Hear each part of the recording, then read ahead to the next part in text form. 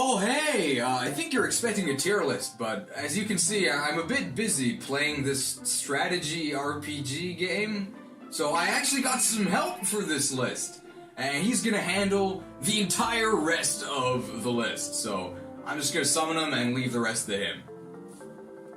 Narande kure! Weeb no monshoshi! Yo!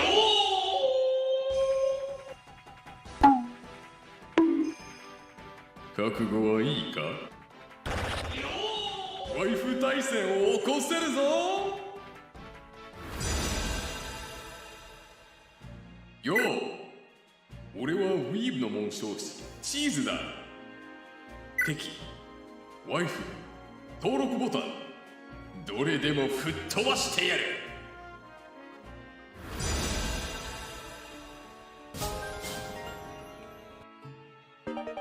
Kanto can repeat jokes within a video. Greatly annoys viewers. Anime logic. If unit is small, smash weapons have no penalties and halved weight. Units are considered small if they are shorter than Charizard. Pay to win. A shameless assault that cuts through enemy defenses. Gains power for each active Patreon supporter. Refreshes upon receiving donations.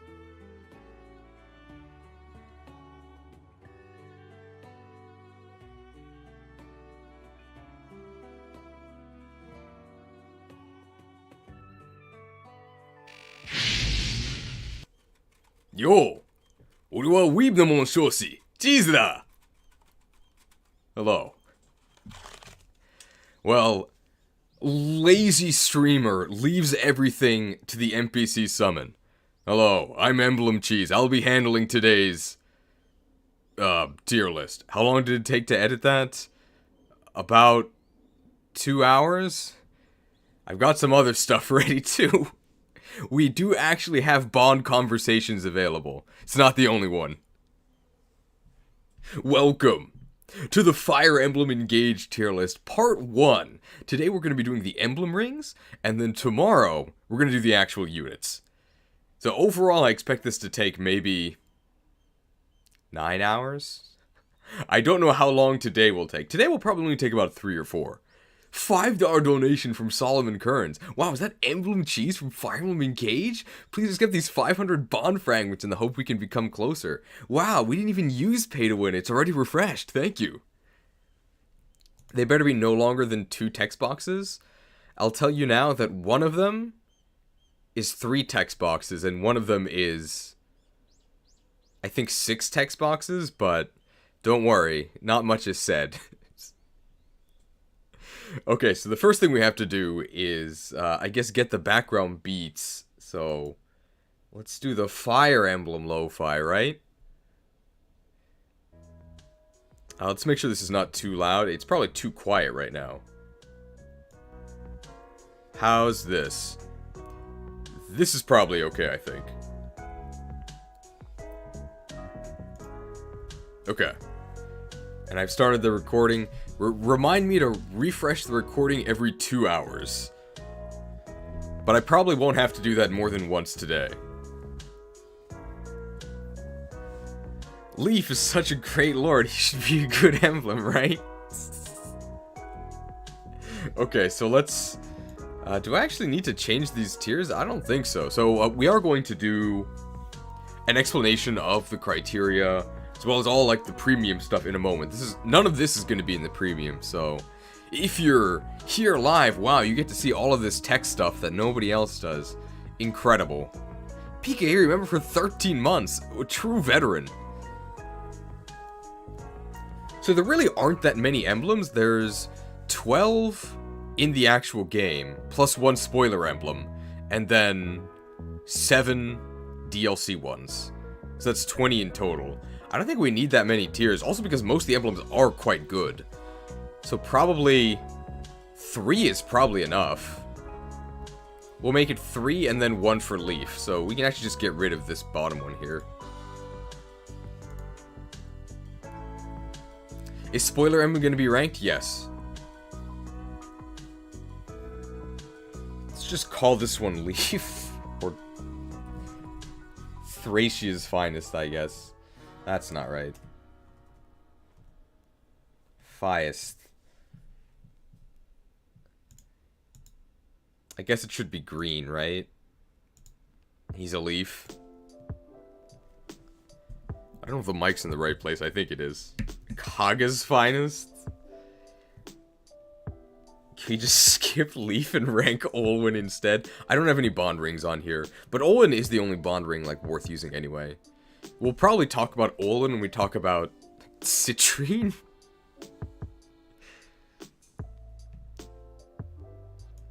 These colors are just a bit too similar, right? Let's make A, like, blue. I think this is okay. Magic is everything. Fatigued emblems.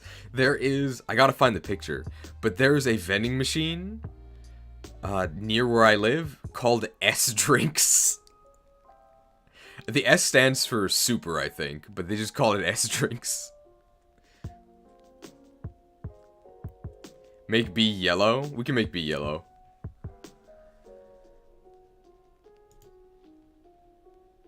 Lilina is good. Not Olwen level, but plus 20 on Bolganon is great. I mean, Olwen is plus 100 on Thunder, right? Let's make this yellow. Okay, I like these colors. Okay, and then before we begin, does anybody have a resource that has all of the emblem skills and stats and everything laid out nicely? The best I could find was this one in FE Wiki. So hang on. But it has a lot of ads. it doesn't look that... Sereny's Forest? So, the... Wiki one looks like this. So you get the stats, and then you do get the bond levels and everything here. I think this looks quite good. You actually can't even see the ads, so maybe we'll just do this. Let me just make sure that... So I'm currently on tier list. Let's make this stats. I just gotta move this a little bit this way. I think this actually looks fine. You can see all their stats. You can see what the skills are. You can see what the skills do. And we'll have to... It'll take a little while to get between the rings. We'll have to go back and then forward. But I think this is okay. Yeah, the Sereny's Forest one is just a little bit too plain. So I think we'll do this one. Okay, great. Wow, we can actually start within a couple minutes. Okay, and I have to change to this, and this should be the tier list. No, that did not work. Why not? Oh, because I do have to change this. Whoa, Pika here with 20 gifted subs, thank you!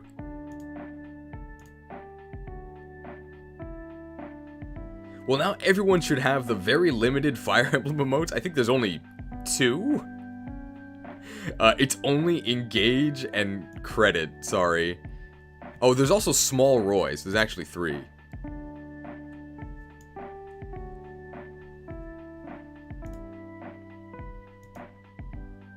Let me make sure this actually works. It is not working. Why not?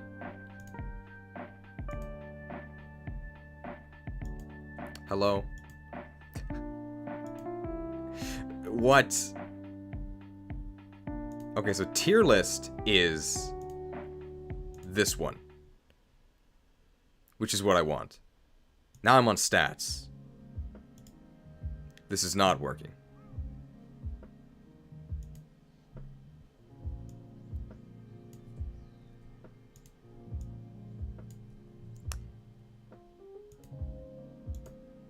Okay. That's why. Here we go. This is not working. No! Okay, give me a couple seconds here. It's probably going to be more than a couple seconds. So let's see. I just got to make sure this works before we actually start. because it's going to be a nightmare if I don't fix it now.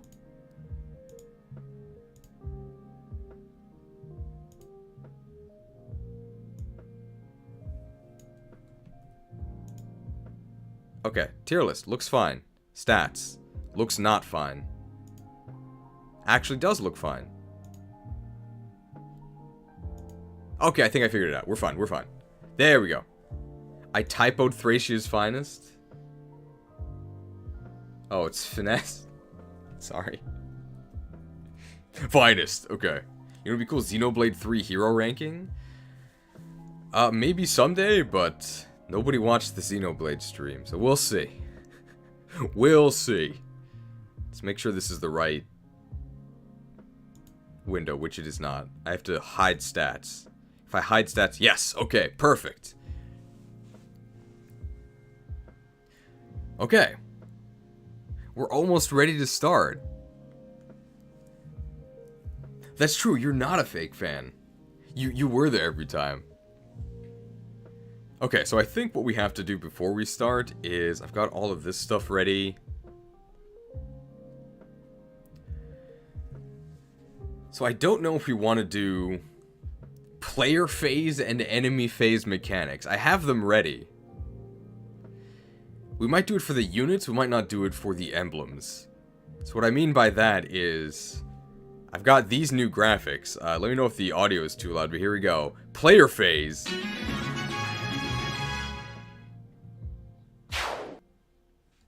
And we also have enemy phase here.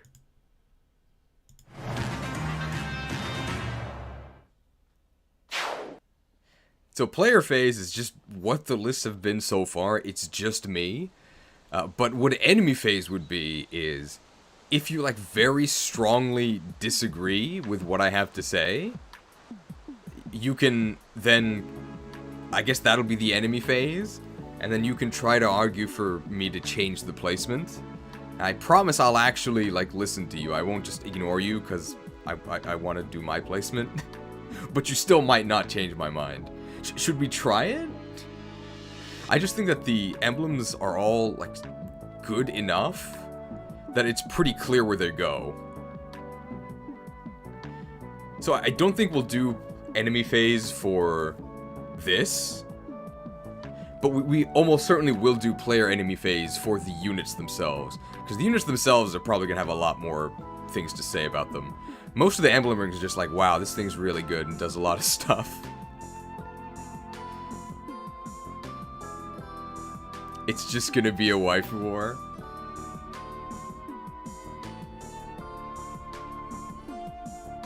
So I think we won't do enemy phase today. We'll do it tomorrow. Cheese is not playing it when it comes to Lief. Leif's terror. Like, I think Lief is the only emblem that pretty much everyone agrees is bad. Are you missing 3H lords on the list? No, they're here. There's some of them you can't see because they're behind the chat. But I should have everyone on here. The ones currently hidden by the chat are Eirika, a spoiler emblem, Byleth, not Byleth, Edelgard, the Three Houses ones, Tiki, and Hector. So I think everybody is on here. Leif argument, he could be used with Panette, maybe. I think every emblem is better than nothing, except Leif. Leif is literally worse than nothing sometimes. He's really bad.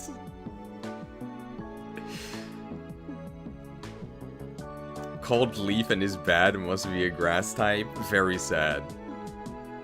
Okay. So we'll skip player and enemy phase for today. We'll introduce it tomorrow as a new mechanic. Ooh, very exciting.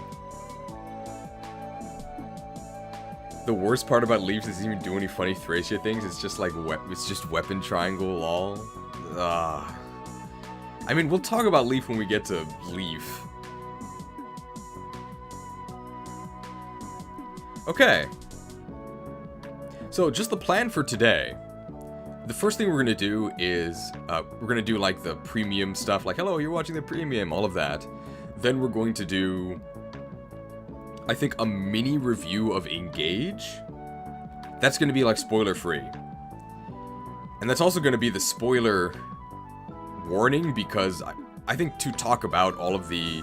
Because there are story moments that affect how good the rings are, right? Because of the big story event that you know if you played the game. So I think that I do have to just talk about spoilers. Also, one of the emblems is a major spoiler. You can't see it here because it's covered, but I also just didn't put them on the list. Like, I put Sami instead as spoiler protection. But I do have to talk about the spoiler emblem because it is really important.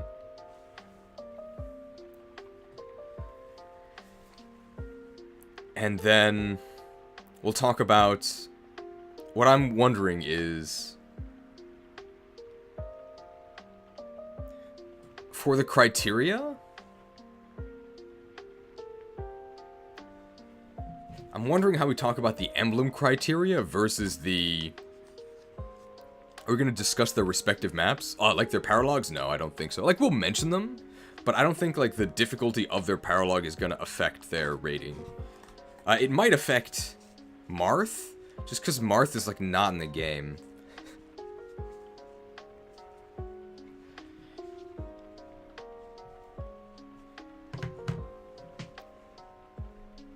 Do emblems get credit for inheritable skills and bond rings? I think they get credit for inheritable skills. I don't think they get credit for bond rings. But we'll talk about that when we do the criteria.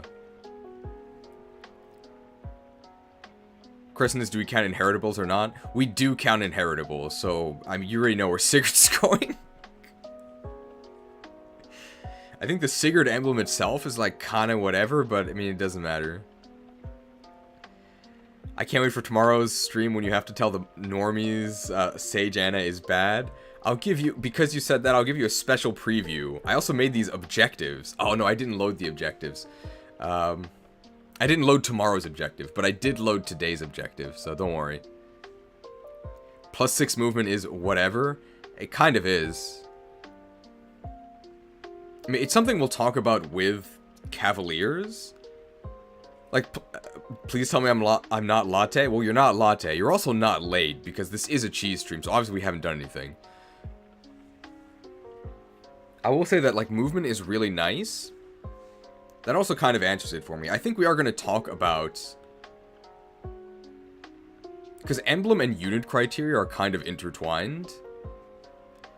Obviously, +6 movement is crazy. Like, it's really useful. But what do you actually do with it? Because enemies in this game are crazy. If you have one unit with super high move, usually the best thing they can do is go to a corner and, like, die by themselves. It is almost impossible to do things solo in this game, just because enemies are so strong. So having a massive movement advantage from Gallop mostly just lets you catch up if you're behind. But the unit you want to use Sigurd on is probably going to be fighting at the front anyway. So the extra movement is just like a little bit of flexibility, whereas in any other game, being able to get just like +6 movement would be like the best thing ever. Robin is kind of engaged. He's with Chrom. $10 donation from Zephyr. We've refreshed play to win again. Didn't play this game, so this tier list will be the foundation of my opinion on it. Wow. You didn't play the game, but you phrased it that way? So no spoilers, but there's an emblem that's not in the game called the Emblem of Founders, or like the Emblem of Foundation. Early game Lewis, especially in Chapter 5 to get the chest, but that's the only moment I can think of. Like, I'm not saying it's bad. Obviously, +5 movement is really useful, but it's not as useful as you might think. This is also why Alfred, I'm telling you right now, is at the bottom. Like, Alfred's terrible. Because the thing is, like, oh, he's a cavalier. He has good movement. Except, like, what can you actually do with good movement in this game if you have bad stats? Which Alfred does. And the answer is nothing. You can just die. Okay, that tells me that we do basically have to talk about... Yeah, we're gonna go well in depth into what's special about this game, so we probably won't talk that much about tiering criteria tomorrow. Most certainly, these are going to be together in the premium, emblems and units, but today is just going to be emblems. I did see the mecha video about Alfred. It did not change my mind. It did not. I still think Alfred is absolutely horrible. Etier too, by the way. Like, you look at Alfred's stats, it's over. Like, that's it. With these stats, you can't do anything that another unit couldn't do better.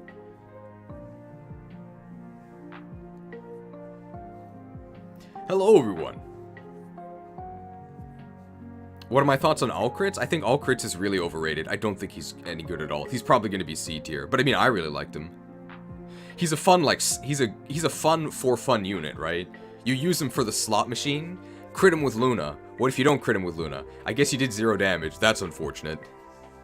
He's definitely better than the other slot machine unit of Tamara, because if Alfred, like, gets unlucky on the slots, then nothing really happens, right? You just don't kill the enemy because you're using a bow. If Tamara gets unlucky on the slots, she dies because she's actually fighting an enemy up close. I do think Ulchrist is better than Etier, though, because Etier, you have to actually train, and Alfred at least starts okay. Also, Alfred can actually hit things. The Emblem of Foundations was not in the DLC. The Emblem Foundations is just a story thing. Jeez, just want to let you know, I'm a huge fan of these FU vids, even if they aren't probably with Pokemons. Thank you! Well, you're seeing one now. I'm late for the cheese team. Suddenly remember this is the first hour, so nothing's been ranked. No, we've just been doing criteria. Not even criteria. We've been doing preparations for the criteria.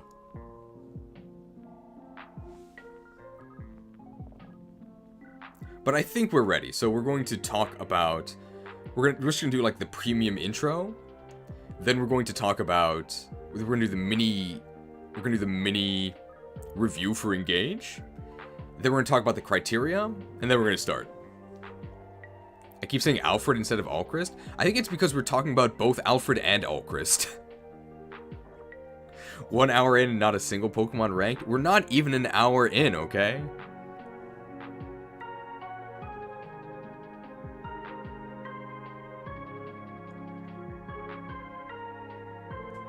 What I do think we'll say about the emblems is... almost all of them are good. Almost. There's some that I think are just as a preview of what the tiers are, and I think that'll be what we do. So S is absolutely game-breaking. Like, these emblems are so powerful, they change the way you play, or even let you not play by, like, just skipping whatever the intended mechanic is. The A emblems are just really, really strong. Probably most of the combat emblems are going to go there. The B ones are, I guess, like, better than nothing. Like, they're not bad. Almost all of them do something pretty useful. And Thracia's Finest, you can guess who goes there. It's only one. Just, like, the clear worst emblem in the game. That's probably going to be the emblem criteria.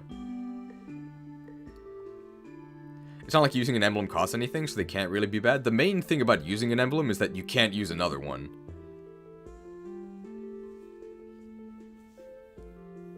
Also, most units in this game are kind of bad compared to most other Fire Emblem games. So, the emblems are a lot of your power.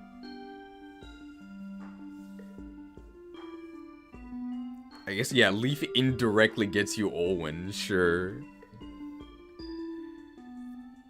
Okay. I don't know how many times I said we're about to start, but I'm gonna drink this and then we're gonna start. This list almost didn't happen, by the way, because yesterday started by me taking massive poison damage. I, like, could not move. And then... But then I got better, so then I was able to edit all the stuff for this, so we are ready.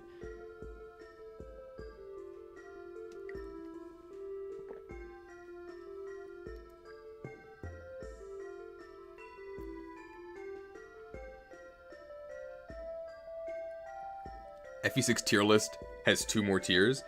Well, I mean, when we get to units, there's going to be more tiers than this. But for Emblem Rings, there's only 20, so we don't need that many tiers.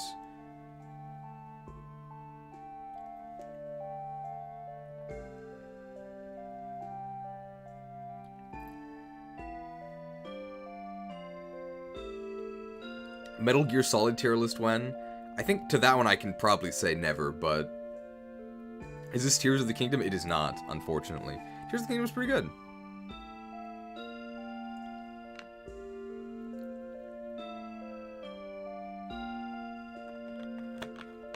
I like how it's the wrong version of Veronica. It was the one that, like... All of the other versions of Veronica were, like, full art, and they, like, didn't fit, so... This was the one that was, like, the most compact. Okay. Enough dilly-dallying. I mean, there will be more dilly-dallying, but... almost 30 minutes of nothing, so I think we can start it now.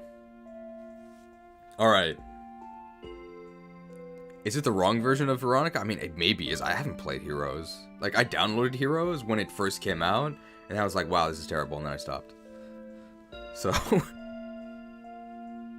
At least Veronica's pretty good in this game, but... Okay.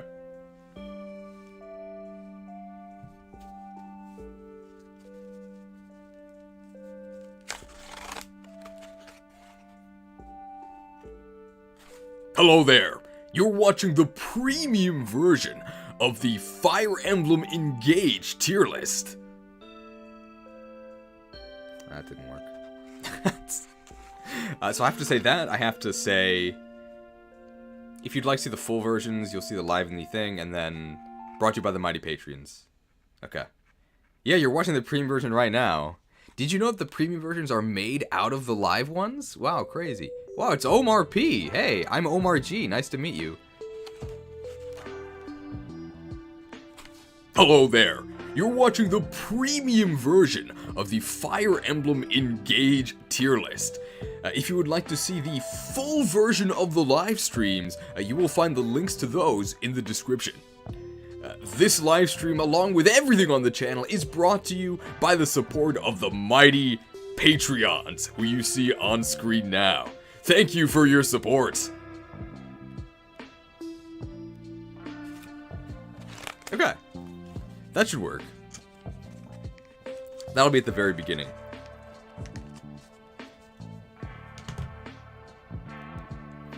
Super Omar Odyssey, there's just two of us. Okay, so I think we'll talk about... Didn't show them? I mean, they'll be in the premium, okay? They're not loaded now. Be patient. And then... Let's talk about Fire Emblem Engage, the game.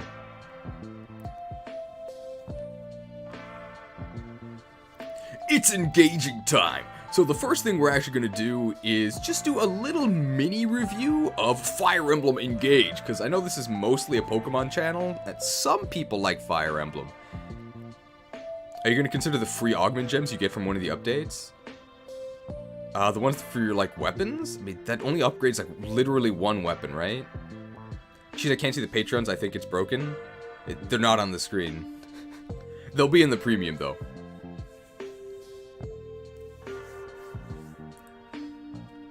We're gonna start with a mini review of Fire Emblem Engage, because I know this is mostly a Pokemon channel, unfortunately. So not many people are actually that experienced with Fire Emblem. Should you play Fire Emblem Engage? I played the entire thing, including the DLC, on stream. You can find VODs to all of those. And I think that overall, I really liked it, and I would say that, yes, I would recommend it to you. I would also say that my first impression of the game, that it was terrible, was not incorrect. Because the opening of the game is dreadful. Is there a stronger adjective I could use that wouldn't get me demonetized? It's very dreadful. It starts out terribly, but it does get a lot better. A lot better? It gets better.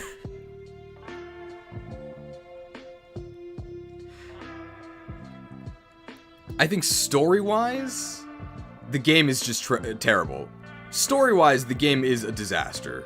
It's really not worth playing for that, but the badness of the story is definitely front-loaded. I'll try to keep the review itself spoiler-free, but there are some... I'll try to keep the review itself spoiler-free, but there were some story moments that I did enjoy 2 in particular. If you've played the game, then you know what those moments are, because I think everyone agrees they're the best parts of the game.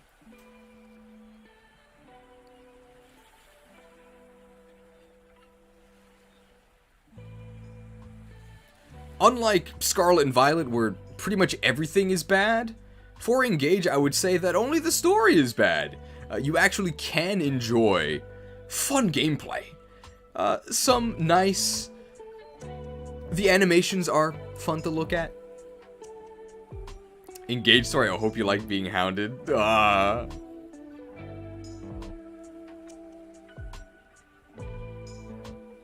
I'm trying to catch up on the chat here, sorry. I'd recommend a lot of Fire Emblem games before Engage. I would as well. We'll talk about that. The graphics are so-so. Was Engage meant to be a mobile game? Genuinely curious. I don't think it was. I think it's supposed to be on the Switch.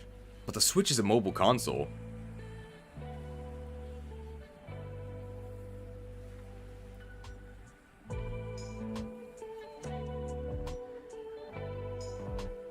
Engage does have quite a few...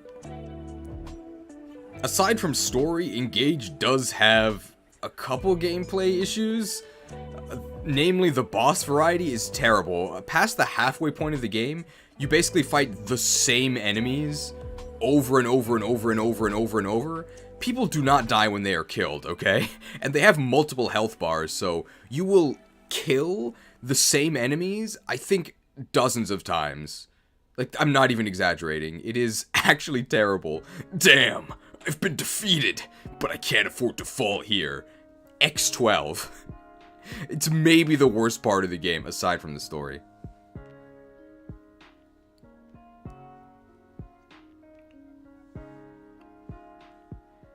And I'm not a huge fan of the character designs. I do think it is VTuber hell. But if you can stomach that, there is some fun gameplay to be had. And I'm not a fan of the character designs. I mean, I do think it is VTuber hell. But if you can stomach that, then there is some fun gameplay to be had. You just gotta endure, okay? And if you're at 1 HP, you do get some benefits in this game. I guess we'll talk about that as we talk about the emblems. They should have brought back Waluigi instead of Greasy Grist for 7 maps in a row. Somebody said it in the chat. Waluigi is literally the best character in the game. Like, he actually has, unironically, the best, most flavorful animations. And he's just some random bandit boss from, like, chapter 6. Do you get married in this game or something? You do. And it is actually a gameplay thing.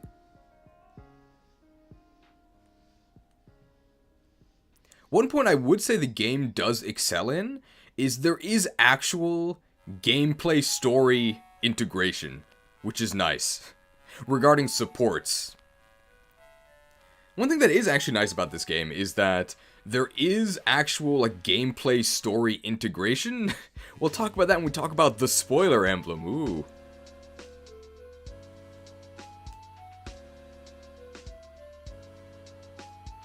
Overall, I'd say if you're a Fire Emblem fan, yeah, I would recommend this game to you, although it definitely is among the newer breed of Fire Emblem games, right? Don't expect... Overall, I'd say that if you are a Fire Emblem fan, yeah, I'd probably recommend this game to you. Although it definitely is among the newer breed of Fire Emblem, right? Don't expect Elyos levels of grounded storytelling. You're getting VTuber hell, but it's kind of fun at times. And I did really enjoy the ending. Like, by the end, I was pretty invested. If you're looking to try Fire Emblem for the first time, maybe don't play this game. I would probably recommend Fire Emblem 8, The Sacred Stones. It's easily accessible, and it's also much easier.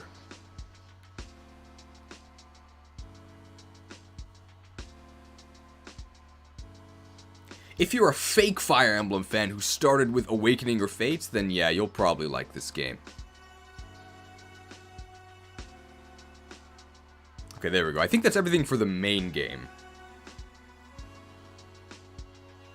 All of that was about the main game.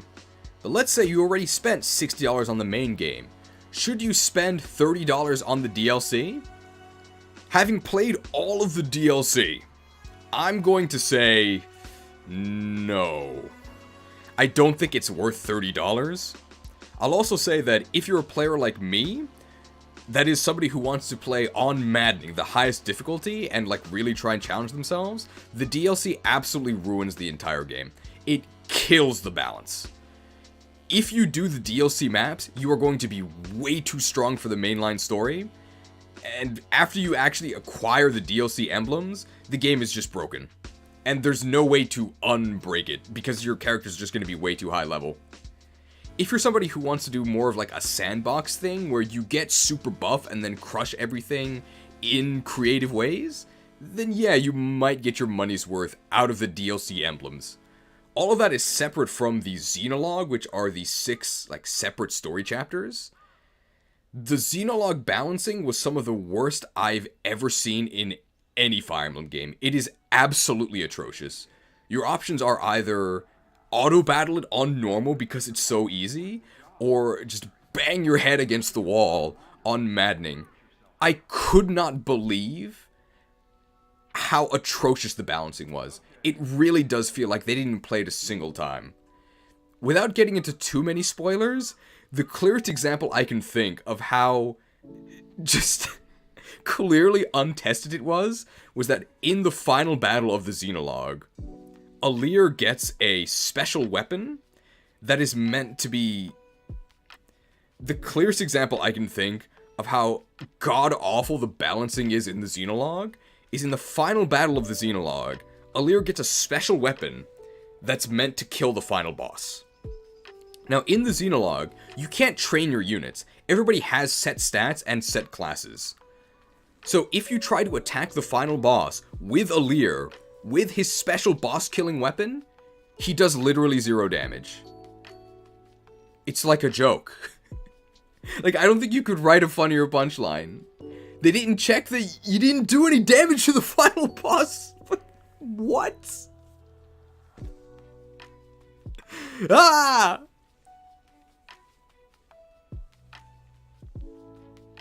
It's maddening, Cheese. Weapon effectiveness doesn't exist.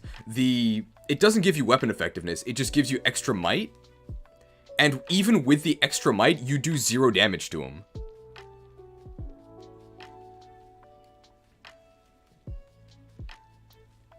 It's ridiculous.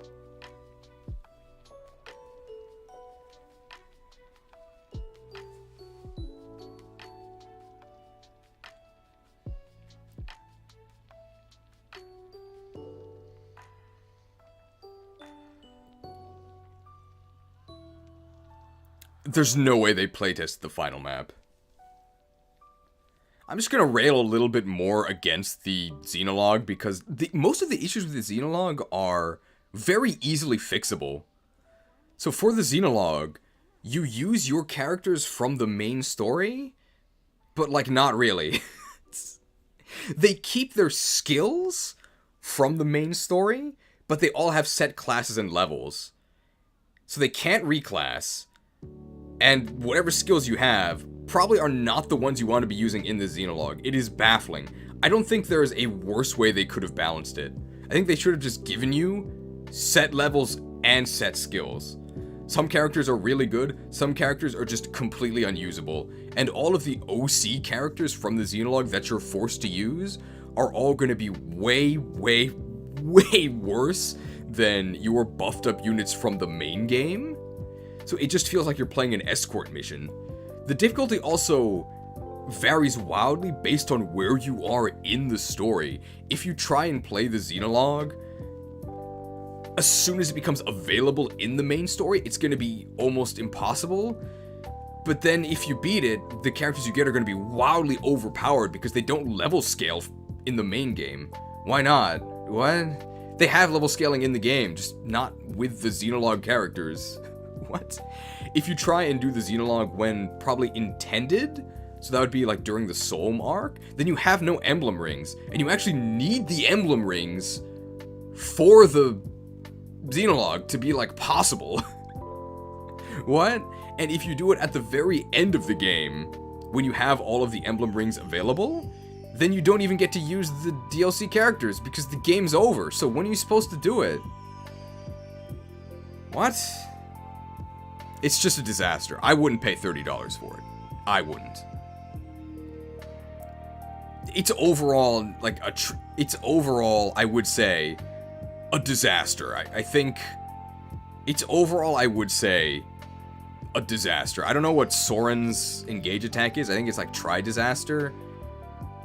There's 3 disasters, okay? Oh, it's Cataclysm, right? Never mind. That's...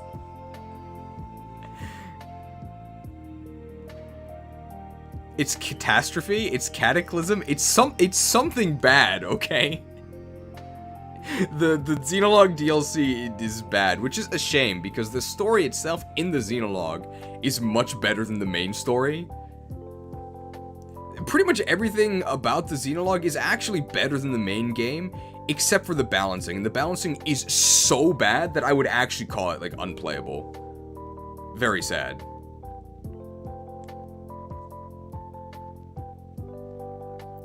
So to sum up all of that rambling, main game, good enough to be worth the money. DLC, probably not. Unless you really like sandbox overpowered stuff.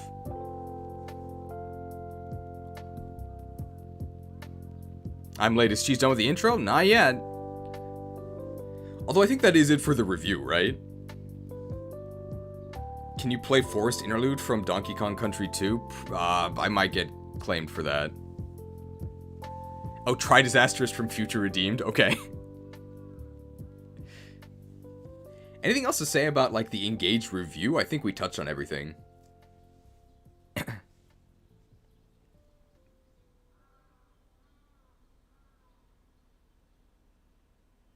Like, anything else we want to mention for the game itself? We have to do something. What do you propose we do? Did I say any spoilers?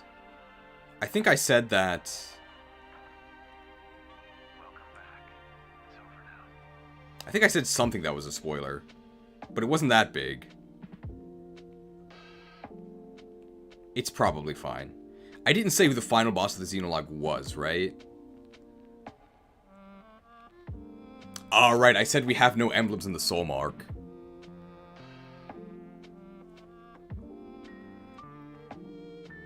Yeah, that's a bit of a spoiler. It's probably fine.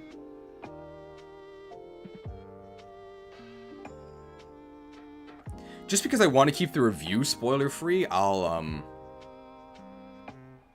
say this right here. If you try to do the... I gotta mark it in the recording, so this is at 46. And if I clap, it'll show up in the waveform. Pya! Somebody please send me a message on Discord telling me that at 46 minutes, I have to edit something in. But I'll do it right here. If you try to play the Xenologue during the Soul arc, when you're probably supposed to, due to story events... Okay. If you try to do the Xenologue during the Soul arc, which is when you're probably supposed to, based on the levels of the Xenologue characters that join you, it's going to be way more difficult due to story reasons. I'll just say that. So you probably don't want to try it. There we go. It's been 4 months already. Who cares about spoilers? I'll say that the list itself is going to be full spoiler, but I just don't want the review to be spoilers.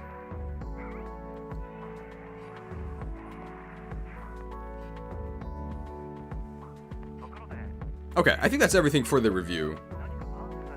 I guess I didn't give it a rating, but I don't think we have to. It's overall a recommendation. Okay. This game seems so complicated. Why not just play Kirby in the Forgotten Land instead?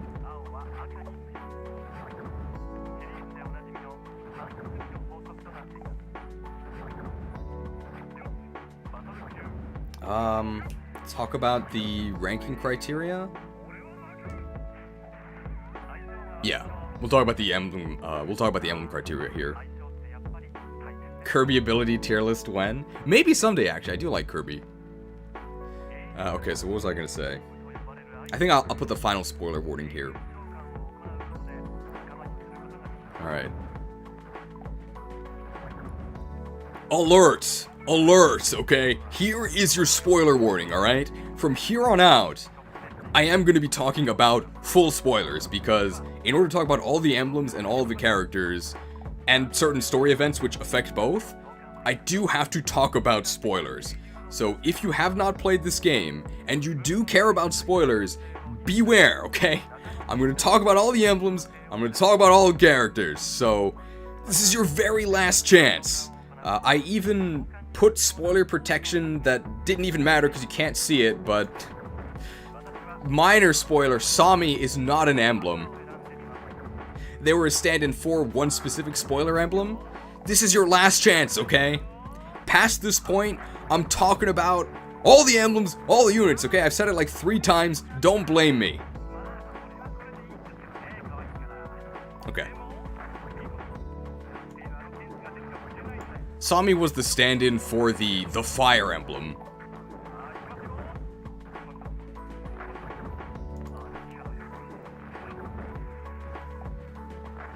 Cheese, the chat wants a Kirby ability list. You need to listen to us. This is the democracy. There's a lot of lists we would do before a Kirby list.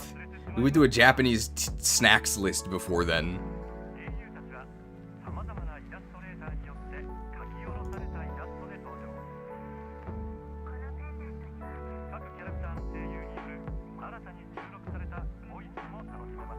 We're only doing the emblems today, but I think a lot of our criteria for the emblems will also apply to the units themselves, so we're just going to talk about how gameplay works in Engage overall.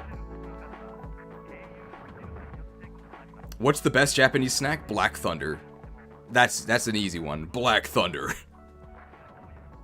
It's super good. Black Thunder is sort of like Nestle Crunch, but just like way better in every way.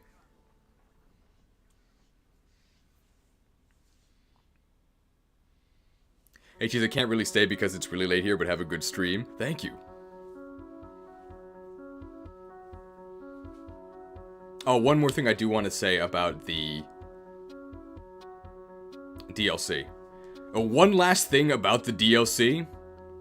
Okay, one last thing about the DLC. It does leave a very bad taste in my mouth, like Calorie Mate. Okay, one last thing about the DLC. It does leave a very bad taste in my mouth, as if I'd just eaten a Calorie Mate. It's just super greedy.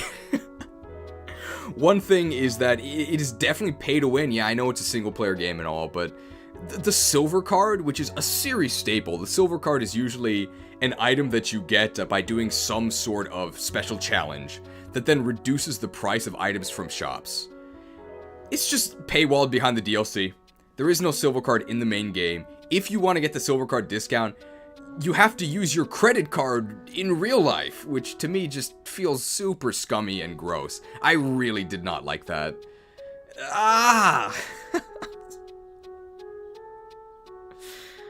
Question, is it worse than SOV's DLC? I really liked SOV Shadows of Valencia. It had maybe the scummiest DLC of all time. So I would actually say that, no, it's not worse than the SOV DLC, but that's not saying much. Didn't know there was a shadow ban. What do you mean by that? If you mean like you being shadow banned, no. There is a shadow ban, but I didn't use it on you. If you've been shadow banned, you won't even know. Ooh, that's what makes it shadow.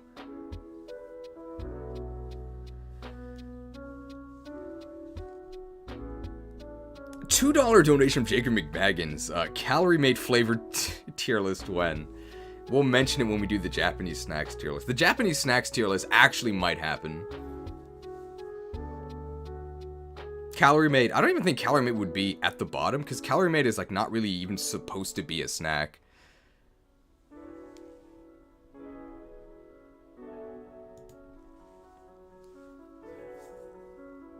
So we're going to talk about the game itself.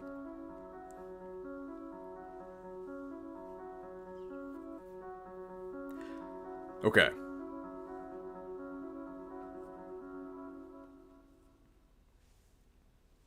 Japanese snack tier list would be a whole new level of tiering. We'll see. What was I gonna say? Okay, so... I played this game on the highest difficulty setting, Maddening. And what I expect will be a recurring thing will be people who played on lower difficulties telling me that things actually aren't that bad. On Maddening, they are that bad. Enemies on Maddening are disgustingly strong. They end up being... I played this game on Maddening, which is going to heavily... I played this game on Maddening, the most difficult setting.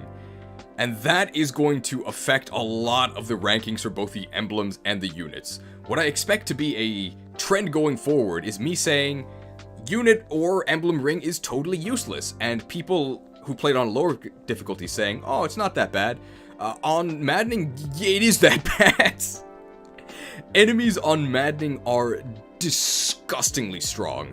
I think maybe the only enemies that compare are 5-star hard mode Shadow Dragon enemies, but even those enemies don't really scale. On Maddening, for the entire game, your units get their asses kicked. It is very, very scary. Enemies on Maddening just have disgusting stats. They can 1v1 your units for pretty much the entire game, and keep in mind, Fire Emblem is not a game where you 1v1. You are outnumbered like 4-1, and as the map goes on and the flying reinforcements pour in, you're gonna end up being outnumbered 5 or 6-1. So your units need to be able to 1v5. Your units, by the way, are wimps. A lot of their power comes from being synced to the emblem rings, and specifically from actually being engaged to them for the 3 or 4 turns that it lasts.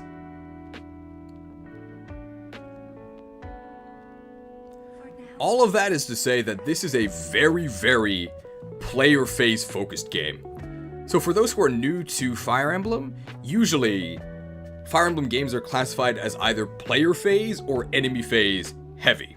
I'll explain what that means. So on a player phase game like this one, your units are really weak and enemies are really strong. So what that means is that you want to fight them on player phase when you have control and you can sort of gang up on enemies.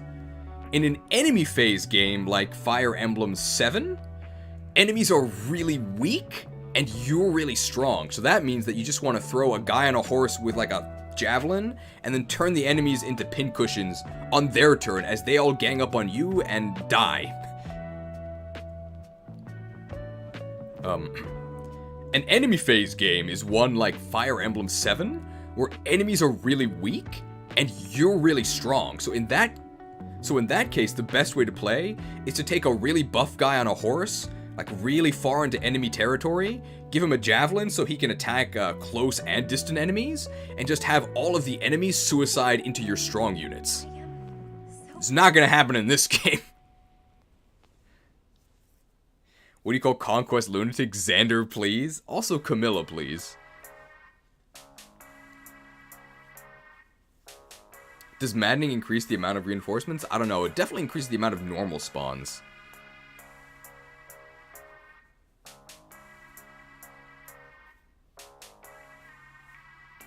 It can happen in this game, but only if you pay $30. Fighting on enemy phase in Engage pretty much never happens unless you pay $30, in which case one character can do it reasonably well at the end of the game. That's about it.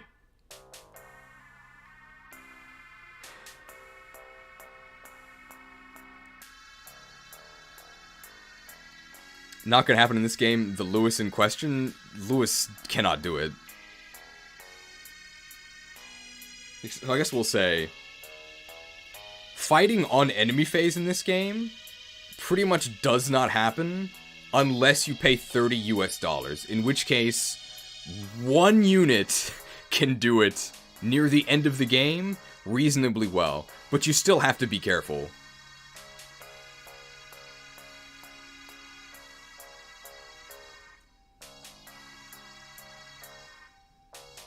Are you considering the FEH weapons rings for the early game units, since they're free? I guess so, but that's going to be in the unit discussion.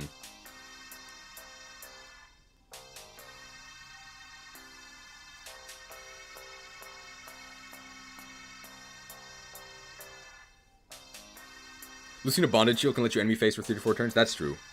We'll talk about that when we talk about Lucina. I guess there's three emblems that can enemy phase, right? It's Lucina.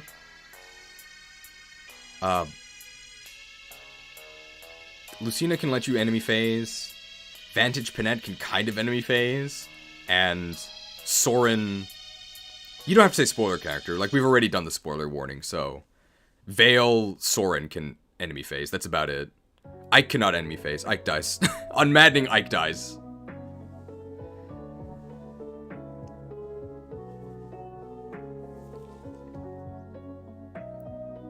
Fighting on enemy phase in this game pretty much does not happen. There's 3 emblems that can kind of do it.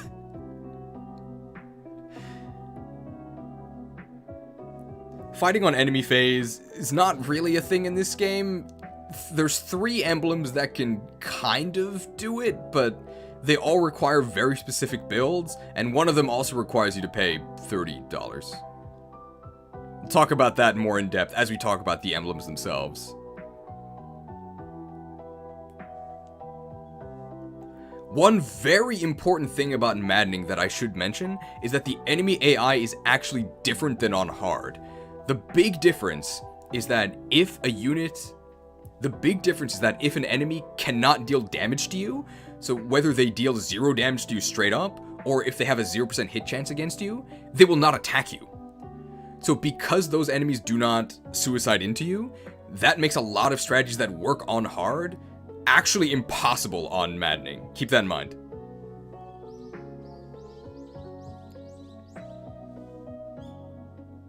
Okay. Is there anything else we have to actually say about, like, gameplay in this game? Like, we mentioned how absurd the enemies are. And we mentioned how weak your units are. I don't think there's anything else we have to say that's not, like, specific to a unit. Or that's, like, general and applies to everyone.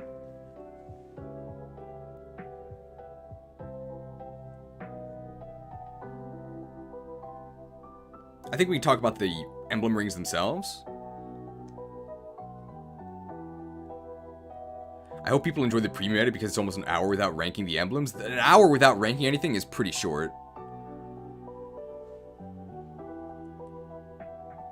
Usually these take a very long time. Corrin is good if you're a Leer. It's also good if you're not a Leer. Ooh. I think we can talk about the emblem rings themselves now. Or, like, what the emblem rings do. The new co-host looks great? I know, right? He's super convenient.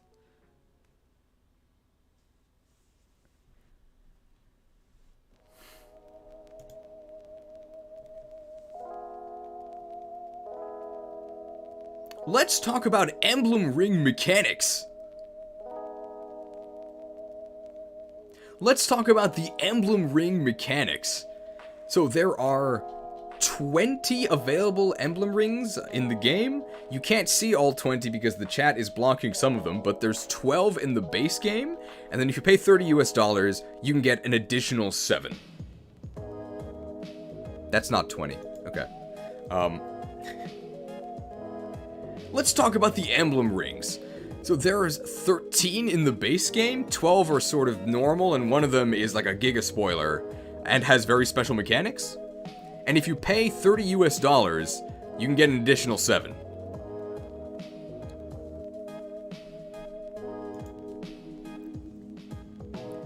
Each character has a ring slot where they can equip either a bond ring, not the ones you see on screen here. The bond rings are just minor characters from each of the Fire Emblem games. Most bond rings are kind of worthless, and we're not going to talk about them. There is one in particular, the Dire Thunder Olwen ring, which is not on the list, but we'll talk about it when we talk about certain units that can use it. We won't talk about it today.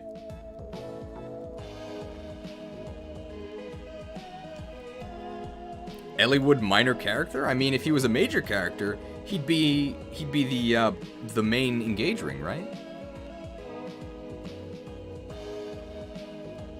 The bond ring system is also just gotcha hell. Whereas the actual rings that you see on the screen now, you can actually get by playing the game and not engaging in a lottery. Imagine that.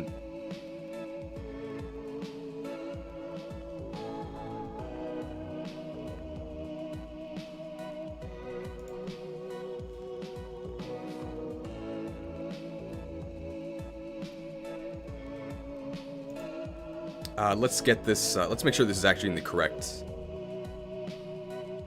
aspect ratio, which it is not. If I do this, it should be. Okay.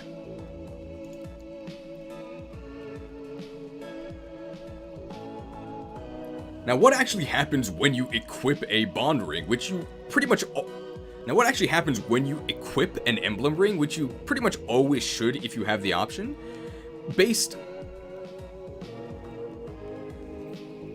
Now, what actually happens when you equip an emblem ring, which you pretty much always should if the option is available? Well, first thing that happens is you get some stat bonuses based on the ring. This is Marth's ring here. Now, what actually happens when you equip an emblem ring? Well, this is Marth's ring. Ugh, I keep messing this up. What actually happens if you equip an emblem ring, which you always should if you have the option available? This is Marth's ring here. So the first thing that happens is you just get some stat boosts based on whatever the ring is, and also based on your bond level. So the more you use a ring, the higher your bond level grows. It's usually capped at 10 until you do a special paralogue for each emblem ring. That's just a special chapter, and once you do that, you unlock the cap for the bond level and can go all the way up to 20. Obviously, this does not apply to rings that you paid to win for with $30 who do not have capped levels. The stat bonuses are usually just like kind of nice. But the main draw is you get a bunch of special skills. Now there's 3 types of skills. There's sync skills. These apply anytime you have the ring equipped, no matter what. There's engage skills. These only apply when you actually hit the Let's Engaging Power Ranger button. And then for either 3 or 4 turns, depending on the strength of your bond, the engage skill is active. Then there's inheritable skills. And this is really confusing because inheritable skills actually don't do anything unless you inherit them. So as you're using the Marth ring, you'll see like, oh, sword agility 1. Wow, 10 avoid and minus 10 crit when using a sword. You don't have that. Unless you actually spend skill points to inherit it, despite seeing the pop-up. This does not apply, okay? So for the most part, you can just ignore inheritable skills unless you actually go out of your way to pay the cost and gain them yourself. Don't get swindled, okay?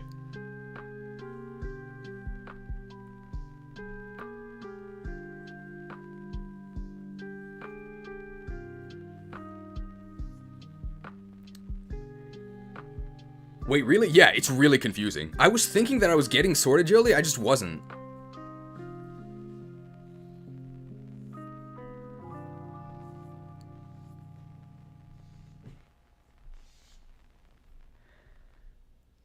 Certain emblems also give you certain proficiencies, so you can see here that certain emblems also give you certain proficiencies that you can then inherit from them. So you can see here that Marth, because he uses swords, gives you sword proficiency.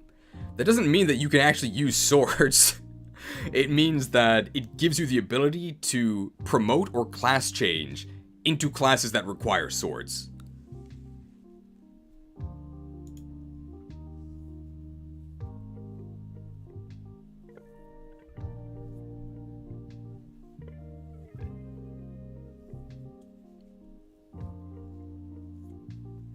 Each emblem ring also comes with a certain set of engage weapons. These are special weapons that you can use while engaged. Each emblem ring also comes with a certain set of engage weapons. These are special weapons you can use while engaged, and these do not care about your actual character's proficiency. So say if your character can only use bows because there's an archer, but they have Marth equipped and engaged, they can still use Marth's rapier or Mercurius, even though they're swords and your character can't natively use swords. This is separate from sword proficiency, by the way, so it's a little confusing. It's gonna take a little while for you to get used to that.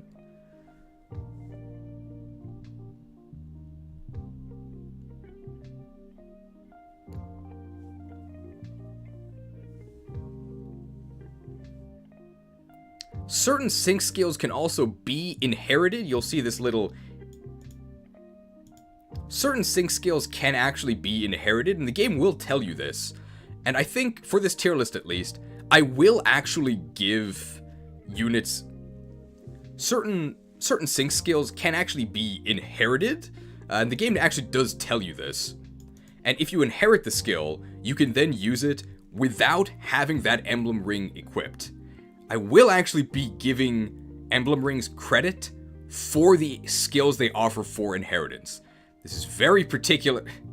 This is very important for a certain blue-haired emblem, which I guess really does not narrow it down, because I think like 6 or 7 of them have blue hair, but if you've played the game, you know which emblem I'm talking about.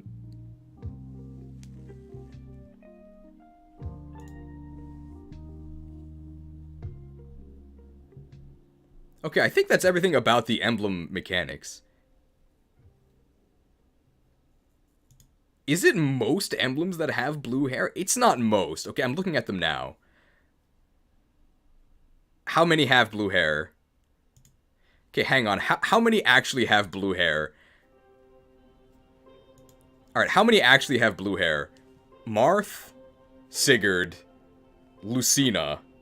Lynn's hair is green. I don't think that counts. Ike. Byleth's is like dark green. I don't think that counts. Eirika. Hector has blue hair. That's 6. And then Chrom has blue. That's 7. 7. So, I was right. It was 6 or 7. Oh, and the spoiler emblem too. So 8. Almost half have blue hair.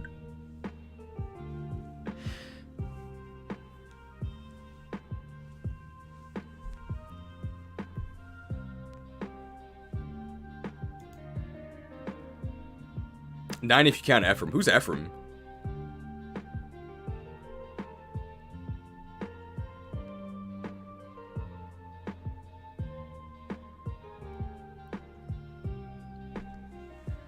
Okay, I think we talked about everything for the engage mechanics, right? Oh, I didn't even talk about the engage attack. I should talk about the engage attack.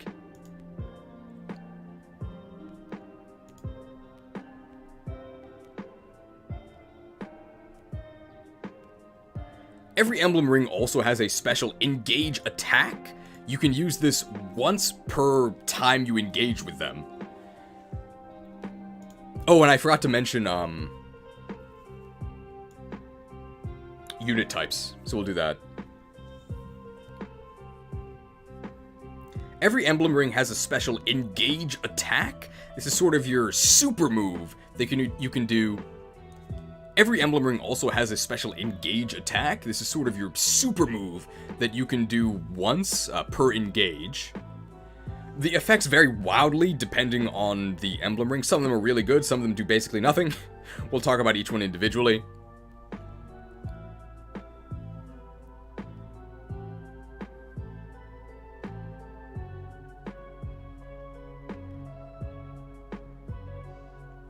And skills and engage attacks can have bonus effects based on your unit's type. So there are...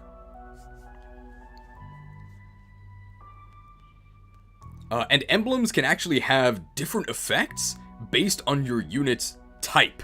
So one thing that Engage actually introduces is unit typing. Wow, no dual types in this game. Maybe Dragon's a dual type. We should probably say what those types are, because it is important. There's dragon types.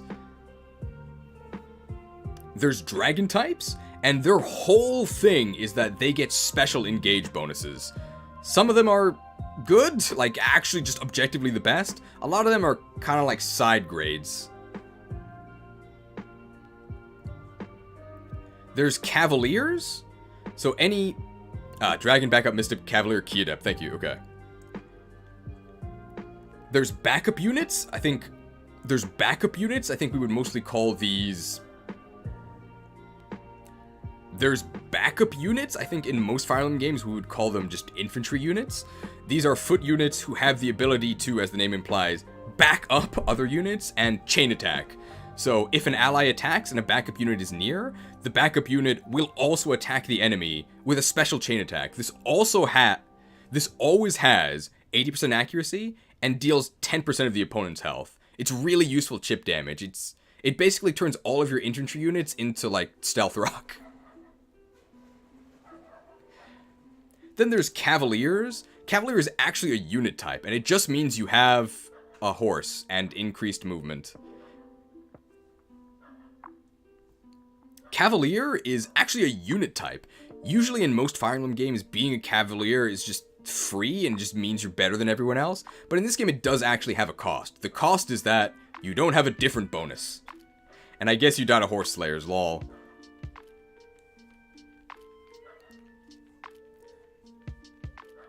Then there's Mystics. Mystics are what you would mostly think of as mages. The Mystic bonus is that you ignore enemy terrain bonuses, which can be nice. There's a dog outside. It's not Sami.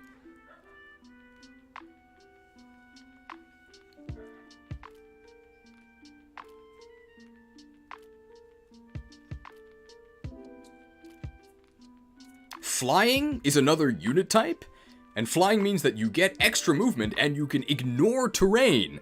Ignoring terrain means that you ignore... Flying is a type. Flying means that you ignore... Flying is a type, so flying means you get extra movement. It also means you ignore terrain. When I say ignore terrain, that means you both ignore the movement penalty for crossing terrain, but you also do not benefit from the avoid bonus that terrain offers, so you gotta be careful. Flyers also die to bows. Flyers also are vulnerable to both bows and wind magic, which will deal triple damage to you. So be careful. Flyers are also vulnerable to bows and wind magic, which will deal effective damage to you. Effective means that the weapon might of whatever's attacking you gets tripled. It almost certainly means you're just going to die in one shot. But hey, most of your units die in one shot to non-effective attacks anyway, so this really isn't that bad.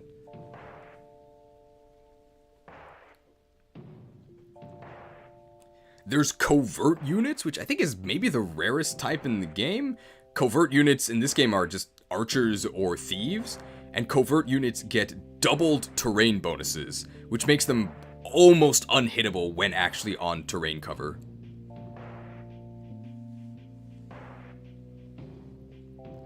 And last and certainly least...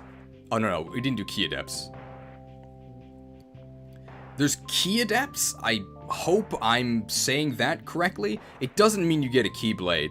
It means that you're like a martial artist, and that means you can use a special command called Chain Guard.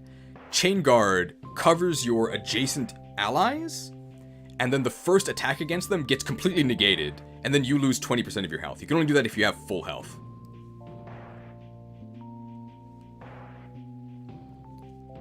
And last and certainly least, armored units. Armored gives you invulnerability to...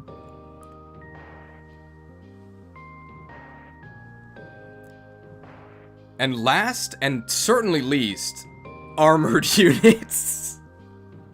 Armor gives you immunity to break, which sounds really good. Break is a new mechanic introduced in this game. The weapon triangle exists, so swords beat axes, axes beat lances, lances beat swords.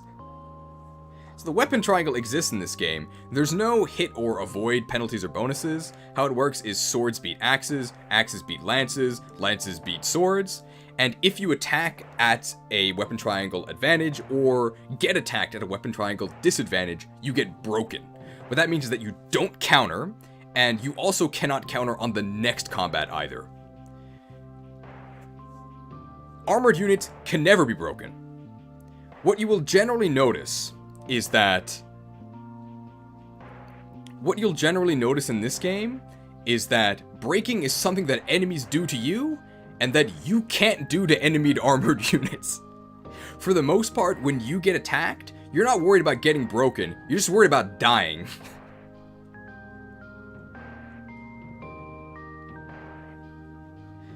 Shoutouts to fist weapons, Shoutouts to fist weapons. Fist weapons are in this game, and they can... Shoutouts to fist weapons. Fist weapons are in this game, and they break bows. Shoutouts to fist weapons. Fist weapons are in this game, and fist weapons break tomes, bows, and knives. Sounds really good. They also do 0 damage, so good luck.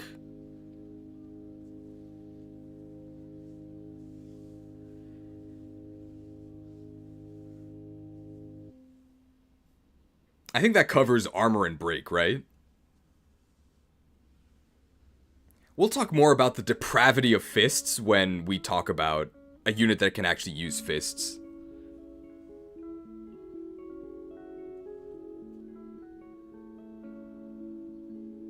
Oh yeah, okay. Important note. I said we'll just do this again. So, shoutouts to fist units. Shoutouts to fist weapons. Fist weapons are in this game, and they actually break 3 different weapon types. So if you punch someone, you will break tomes, knives, and bows. However, to actually break an opponent, you have to deal at least 1 damage to them. And fist weapons are horrific. So fist weapons calculate damage based on the average of your strength and your magic, which is almost always going to end up in doing 0 damage. There's ways around this. And fist weapons aren't useless. They do have an innate brave effect, which allows you to build engage really quickly. But, yeah, for the most part, unless you plan for it, they just deal 0 damage. Good transition into how to actually build engage. Good transition into how to actually build engage. So you start every map at full engage meter, meaning you can engage right away. After your engage meter runs out, you then have to build it again, and how it's built is through rounds of combat. So every round of combat, that is to say, when you attack or an enemy attacks you, gives you 1 charge of engage meter, and once the engage meter is full, you can then engage again. You could also stand on like a puddle of like blue Kool-Aid, and that'll give you your engage immediately.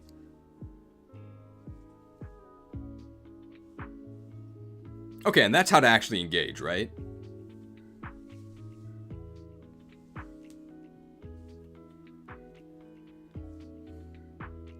Anything else to say about the emblem rings? I think I did say the dragon bonus. That's like the first thing I said. What did I miss? Don't worry, it's a cheese stream. You just missed a bunch of criteria.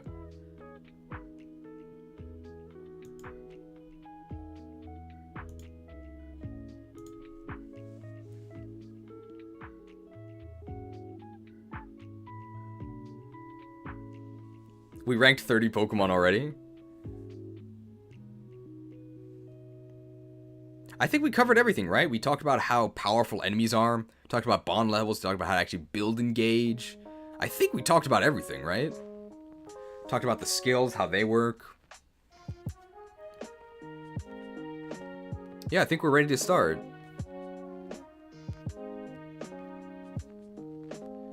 I talked about breaking, right? I did not talk about polishing.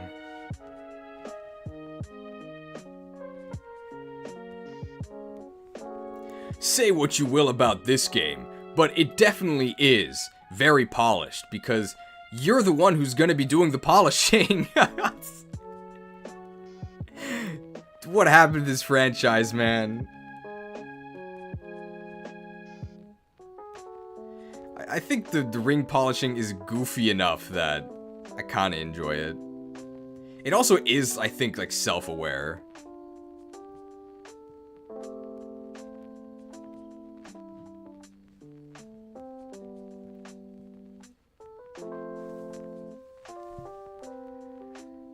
Oh yeah, we should actually talk about the criteria for the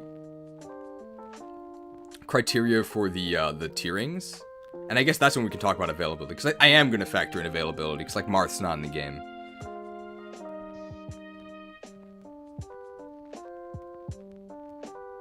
Okay.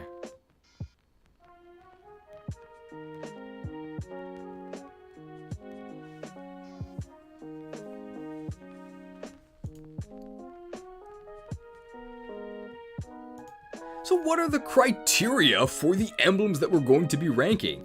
We've noticed that there really aren't that many tiers. I normally have more than this, but most emblem rings are very good. There really isn't going to be that much dunking on them. So what actually are the... So what is the criteria for this tier list? Wow. Well, you'll notice that there really aren't that many tiers, because first of all, there aren't that many emblem rings. There's 20, and also most of them are quite good, with one very notable exception.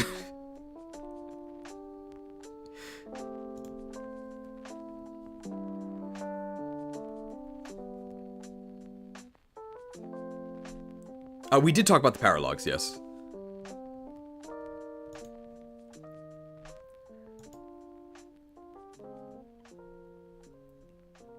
S tier. These are going to be emblems that I would say are game-breaking.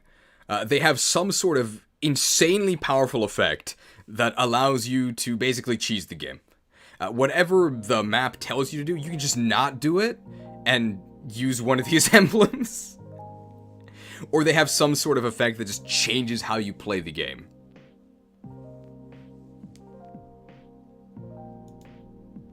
A tier. These are emblems I would say that are just very, very strong. Probably going to be people... There's probably going to be units in your army clamoring over who gets to equip the bling that gives them A tier abilities. Probably going to be just like super combat abilities would go in A, I would say. B tier. I mean, you would... B tier. It's probably better than a bond ring. I guess these rings help you, but they're a little bit underwhelming. And there's other rings you would probably use first. You get so few deployment slots in this game that for the most part, especially if you paid the $30, you're gonna have almost everybody kitted out in S or A rings.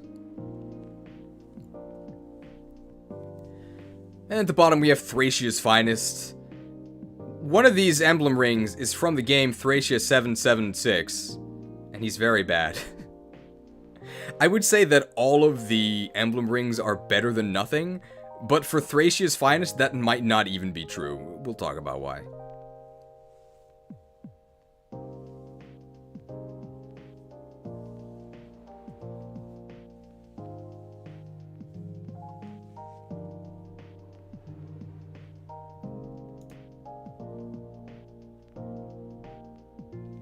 I can't believe they never made a Seliph DLC ring. I think that's it for the criteria, right? Anything else you want to say about the criteria? I think that's fine. So S is game-breaking. A is just really, really strong, like contested. B is like better than nothing.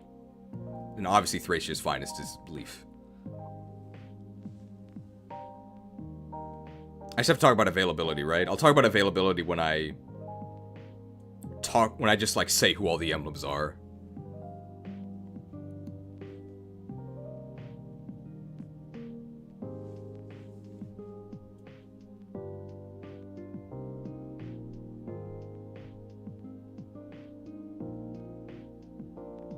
I guess because we have room here.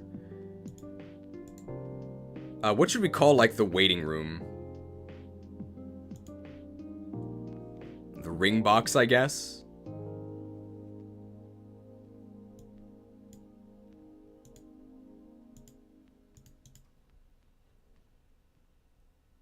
The ring chamber? Jewelry? I guess we'll just call it the ring chamber. Yeah, ring chamber.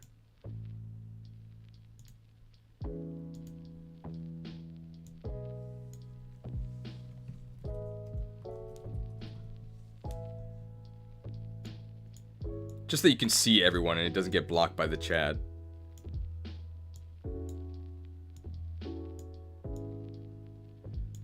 I can fit a couple more.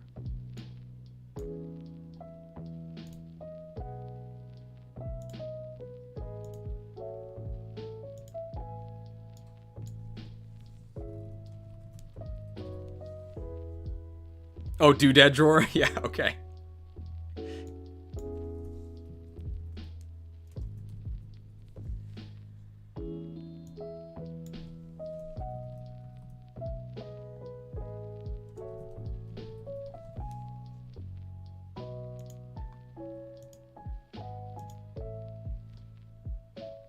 I like doodad drawer.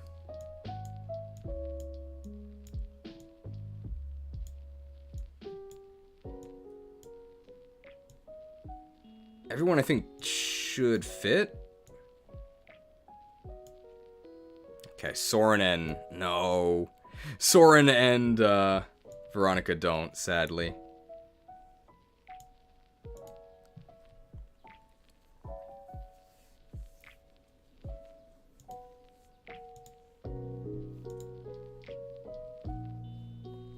I probably should have done this first, but... We've gotten the doodad drawer, so now you can actually see all of the emblems we're going to be ranking today. I put them in order of when you acquire them in the story. Availability does matter, by the way. So the emblem rings that are available in this game. Marth, Sigurd, Celica, Micaiah, Roy, Lief, Lucina, Lynn, Ike, Corrin, Byleth, Eirika. It's not actually Sami, it's the Fire Emblem, Alir. And then from then on, it's the $30 DLC ones. The Three Houses Ring, I think it's called like Ring of Rivals. It's all three of Edelgard, Dimitri, and Claude. Tiki, Hector, Camilla, Chrom, so it's Chrom and Robin, but I only put Robin here because he doesn't have blue hair. Soren, and this is Veronica from Fire Emblem Heroes. They didn't fit in the drawer, I guess.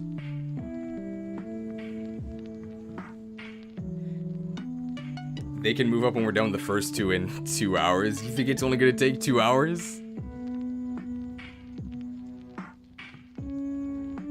90 minutes and not even a single emblem ranked? You're just in time. We literally are about to start in like 2 minutes.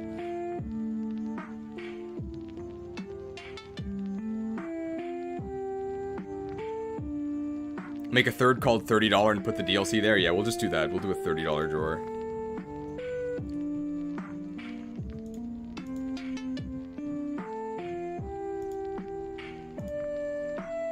That's wrong.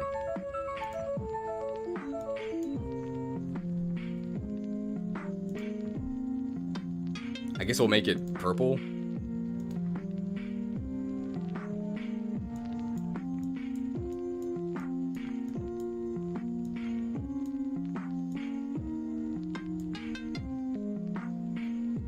Wow, we did some renovations. It cost us $30, but now they have their own tier. These are all the DLC emblems. The DLC drawers where we keep the silver cards.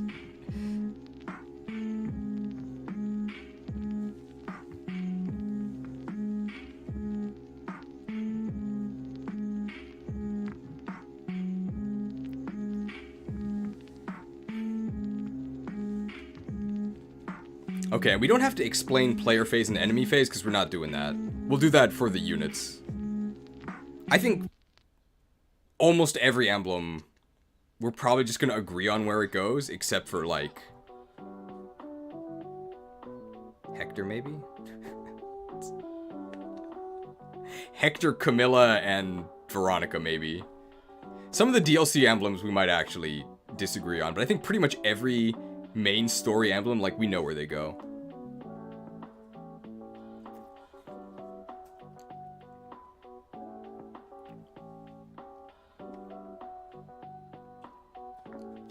Very bold to assume chat will agree. Well, some of these are super easy, right?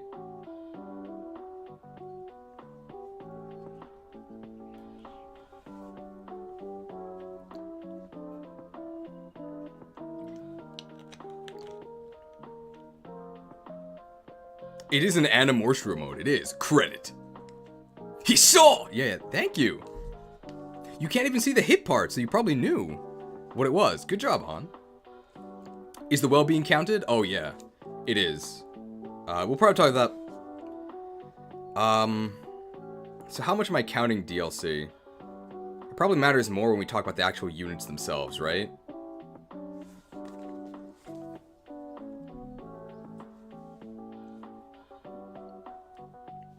Soren is DLC, yes. The well is free, though, yes. We probably will count it.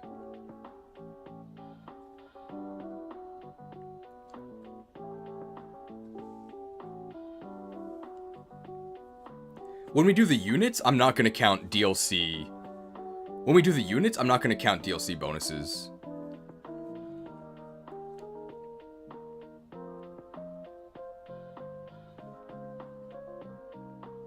I'm not gonna penalize units for having bad maps. Like, the Camilla paralog makes me want to die, but that's not Camilla's fault.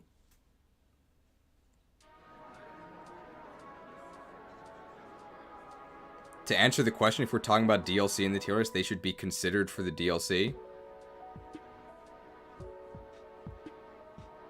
I mean, for the emblems we are, because you literally cannot get them without the DLC, but for the main game, I'm not going to count DLC. We'll also like talk briefly about the DLC units, like the winds and the 2 dragons. But they're not going to be ranked. They're just going to be in the $30 tier. Oh, I didn't talk about the engraves, but I don't think I'll count that, no. Final criteria, because somebody just brought it up. Each emblem does come with a special engraving that you can apply to weapons. I think that is far enough removed from the other emblem effects that, first of all, I forgot about it. I thought the unit stream was coming first. It's tomorrow. Because it's going to be much longer.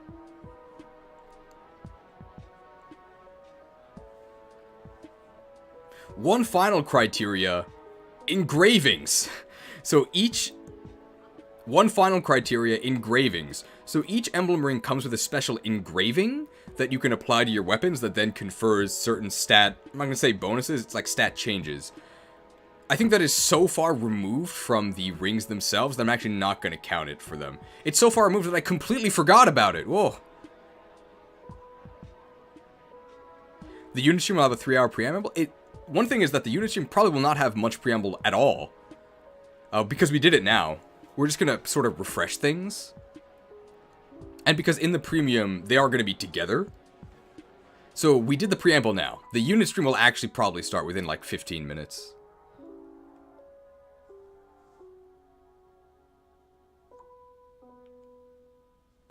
Do I have their engraving in the wiki? I don't think so.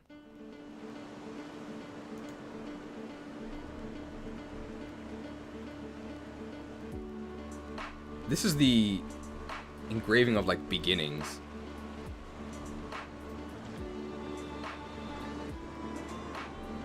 I don't see it anywhere.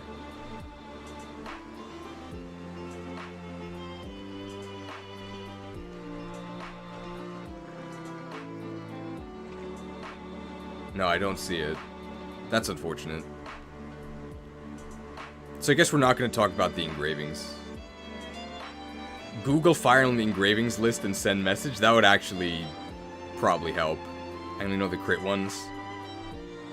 Can somebody be in charge of the engravings? If there's like a list somewhere. I don't think there's anywhere I can put it where I can see it. If I go to Discord, does it show up on your screen? It does not. Okay. So, can somebody post it in channel discussion? Just post it in channel discussion, and then I'll be able to see it.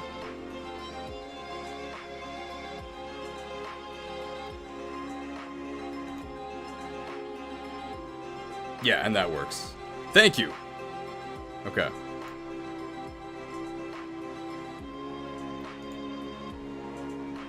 Okay, and I think with all of that, that's all of the criteria. So we can begin.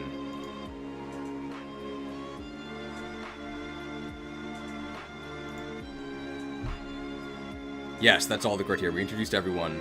Oh, okay. Yeah. Thank you for your patience. It's been only an hour and a half. Wow. I'm gonna drink this. I'm thirsty. Can't debate any of this because I haven't played Engage yet. Okay, so at least Lief's engrave is good.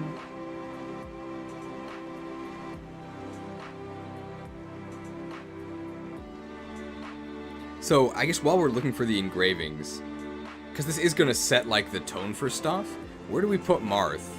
I think Marth is, like, top of B. I don't think Marth is that good.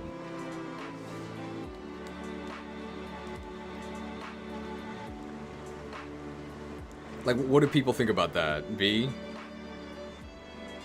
I mean, he would be A if he was actually in the game. But Divine Speed? We'll talk about that. I think he's probably going to be top of B. Oh, Mercurius is really good, yeah. Okay, people are not upset about B.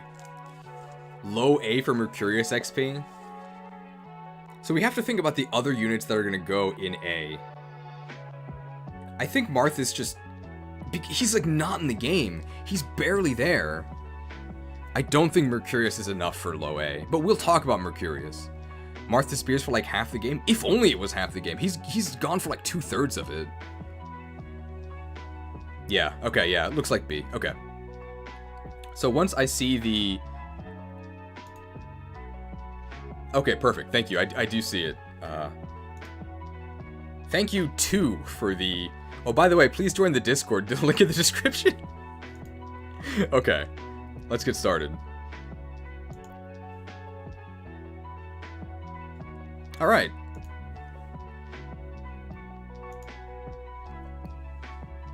In real time, it has been an hour and 40 minutes.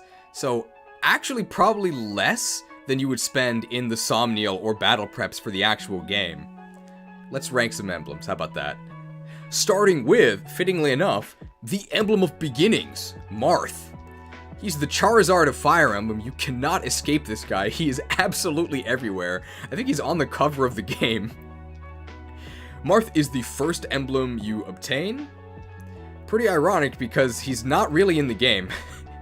He has some of the worst availability aside from like Roy. Roy is like comparably absent. But let's talk about what Marth actually does.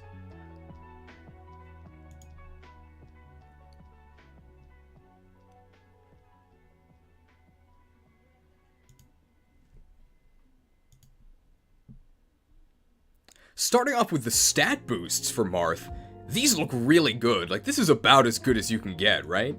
+3 strength, +4 dex, dex is skill in this game, and +4 speed. Amazing.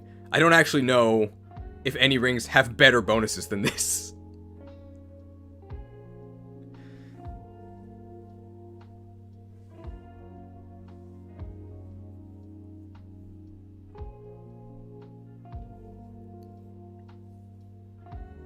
Oh, Chrom ring has the same as Marth? Apparently, Chrom ring has the exact same bonuses. Is that an homage, or is it just him ripping off Marth?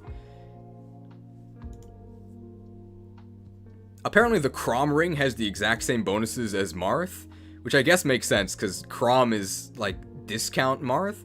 Discount Marth?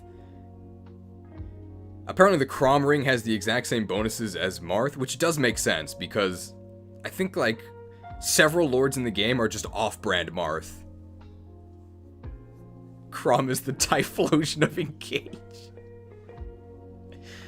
Apparently the Chrom ring gives 5 dex instead of 4. Oh yeah. We'll say this. Apparently the Chrom ring has almost the exact same bonuses as Marth. So he's the Typhlosion to Marth's Charizard. Off-brand Marth describes like 4 different characters in Fire Emblem. We should talk about Marth's availability because it is really bad. It's horrible. So he's in the beginning of the game, and then there's the big story moment where you lose all your emblem rings, and Marth is then the last emblem that you reobtain. So he misses every single paralog except for his own and the bond ring. He misses every single paralog except for his own, and then the literal engagement ring paralog. That's horrible. And that really does hurt Marth, especially because of the way bond levels work. To actually get to bond level 19 and get these very nice bonus stats, you're gonna have to do Marth's paralog, and you can only do that when the game is basically over, which I am counting against Marth. It's really unfortunate.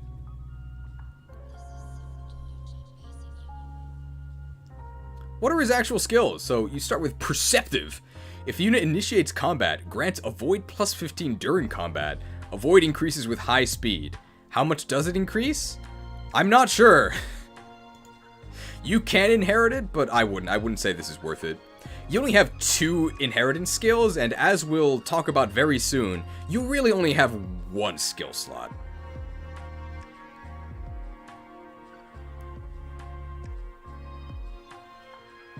Apparently it's 1 point for every 4 speed, so it's not much.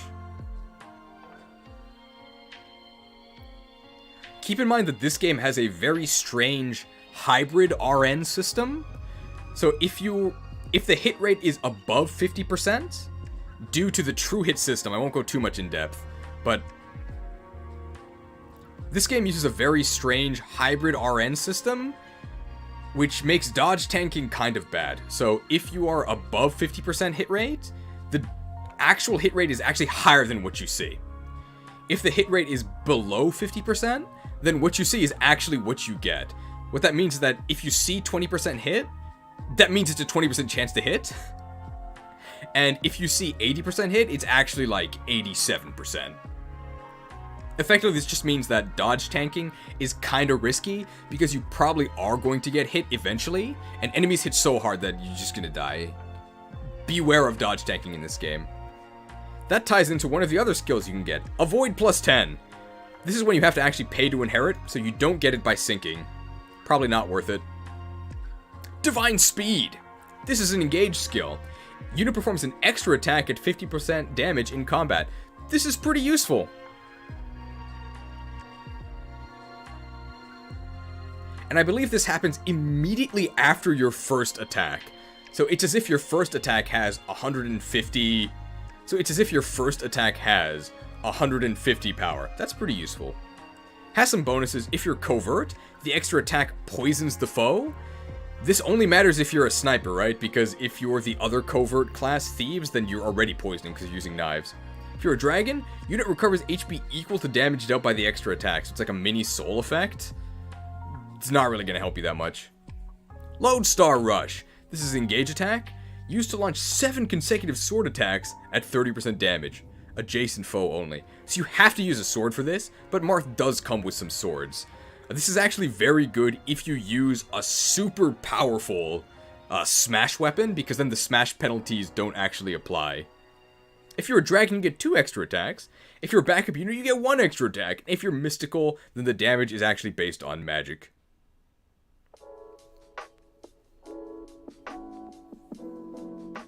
Rapier. This is one of his engaged weapons. It's effective against cavalry and armored. This is terrible. I have almost never used the rapier. Effective against armored is worthless. Armored units in this game are so buff that even with effective damage, you're going to be dealing either 0 or single digit damage. It's terrible. I don't like the rapier at all.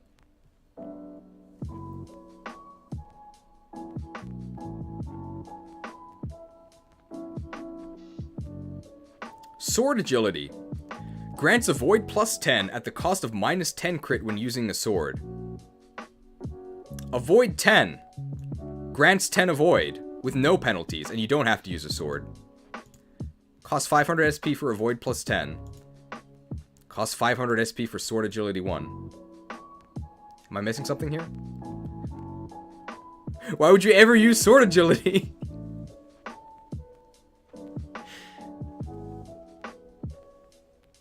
I guess you can stack them. What? I guess the higher ranks of sword agility are cheaper, but... Ugh. I don't think either is very good.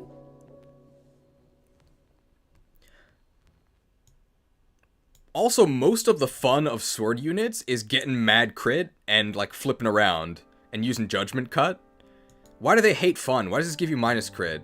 Very sad.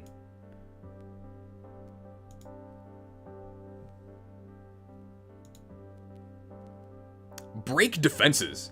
If unit breaks foe...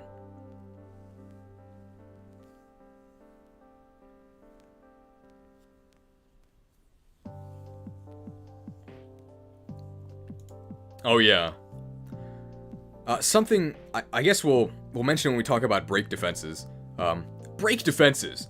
If unit attack breaks foe, unit makes an extra attack at 50% damage, so you get yet another bonus attack. So not only are you divinely fast, you can also then break their defenses. This is a good time to bring up that on Maddening, all bosses are completely immune to break and have effective damage negated.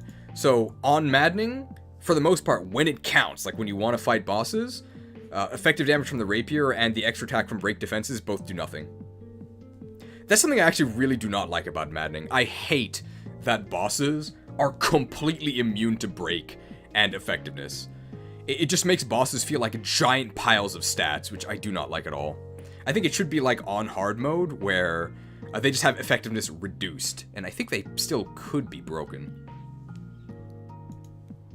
You can still break ordinary units, but Marth is not particularly good at that because he only gives you one weapon type, swords, so he only helps you break axe units, and also this skill here, Perceptive, only works if you initiate and gives you bonus avoid, but if you break them, they don't counterattack you, so there's kind of anti-synergy between Perceptive and break defenses.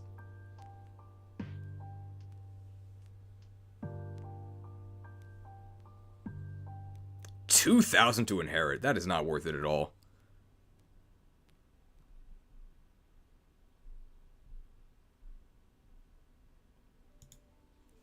Then we have Unyielding. At start of player phase, if HP is 20% or less, restores 20% of units' max HP. On Maddening, if your HP is 20% or less, it's 0, so this skill does nothing.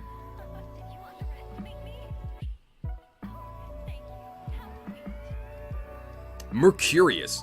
This is another one of Marth's Engage weapons. It's by far his best one. So it actually has fairly high might, especially for the early game. And this line right here is super important. Doubles users' earned experience. XP is, I'm not gonna say it's hard to come by, but it is definitely valuable on Maddening, at least until you start getting overleveled, in which case you gain 0 XP. But you definitely want to stuff yourself with experience, and Mercurius is one of the ways to do this. Mercurius is very good. Whoever the Marth user is in early game, Mercurius is so powerful that you would actually pass Marth around early game just to access it and get the doubled XP. Very good. Probably one of the best parts of Marth's kit in the early game.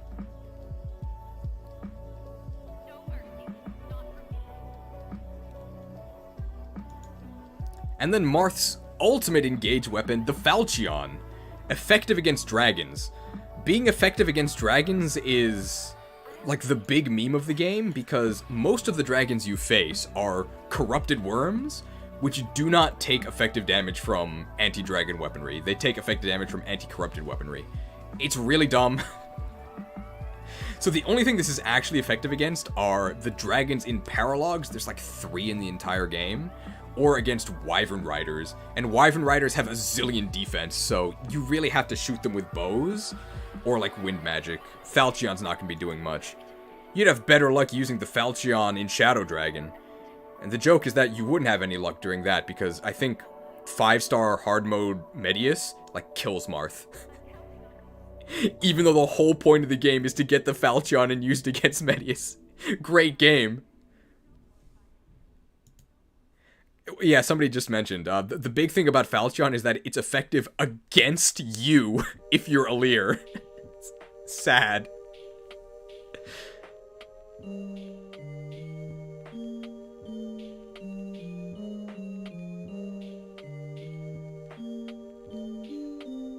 By the way, Marth's speed cap in Shadow Dragon is 25 and Medius has 30, so even if you cap your speed, Medius doubles and wrecks you.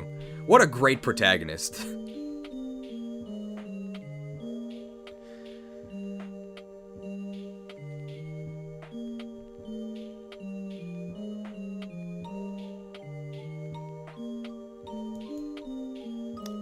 One nice thing about Marth, though, is that his engrave, beginnings is pure upside. It gives you plus 10 hit, plus 10 crit, plus 5 avoid, and plus 5 dodge, which is crit avoid. So it's great. It's one of the best engraves in the entire game. Cool.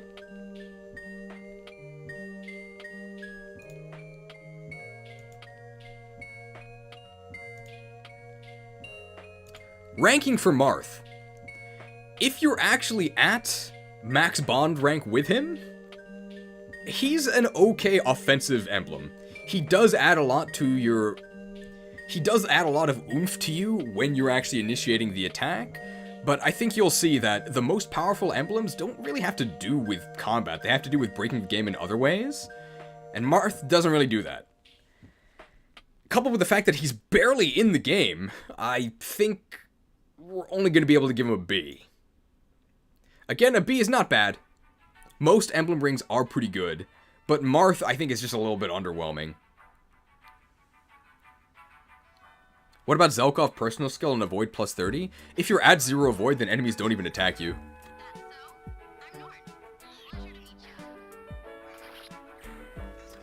No fog. Well, then it's not enough.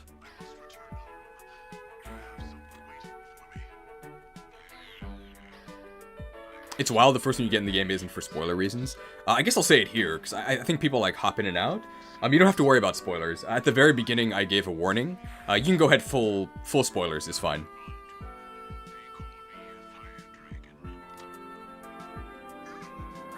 Reminder, since Marth is near done, it's been 2 hours. Oh yeah, thank you, I'll reset the recording now.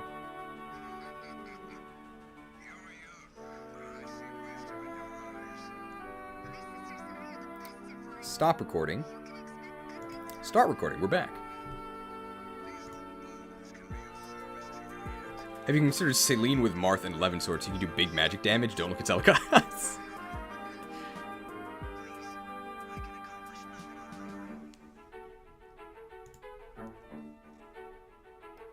Anything else to say about Marth? I think high B is where he's going to be.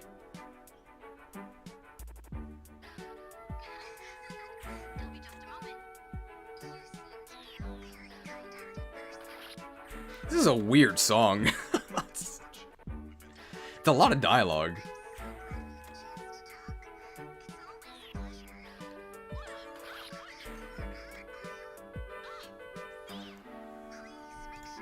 If Marth was truly the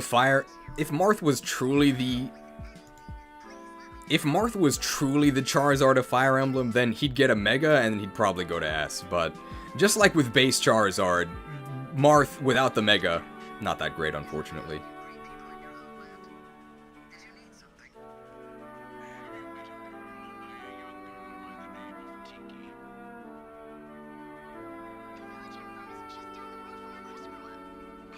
Okay, I think we're done with Marth.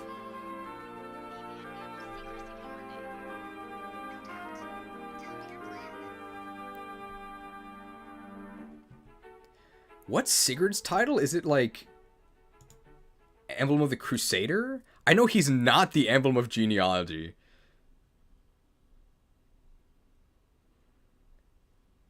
Oh wait, is Caring Princess next? I thought it was Sigurd. Sigurd's not next? Apparently, Celica's next.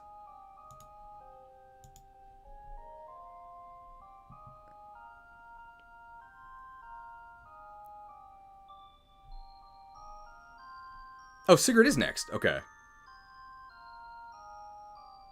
Oh, you see Sigurd first, but you get Sigurd. I'm going by story, so we'll go with Sigurd next. It's Ring of the Holy Knight. Who is he? He's the emblem of the Crusader? What's his title?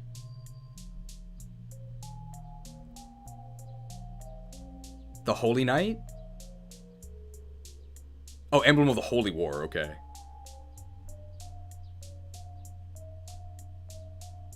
Okay.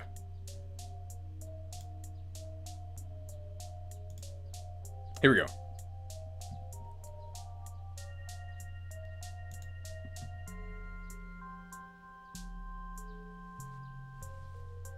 Emblem of BBW? Wow, I'm thinking about it now. Everybody in this game is like super thin, right?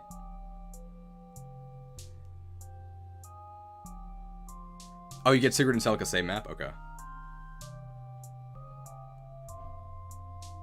There were some, like, chunkier characters in past games, like Armor Knights, but even in this game, your Armor Knights are, like, kind of thin.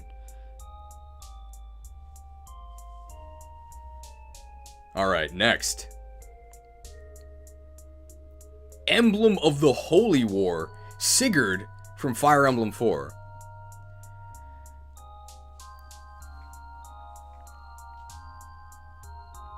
Emblem of the Holy War, Sigurd from Fire Emblem 4. Now, usually... Okay. Emblem of the Holy War, Sigurd from Fire Emblem 4. Now, as we'll soon find out, the performance of the Emblem Rings usually has nothing to do with how strong the characters actually are in their respective games. Most lords are actually, like, kinda bad. Sigurd is definitely an exception. Sigurd is one of the best units in the entire franchise. He's, like, top 3. Because he's the Lord, but he's, like, also the Jagan. How good is Sigurd in this game? About as good as he is in his own game. If you know anything about this game, you know exactly why he's here. He's here for one reason.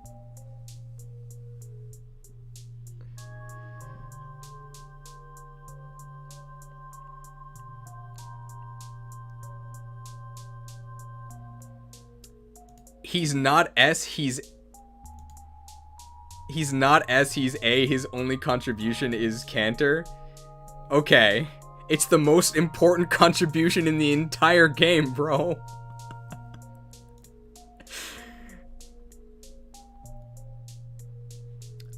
So let's look at Sigurd's stats here. You get +4 defense, whatever. You get +4 dex, whatever. You get +3 build, that's worse than +3 speed, whatever. You get +1 movement. Alright. Well, this is probably the single best Emblem Ring bonus in the entire game. Getting +1 movement? Thanks. Move is the best stat. Sigurd is the only Emblem Ring that just gives you move. By the way, you don't have to engage with him either. Just having the Emblem Ring on gives you +1 move. Excellent. Thanks, Sigurd.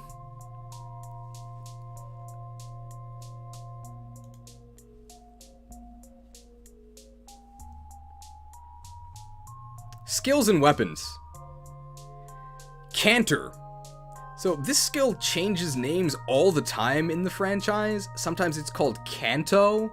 I know in this game it's called Cantor, but I'm still gonna call it Canto, okay? Because that's what it's called in most of the franchise, and also because of the Kanto region.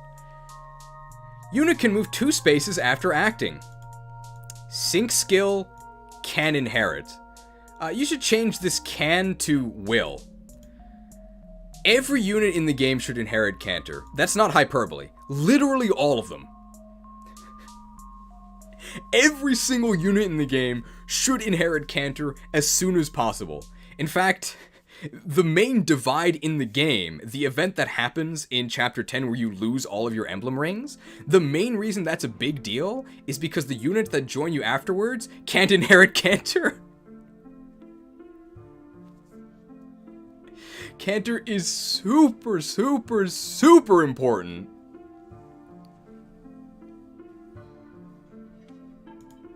The only reason not to inherit Cantor is if you're doing a very specific build that requires both of your skill slots. Other than that, just give every unit Cantor.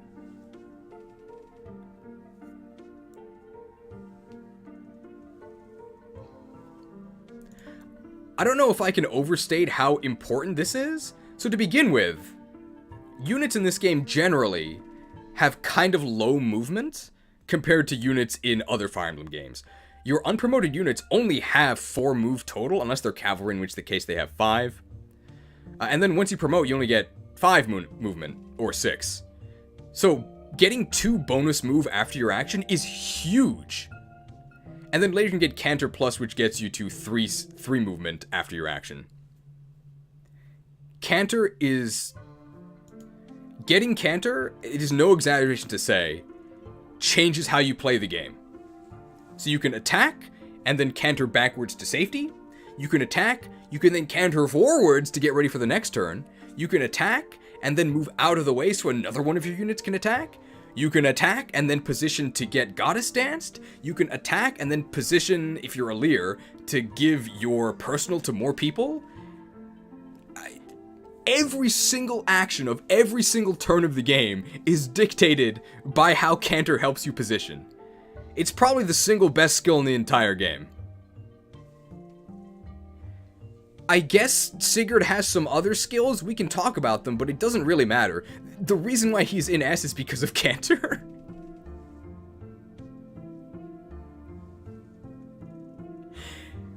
Any objections to what I've said so far?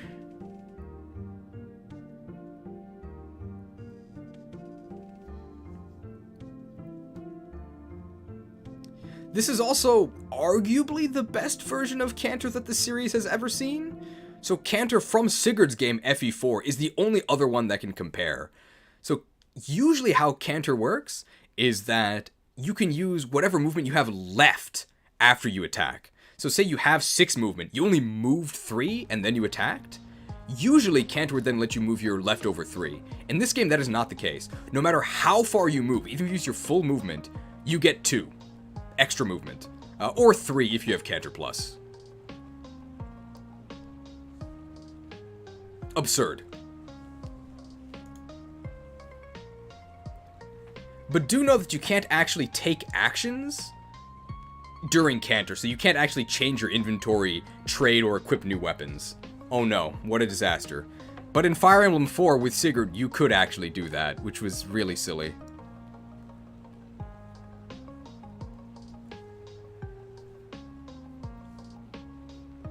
Is this going in A? He's already in S. He's already in S. You cannot convince me to put him in A. Because I am giving credit for inheritable skills.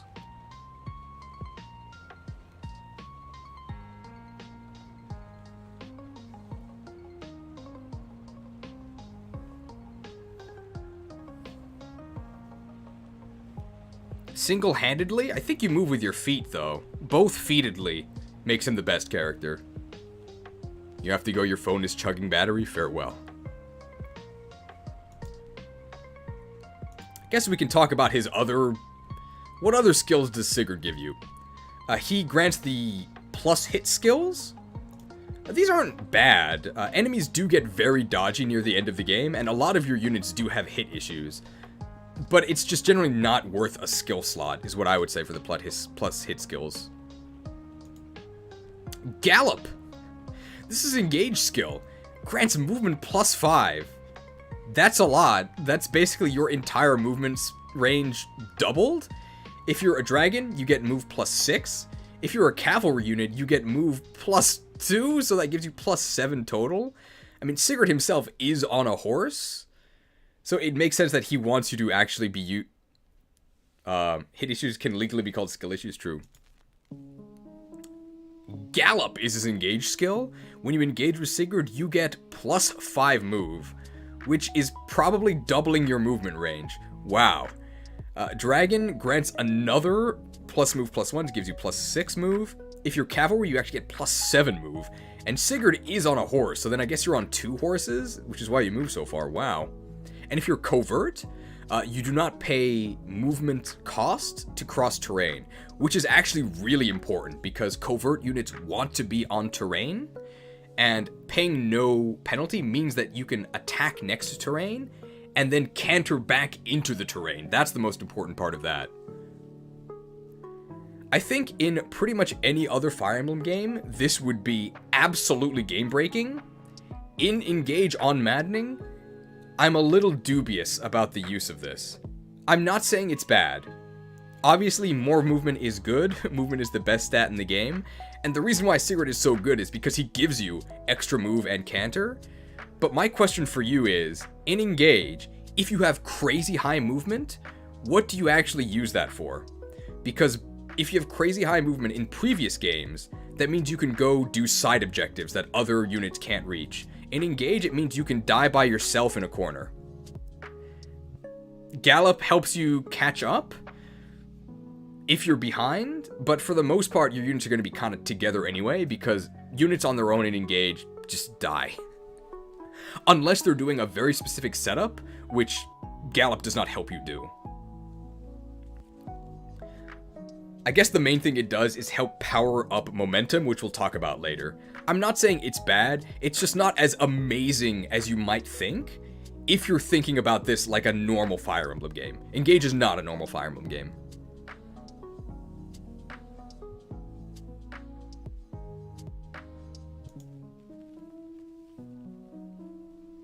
Override is Sigurd's Engage attack. It's very good for memes, because it actually hits multiple opponents in a line, and then it moves you to the end of that line. It's very funny in Sigurd's paralogue. I don't want to spoil it. It's not like a story spoiler, but it's just very funny, and very relevant to Sigurd's character. I hope you play Sigurd's paralogue and experience it for yourself. Get some bonuses. If you're a dragon, it does 20% more damage. That doesn't really matter. Armored, 10% chance of breaking target. I don't think you'll see this ever. So, you can just ignore it. Mystical deals extra damage equal to 25% of magic. That could be okay. And then if you're a key adept, 20% chance of breaking the target. So just strictly better than the armored bonus, but none of these bonuses really matter at all. His engage attack is pretty underwhelming. Probably most noteworthy, yeah, for Celine doing it, because Celine is a mystical in her personal class line, and she has like mixed attacking stats, so she probably makes the best use of this, but I'm not blown away by this one.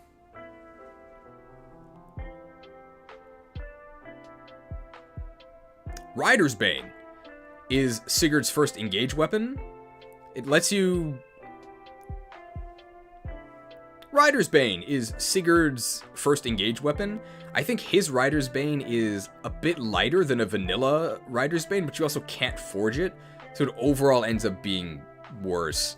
Effectiveness also just is nerfed by maddening mode, because you can never use it against bosses. But you might use this early game, it's okay. Lance Power. You get extra attack at the cost of minus avoid when using a lance. This is okay, but because skill slots are so limited in this game, it's probably not one of the ones I would use. But if you have nothing else, you can do Canter and Lance Power.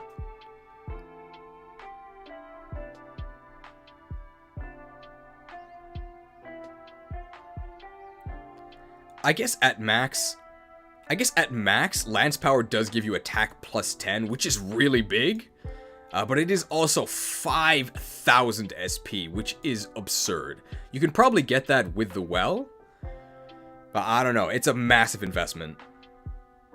It might be worth it to you. To me, no. Before the well, this was basically impossible.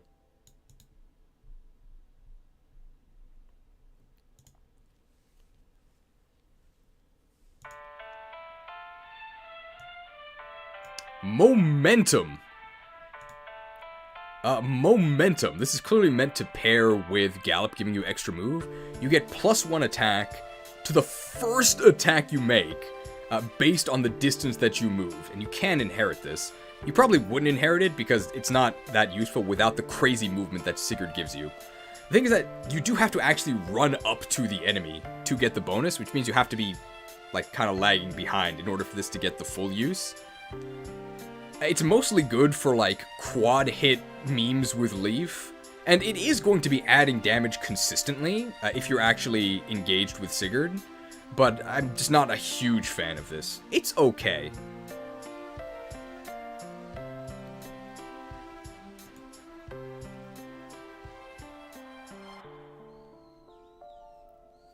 Headlong Rush grants immunity to freeze.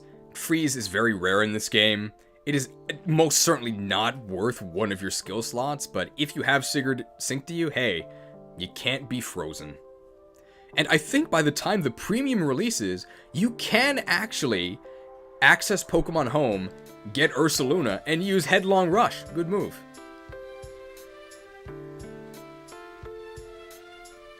Oh yeah, I should say this about Momentum. Momentum would be way, way better. Oh, maybe we can mention that with, we'll mention it with the Brave Lance.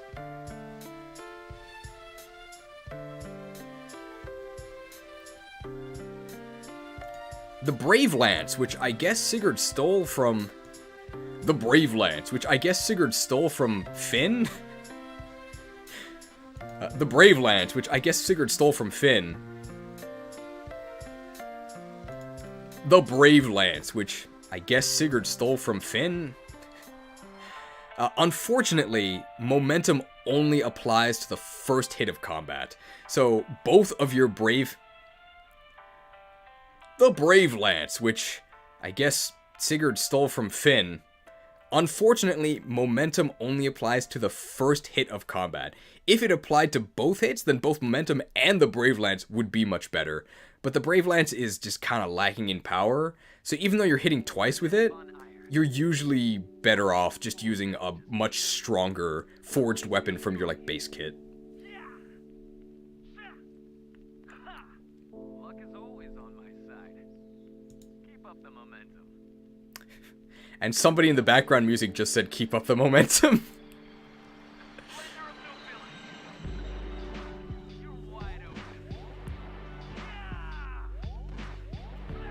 Oh yeah, okay, we should also mention... The Brave Lance also just has abysmal accuracy, so you've got to be pretty brave to try and use this thing. You're probably gonna miss. What is this music? Won't be in the premium, don't worry.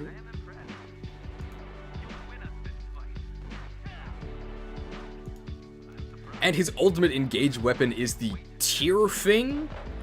In Fire Emblem 4, this is like the best thing ever because it's a holy weapon, and holy weapons in that game are absurdly busted. They nerfed it for this game, which I think was fair. It's not very good. Res plus 5, thanks. It's not going to turn you into a magical tank, so I don't really know when you would actually use the Tearfing. Unfortunate. If it actually gave plus 20 res, like in Fire Emblem 4, then yeah, maybe I would actually use it. I'm not kidding when I say it would have to actually give me, like, plus 20 res.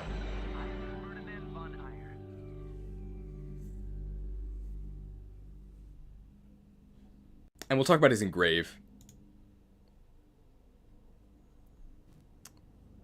Sigurd's weapon engraving, the Holy Engraving, is also really, really good. One of the best ones in the game. It's just pure upside. It's plus 1 might, minus 1 weight, and plus 20 avoid. Really good.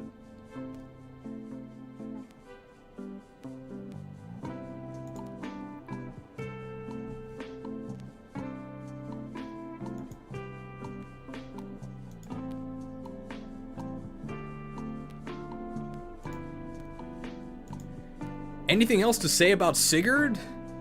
S for Sigurd, S for Kanto. Anything else to say about Sigurd? S for Sigurd. I think most of his kit is pretty underwhelming, but Cantor changes the way you play the game. So, yeah, S.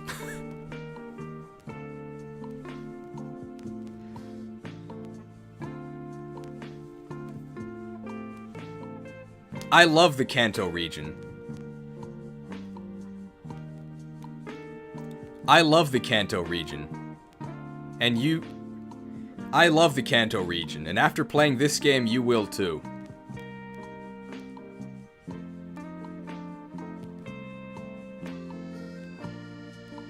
Oh, and good note, he does actually have pretty good availability. He's the first early game emblem that you actually reacquire.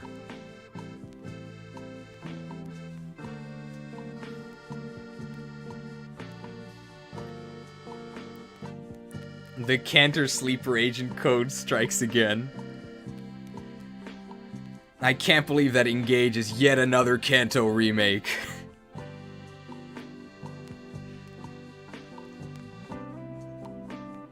Okay, I don't think any real objections about Sigurd in S.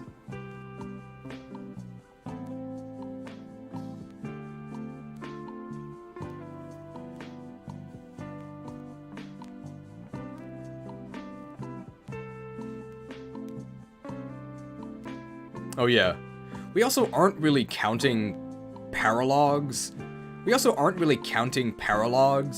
In favor or against the units, but Sigurd's paralog is fun. It's also nice and easy at a time when most paralogs are actually very difficult.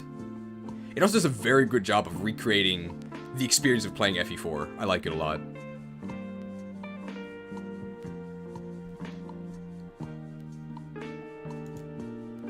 Okay, I think we can go on to Celica. Geez, how you doing? I'm doing well. As you can see, we're, 2 hours in, 2 emblems ranked.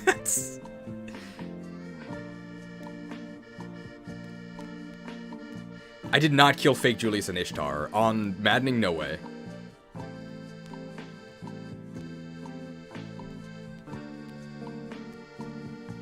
Celica should be in the finest. I'm not gonna say she's in the finest, but she's close. I think she's the worst, like, non-Leaf emblem. Alright, let's get Celica's stats ready.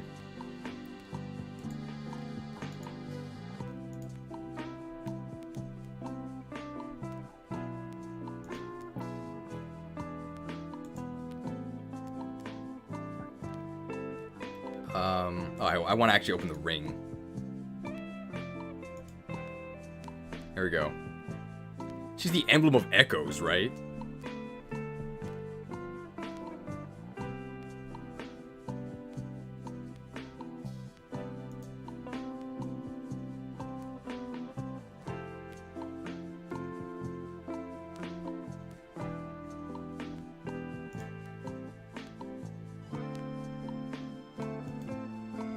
Okay, and then I want to make sure I'm just on the right window here. Here we go, okay.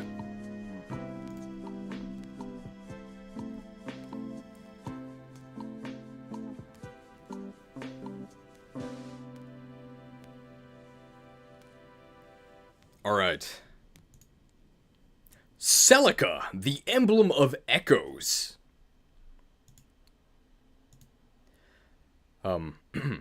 Celica, the Emblem of Echoes from Fire Emblem 2?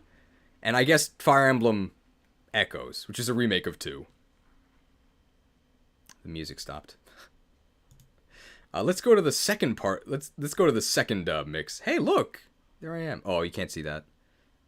I'm blocked by the chat. We can go to the Lo-Fi Mix 2.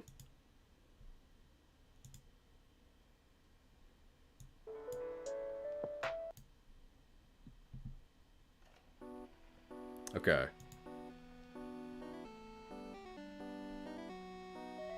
Stats? There we go.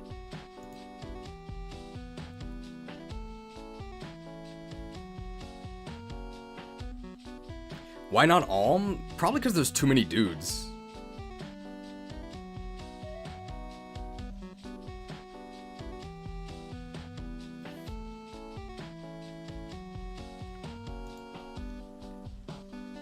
Celica's stat bonuses. +3 strength, +5 magic. Filthy mixed attacker. In general, mixed attacking is just not very good because stats are... Celica's emblem bonus. Celica's stat bonuses. +3 strength, +5 magic. Filthy mixed attacker. In general, mixed attacking is just not very good because enemy stats are so high that unless you're hyper specialized, you're going to be doing literally 0 damage. So, either way, one of these stats, either the strength or the magic, is going to be wasted unless you're using Celine, who, spoilers for the unit list, I don't think is very good anyway. At least you get +4 resistance, so you basically only get one stat.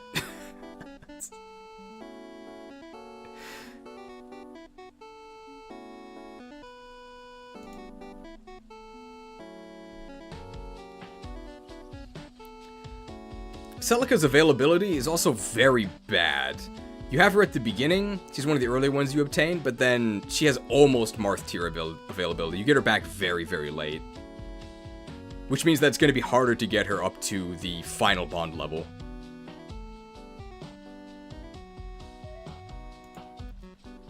Holy stance.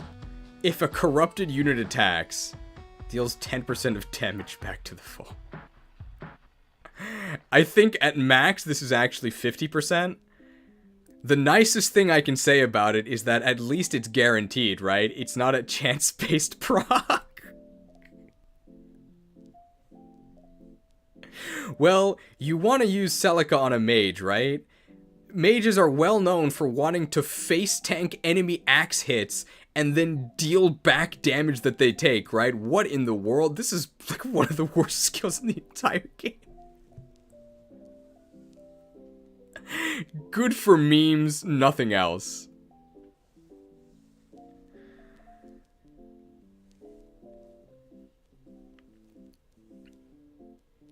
And of course, against non-corrupted enemies, this does absolutely nothing, but the end of the game is very heavy on corrupted, so there at least are targets for it, but yikes. And of course, Holy Stance doesn't actually deal any damage back if the attack kills you, and most of your mage units die in one hit, so this does nothing.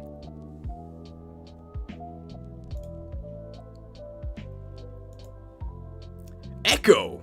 Used to attack with magic at 50% damage, use a second time to launch another 50% damage attack.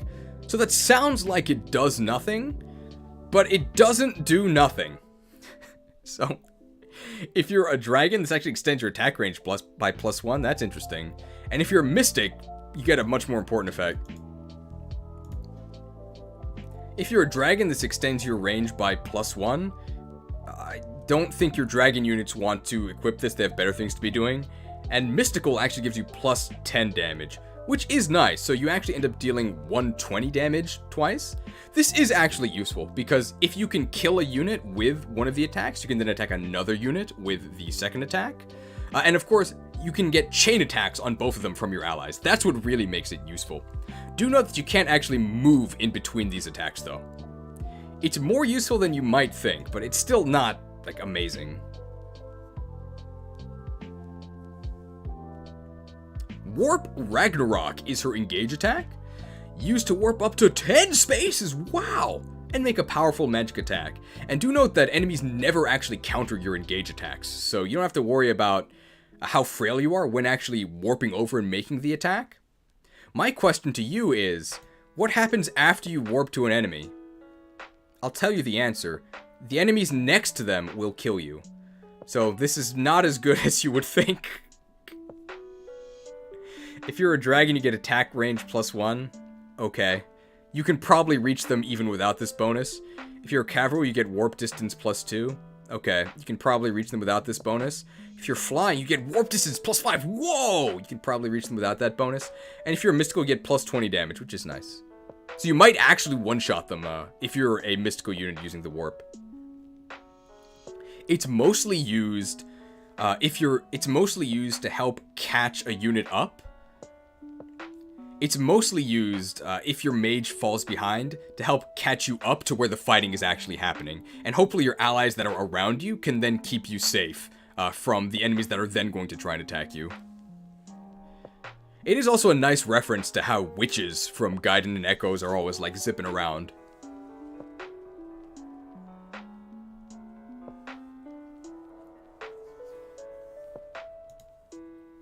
Seraphim!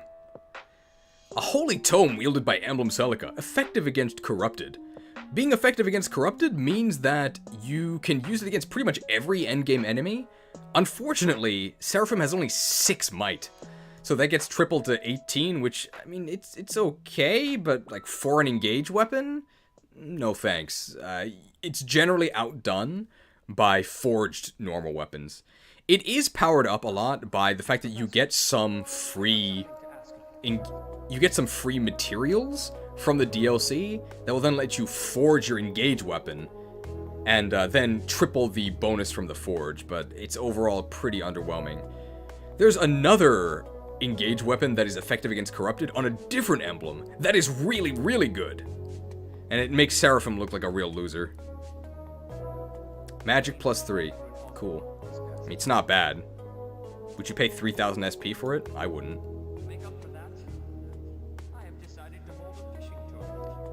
Resonance.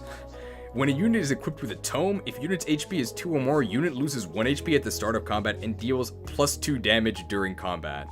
Wow. What a bonus. This is so minor. 2,000 SP for this? What?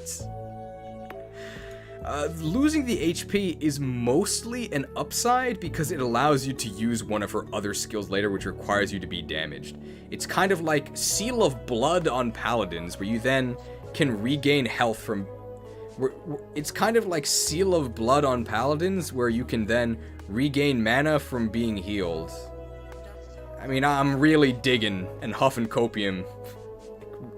Like, the values on resonance just seem a little bit too low. Tome Precision. Grants hit avoid +3 when using a tome. +3 out of 100.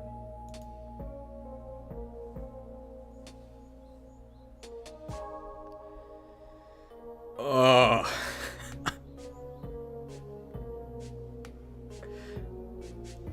Favorite food. When unit eats a packed lunch, its engage meter is maxed out. Costs only 200 to inherit this, so what even is a packed lunch? So sometimes, when you cook at the canteen, if your unit is good at cooking, you'll get a packed lunch, which is like a one-use vulnerary that restores 20. And if you have that, and favorite food, you'll regain your engage meter as if you stepped on a tile. Okay. This is pretty much useless on Celica herself, but it can be good on units with very powerful engage attacks like Byleth. And then you can live the meme dream with Brunette and favorite food and Byleth to maybe get a double dance. Not very good, but I'm not gonna say it's useless, it's just not useless.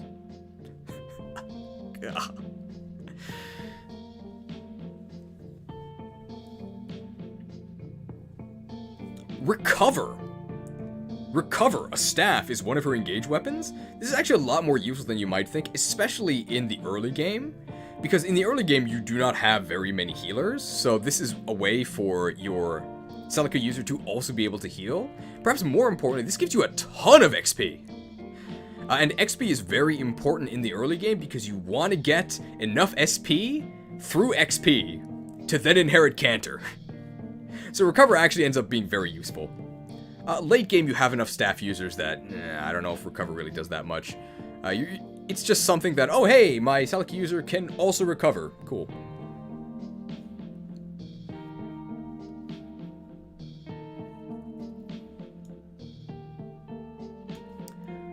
Ragnarok is her ultimate engage weapon. I think if you unlock Ragnarok and then use Ragnarok Warp, you'll end with Ragnarok equipped, which is actually bad. Because Ragnarok is super heavy, so if you weren't getting doubled before that, which you probably were, you now definitely are getting doubled, so this is actually a downside, for the most part.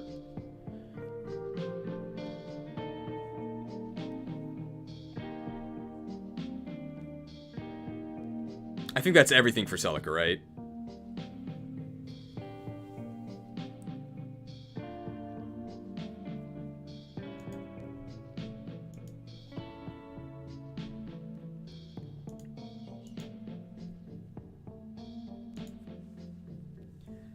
So we've been dumping on Celica pretty mercilessly. So it shouldn't come as a surprise to you when we put Celica bottom of B. She's not useless, she can do some things. Warp Ragnarok lets you cheese some maps. Warp Ragnarok is good for a little bit of cheese. Favorite food, at least, is very cheap, so you're not really losing that much by inheriting it and trying to live your packed lunch dreams. But yeah, she's overall very underwhelming. At least she gives you bonus magic, and there aren't that many magic emblems, so your mages don't have many options. They're probably gonna try and she at least does give you a lot of magic, and there aren't that many magic emblems. So for your mages, which you definitely want because mages are very, very important in this game, one of them is probably going to be using Celica.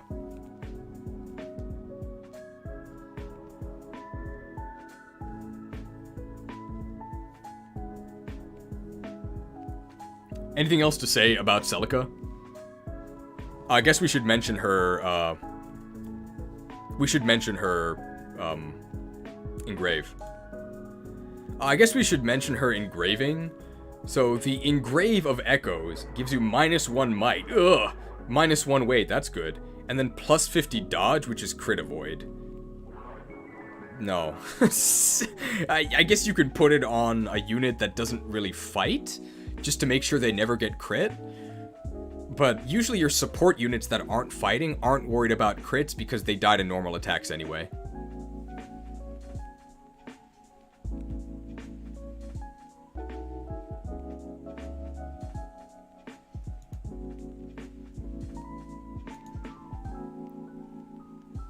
Okay. I think that's it for Celica, right?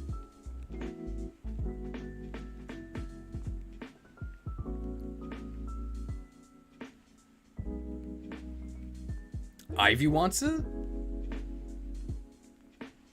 No, there's other engraves I would rather use with Ivy.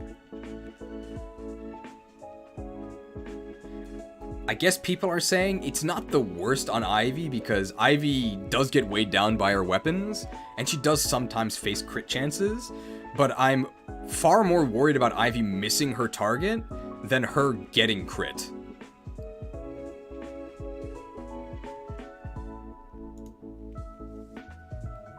Okay, I think we're done with Celica.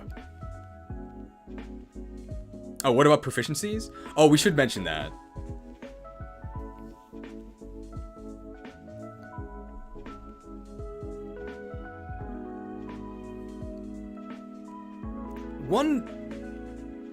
One important thing about Celica is that she is the only early emblem that can give you tome proficiency. So if there's a unit that you want to promote into a magic class, you should get them to...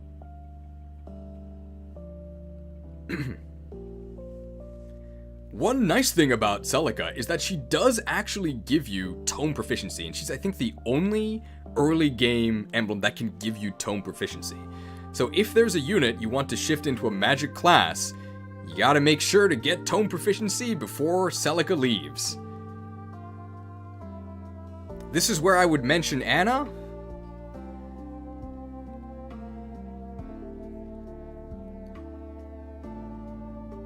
However, I'm not giving that much credit to Celica for this, because the main early game unit that should change to a magic class, I'm telling you right now, is terrible.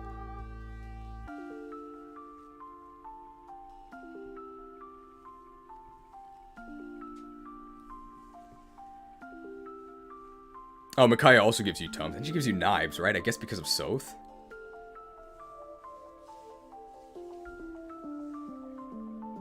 Oh my god, I forgot the...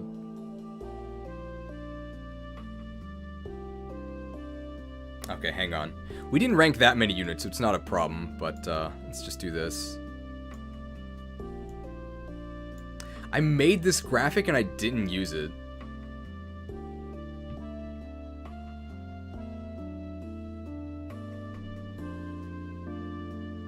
Here we go.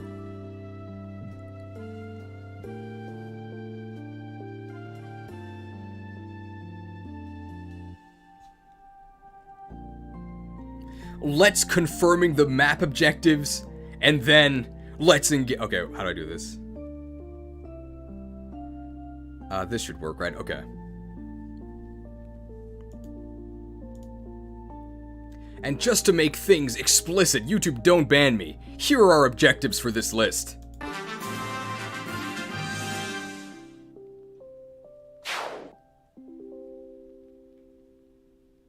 Okay, there we go. Look at this technology. So this is how 2.5 hours. Okay, so 2.5 hours. Somebody please send me a message on Discord. 2.5 hours is where I put this. Because I have to do this before I actually... Lief is pretty experienced in escaping. That's why I put him there. What was I gonna say? Please send me a message. Tell me at 2:38 is where I put that. Because I have to edit that in. Okay, now let's put these characters back. B... Oh, no. S. There we go.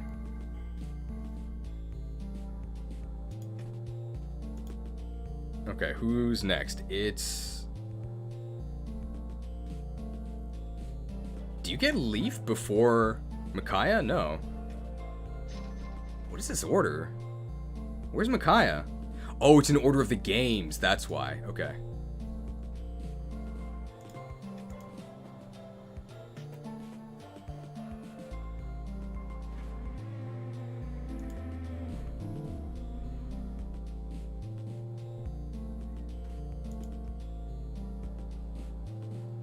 Okay.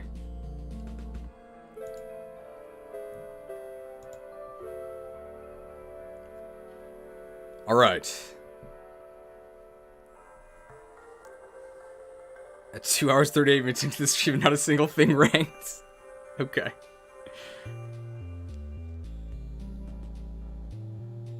She's the Emblem of Dawn, right? Is that right? Yeah, Emblem of Dawn.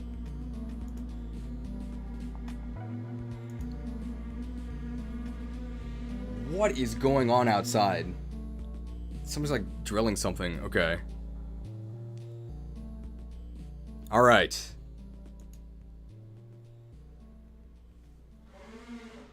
Okay, maybe I have to close the door. Like, they're going crazy. Alright.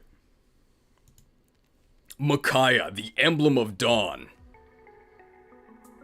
There was something I wanted to say.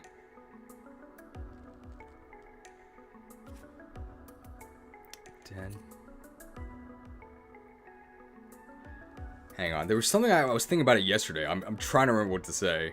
Time for you to head to sleep. Good night.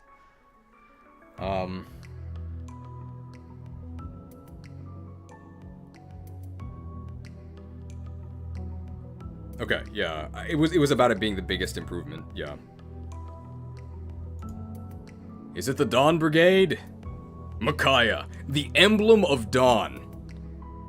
This is probably the clearest example of there being no connection between their actual in-game performance and their performance in... Okay. Is it the Dawn Brigade? Micaiah, the Emblem of Dawn. This is probably the clearest example of a character's performance in their own game having no relation to their performance in this game. Micaiah in Radiant Dawn is one of the worst units ever. She's either dead or like trying to heal someone without dying herself. In this game, she's the best emblem in the entire game. Congratulations.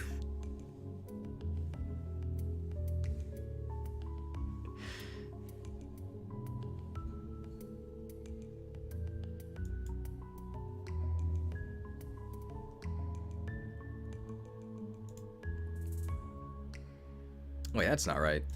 There we go.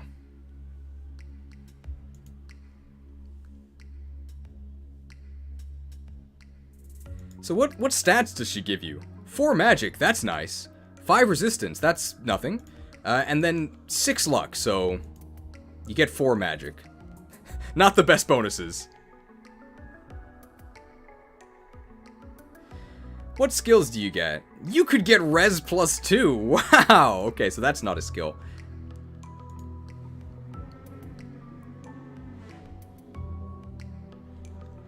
What makes Micaiah so good? Well, she does 3 separate, incredibly powerful things, none of which are really fighting. What was I thinking?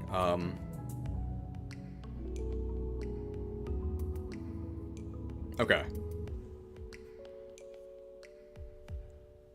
Micaiah does 2 separate, incredibly powerful things, neither of which are fighting.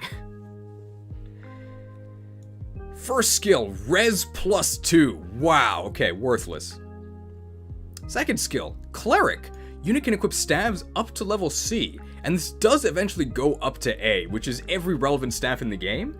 So you can actually equip Micaiah on anyone, probably a unit that you don't actually want to fight with, and then they can become a staff bod. It's just like Micaiah in her game, where all she does is staff bod.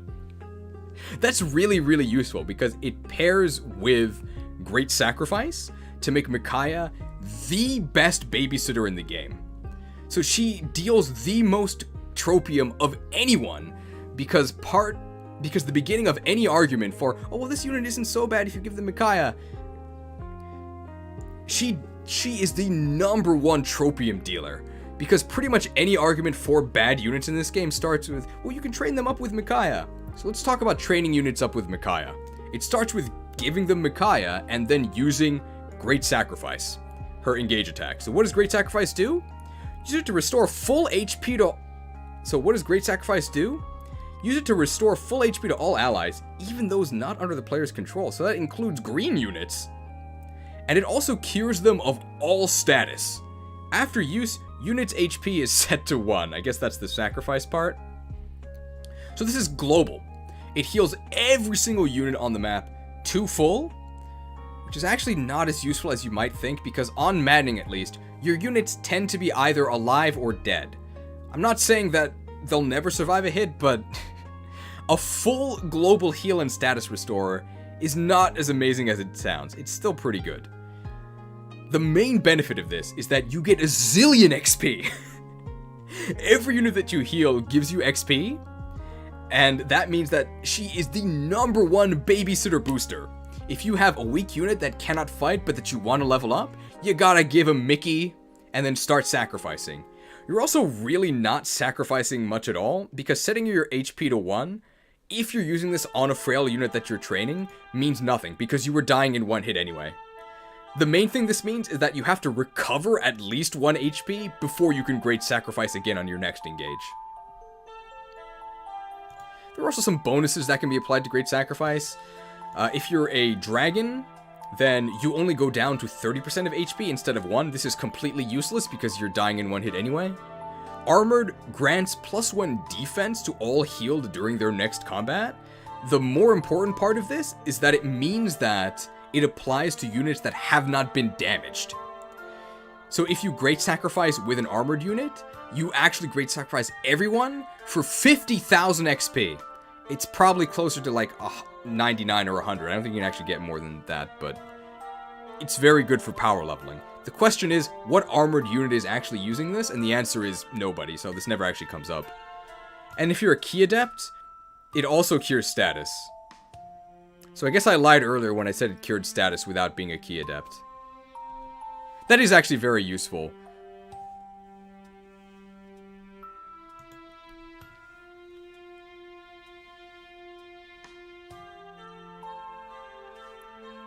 Okay, I think I mentioned everything. Did I miss anything in the chat? Surprisingly great engage weapons? Yeah, I'll mention that when we get to her Nosferatu.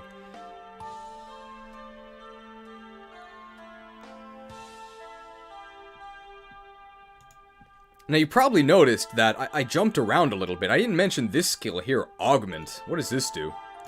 Grant staff range +5 and area of effect +1. Cool. Aside from Cantor, this is probably the single most impactful skill in the entire game. I mean, you could play the game, or you could use the Warp Staff! AoE Warp! AoE Rewarp! AoE Ensnare so you can yoink bosses out of position and then just end the map there by beating them up with all of your units. Not only is all of this AoE, it's also now ranged. What? It could have either one of the effects of either giving you the range boost or the AoE, and it would still be one of the best skills in the game. But no, it gives you both. Absurd. There's some maps in this game where I think the gimmicks get a little bit out of hand, and you don't really want to deal with them, and there's good news. You don't have to deal with them. Just skip the map with Micaiah. If you're a dragon, you get additional staff range +1. Your dragons probably aren't using Micaiah, but that's okay. And if you're a key adept, plus 20 to HP healed by staves. Okay.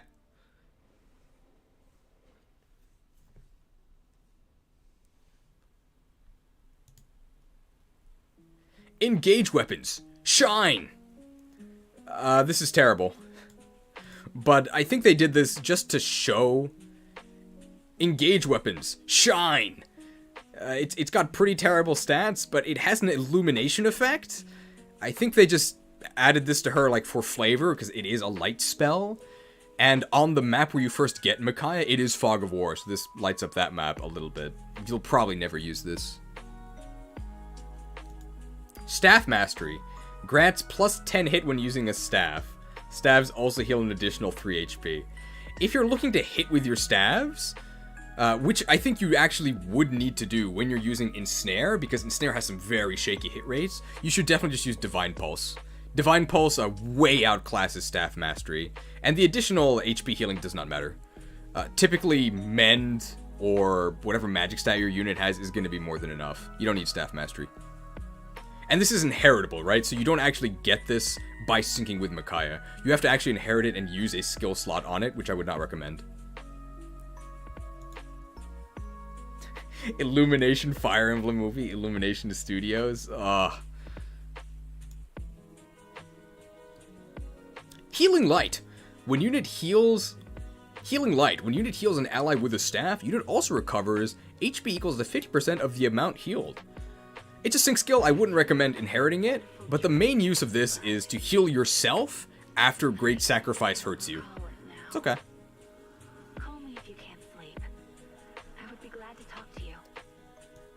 She gives you knife proficiency. I guess because she's friends with Soth, who uses knives, and because almost no other emblems actually give you knife proficiency. I wouldn't really... I guess it could be useful if you want to go into Wolf Knight with someone later. Where's the hot oil proficiency? That's her favorite weapon.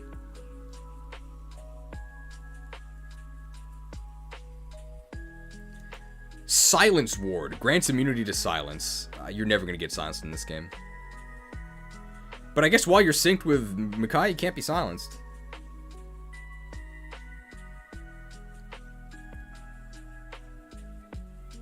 Micaiah's your only other option for tome proficiency aside from Celica. In the early game. Actually, is she the only option in the only... Wait, does anyone else give you tome proficiency? Maybe some DLC emblems.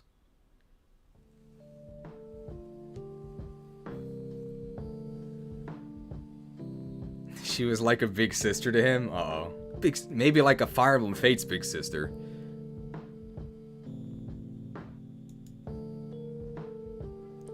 I tuned out and tuned back into her hot oil proficiency, so... I think we will try to keep spoilers for games that aren't Engage out of this, but there is a part of Micaiah's game where one of the tactics that she considers using, doesn't actually do, is pouring hot oil on the enemies in like a war crime. Doesn't actually happen, but it is considered.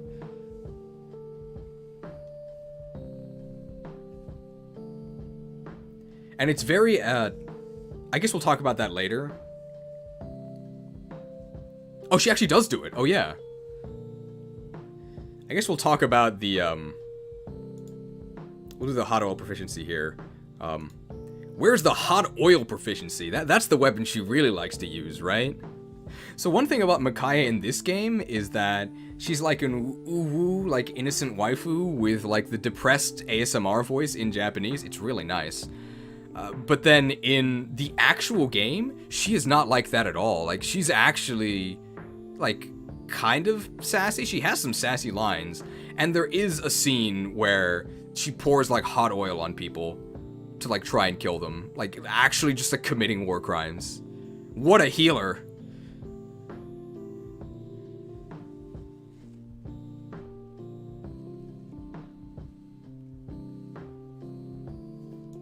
Nosferatu. I considered saying that she was really good at 3 things, and this was going to be one of them.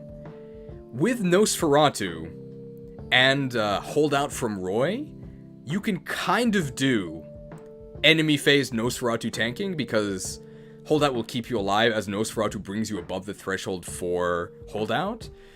But it's definitely budget. It's literally budget, because there is a $30 emblem that just does it way better.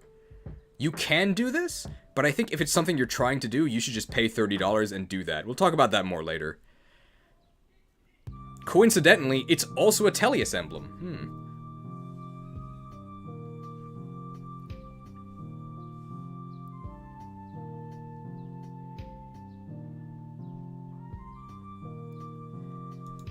And then her ultimate engage weapon. is the Thani, which was her personal tome in her own game. Mighty light tome, wielded by Emblem Micaiah, effective against cavalry and armored. Your Micaiah user is almost certainly not fighting things, so this will almost never come up. It can be fun, though, to nuke some cavalry and armored units. Very good against enemy Great Knights, I guess. Although I don't think effectiveness actually doubles. Although I don't think you actually double dip on the effectiveness. But typically, armored units are just gonna die to magic anyway. I'm not gonna say this is useless, but again, your Micaiah user is almost certainly not actually trying to fight things.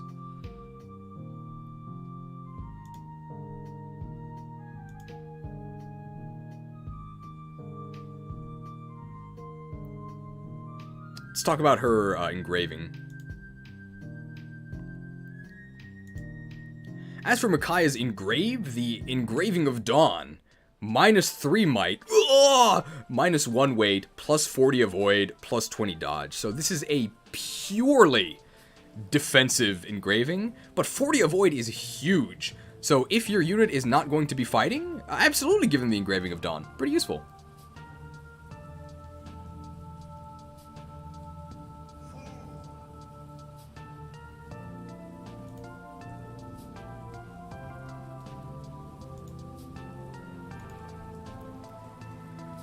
But yeah, you can watch the rest of the tier list if you want, please do. But I'm telling you right now that Micaiah is the best emblem in the game. Let's warping.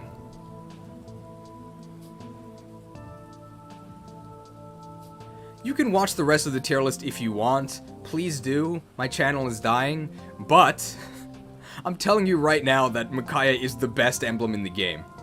Why play the game when you could use the warp staff? And I think also a very good indication of how combat isn't the most important thing in this game.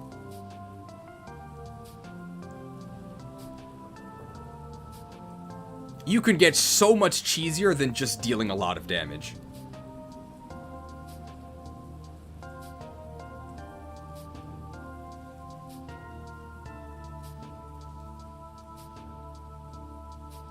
Anything else to say about Micaiah?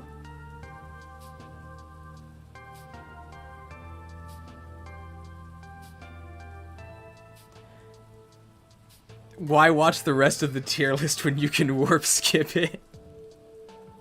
Speaking of dealing a lot of damage, Roy, that's what I was going to say. Okay, I think we're done with Micaiah. Let's get Roy's stats ready.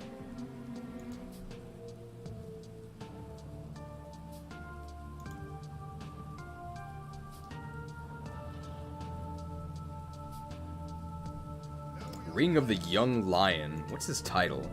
It's the same as his engrave, right?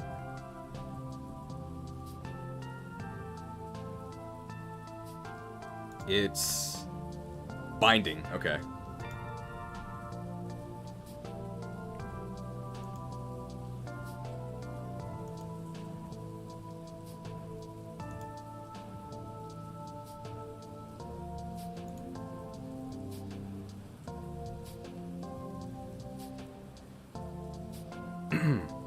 Speaking of dealing a lot of damage, Roy, the Emblem of Binding. Roy, famous for his high strength and exceptional durability, which is why he gives you both of those things in this game. They were being pretty creative.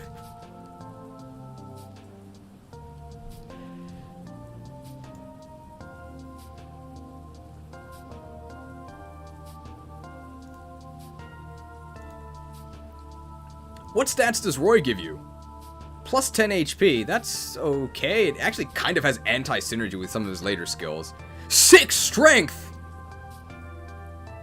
And plus 3 resistance, so you get 6 strength. But hey, that's a lot of strength. Really good.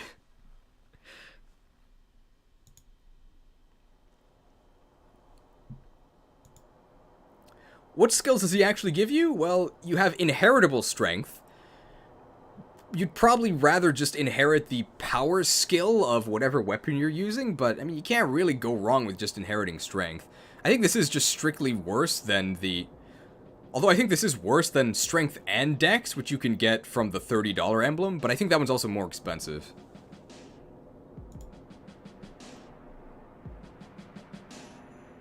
Holdout!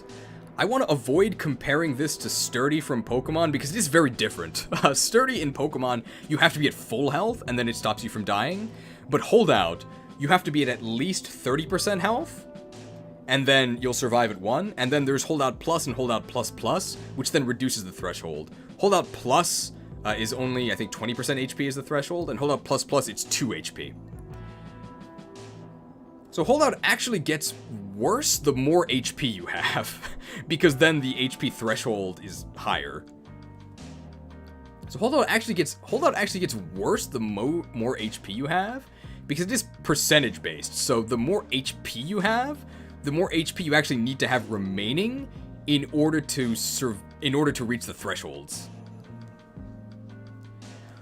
Holdout is much better than I thought initially. What makes Holdout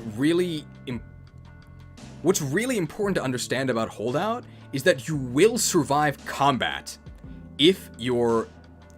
Holdout is much better than I thought initially, because you will actually survive the entire round if you're at the correct threshold.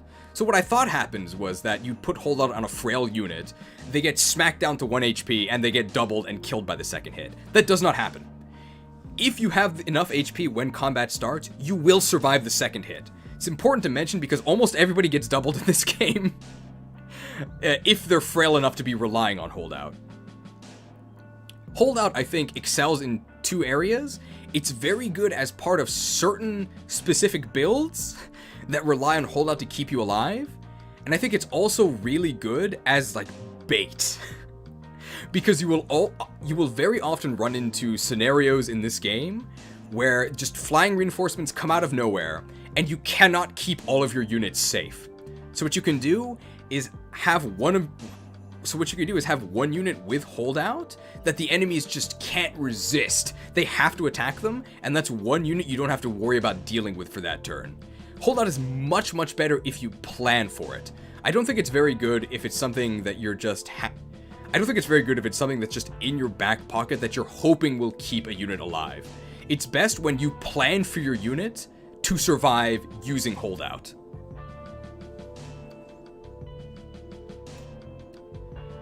The higher ranks of Holdout are pretty expensive. I think for the most part, Holdout rank 1 is good enough.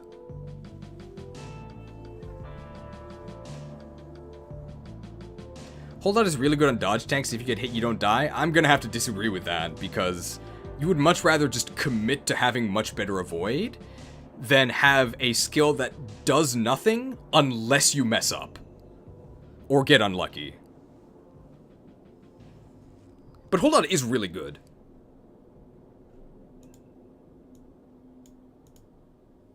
Rise above. Gamers rise up by 5 levels, apparently. So this gives you 5 levels worth of stats, which is generally going to amount to +2 in most of your stats, maybe +3 on your highest growth stats. That's pretty good. So whenever you engage with Roy, you just get a lot more buff. If you're a dragon, you get an additional level, which will maybe be an additional stat in some things, maybe. If you're a cavalry unit, you just get move +1. Cool, that's really useful. And if you're an armored unit, you don't get anything at all, apparently. Max +5, okay. Max HP +5. Lol, what? Movement +1 versus max HP +5. F's for 3 houses heroes, by the way. Remember when heroes got actual bonuses instead of extra HP? What?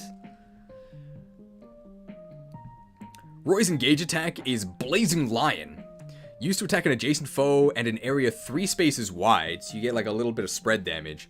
Target area and the 2 rows beyond it are set on fire, sword only. So the thing about fire is that it does damage at the start of the turn for units that are on it, and it also restricts movement by a crazy amount. Fire is almost impassable. I find this engage attack very hard to use. It doesn't do that much damage.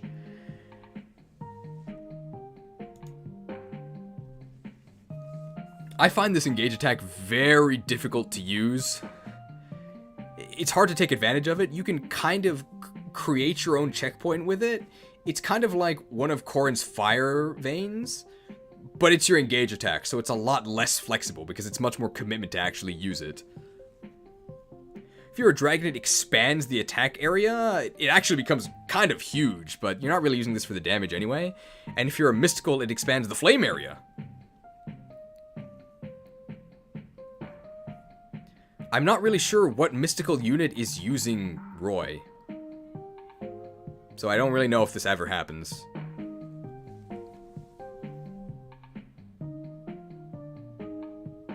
Oh yeah, one thing that makes this way worse than Corrin's flame vein is that this does require a target. You have to actually use this on an enemy that is next to you, right? Because otherwise you can't actually attack them. Whereas with Corrin's flame vein, you can actually create a firewall between you and the enemies you don't want attacking you. Not a big fan of Blazing Lion. Roy's first engage weapon, the Lance Reaver. Grants advantage versus lances, but disadvantage versus axes. So it just reverses the weapon triangle. Can allow you to break lance users. It's okay. The stats on it itself are like, nah. Advance, because Roy did premiere on the Game Boy Advance. This is very situational movement +1. So if an enemy is 1 out of your movement range, but you can attack them, you will then move up to attack them. This is just super situational movement +1. It'll come up sometimes, and it'll feel good when it does, but negligible overall. You get sword proficiency, which is probably the most useless. One, because this is Fire Emblem, right? Everybody has sword stance.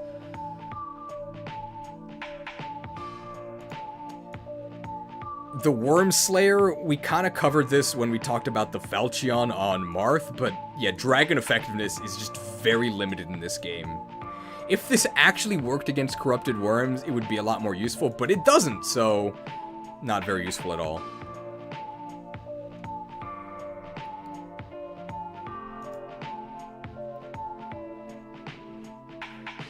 And Roy's ultimate engage weapon, the Binding Blade. This is actually one of the best engaged weapons in the entire game. Famous sword wielded by Emblem Roy. It isn't the title of his game.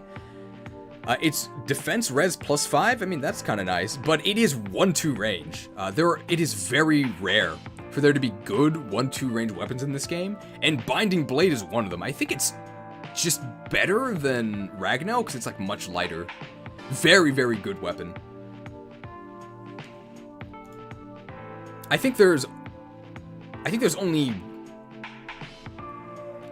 like one engage weapon that's better than it, and it's also from Elyos.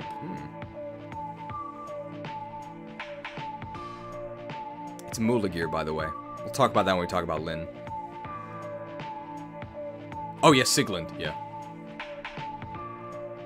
There's probably only 2 engage weapons that are better than the Binding Blade, and one of them is also from Elyos.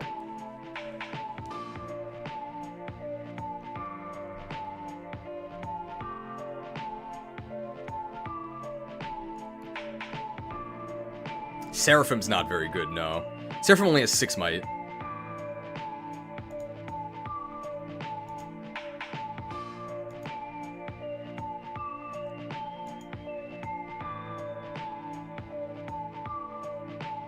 Roy's engraving.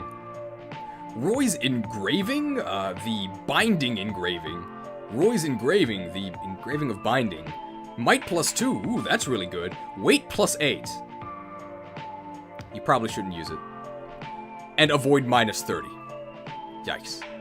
Well, it's a good thing he gives you holdout, because you're going to get doubled. And you're going to get hit. Not worth it at all, I wouldn't say. But you can put it on Thunder, because you're never doubling with that, and you're probably not getting counterattacked, so that's something.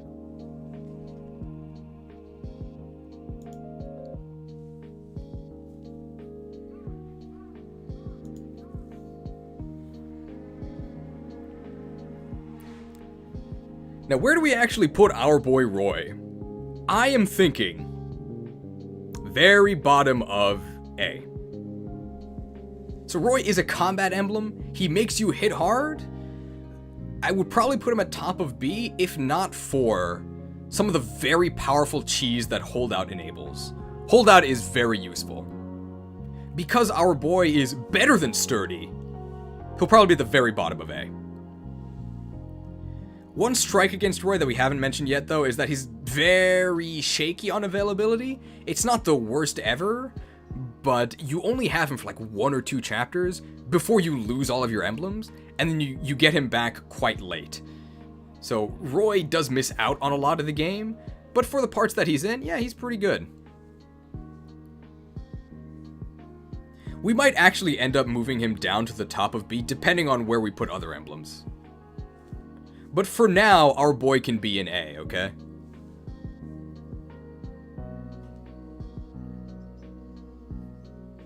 Anything else to say about our boy?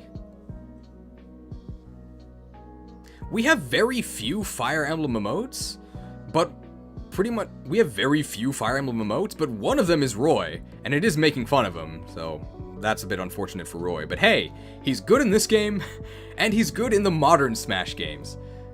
Don't talk about Melee Roy.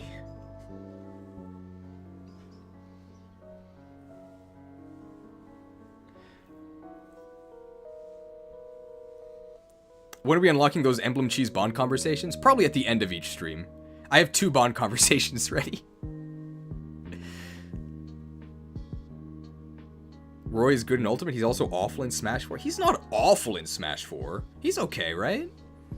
He's awful in Melee. He's just not the best in 4. He's really good in Ultimate.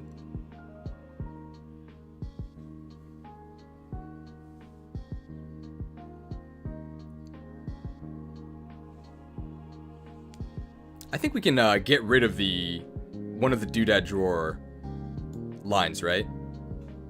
Yeah, we can. We can fit everyone.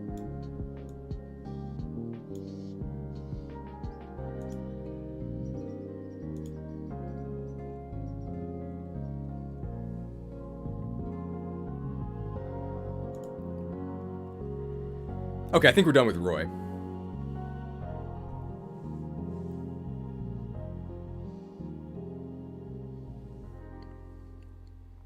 Yes, Sami is Engage Plus, yes. Okay. Did the music stop, or is it just going to the next song? It's the next song, okay.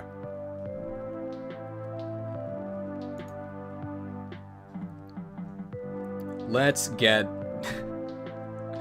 Oh no. Let's get Leif's stats up.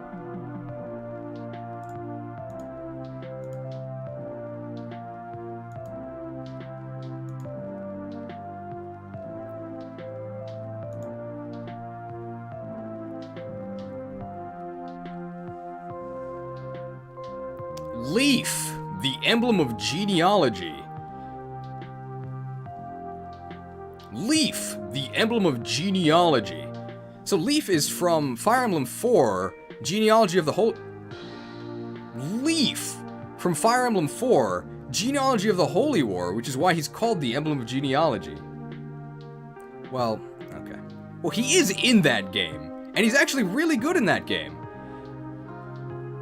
Well, he is in that game, and he's actually really good in that game. But he's in this game because he's the main character of Fire Emblem 5, Thracia 776. Is he good in that game?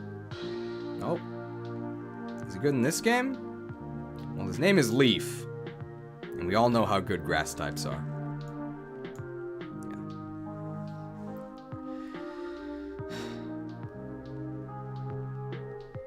Emblem rings are better than nothing, is what I would say because it applies to everyone.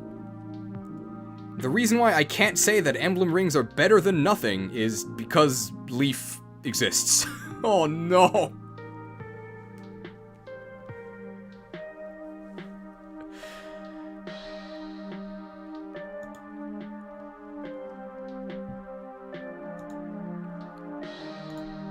Ring of the Sage Lord. I guess Sage is also a leaf, so the herbal illusions continue. What bonuses do you get? 7 HP, that's not that useful.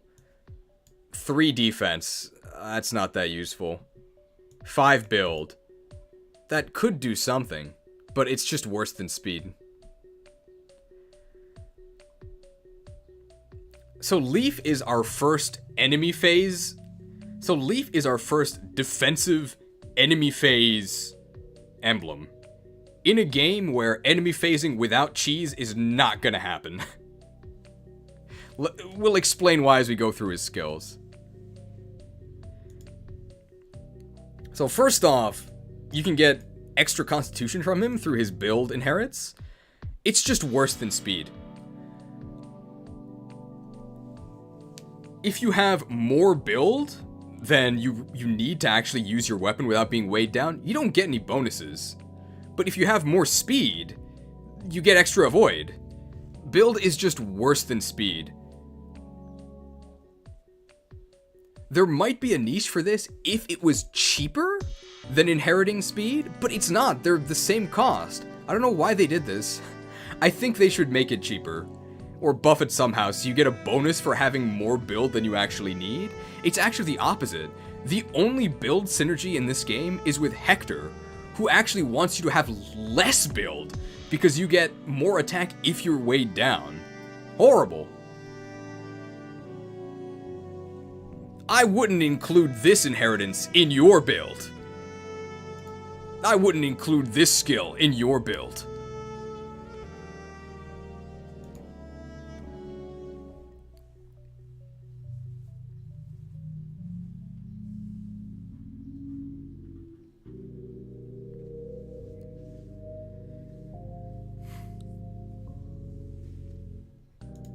Sync skill, Arms Shield. When unit has weapon advantage, unit takes 3 less damage. So good news and bad news. Good news is, if you're synced with Leif, you will almost always have weapon advantage. Bad news is, the mechanics that make that happen make Leif the worst emblem in the game.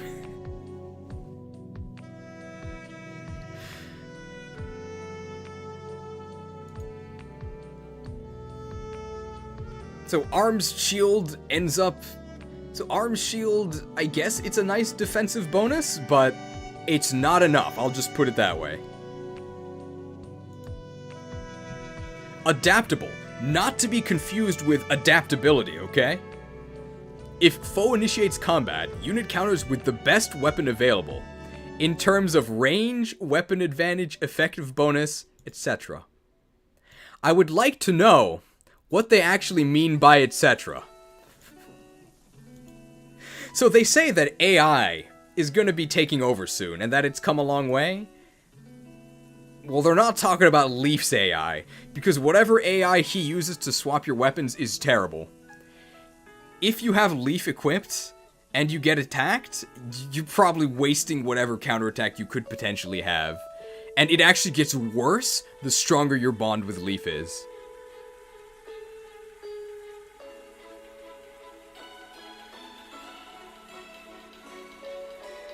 Keep in mind that you can't actually break based on weapon advantage when you're counterattacking.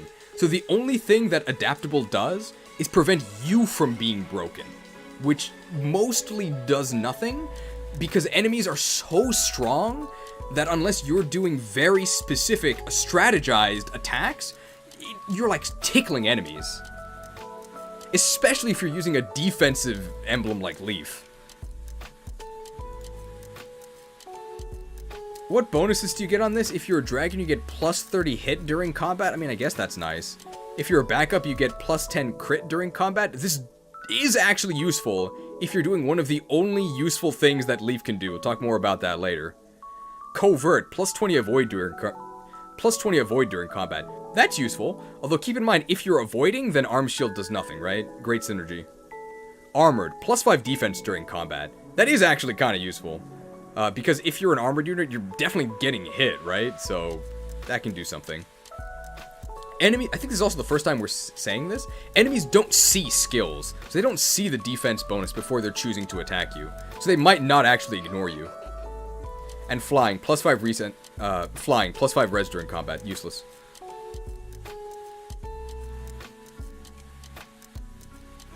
Quadruple hit. Used to attack once each with sword, lance, axe, and bow. So unless you're using this with momentum, or unless you're attacking like a cloth unit like a mage, this does 0 damage 4 times. If you're a dragon, plus 20 damage, which is probably gonna at least bring you to single-digit damage 4 times. If you're covert, foes may drop 1,000 gold. This is actually one of the only ways to make gold in this game, and it is a nice nod to Leif's actual gameplay in his own game, where you're kind of scrounging and trying to get resources to try and survive. Trigger percent equals luck. Ugh. I think this could have been guaranteed, and it wouldn't have even been that big of a deal. And if you're a key adept, then this will break the opponent. But keep in mind that these 4 attacks are actually attacks with those weapons. So if they're not an armored unit and they have one of the 3 main weapon types, they get broken anyway, assuming you actually damage them, which actually you probably didn't. The main thing this does is, I guess, break one of the weapons that are outside of the triangle, so knives, bows, tomes.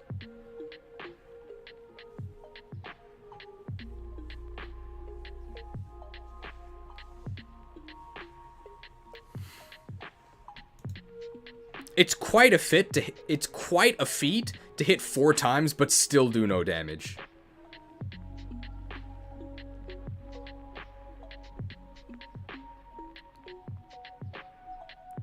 Oh yeah, apparently this is one of the only ways to break art users. Wow.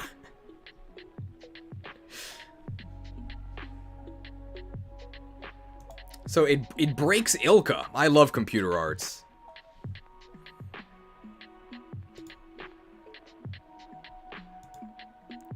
The Killer Axe. Lief's first engage weapon. One of the worst engage weapons in the entire game. It's worse than a regular Killer Axe that you could forge yourself. Bad. Axe proficiency. Could be useful to get axe proficiency. Actually very useful because warrior is one of the best classes in the game and you need axe proficiency. So you can get that from Lief.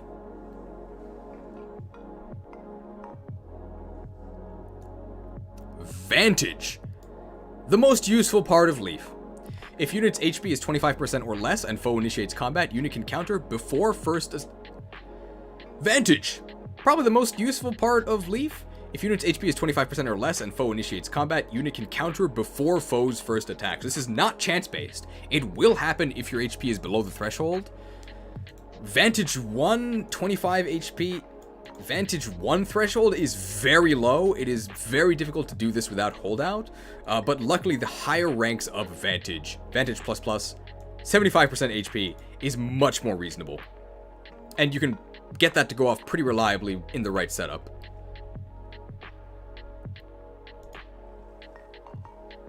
So if there's one thing that Lief gets credit for, it's Vantage. Bow proficiency. Bow proficiency lets you change into bow classes. For the most part, no thanks. Knife precision 1. Grants hit avoid +3 when using a knife. +3 out of 100. No thanks. Knife proficiency. Knife proficiency. One of the only units aside from Micaiah that actually offers knife proficiency. Could be useful if you want to go into Wolf Knight. Staff proficiency. allows you to promote it to staff classes. I mean, that could be useful. Lance proficiency. Sword proficiency.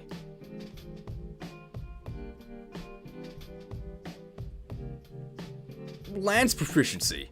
Sword proficiency. This is a proficient guy. If you're wondering why Leif can use all of these weapons, it's because his promotion in Fire Emblem 4, not even the game where he's the main character in, is Master Knight, and Master Knight can use like pretty much every weapon. So that's why he gets all of these proficiencies. That's probably his most useful thing. So you don't actually equip Leif, you just train with him in the arena, and then you snag the proficiencies you want, or Vantage. Master Lance. Lance wielded by Emblem Leif. If user initiates combat, attacks twice, can strike close or at range. So a brave 1-2 range weapon sounds incredible. Don't look at the stats. Oh, I think we actually do have to look at the stats here. Like, the stats are so bad we have to actually look at it. The Master Lance and Engage. 7 might. 55% hit. 16 weight. Yikes. Horrible. You never want to use this. And unfortunately, because of Leif's AI and adaptable, he's gonna force you to.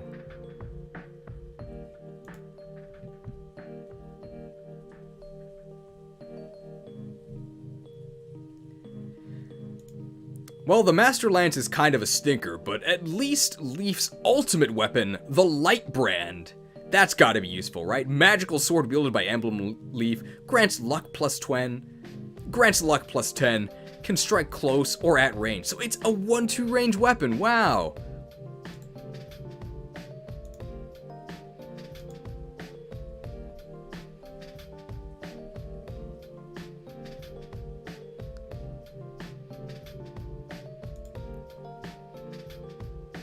The Light Branded Engage. 15 might, 75% hit, 20% crit, weight 6, range 1-2. I mean, those stats aren't that bad. Deals magic damage. It deals magic damage. You don't put Leif on mages!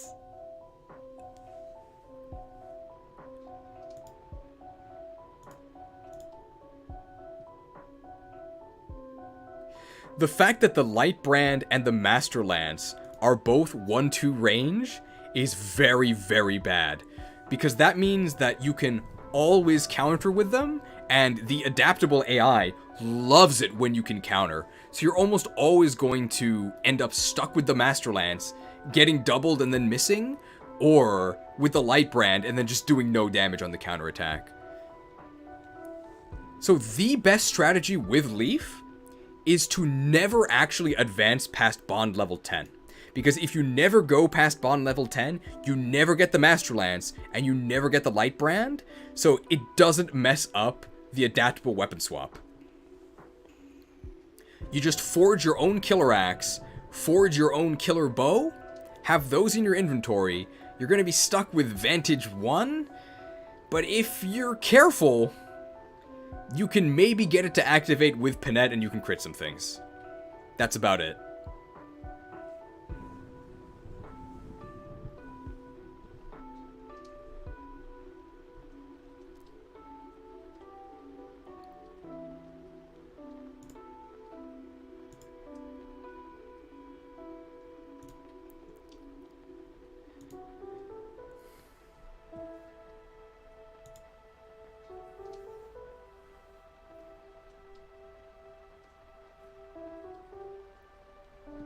Not many kind things we can say about Leif here. By far the worst emblem in the game. It is not even close. His paralogue is also incredibly obnoxious, which, to be fair, does recreate the Thracia 776 experience. It is what Kaga would have wanted.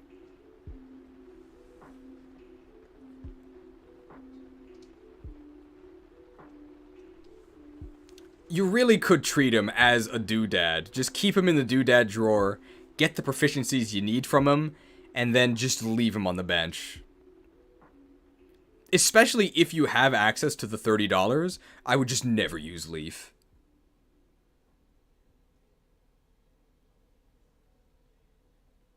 Anything nice we can say about Lief? He's got a sick cape. Nice 90s drip. That's about it. He's probably the... Well, not probably. He is the only emblem ring that is actually outshone by a bond ring from his game. Magic is everything.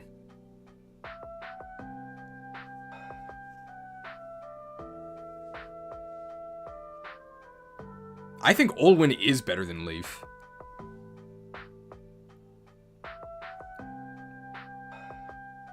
Yeah, he doesn't have blue hair. That's nice.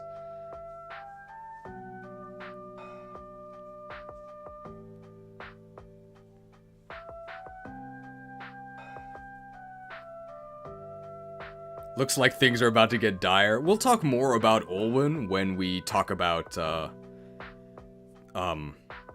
Citrine.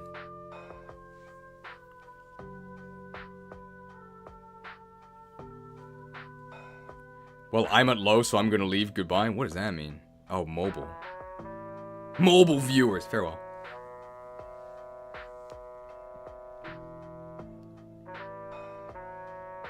I recommend to use him on maddening difficulty. Okay. I think we're at the next one? Yeah, nothing else to say about Leif, I don't think. Let's get the next one ready. Oh, we didn't talk about Leif's engrave.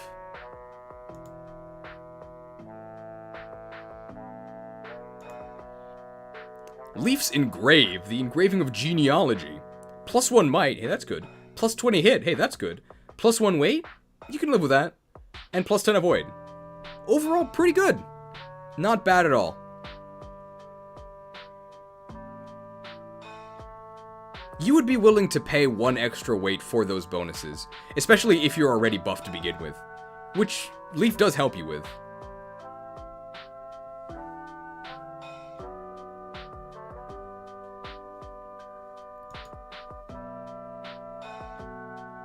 Alright. Princess Exalt. And what's her tile? It's gotta be Awakening, right? The Emblem of Awakening.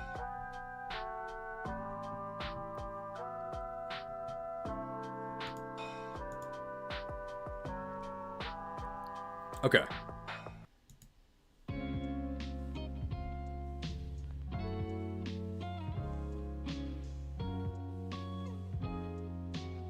Lucina, the Emblem of Awakening. Lucina, the Emblem of Awakening. At first glance, Lucina doesn't really do anything, because all of the emblems before this let you kill things, right? They do like a lot of damage, they have very flashy skills, and then you get Lucina, and then it's like all this like support stuff? What does she actually do? She breaks the game, that's what she does. Good ring!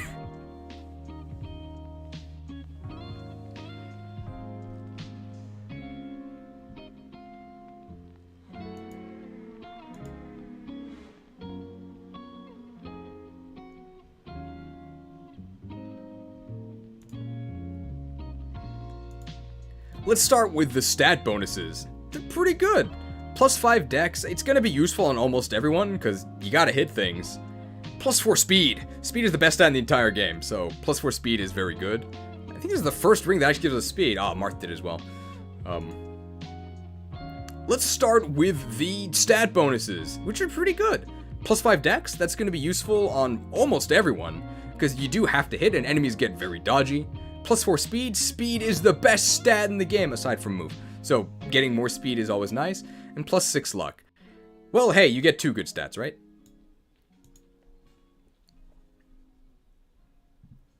You can inherit dex. Don't, but you can. Dual strike, super useful. unit participates in chain attacks as if it were a backup unit. So if you have Lucina equipped and you're not a backup unit, you can still backup attack, which is really useful, especially on Maddening where enemies are super buff. The chip damage really helps, and it pairs really well with some skills that she gives you later on. So it's kind of a waste to put her on a backup unit, since then this does nothing. But as you'll see later on, you don't want to put her on a backup unit anyway.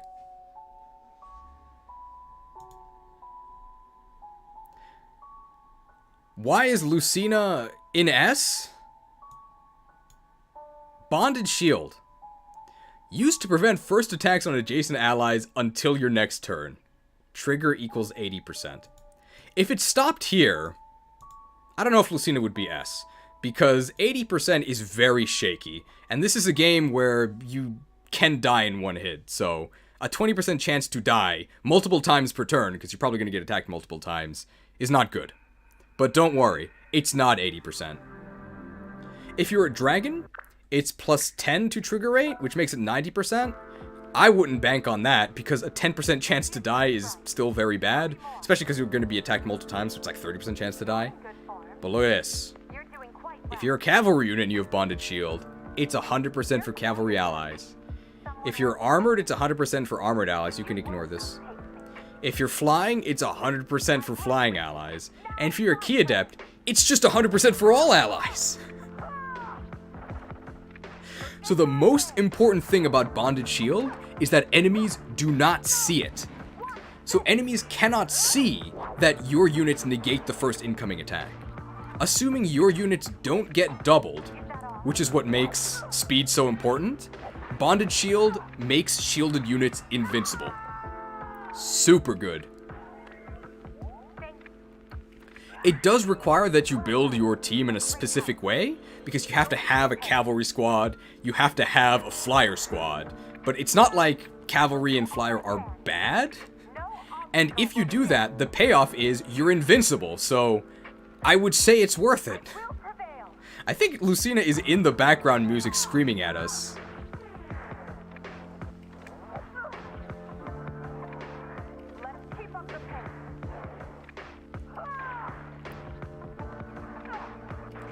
You also could just put this on a key adept, and then... hey, your little formation is invincible. Keep in mind that Bonded Shield shields all adjacent allies.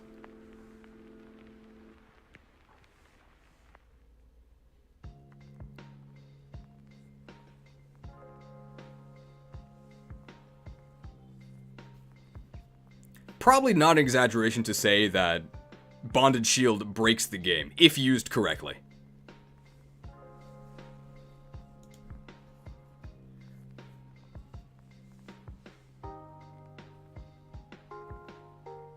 And I'll say it again once we talk about the units, but the fact that Bonded Shield...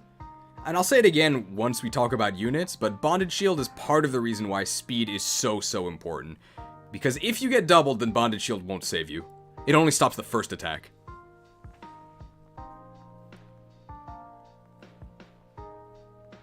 Also note that Bonded Shield does not apply to the Lucina unit themselves. They're still vulnerable. It's important to note that Bonded Shield does not apply to Lucina herself. So whoever's actually wielding Lucina is... Important to note that Bonded Shield does not apply to the Lucina wielder herself. So Lucina is still vulnerable to being attacked. Is that a problem? Stay tuned. Engage attack, all for one. Engage attack, all for one. Kind of an ironic name because I don't think I've ever seen this even deal 1 damage.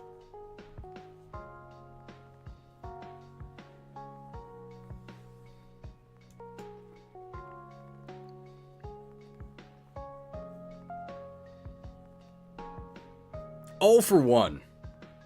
This might be the worst engage attack in the entire game.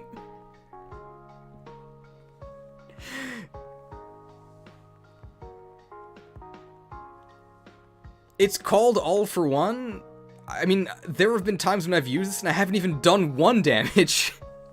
So used to make a sword attack against an adjacent foe. This part is literally a vanilla sword attack, and then all allies within 2 spaces chain attack, whether they're backup units or not. And their chain attacks can miss, unless you're a dragon, in which case they're guaranteed to hit, but you're probably not using Lucina on a dragon type anyway.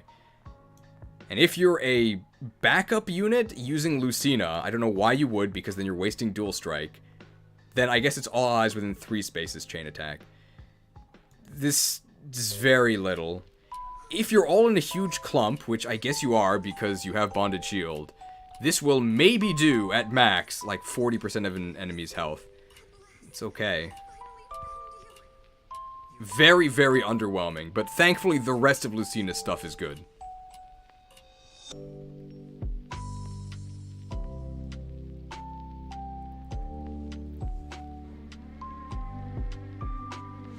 What are these sounds outside? Okay.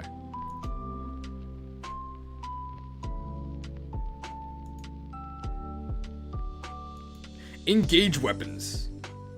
Lucina's first engage weapon is the Noble Rapier. I think it's the same as Marth's Rapier, so not very useful. For all the same reasons that Marth's Rapier is not very good. Dual Assist. Super useful. If unit is able to chain attack, unit will do so when allies attacks foe. If unit is... Dual Assist. If unit is able to chain attack, unit will do so when allies attack foes unit could reach by moving. Trigger is 35%, and if you get Dual Assist Plus later on, it goes up to 70%. This is incredibly good.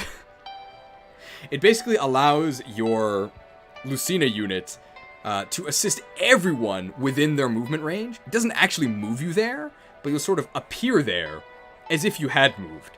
Super good. You can inherit this on a bunch of backup units, and then suddenly every enemy that gets attacked within the range of your units loses like 40% of their HP. Very, very useful. Especially on Maddening, where you really need extra chip to take things down. And of course, whatever unit you have Lucina bonded, and of course whatever unit you have Lucina synced to gets dual strike here. So they will be able to benefit from dual assist, even if they're not a backup unit.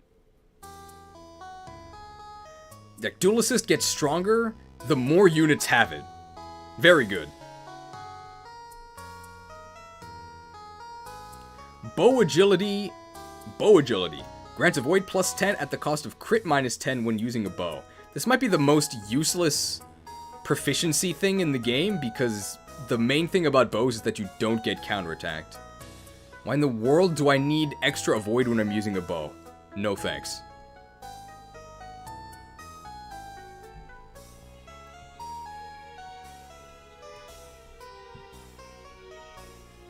Sword proficiency, pretty useless. Tons of emblems have sword proficiency. Bow proficiency, unfortunately, also pretty useless since bow classes aren't that good. Having just said that bow classes aren't that good, Lucina's second engage weapon is the Parthia, a bow. This is the first time we're actually talking about an engage weapon that is a bow. Engage weapon bows are super useful, because this game has a zillion flyers that pop up out of nowhere. Oh, you need bow proficiency for warrior? Oh, okay. Forget that then. Bow proficiency. It's definitely better than sword proficiency, because you need bow proficiency to get into warrior, and warrior is really good. Speaking of bows, Lucina's second engage weapon is the Parthia. Engage weapon bows are super useful, because this game spams you with flyer reinforcements, so suddenly you'll find yourself in positions where you're like, man, I really wish I had a bow to shoot this flyer down. Oh hey, I do. Boop, and you just shoot him. Great! It also has an incredibly useful effect of res plus 5. Just kidding. It doubles your earned experience, which is really nice. I think I had Lucina on Ivy most of my game. I had Lucina on Ivy most of my game, and Ivy is not a physical unit, yet there were still actually turns where I whipped out the Parthia to shoot something. Great. And Parthia itself has 17 might. So that gets tripled to 51 against flyers. You don't even need physical stats to use this. It's great. I said earlier to stay tuned. And I was talking about this. Dual support. Grants a bonus to avoid that increases with unit support level with adjacent allies. Max plus 90. So if you're friends with the units you're bonded shielding, even though you don't get the bonded shield benefit, you can't be hit anyway. Amazing. This is especially good on Alir, because Alir can support everyone. So that makes Alir probably the best Lucina user in the game. Although Alir is also the best user of several other emblems, so Lucina's got some competition.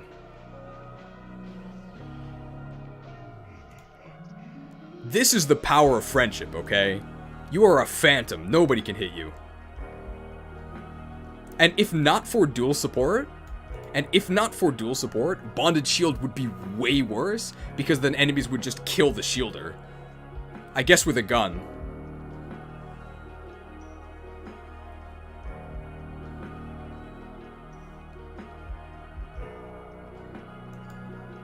Parallel Falchion. Lucina's final engage weapon is the Parallel Falchion, which is about as useful as the non-parallel Falchion, so not very useful.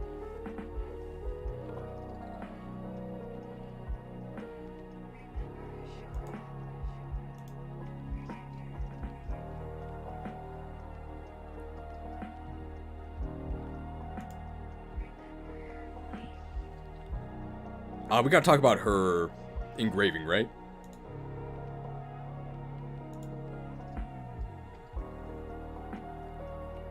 Lucina's engraving, the engraving of awakening. -1 might, plus 30 hit, hey, that's really good. -1 weight, okay. And plus 30 avoid, ooh. So -1 might is a little bit nasty, but for those bonuses, sure.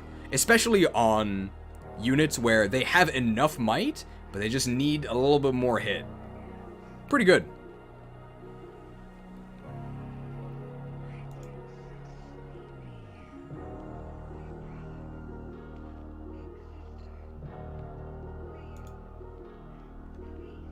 Anything else to say about Lucina?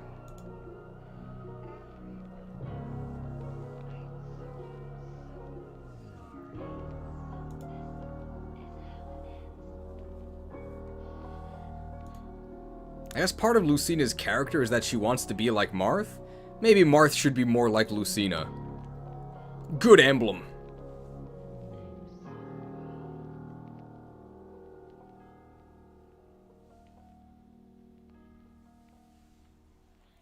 One of the only ways to actually enemy phase in this game. Also, I guess bonus trivia.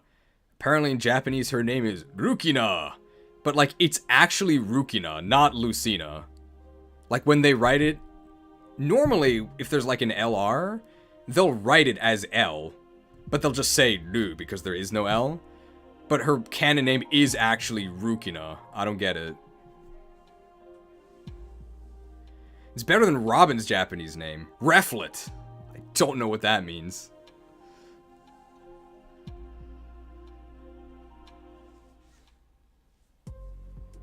I think that's it for Lucina.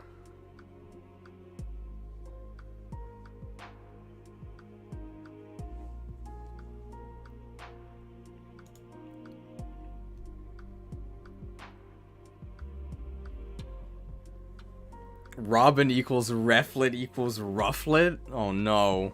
Where's Braviary?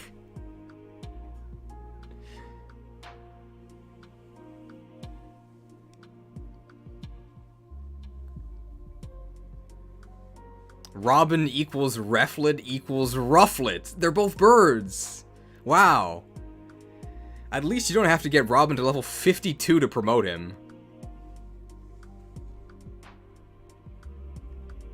Actual answer, apparently Reflet is reflect in French because it's an avatar. I guess it's how, like, Link is supposed to be, like, the link between you and the game. I think that's why he's named Link. Did you play that new, like, sandbox game? I think Link is in that new game, like Tears of the Kingdom that just came out. I guess it's like a crossover, because it's not a Zelda game, but Link's in it anyway. Very weird.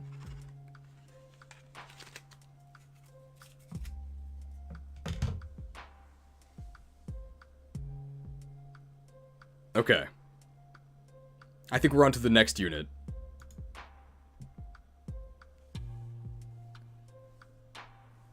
Lyn.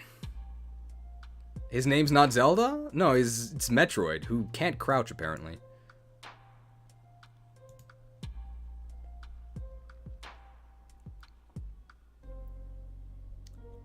Right, this is in game order.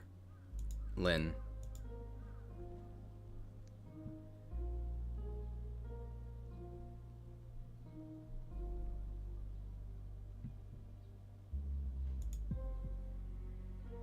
Okay.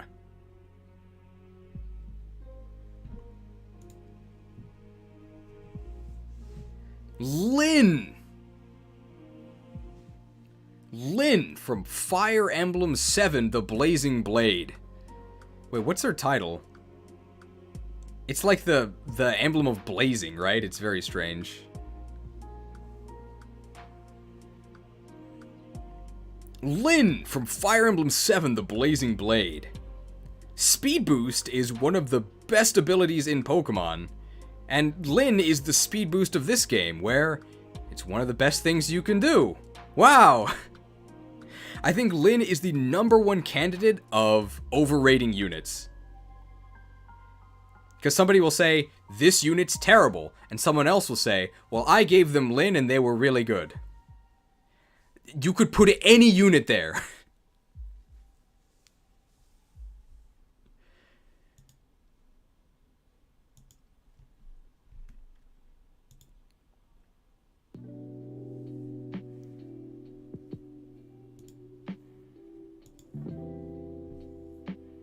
Let's talk about what stats does she give you. +3 res, so unfortunately this does nothing.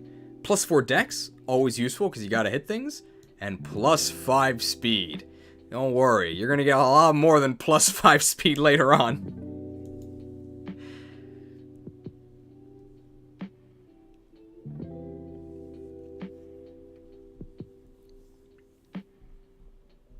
Also, shoutouts to Lyn for having one of the worst ring titles. I think she's the Emblem of Blazing, which makes it sound like... Also, shoutouts to Lyn for having one of the worst emblem titles. She's the Emblem of Blazing, which I guess she is from the Grasslands, right? Ooh.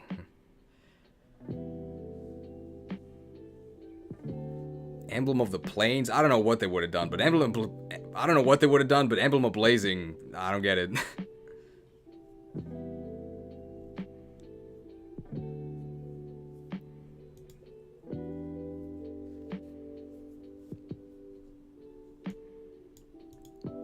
Speed!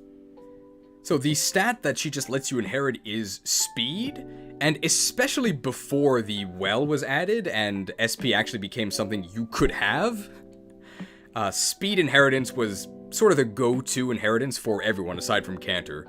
It's really cheap and it gives you speed, and speed is the best stat in the game, so this is something you would actually do. Nowadays, since you actually can buy more expensive skills, you might not get speed, but it's never bad. It's just better than build. Cool.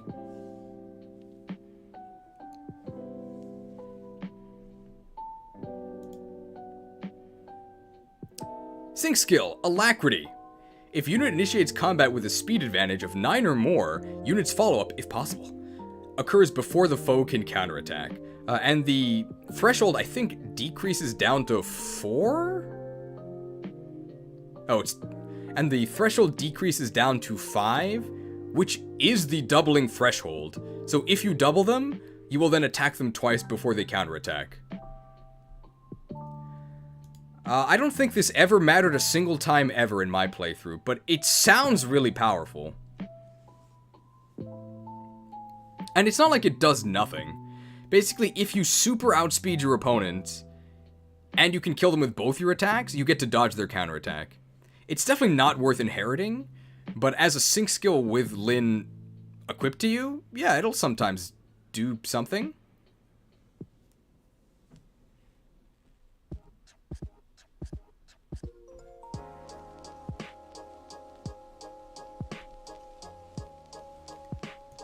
It's definitely much more useful on melee units, since they almost always face counterattacks.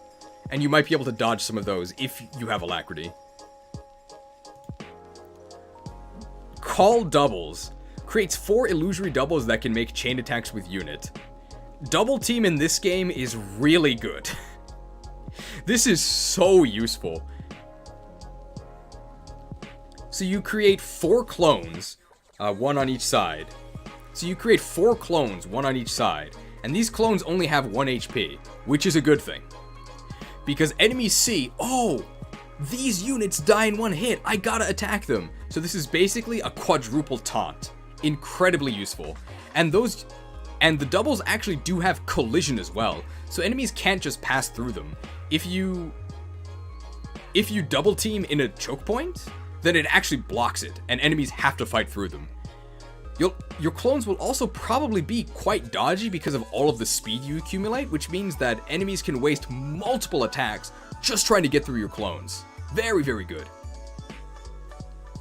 That's not even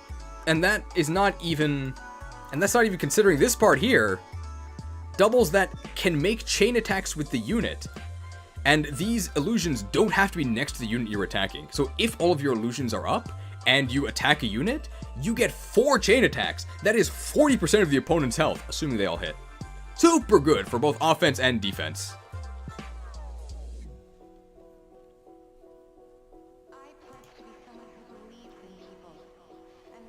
If you're a dragon, you get 5 doubles instead of 4. Wow. And if you're a flying unit, your doubles have plus 10 avoid, which is just a nice little bonus. Do keep in mind though, this is an engage skill, and after your engage runs out, your clones also disappear.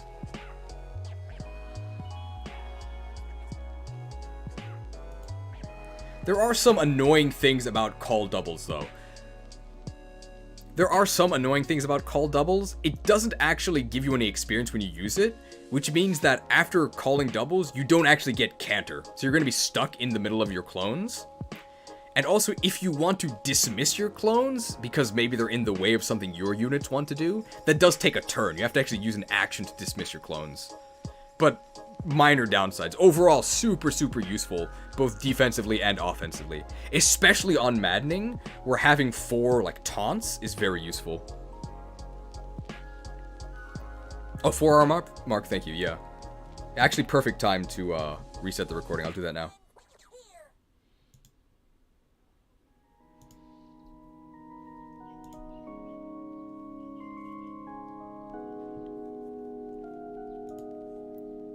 Astra Storm.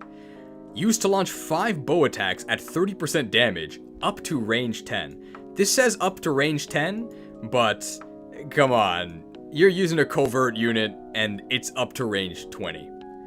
The main use of Astra Storm is not actually killing things. Sometimes it does actually have a use where one of the zillions of secret flyers comes out, and then you can snipe them from across the map with Astra Storm.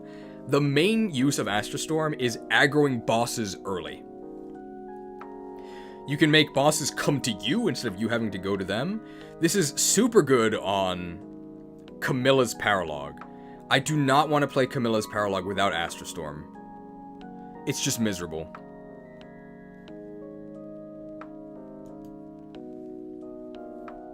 If you're a dragon, you get plus 5 range on this, so just strictly worse than the covert one. I thought dragons were supposed to be better. What is this? And if you're a key adept, it breaks the target, but like you're 10 away? Like, I don't know why you'd ever do that.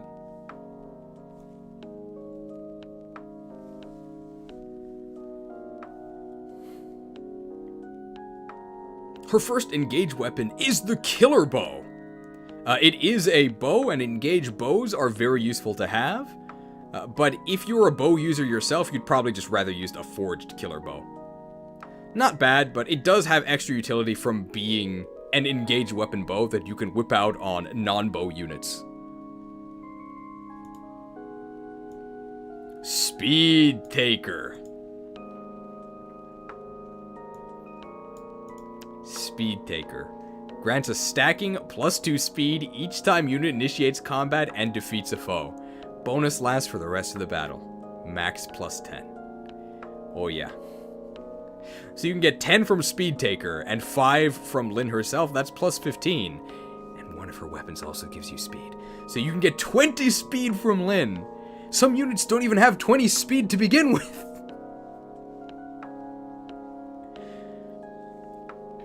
At 2,000 to inherit, it's a bit pricey, but there are some units where their main weakness is that they don't have enough speed. If you give them Speed Taker, they will eventually have enough speed. Incredibly powerful. Incredibly powerful. Probably the best stat boost in the game. Just do keep in mind that you can't really put this on all of your units, because you do have to actually kill units and build up Speed Taker. So if everyone has Speed Taker, then there's not going to be enough to go around. The unit also has to be strong enough to get kills and start stacking Speed Taker in the first place.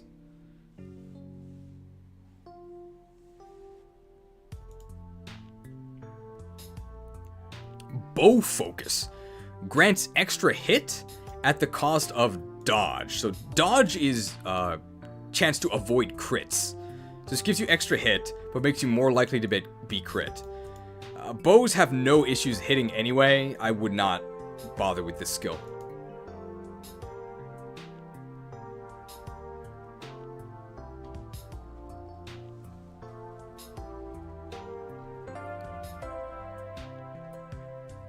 Bow proficiency. Good if you want to go into warrior. Sword proficiency. Not really that useful. By the way, if you haven't actually played Final Fantasy... By the way, if you haven't actually played Fire Emblem 7, where Lyn is from, Lyn is a sword unit. She doesn't actually get bows until she promotes. I think the only reason why they made her bow-focused was because who else would be the bow emblem, right? So they decided to make it Lyn.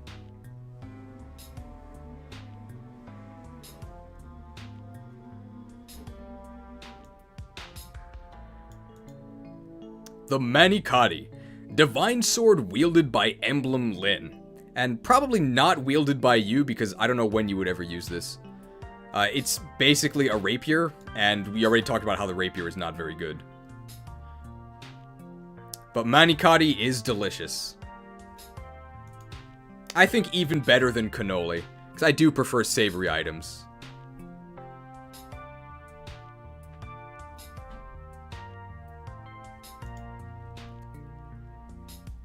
And Lyn's ultimate engage weapon, the Moola Gear.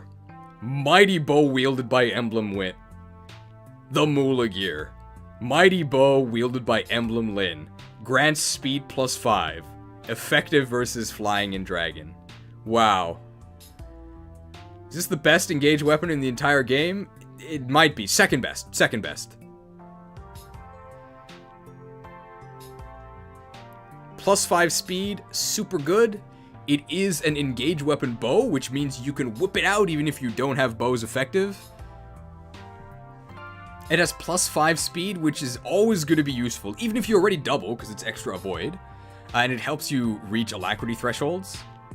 If you don't have alacrity... Oh, okay. Speed +5 is always going to be super useful, helps you double if you don't already. And if you're a Wyvern Rider, you hate this thing. Dragonite quaking. He hates Moola Gear.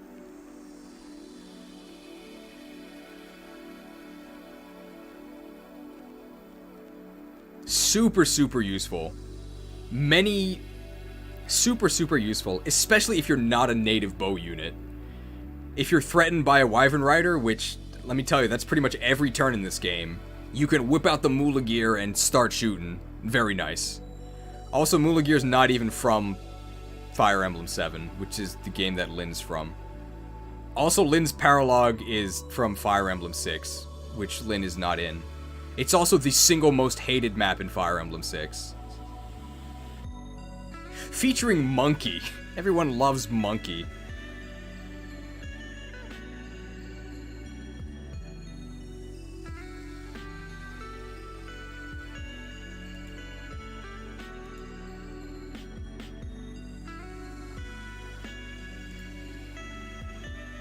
Gotta talk about her sync. Gotta talk about her engrave.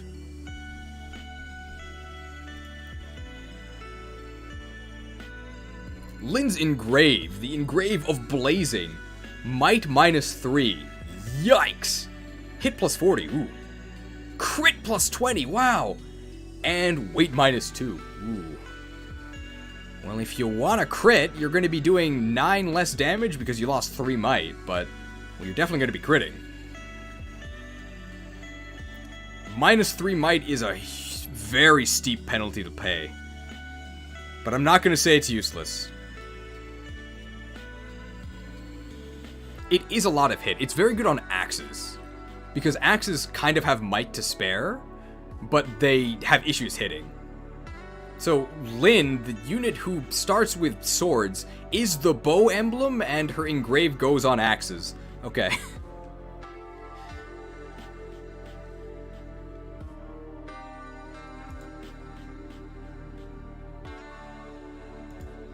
Now this is something I'm debating.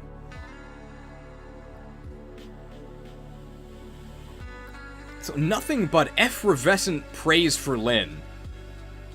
S or A? I don't know. Because she is a very good combat emblem. Maybe S. Bottom of S? I think maybe bottom of S.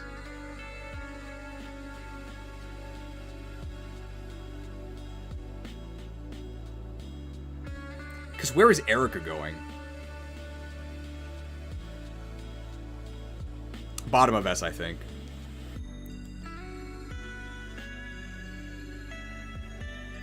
So Lynn, for the most part, is a combat emblem. And I think I would put her at the top of A. Except Astra Storm pulling is actually very useful. So I think we are going to put her at the bottom of S. Could you imagine, like, time traveling from, like, last year? And then looking at this list, where Micaiah is the best and Lynn is an S? You'd have no idea what game this was.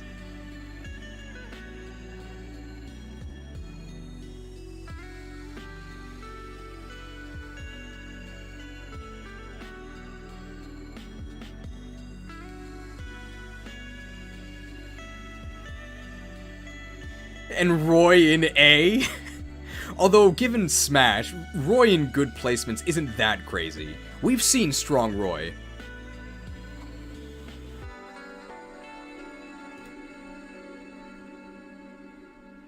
Alright, so probably bottom of S. The doodad drawer is just unranked, by the way.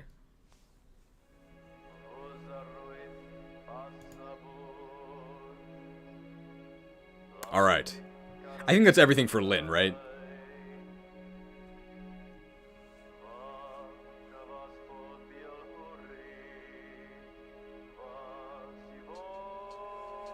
Mecha made a video saying Lynn isn't that bad because he only played on Hector hard and no one likes Hector hard. Wasn't his whole video about how bad Lynn is? What?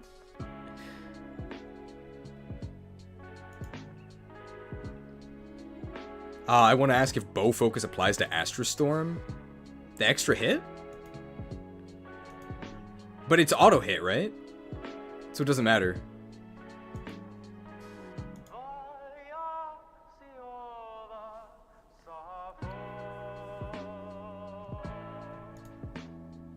Alright. We like Ike. Even if you've never played a Fire Emblem game, you definitely know who Ike is. He's representing Fire Emblem 9 here, he's representing Fire Emblem 9 here, his first game. We like Ike. Even if you've never played Fire Emblem, you definitely know who We like Ike. Even if you've never played Fire Emblem, you definitely know who Ike is. You at least know that he fights for his friends, which is very strange because he never says that in his game. The closest thing he says is, like, I won't show any sympathy, even to my former friends. So he actually fights his friends. He's actually in 2 games. He's the main character of Fire Emblem 9 Path of Radiance, And then he appears again in the next game, Radiant Dawn with Micaiah.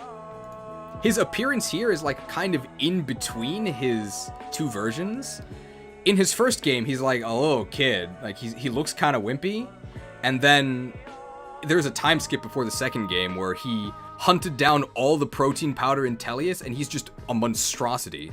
I really like his appearance in this game where he's just really buff, but he still looks like a human.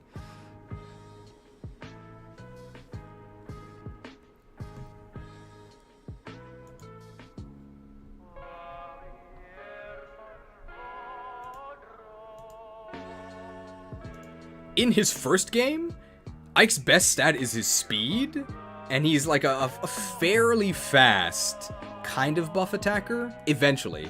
In his second game, his speed is actually his worst stat, but it's still really good. He's just a super, super buff attacker, probably the best fighter in the entire game. Neither of those describe him in Engage, where he's a defensive emblem.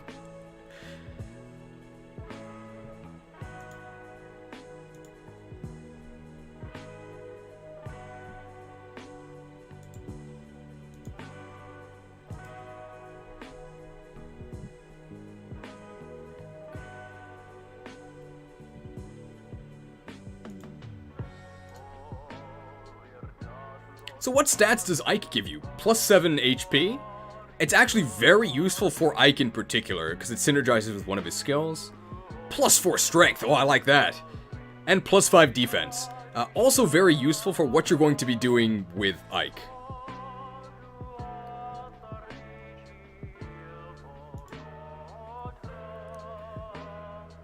The stat you can inherit from Ike is defense.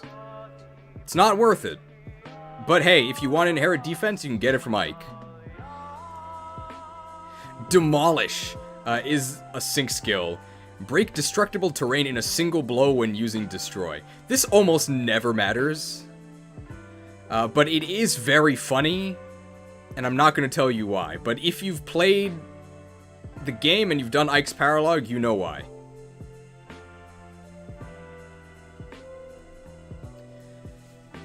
It's not very useful. Typically, you can destroy things in 2 hits anyway. It's not very useful. Typically, if there's something destructible, you can destroy it in, like, 2 hits anyway. It's not that it never comes up, but it almost never comes up. But at least you get another sync skill, so it's not like this just takes up a slot. I would definitely not inherit it, though.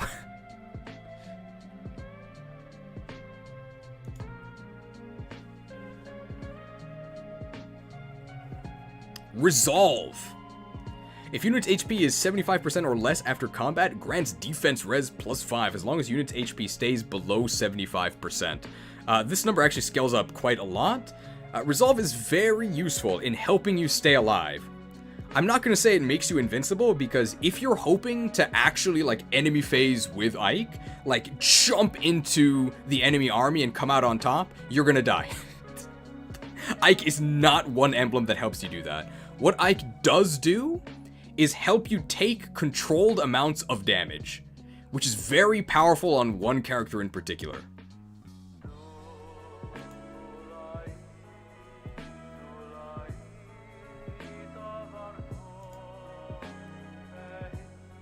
Lagu's Friend.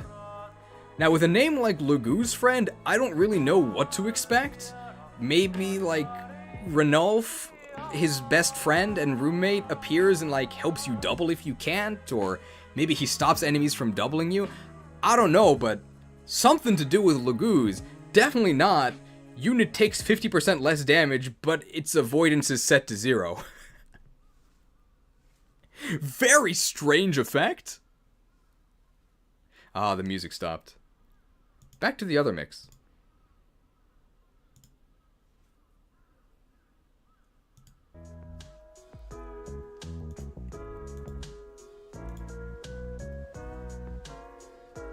What's the Japanese name of... Oh, what's the Japanese name of Lagu's Friend? I'm not sure. Let's see.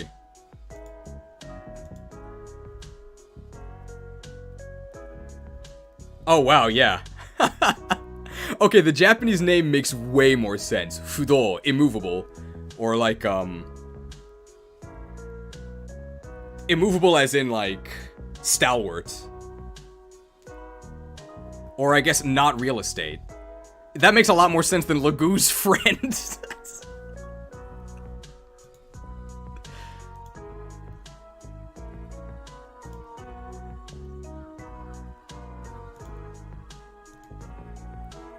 There's kind of two ways to interpret this ability. It could be that you are in fact immovable and stalwart, and you'll sit there and like challenge the enemy to break themselves upon your body and you let them hit you.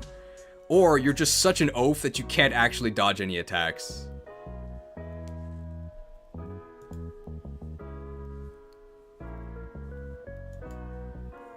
If you're a dragon, I guess he's also a dragon friend because you take 10% less damage. Although I'm not really sure that Alir would want to do this.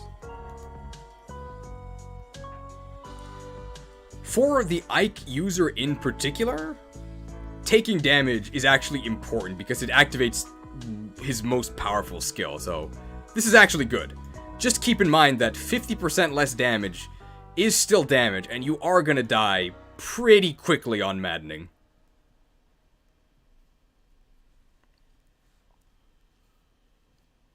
Great Ether. Used to grant... Great Ether is his engage attack. Grants defense res +5, but you don't counterattack. Which actually, for the purpose of this skill, is actually good, because it means enemies want to attack you, because you don't counterattack them. Next turn, attack a 2-space area, heal HP equal to 30% of damage dealt. You must use a sword or an axe, but Ike does give you both of those weapons. If you're a dragon, you do +1 damage per hit taken, that's useless. And if you're armored, grants an extra +5 defense, that might help you survive. You're probably still gonna die. And if you're flying, grants an extra res +5, that's useless. Unfortunately, on Maddening, jumping into a bunch of enemies to try and get a huge Great Ether is just gonna end with you dying. So this ends up being, like, kinda lame. You can hit maybe 1 or 2 units, and then... I don't know if I'd call that great. Okay Ether? Also, the fact that it heals you is actually kind of bad, because on Ike, you want to be hurt. So making you not hurt is not good. Great Ether is overall very underwhelming. I'm not a big fan.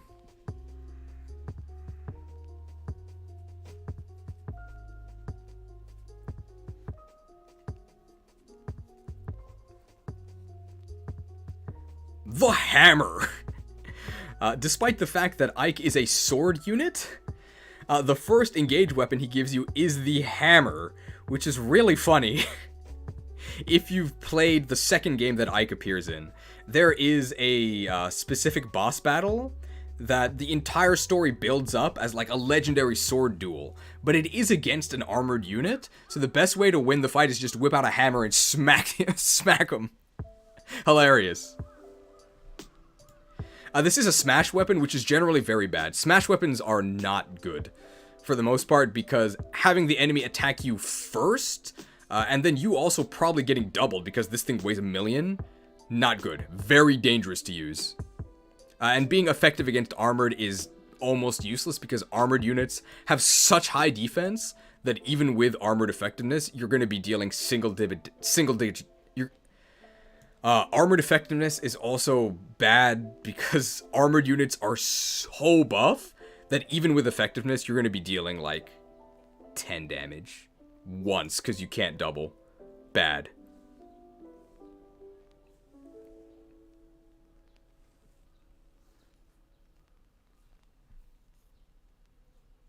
Reposition. So in Ike's game, there's a skill called Shove, which allows you to move other units. This is not Shove, but I guess it's kind of close to that. It lets you swap the positions of adjacent allies. This is really useful. Really useful. There's lots of fun, big brain plays you can do with Reposition. Is it worth a skill slot? I don't know, but if you have nothing else, I mean, it's only 200.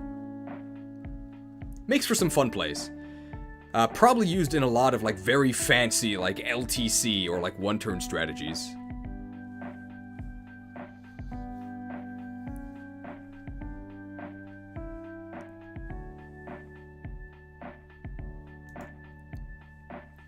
Axe Power eventually gives you attack plus 10 when using an axe, although you're going to be getting hit because of the minus avoid.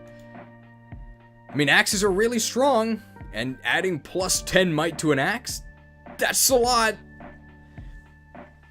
You would maybe consider that on your axe users, although it is very expensive. I think some of the cheese combos eventually are more powerful than just getting more might on an axe, but it's not bad.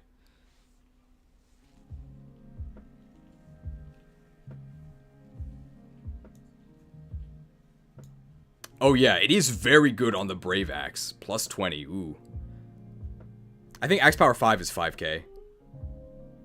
Yeah, 5k, ooh. Wow, 5k for Axe Power 5. But hey, on the Brave Axe, that's plus 20 attack, ooh. Axe Proficiency. Ike's Axe Proficiency is probably the single most important proficiency in the entire game, because this is the first axe proficiency you can get after the Great Emblem Exodus. And this is what you need to get Kagetsu and Zelkov and Fogado into better classes. Very, very important. People want to be friends with Ike for this.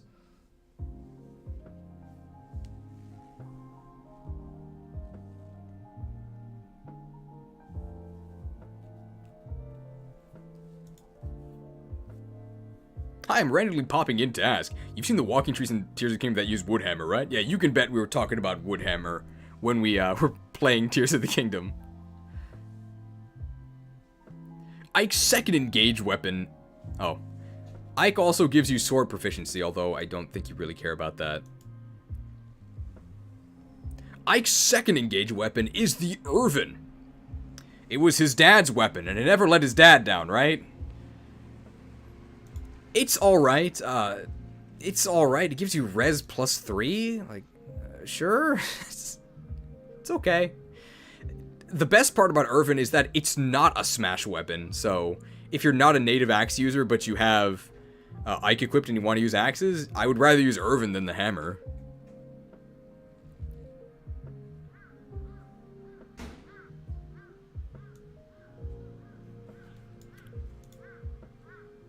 Wrath. Now this is probably the reason to equip Ike. At the start of combat, for each HP the unit has lost, grants crit plus 1 out of combat. Wrath. Now this is the main reason to equip Ike. Why do you want to lose health but not die? So that you can be angry. At the start of combat, for each HP the unit has lost, grants crit plus 1 during combat, maximum 30. Important note about this, it's for each point of HP that you're missing, it's not a percentage. So that is why it's important that Ike gives you more HP, because then you can lose that HP and get more crit. Ideally, this just gives you a consistent plus 30 crit, and with the other crit stacking things you can do in this game, you can get up to 100 crit. At which point, it's not a gimmick, okay? It's a strategy. Panette out of 10. Very, very powerful. And you can inherit it for 2,000 if you want to try using level 9 Bond Lief for Vantage alongside Wrath. But I think the Ike version of it is just better.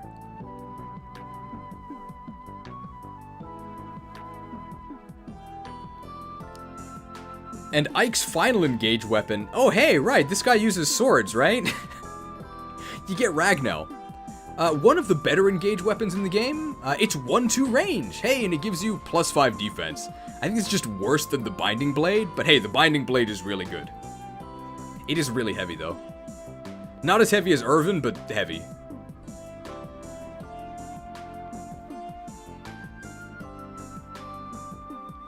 Is the Binding Blade just better? I'm gonna compare them.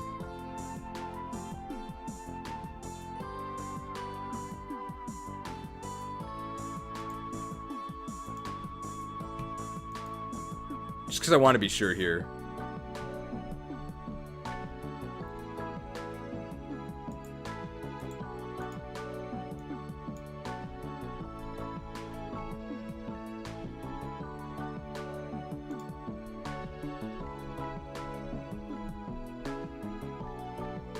Okay, I'm just gonna compare these because I want to be very thorough here. So Ragnell gives you 16 might, that's a lot.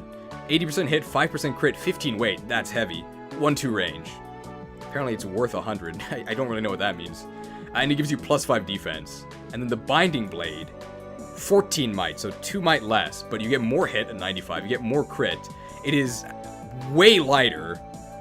It's also worth 100, and it also gives you res +5. So yeah, like, it's not strictly better, but overall the Binding Blade is way better. I can't believe I'm saying Roy is better than Ike, at least for that.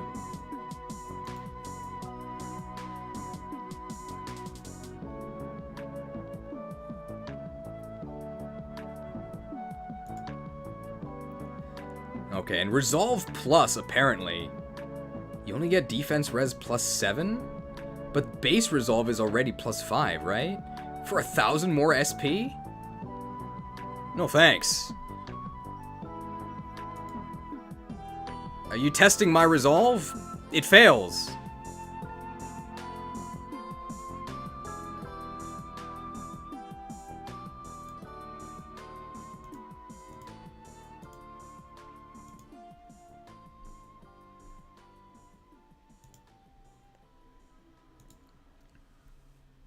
So although Ike doesn't... Oh, we also gotta talk about his engrave. Ike's engrave is kind of meme-tastic. So might +3. Ooh, that's a lot. Weight +15. That's... I don't... Just in case you're not familiar with Fire Emblem, I don't know how you made it to this far in the video, but no, that is not worth it.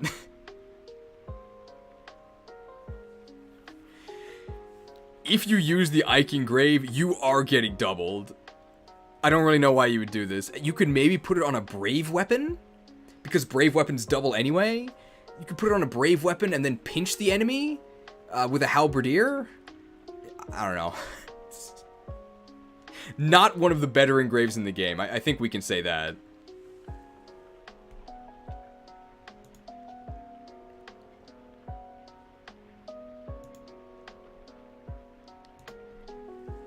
I will say, I guess one thing about Ike is that despite how popular he is, and how many places he appears, pretty much all of his iterations are like really different, because in Smash, he's like really slow and bulky, but in his own games, he's not slow at all, he's really fast. And then in this game, he's just like a tank, like defensive, and doesn't actually do that much on offense. So like, I guess Ike is a man of many talents. So although Ike doesn't actually make you invincible on enemy phase, he does let you take 1 or 2 hits, and probably more importantly than that, he enables some crazy crit stuff.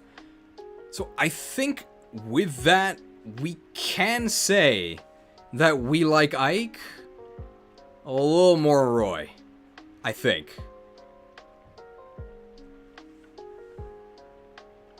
I don't think anybody's gonna argue that he's not A. It's just, is he better or worse than Roy? I think he's overall better.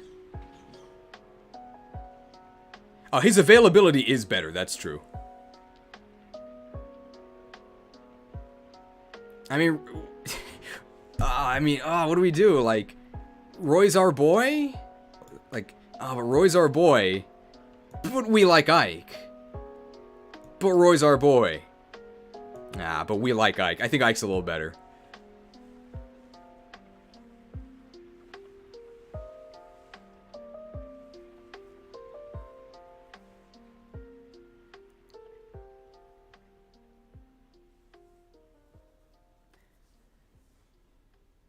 Okay, I think that's it for Ike.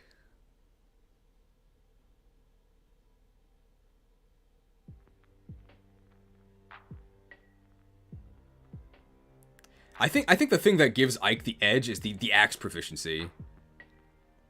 I think what'll give Ike the edge, the axe edge. I think what gives Ike the edge over Roy is that Ike's axe proficiency is probably the single most important proficiency in the entire game. It comes at the perfect time. We like Ike.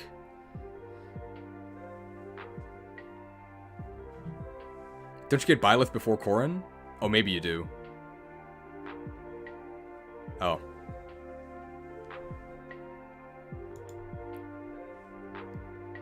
Apparently you get Byleth before Corrin. Sorry.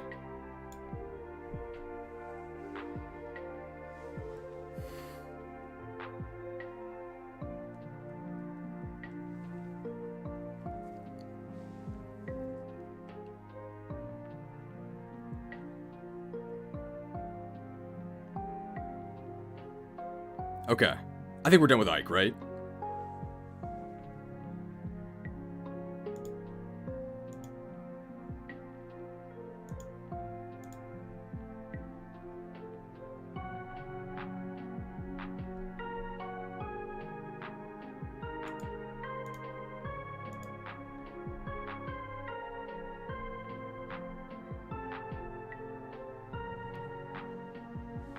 Okay. Have fun reviewing all the engage weapons. I'm gonna shower. Yeah, there's a ton of engage weapons.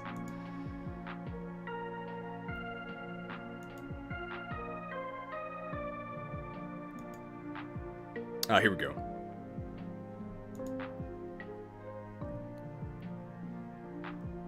Emblem of the Academy. Byleth. Byleth, the Emblem of the Academy. From the Ring of the Instructor. Both kinda lame. If only Byleth had some other title that was way cooler and actually reflected their life as a mercenary. Anybody have any ideas?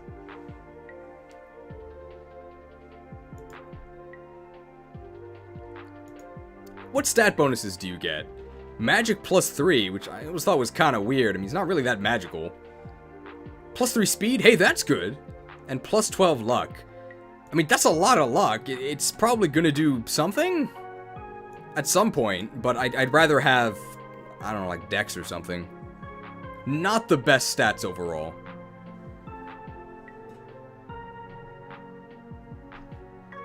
And not the best formatting either, hang on.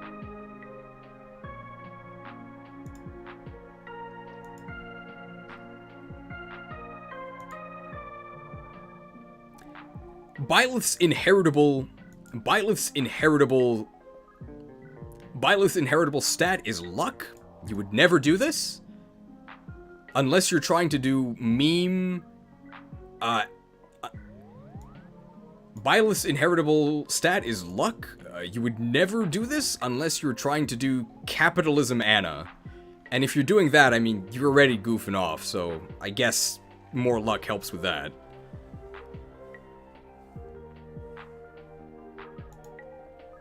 Divine Pulse may turn a missed attack into a hit. Trigger equals 30%. Chance increases with high luck.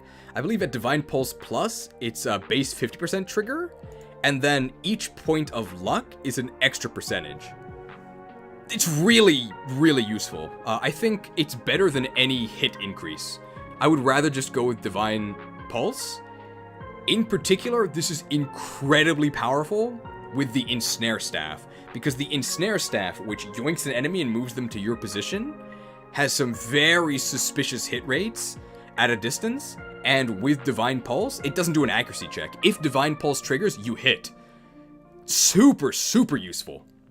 And it's also, like, very cheap. I think Divine Pulse Plus is only 500.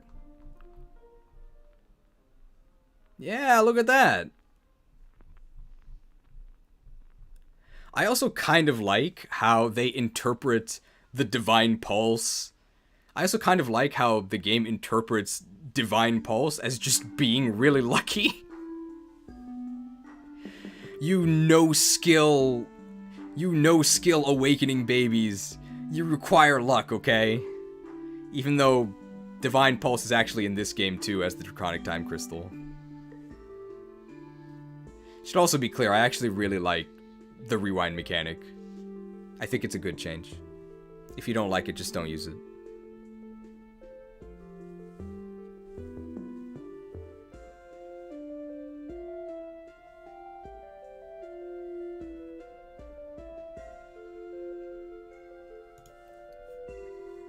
Echoes made Divine Pulse. It was called Mila's Turn Wheel. I thought that Divine Pulse was a broken mechanic eating away at the core principles of Fire Emblem. Shouldn't you be glad it's gone, Joe? It's a good mechanic, but I feel like the devs use a crutch for bad map design. That was definitely true in Three Houses. It feels less true in Engage. But definitely in Three Houses, there were parts where you would just get ambushed with no way of knowing it, and you would just have to rewind. And I guess that's what they intended, which is terrible. Happens in the Xenologue too. Makes you feel real salty about spending the $30.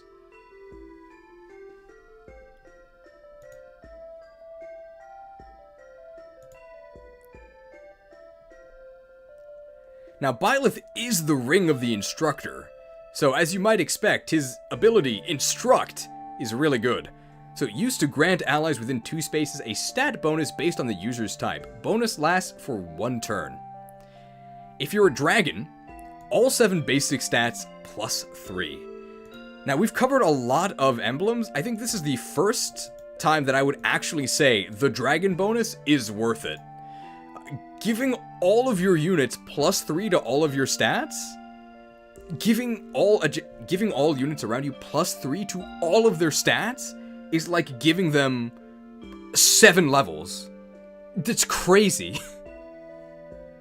It is insane how much damage that this adds on, because it also means that you're going to be hitting doubling thresholds that you couldn't before, and doing more damage while you do it, whether you're physical or magical, and you get more luck, and you get more skill. Incredible! If you're a backup unit, give strength plus 4. It's not bad. If you're a cavalry unit, dex plus 10 is massive. So if you have hit issues, getting a cavalry instruct can really help you out. The covert speed plus 5 is probably the best instruct that's not the dragon one. Plus 5 speed is huge. Armored gives you defense plus 6, whatever. I mean, your armored unit is probably not going to be in position to do this anyway. Flying is res plus 5, who cares? Mystical is magic plus 4, no, not going to be that useful. And your key adept is luck plus 10, no thanks. The only ones really worth using are dragon, cavalry, and covert. I think getting the strength or magic rallies aren't bad, but I think they're just too specific. Whereas everyone can use the dragon rally, everyone can use the cavalry rally, and everyone can use the covert rally. Also note, and this is important, to be good at instructing, you don't need any stats of your own.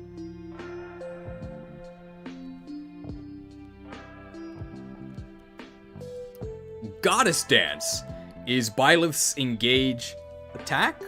It's not actually an attack. Used to grant another action to all adjacent allies. Do I need to describe anything about why this is so good? You can turn 1 turn into 4. Yeah. Dragon Dance is one of the best moves in Pokemon, and it is one of the best moves in this game too, because the dance also applies the rally effect. So if you Goddess Dance with your dragon, that gives 4 units next to you another turn and plus 3 to all of their stats. Wow. Wow! I'm telling you right now, spoilers. I do think that dragon utility is worthwhile, and a large part of that is because of Byleth. Wow. Also, you don't need any stats to Dragon Dance. Super good.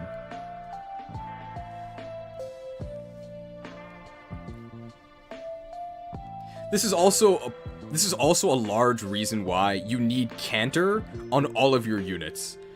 Because Canter allows you to position to get Goddess Danced.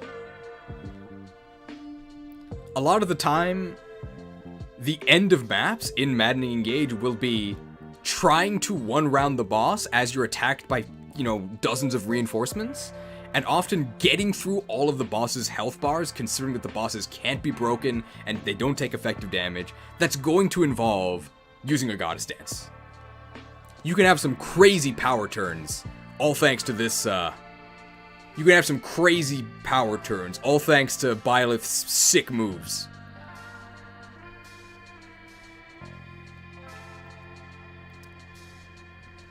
I'll read this comment from Solomon Kearns to help with the upcoming storm of Engage weapons. Byleth is unique in having a different hero's relic for each class type for the level 1 Engage weapon. Unique doesn't mean good. Yep. So what are these Engage weapons? If you're a backup, you get the Blutgang. Blutgang don't rise up, stay down. Magical sword wielded by Emblem Byleth. Effective against dragon and cavalry. Effective against dragon is pretty much worthless. Effective against cavalry might come up. It's okay. If you're cavalry, you get the lance, a reed bar. Lance wielded by Emblem Byleth. If user initiates combat, grants might plus 50. That's actually a pretty useful effect. Is there another emblem that has the reed bar? Fail Not. A covert unit engage weapon. Bow wielded by Emblem Byleth. If user initiates combat, grants avoid plus 20. An avoid bonus on your bow unit. No. Pretty sad.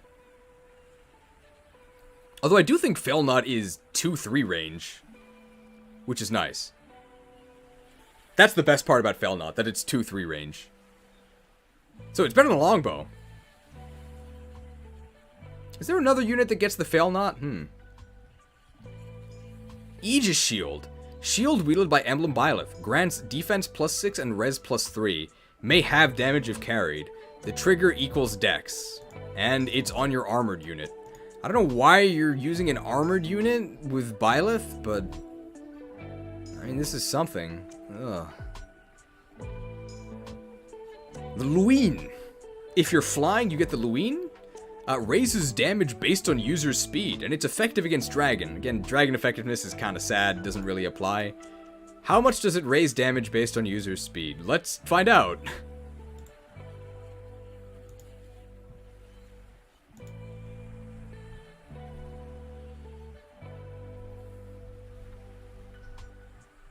Here we go. Doesn't tell you.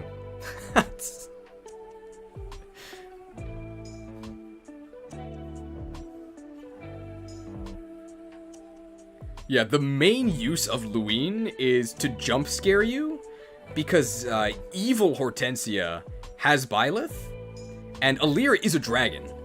So, it is effective against Alir, and Hortensia is pretty fast. That's about it. When you're actually using it, I don't know. It's worth 100.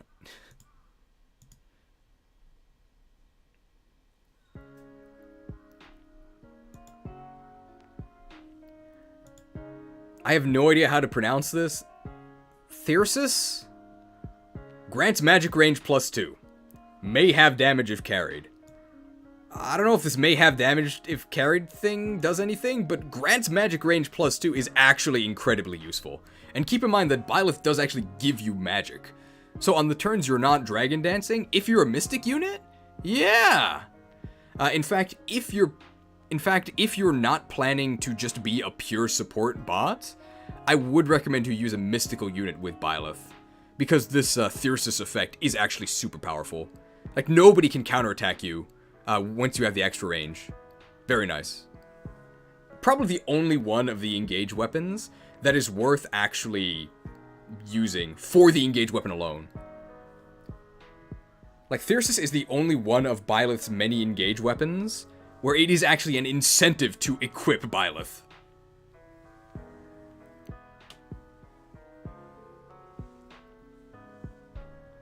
The Rafale Gem. Are those two L's? Okay, the Rafale Gem. Relic Gem of Emblem Byleth. User is immune to effective and critical hits. May have damage if carried. But this is only for Key Adepts? I don't think any Key Adepts even take effective damage. I guess you can't be crit, but usually enemy crit rates are very low anyway. And it may have damage if carried. Very underwhelming. I guess if you make Alir a Key Adept, because Alir is always a dragon, you can then negate incoming dragon effectiveness. Pretty bad.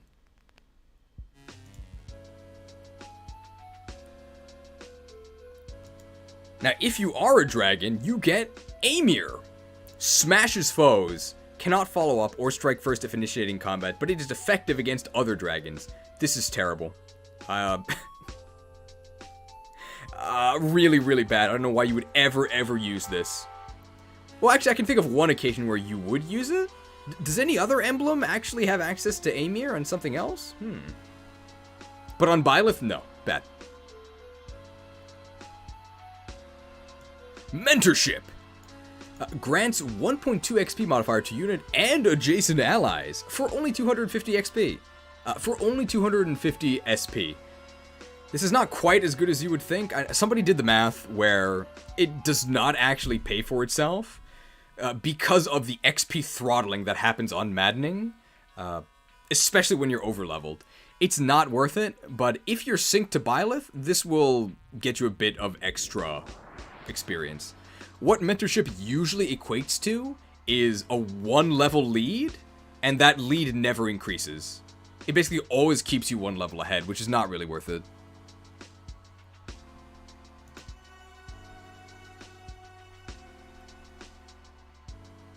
Art Focus. Grants hit at the cost of dodge when using an art. Arts have a lot of issues in this game. Hit is not one of them. Useless.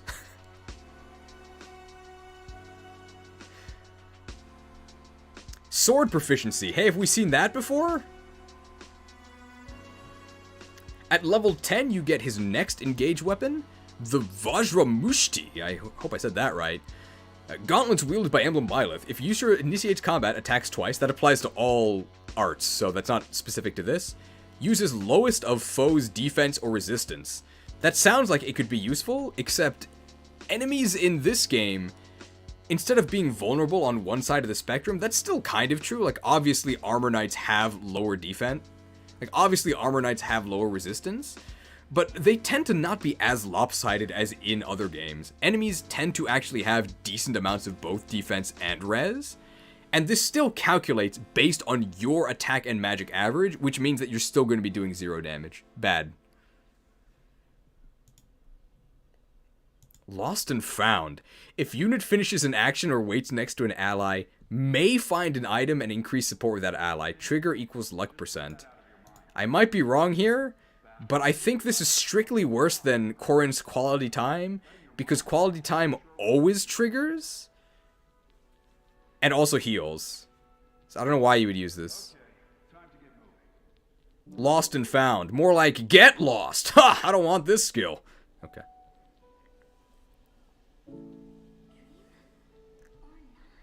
But this is mostly a flavor skill. It is very good flavor. Everybody hated lost items in Three Houses, and I hate the lost and found skill here. The only advantage of this over Quality Time is that Quality Time does require the unit to actually be damaged. And lost and found can trigger at any time. What if you don't even support with that ally? What if you don't even support with your adjacent ally? Then this does nothing.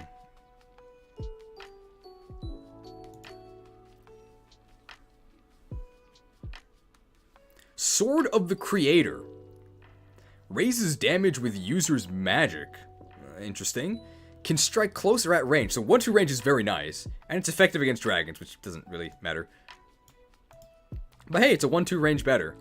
But hey, it's a 1-2 range weapon. It's no binding blade, but it's alright.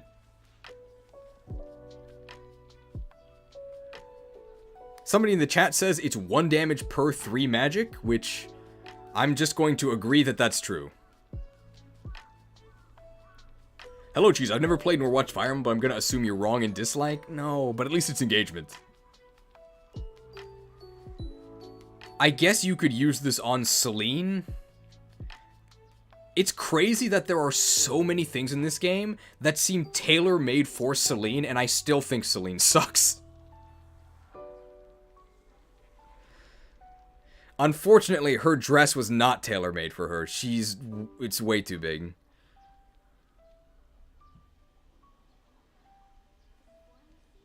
Those are all of his abilities, right?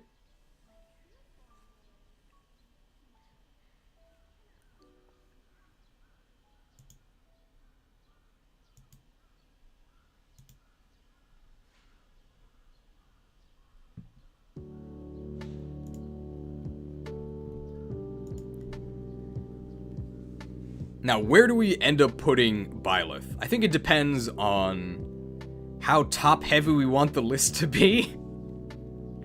Goddess Stance is super powerful, so is the Rally. Everything else about him is...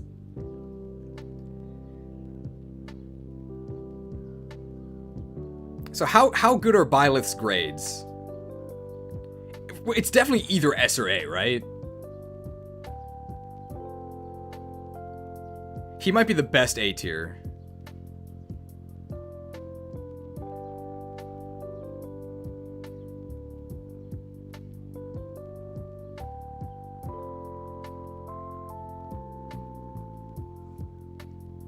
Does Byleth get straight A's, or does he get S's?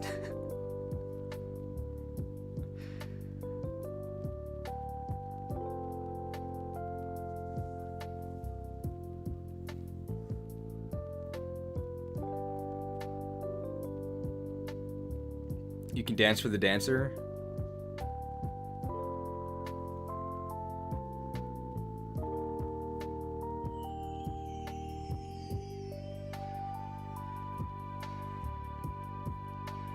I'm thinking real hard.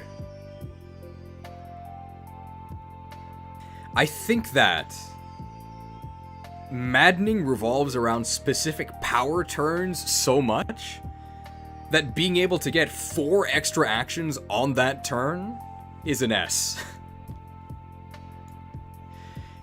Good grades.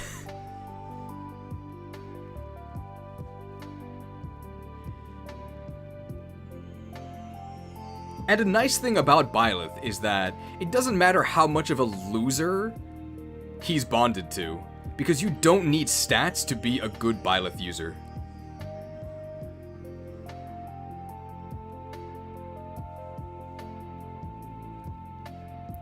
No unit left behind, okay?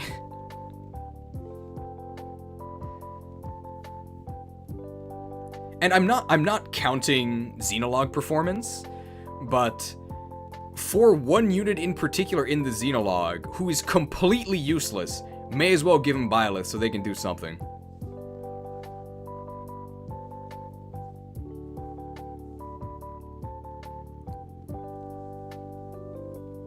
Pretty generous with the S ranks so far. I mean, a lot of these units are super good.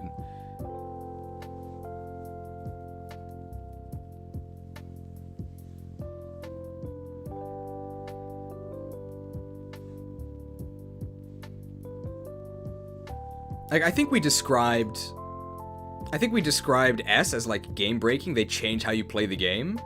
And I remember there are tons of turns where I'm like, okay, I'm going to do this and end the map this turn because I have Byleth. And can do 4 extra actions.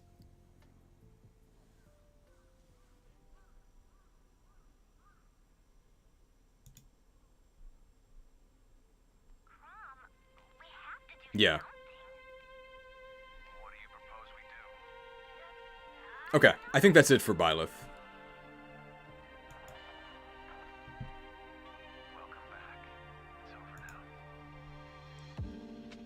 Alright, Ring of the Crux of Fate, right?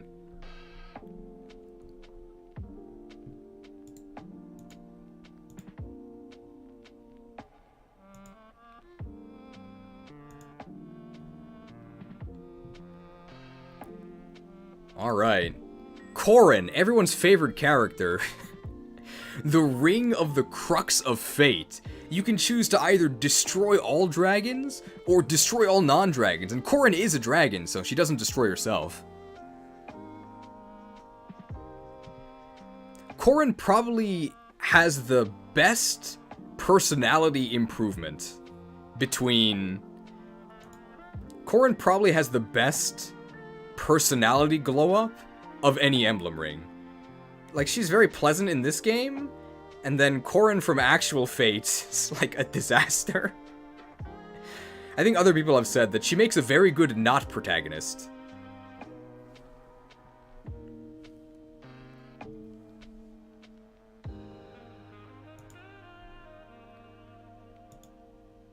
Oh, I forgot to talk about Byleth's Engrave. Let's talk about Byleth's Engrave now.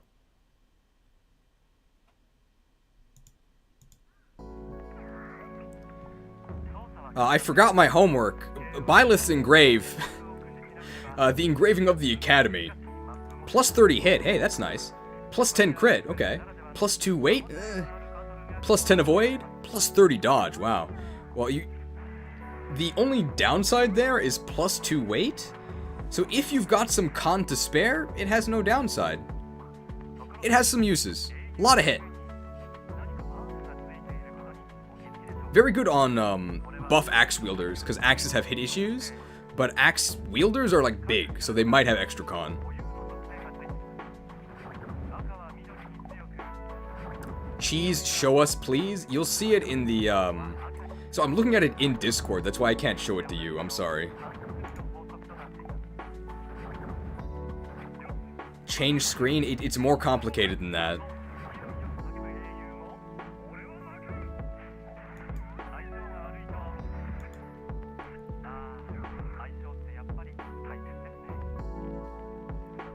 It'll be in the premium. We'll see about that. It might be too much work for the premium. I'll probably put it in the premium.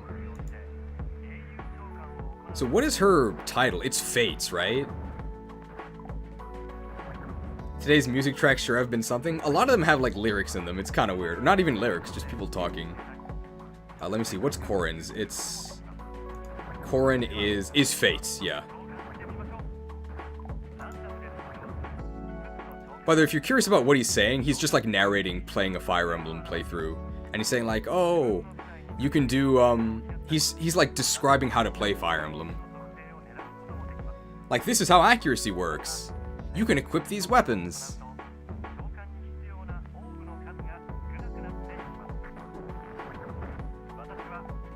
What stats does Corrin give you? What stats does Corrin give you? Corrin gives you 15 HP, which I think is the most out of any emblem. It is very ironic that Corrin gives you HP when Fates is infamous for everybody having 0 HP. So I guess she did a lot of training in between Fates and now, because now she makes people really buff. She gives you 4 magic, and 3 res. Ugh. So she gives you 4 magic. Yatta! I'll just say that you're not really equipping Corrin for the stats. Not the best mix here.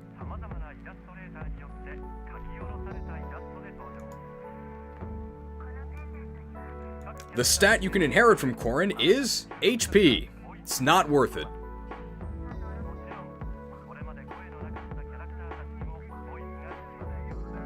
The main draw of Corrin is Dragon Vein. It's gonna take a while to explain this one. Used to add a special effect to certain spaces. What's that special effect? Well, let's read through them. So it's very fitting that it's called Dragon Vein, because this is the first time for a dragon unit you just get the best effect. There's no buts. There's no like clauses about this. Santa Claus isn't real. If you're a dragon, you get the best Dragon Vein. You can use all of them. If you're a backup, you create stone pillars that increase defense and resistance. I don't think that's worth it at all. If you're cavalry, you create water that decreases avoid. I don't think that's worth it at all. If you're covert, creates fog that increases avoid. I do think that's worth it. And I think that's incredibly worth it. We'll talk more about that later. Armored, creates vines that grant immunity to break. Lamau. God. Why do they hate armored units so much? Flying. Creates healing glow that restores HP. Not really worth it. Mystical creates flames that inflict damage. And it doesn't say it here, but they also heavily restrict movement, which actually does make the mystical vein worth it.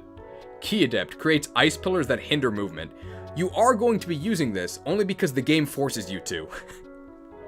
Because you get Corrin in a chapter where she's synced to Seedle, who is a Key Adept. But I would never use this normally.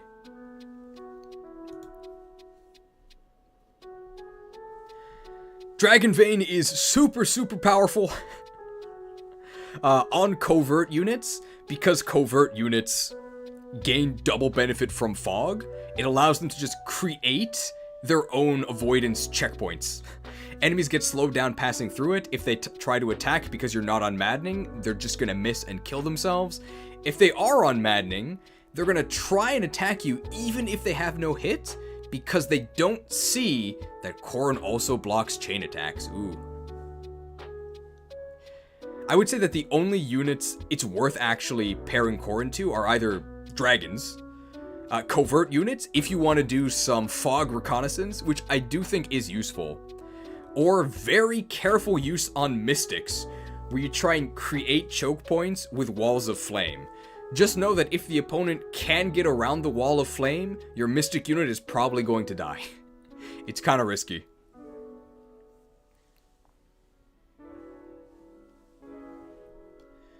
But this is the first emblem where we can say, without any caveats, dragon types are the best. The question is this the emblem that you want your dragon type to equip?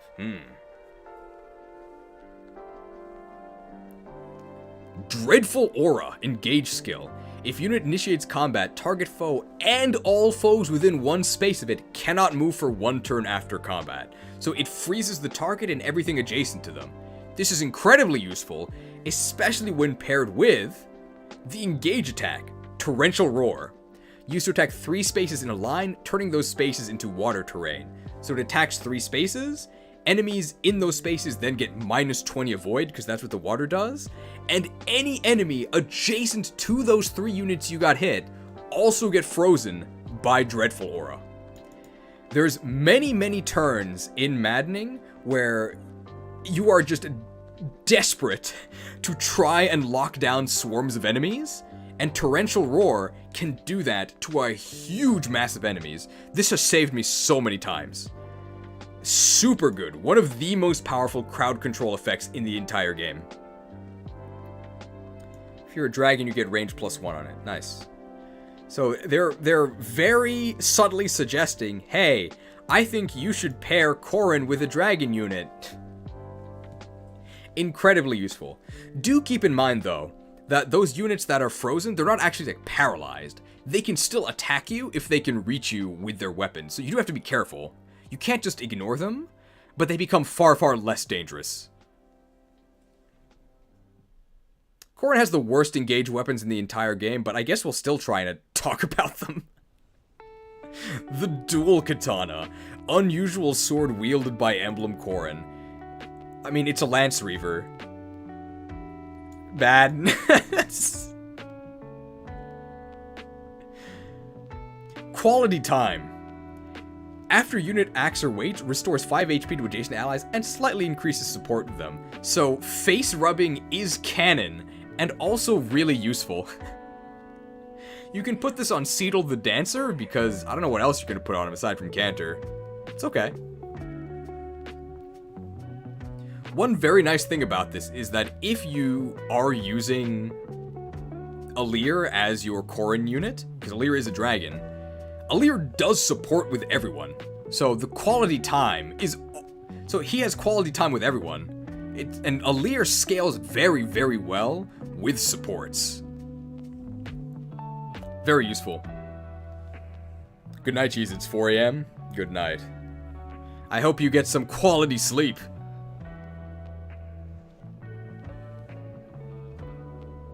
Sword Focus 1. Grants hit +10 at a cost of dodge -10. What is the thing that swords excel at? It's accuracy, right? Do you need more accuracy? I don't think so. At least it's really cheap.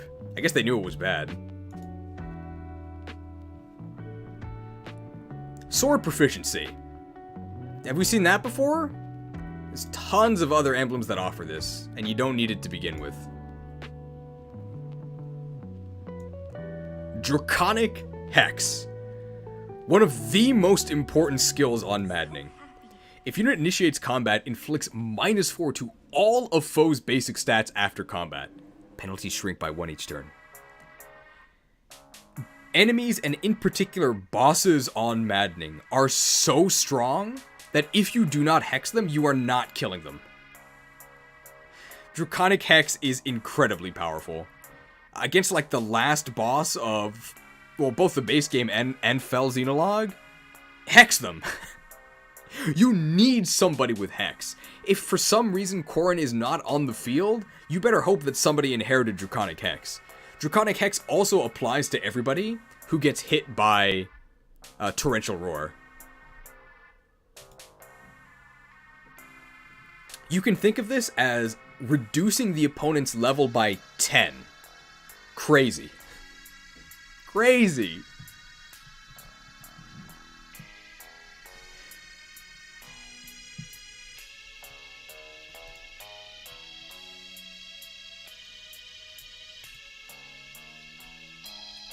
Draconic Hex, definitely a blessing for your team. Is the tier list spoiler free or not? It's full spoilers. It's full spoilers. You haven't heard any yet, but I am just talking about spoilers. I gave a spoiler warning at the beginning.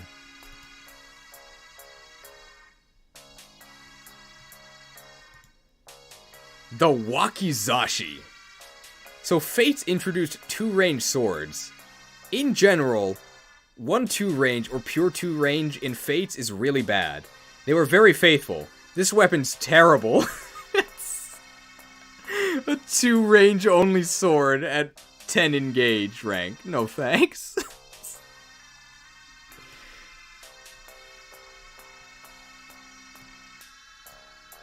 Pair Up.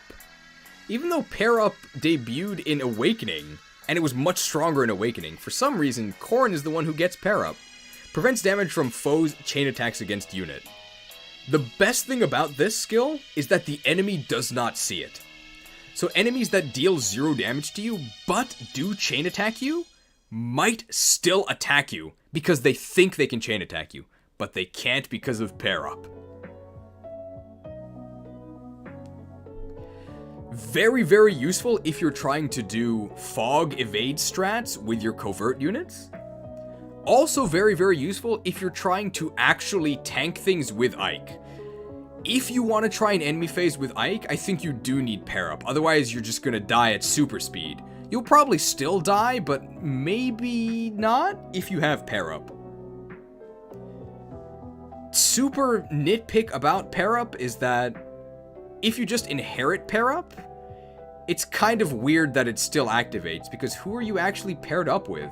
Like, who's blocking the attacks? It's not Corrin. But I mean, like, this doesn't actually matter. It's just like a nebulous flavor thing.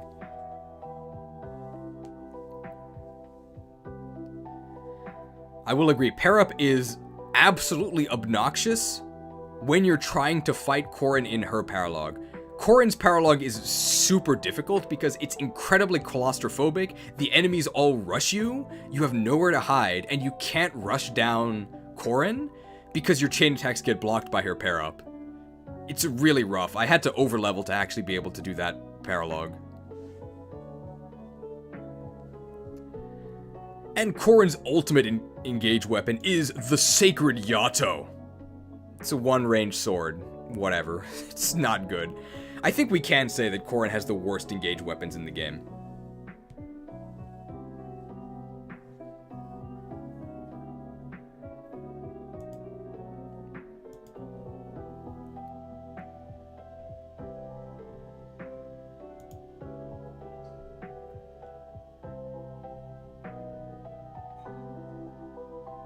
Can't forget the engrave. Yato does not give any stat bonuses, no.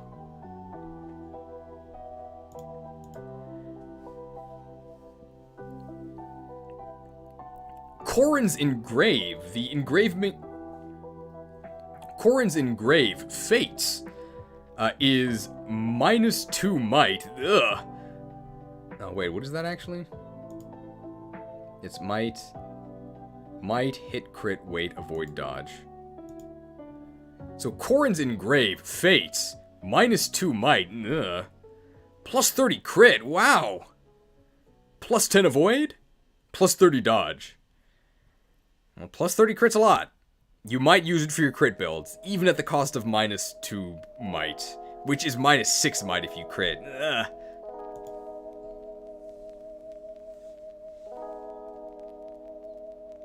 Yato does give you stats in Fates depending on the version, yes.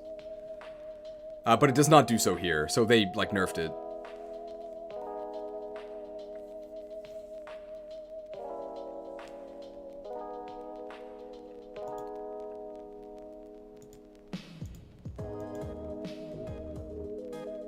So Corrin overall offers very little in terms of actual, like, combat prowess. It's like a pure support emblem. But it does some really powerful support effects.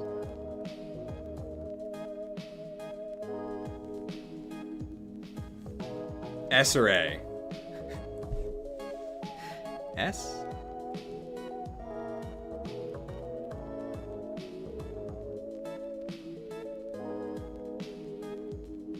Is it better or worse than Byleth?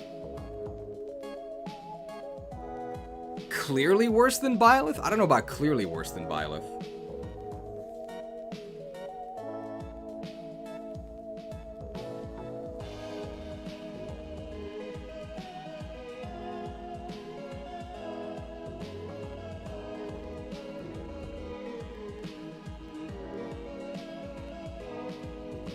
Hex and AoE freeze on Maddening are super, super important. I think the reason why I am going to put Corrin also in S is, this is very important, I don't know if I mentioned it, Dragon Vein is not an engage skill. It's a sync skill. So Byleth, when you're not engaged with him, kind of sucks. He doesn't really do anything. Corrin always helps you, even if you're not engaged. You can always Dragon Vein.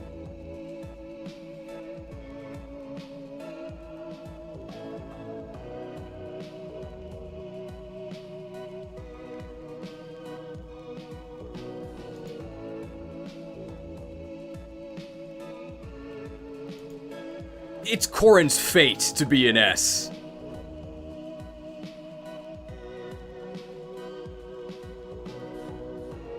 Anything else to say about Corrin?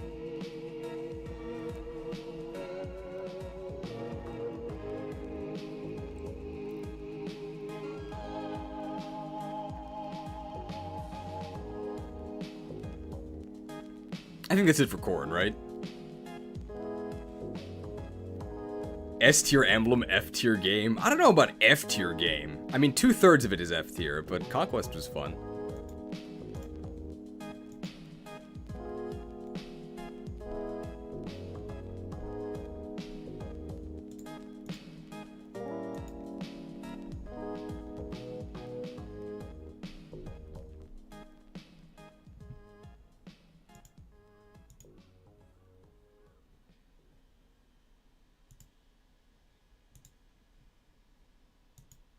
Here we go, okay.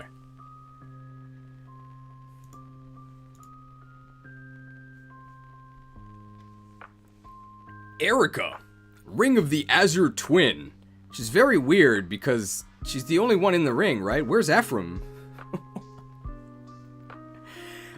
Have you seen this, man? There had to be something weird going on behind the scenes, right? Because the Robin emblem has both Chrom and Robin in it. And this emblem that's in the base game is supposed to have both Eirika and Ephraim, but like Ephraim like only appears in the engage attack? Barely? What's going on? There had to be some like behind the scenes drama.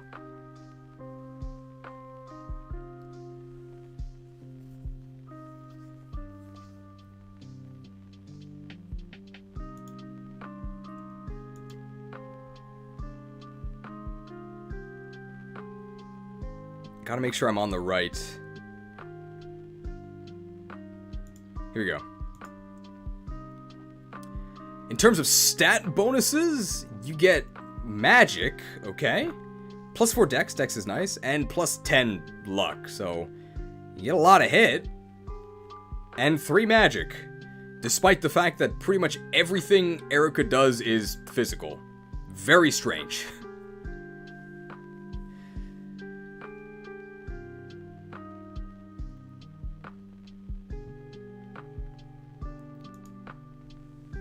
Now, despite the fact that Ephraim is nowhere to be found, I do think that the twin aspect of the ring is actually very well represented by what you can do.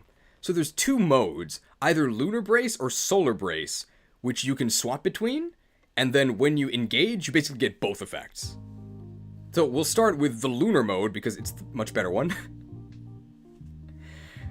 Lunar Brace. If unit initiates combat with a physical attack, deals extra damage equal to 20% of foe's defense. So it's sort of an automatic Luna effect. This might be one of the only offensive skills that is actually better on Maddening. Because on Maddening, enemies actually have more defense. Now this is true damage. So as long as you have Lunar Brace, you are always doing damage. This has a very strange effect of changing fist weapons from absolutely useless to suddenly, like, you're a kung fu master. The fact that you do guaranteed damage and will probably quadruple with arts suddenly means you've actually got, like, Jibanyan's Soultimate, right? Paws of Fury. And if you're not using fists, this is also incredible. It doesn't seem that good when you first get it, because it starts with... It doesn't seem that good when you first get it, because Eirika starts synced to Rosado, who's horrendous. But if you actually put this on a good unit, this effect does some serious work. If you can double the enemy, and you have a... If you can double the enemy, and you're braced... If you can double an enemy and you have Lunar Brace, the enemy, if they're not dead, they're taking massive damage. Super good. Probably the best single offensive buff in the game. I would say it's actually worth 3000 SP. Very good. If you have Lunar Brace active, that also means you have Gentility active, which means you take 3 less damage. Okay. Eirika is a pretty late game emblem, so by that point in the game, taking 3 less damage is probably not going to save you. But I mean, it's better than taking 0 less damage.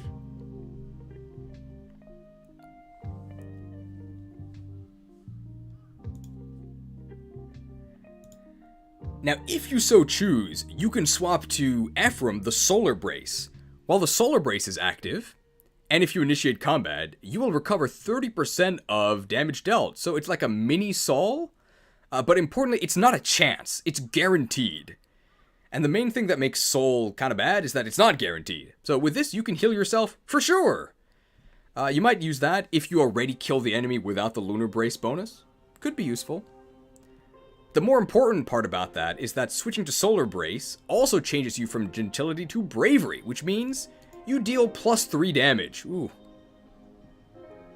If you're using a magic weapon, which you might because for some reason Eirika gives magic, then Lunar Brace does nothing, so you may as well go to Solar Brace and get the plus 3 damage. And of course, if you engage, then you don't have to choose. You get the effects of Lunar Brace and Solar Brace, and that includes Gentility and Bravery, although I think the names change. It's then called Blue Skies. Now, I believe if you have Lunar Brace inherited on someone else, but your Eirika user engages, then whoever has Lunar Brace automatically gets Eclipse Brace. That's nice.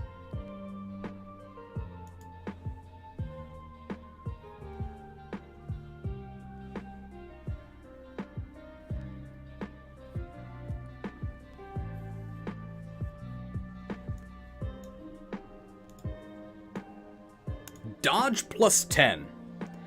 It's very confusing in English. So in Japanese, it's called avoid and crit avoid. But in English, it's called avoid and dodge. So this specifically reduces your chance to be crit. I would never spend a skill slot on this. Next.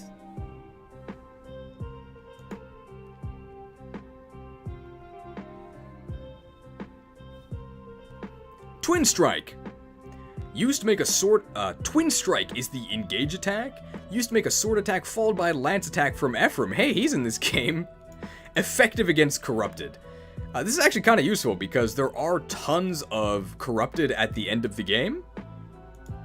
Although, as we'll find out later, your attacks were probably already effective on Corrupted. If you're a dragon, you deal plus 20% damage. I don't think you'll be using Eirika on one of your dragon units. And if you're a cavalry, only the Ephraim portion of this deals 50% more damage. Really lame bonuses. What?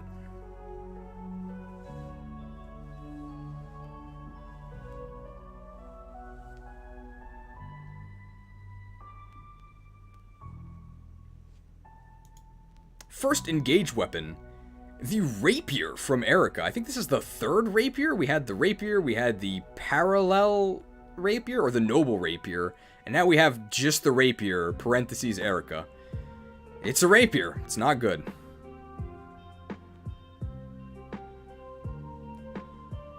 Lance agility. Grants avoid plus 10 at the cost of crit minus 10 when using a lance. Are there any lance users who want to be dodgy? Maybe some like flyers? Could be a use for it.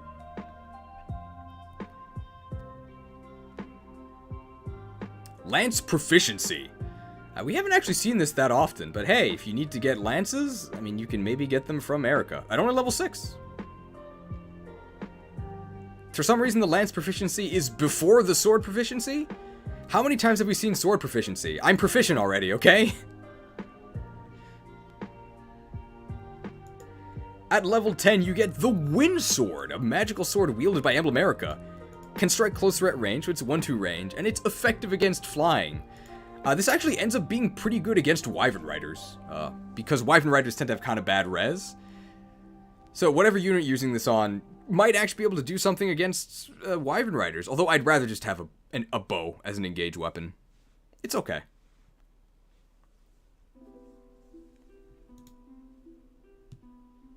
It does end up mostly outclassed by the Levin Sword, because the Levin Sword just has really good stats.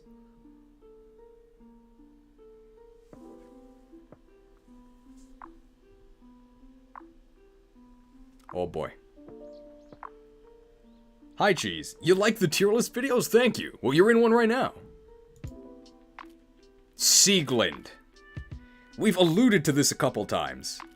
The Binding Blade is pretty good. Mulagir is pretty good. Sieglind, it's the best engage weapon in the game. It's so good. Paired sword wielded by Emblem Eirika. Effective, corrupted.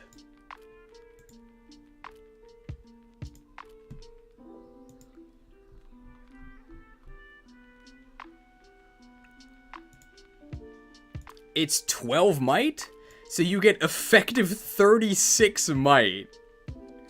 And almost every enemy in the endgame is corrupted. Huge! This is also undoubtedly the best weapon in the Fel Xenologue, because in the Fel Xenologue also every enemy is corrupted. Super good.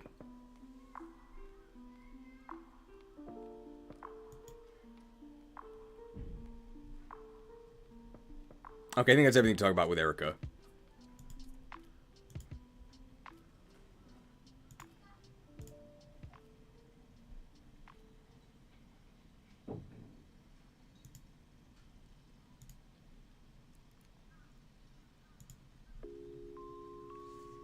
So Eirika is overall just a combat emblem.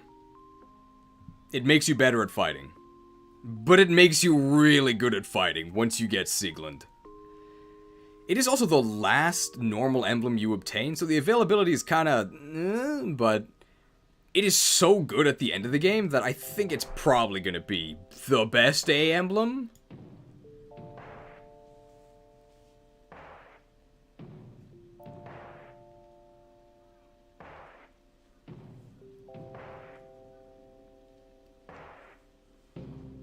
But just to hammer home, just to hammer bad weapon, by the way. Just to hammer bad weapon, by the way. Just to hammer bad weapon, by the way. How important non-combat stuff is, despite the fact that Eirika allows you to almost assuredly one-shot pretty much any generic enemy near the end of the game, that's not S. You've killed one enemy. Cool. There's 70 others. How are you gonna deal with them?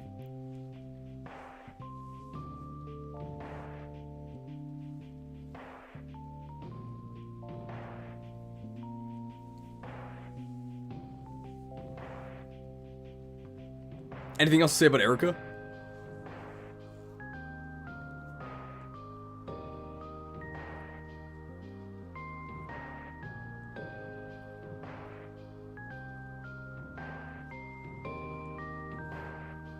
Eirika can also heal herself, but it's not something you can, like, survive enemy phase with.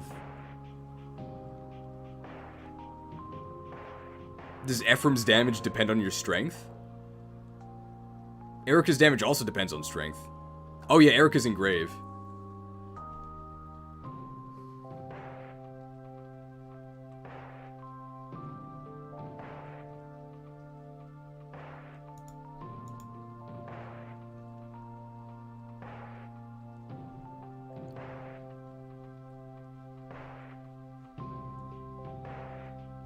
Eirika's Engrave is plus 40... Oh, is that plus 40 crit? Yeah.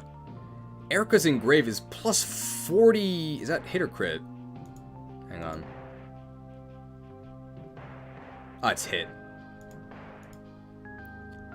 Eirika's Engrave, the Sacred Engraving, is plus 40 hit, so you're never gonna miss. Plus 20 crit, wow! Minus 20 avoid, uh-oh. And minus 20... dodge. So it makes you a lot more vulnerable. Of course, dead enemies don't counterattack, so there's plenty of cases where you can use Eirika's Engraving. It's very good on bows, because you're not going to get counterattacked anyway. And it's also very good on crit kill builds, like Panette. Okay, I think that's it for Eirika.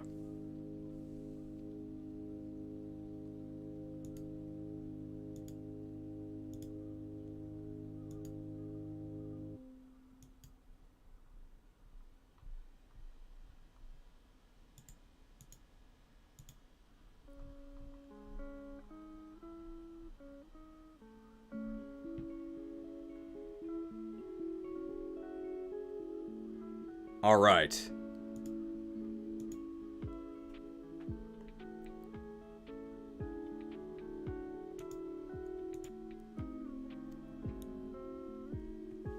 Next, the spoiler emblem. It's not actually Sami.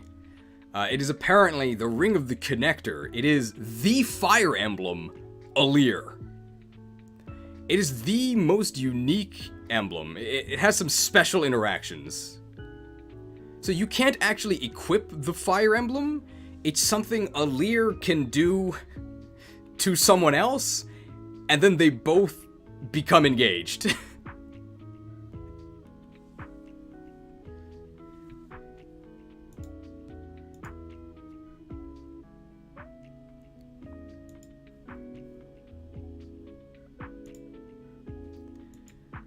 So the bond level of the fire emblem actually depends on your support level with Alir. So this is why Alir wants to be friends with everyone.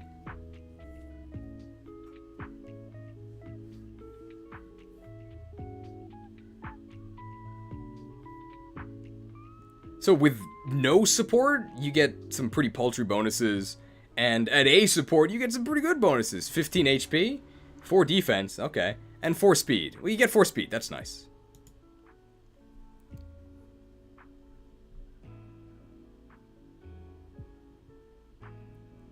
And you get, I guess, some very minor bonuses for actually being literally engaged. S rank. You get the 21 bond. I'm not sure how much better that is.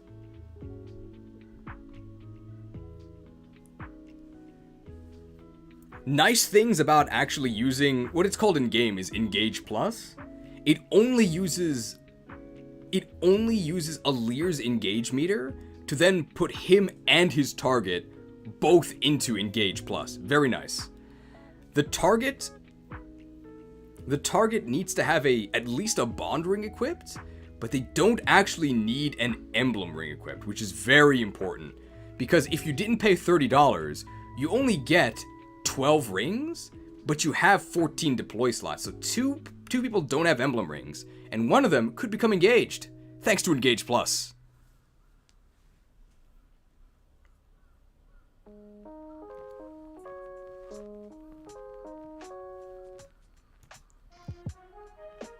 So what does the Fire Emblem actually do? A ton of stuff.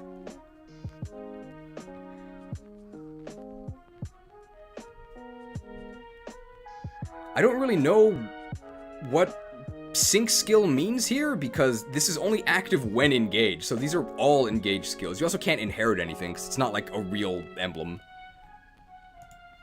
Holy Aura! Unit is effective against Fell Dragons. This is, I think, the only way to gain Fell Dragon effectiveness, so you can finally kill those corrupted worms.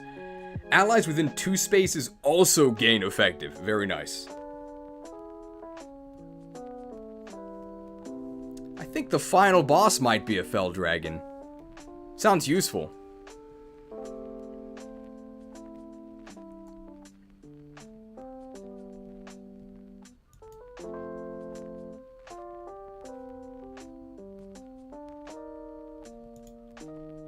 Now keep in mind that all of these skills apply to both Alir and whoever he's... Now keep in mind that all of these apply to both Alir and whoever he's been engaged with. So you kind of double up on all of these things. Attuned. If unit initiates combat and defeats foe, grants engaged partner +4 to all 7 basic stats while engaged. Sounds good.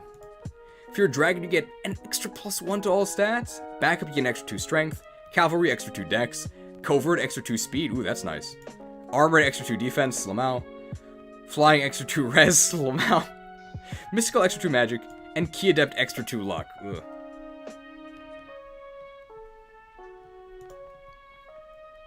The Engage attack has 2 versions. If you guys are separated, it's Dragon Blast. But if you guys are adjacent, it is Bond Blast.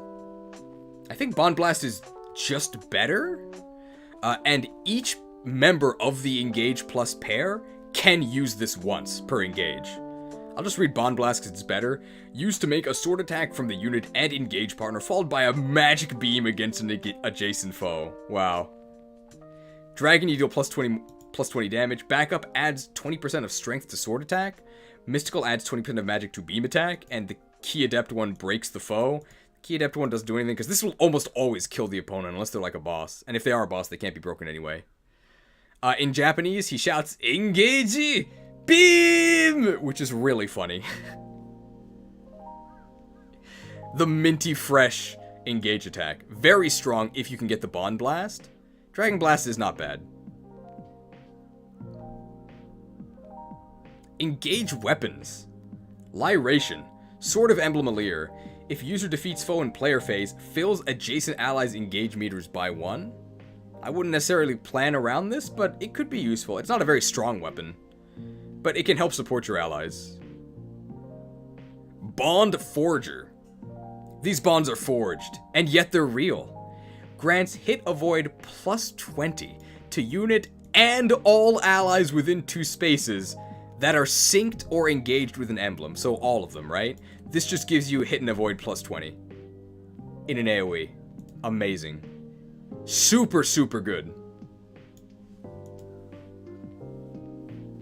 Dragon's Fist. Magical attack wielded by Emblem Alir. If user initiates combat, attacks twice. Uses magic.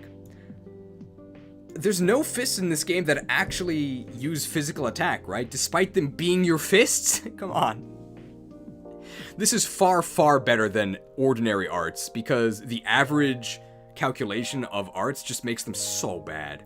Dragon's Fist, you might actually deal damage with. Incredible.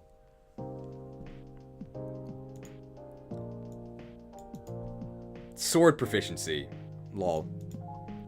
Arts proficiency. LOL. Holy Shield. Neutralizes effective against this unit. This doesn't really come up that often, but I guess it will neutralize Dragon against, I guess... Holy Shield doesn't come up that often. So, Holy Shield neutralizes effective against this unit. Doesn't come up that often, but Alir is always vulnerable to dragons, so that's something, and your partner might be flying, in which case maybe they're weak to bows. Hey. And now they're no longer weak because of the Holy Shield. I prefer Holy Shield on Paladins, though. I used that in the Burning Crusade to AoE tank dungeons.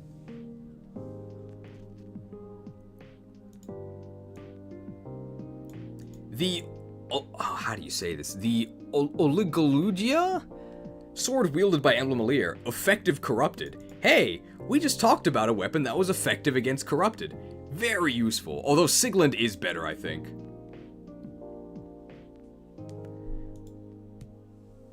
And this is bond rank 20. So unless you're actually A-supported with whoever you're engaged +2, then you don't actually get this weapon. Boon of Elyos. Very strange skill. If unit initiates combat, grants bonus to crit and dodge equal to 2x the number of allies who have acted this turn. So this encourages you to act with Elyos late in the turn, which is actually probably what you don't want to do, because you often want to position Elyos so that he's giving bonuses to other units. However, you can have up to, I guess, 13 other units, so then you can gain up to 26 crit and dodge. That's pretty good. Not so much the dodge, but 26 crit? Hey, that's something. Now, this is 21 bond level, though. So this, you only get this if it's your S-rank partner. So this is literally an engaged skill.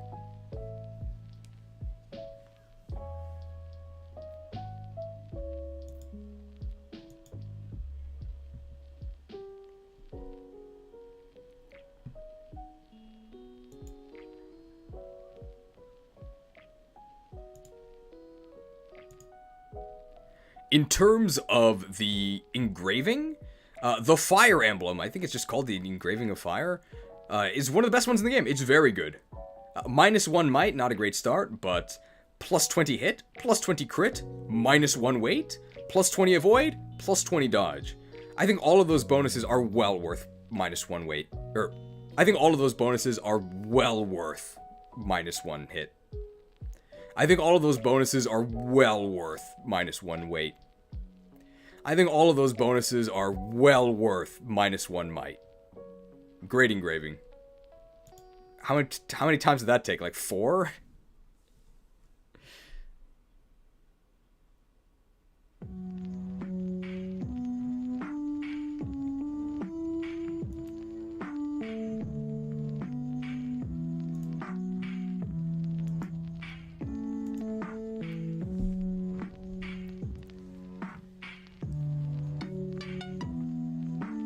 It's -1 dodge? It's definitely not -1 dodge. So lots of really powerful effects from Engage Plus. The question is it more powerful than the 2 you could be using if you weren't doing Engage Plus? I think the opportunity cost, especially... Now, if you didn't pay $30, then Engage Plus is really good because you're always going to have a target. Somebody's not going to have a bond ring. If you didn't pay $30, you're always going to have a very good Engage Plus target because not everybody gets an Emblem Ring. But if you do have the $30 DLC, it gets a little bit worse. It's also barely in the game. It has very poor availability because you get it from a major story event near the end of the game.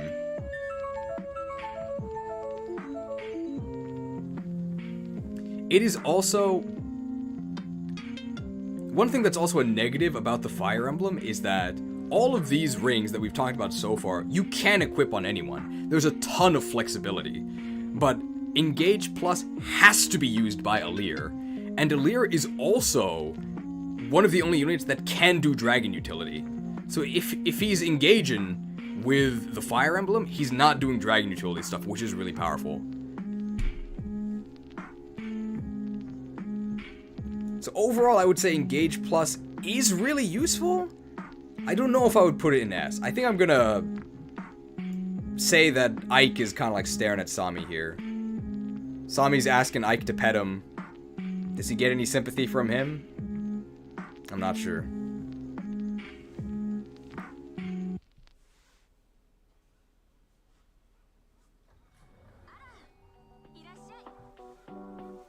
Is High A okay?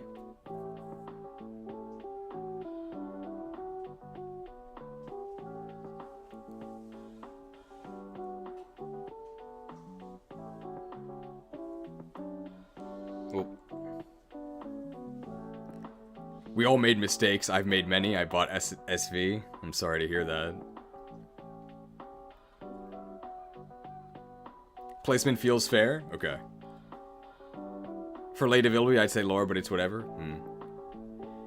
I guess we would be remiss not to mention that it's the best emblem in the Fel Xenologue. In fact, it's almost mandatory on Maddening in Fel Xenologue, but it's just so poorly balanced that I don't really know if I can give it too much credit for that. Fel Xenologue is just a mess. But Engage Plus does help tidy up the mess a bit.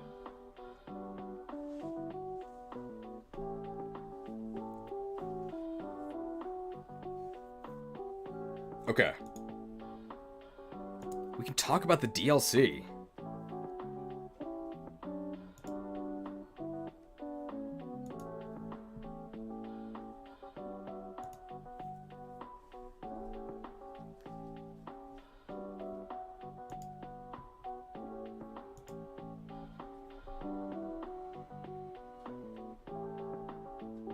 We'll start with the Three Houses one.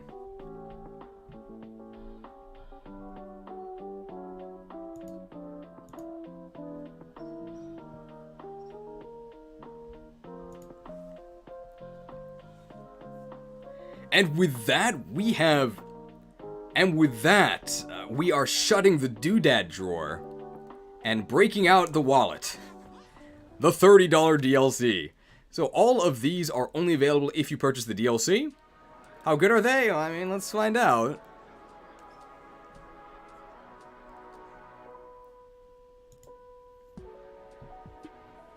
So Edelgard is standing in for the Bracelet of Three Houses. You actually get Edelgard, Claude, and Dimitri. They're all in the same ring. Must be kind of cramped.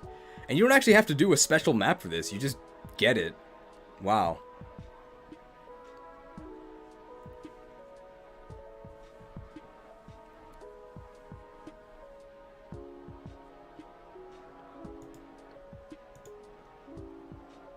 Let's make sure we're on the correct setting. Here we go. The Emblem of Rivals. What bonuses do you get?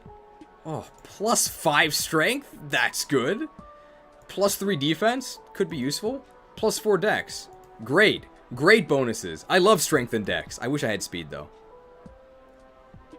It's also important to note that for none of these pay-to-win emblems, maybe I sort of gave away how strong I think they are, you don't actually have to do paralogs. So you can actually get this massive stat increase well before you would be able to get full level 20 bonds from the base game rings.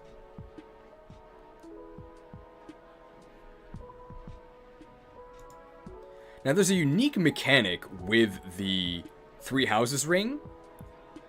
This one here, Friendly Rivalry. At the start of player phase, the emblem will randomly switch to Edelgard, Dimitri, or Claude.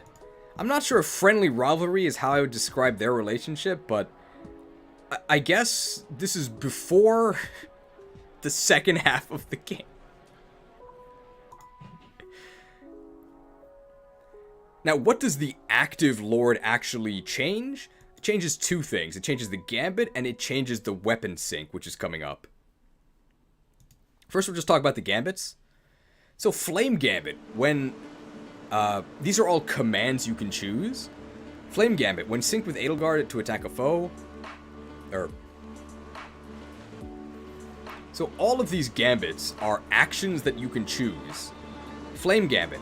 Use when synced with Edelgard to attack a foe, then set the target foe's space and nearby spaces on fire. I never really found this to be that useful, but I guess it does a little bit of extra damage with the fire and like restricts their mobility a bit. Shield Gambit, probably the most useful one out of the three. Use when synced with Dimitri to negate damage from first attacks of ranged foes targeting unit in next enemy phase. So it's like a very specific mini bonded shield on yourself. It's really not like bonded shield at all. But you can use it to lure ranged enemies to you without dying in one hit, which is nice. Poison Gambit. Use when synced with Claude to attack a foe, then poison target and all foes adjacent to it after combat. So poison stacks in this game. I think the first one reduces attack and defense, or reduces... So poison stacks in this game. I think the first hit reduces defenses by 1, the second one reduces it by 2, and the third one reduces it by 5. So the third one is the most important. And this one only gives you 1, so this basically does nothing. But I guess it's an option. I mean, if you're going to make a regular attack, but you have Poison Gambit available, you may as well use Poison Gambit.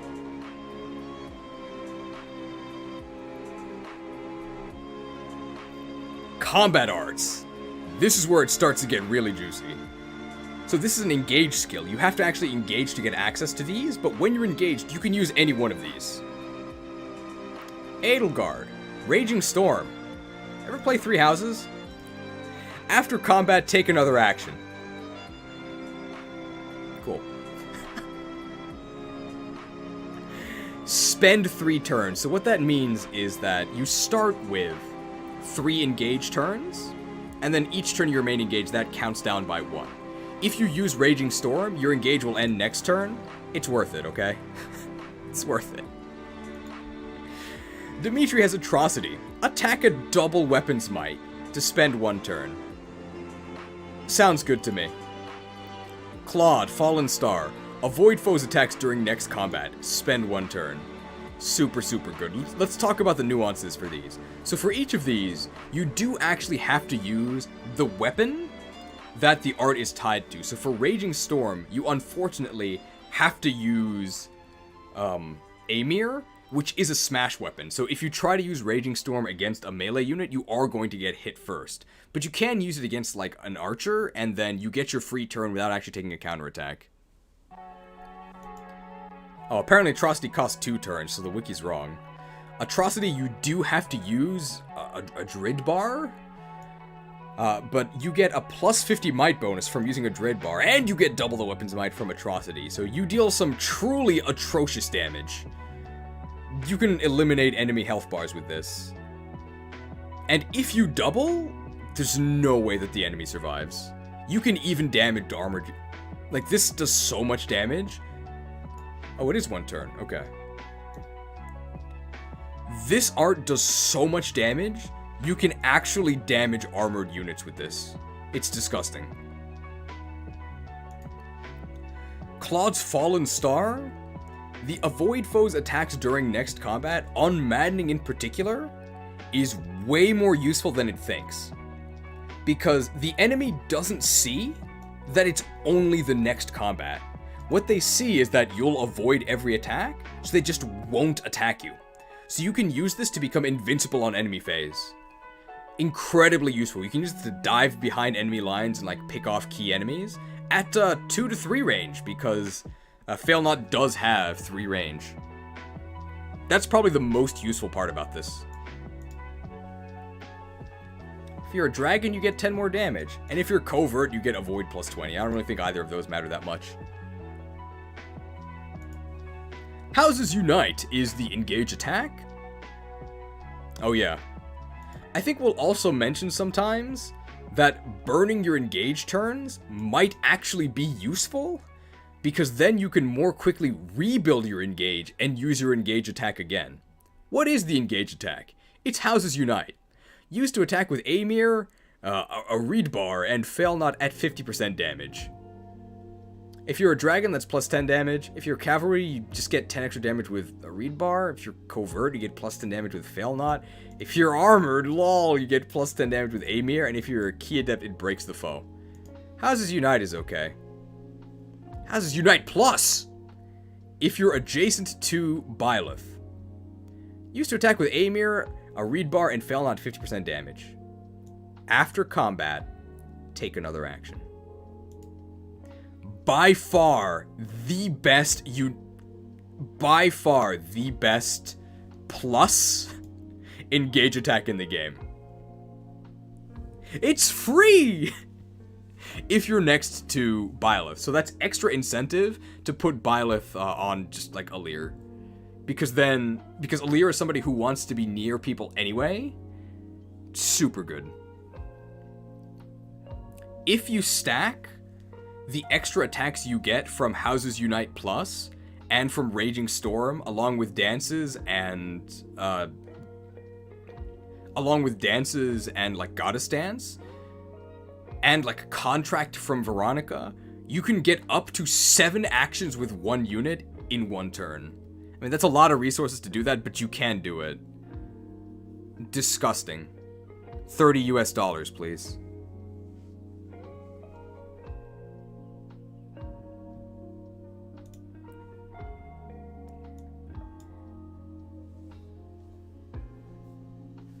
First engage weapon you get is Amir. The best part about this is that it lets you use Raging Storm. I would never actually use this normally. Assembly Gambit. Used to attack an adjacent foe, then move 1 space away after combat. Target foe moves to unit's previous phase. Assembly Gambit. Used to attack an adjacent foe, then move 1 space away after combat. Target foe moves to unit's previous space. And you have to inherit this for 1500. I've literally never used this. I did not know this existed. I think I can go ahead and say that this is not good. At least not worth a skill slot or 1500. If this was like a sync skill, maybe. Strength and Dex +1. If you're gonna inherit pure stats, Strength and Dex +1 is probably the best one to get. Lineage. Increases units' earned experience by 20%.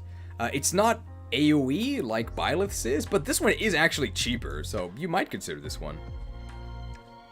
But definitely not a permanent skill to use all game. Bow Guard. If foe is equipped with a bow, unit takes 1 less damage during combat. Do I have to say anything about this? It's bad. Axe proficiency. Hey! So if you do have the DLC, you can use this to get axe proficiency right away on some key units after you lose all your emblems. Just another reason why I think the DLC kind of ruins the game. But hey, it's an option.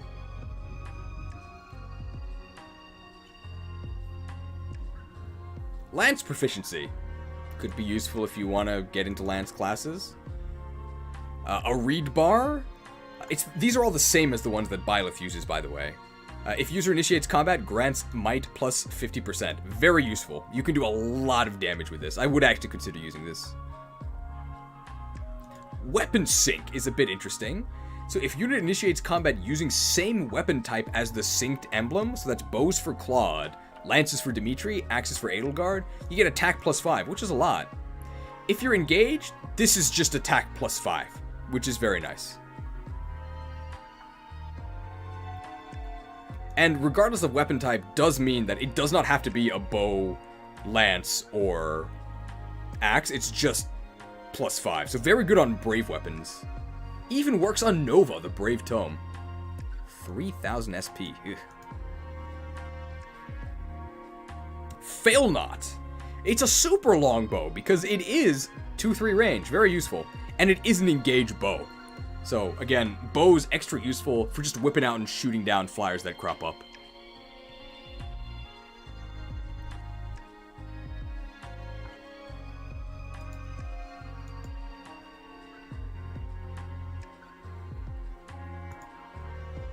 Gotta talk about the engrave.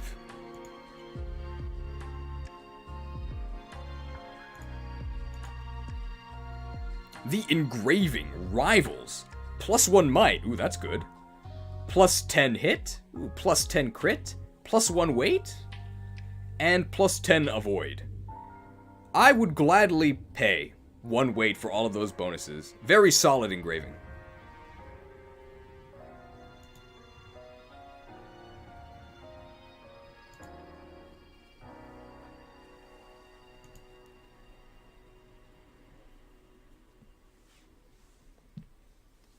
So where do we put this?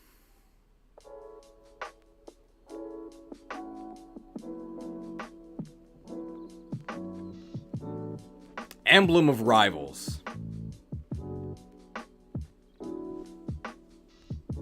Just some truly filthy plays you can do with this.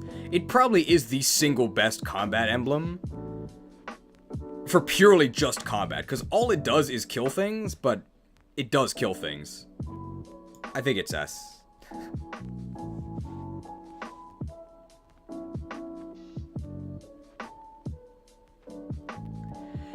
the crazy things you can do with all of the extra turns you can take from this, on top of just having really good stats and really good weapons, I think it's S. It's also something I don't want to give it too much credit for, but from the moment you get it in, I think, Chapter 6, it does have perfect availability. So this kind of has the best availability out of any unit in the game. You also don't lose it to story events, which gameplay-wise means it's better, but I think flavor-wise means it's much worse. It like actually ruins the game. But from a power perspective, there's no denying it makes it better.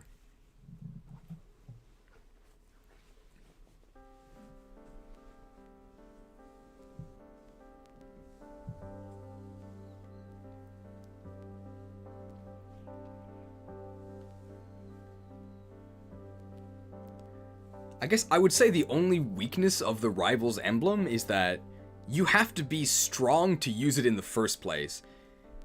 If you have good combat already, then this emblem takes you to the next level.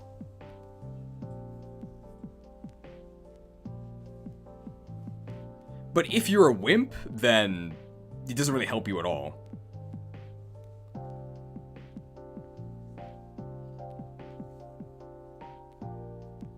Anything else to say about Rivals?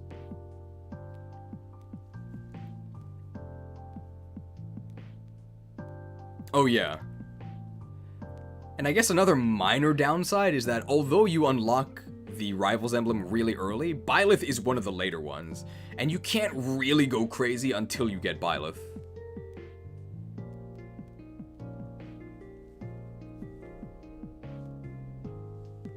Okay.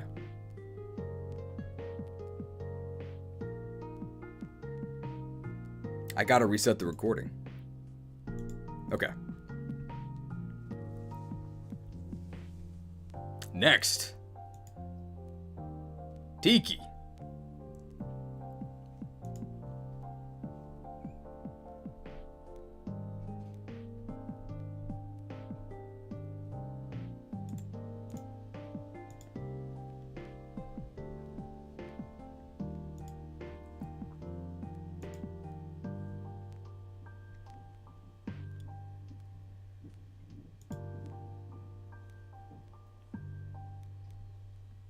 Tiki! The first of the DLC emblems you have to actually complete a map for. I think you have to get Tiki to get any of the other DLCs aside from Edelgard. Only thorns left on this rose. Don't try to stop me, okay? I'm stronger than I am. Interesting music. Did you underestimate me? Thank you. How sweet. Tiki's map is really obnoxious. It takes forever. There's 1,000 dragons. It also has the silver card, so they're letting you know right away what you paid for. Here's the value. Please, allow me.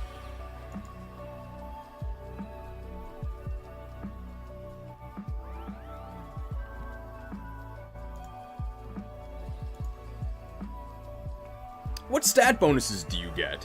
You get plus 10 HP, which does actually work with what Tiki lets you do, plus 4 defense, and plus 10 luck. So these bonuses don't seem that good without knowing what Tiki actually does. First skill, Star Sphere, immensely buffed by the Well. So grants unit enhanced stat growth when leveling up, adds plus 15% to final growth rates. Obviously, the earlier you get this, the better it is, because the more levels you can gain with the Star Sphere bonus. Getting, by the end of the game, probably plus 5 or so to all of your stats is ridiculous. And notably, you don't actually have to be synced with Tiki to get this, right? This is one of the only abilities where even after you remove the ability and you remove the emblem ring, you still keep the bonuses. And with the addition of the Well, you can finally actually gain enough SP early on to make it worth it. The best part about Star Sphere is that this 15% to all growths also applies to build. And most units have very poor build growth, so they don't really actually gain any more con. But with Star Spear, they will. So they get like 2 or 3 extra speed that they never would have otherwise. Very, very powerful.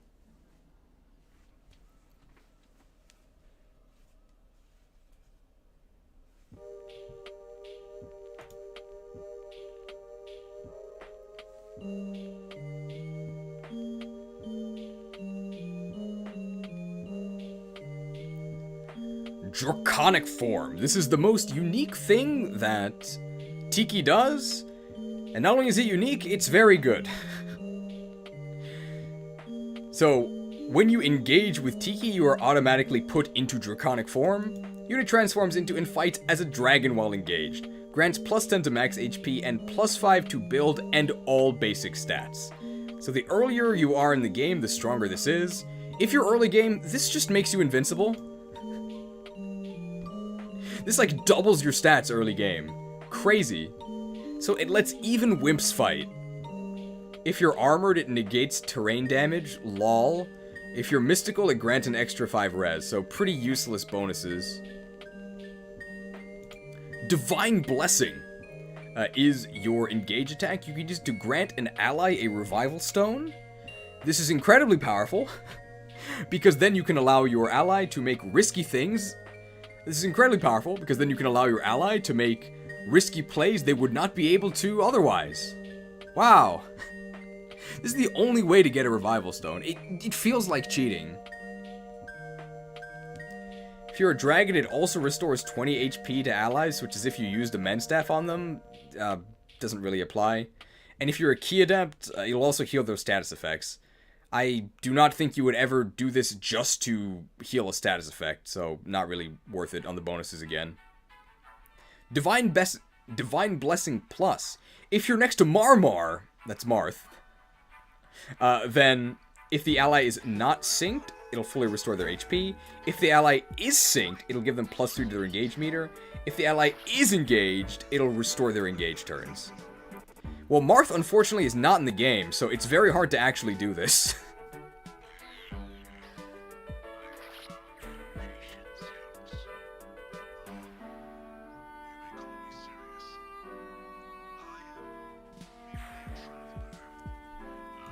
Fully healing the ally is not that valuable. Charging their engage meter could be useful, but charging engage meters is not that difficult to do, especially because there's so many pools that'll do it for free, that will just do it completely in one turn. And then restoring engaged turns of already engaged units is not that good. Usually you actually want to burn your engage turns so that you can use your engage attack again later. It's no Houses Unite Plus, okay? Now, while you are engaged to Tiki, you can only use the dragon attacks. So in general, this is good early when the dragon attacks are better than late game, where your forged weapons are probably better than the dragon attacks. I guess you could say the Tiki emblem falls off. First weapon is Eternal Claw. It's a killer weapon. Hey, that's pretty good. Second is Tail Smash. It's a smash attack. And usually smash attacks are kind of bad because you have to get hit from the enemy first. But Tiki gives you such ridiculous defense that you'll probably survive. And the might of Tail Smash is insane. This like one-shots enemies. Your breath changes depending on which type you are. So if you're a backup, cavalry, covert, or key adept, you get Fire Breath. It is an AoE. It's like a T-shaped AoE. And it leaves behind fiery terrain. And it ignores foes' defense and res. Wow, that's powerful. Ice Breath if you're armored. Strikes foes in an area at half defense, and it freezes them, which is useful. And keep in mind that freeze in this game just means they can't move. Flame Breath if you're flying. Flame Breath is apparently not Fire Breath. I guess it's how like rock types are not ground types. Sets area on fire. Strikes foes at 70% damage and half defense. Cannot follow up or strike first if initiating combat. I think this is just worse than Fire Breath, right? What? Dark Breath, if you're mystical. Magically strikes foes in an area at half resistance. Cannot follow up or strike first if initiating combat. And Fog Breath, if you're a dragon. Strike foes in an area at half defense. It's effective against dragons, which is not very useful. Creates fog. Cannot follow up or strike first if initiating combat. Okay. For once, armored units actually winning, because I think the Ice Breath is actually the most useful. Aside from the basic Fire Breath. In terms of usefulness, it's probably basic Fire Breath, just because it does a ton of damage, tied with maybe Ice Breath, and the rest are, like, not that good. You can get HP and Luck +2. You can, but I wouldn't. Geosphere. At the start of player phase, if there are allies adjacent to unit, grants defense res +3 to unit and those allies for 1 turn. Actually a really nice support thing. It's just passive and it'll make your team buffer by default. Pretty good. Special Guard. If the foe is equipped with a special attack, unit takes 1 less damage during combat. Terrible. I can't even think of a scenario where this would even reduce the damage by 1. And you have to inherit it. It's not a sync skill. Lol. Arch proficiency lets you get into arts classes. Useless. Life Sphere is kind of nice. If unit uses weight without attacking or using items, restores 20 HP and heals status effects. Never use a vulnerary again. Life Sphere does power up later, so this means that your Tiki user will almost always be at full health. That's nice. It's much better than Marth's Resolute thing or whatever, Unyielding. Light Sphere. If unit initiates combat, halves chance of receiving critical hit from foe. I don't think this is very useful, because normally enemies have very low crit chances anyway, but hey, now their crit chance is even lower.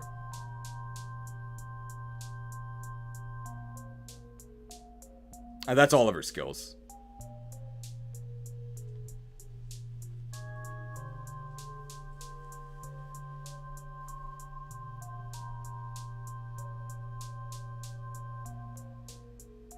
Should we check the might of... Oh, we can't even see the might of these.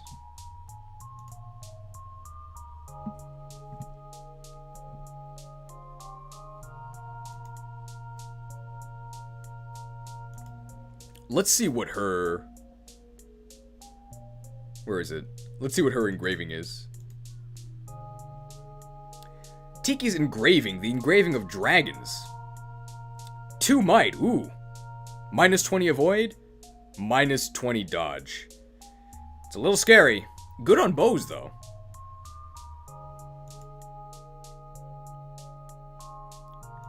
Fun fact, Tiki is the only way for a Leer to turn into a dragon.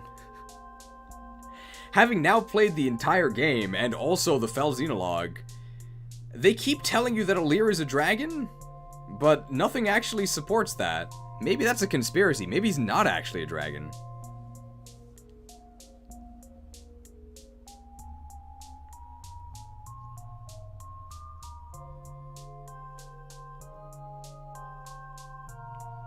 Sereny's Forest has the Tiki Engage weapon stats.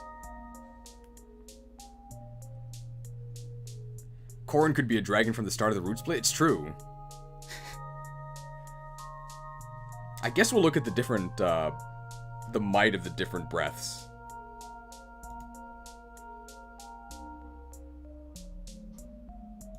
So what do we call this? Sereny's Forest. Oh.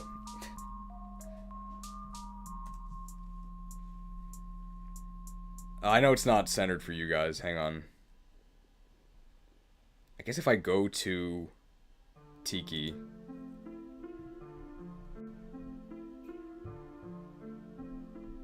It's not on this page. It must be Engage Weapons.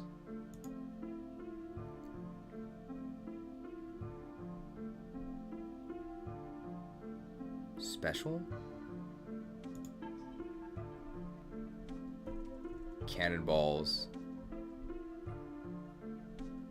Flame can... engage weapons.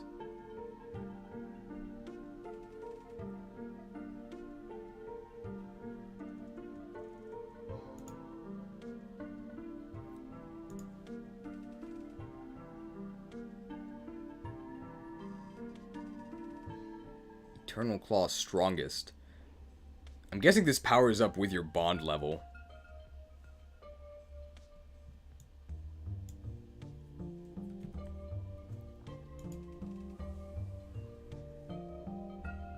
So I guess just for the sake of completeness, here's all the stats of Tiki's weapons. Wow, Eternal Claw's 30 crit, wow. Tail Smash is 22 might.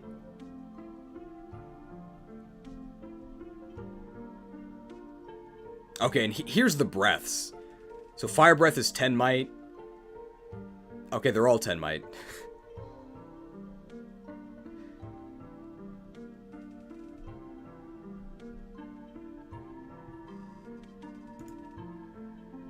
I think that's it, right? Are you ranking DLC emblems? Tiki is a DLC emblem.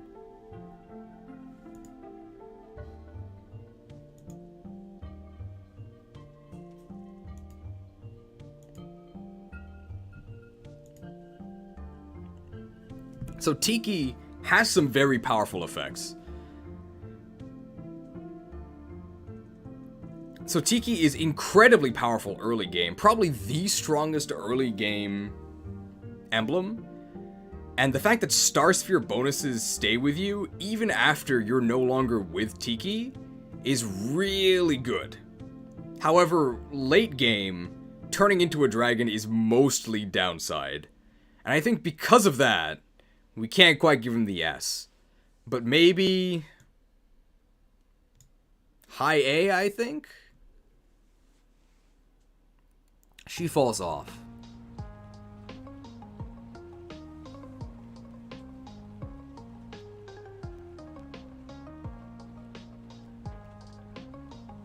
High A feels right? Okay.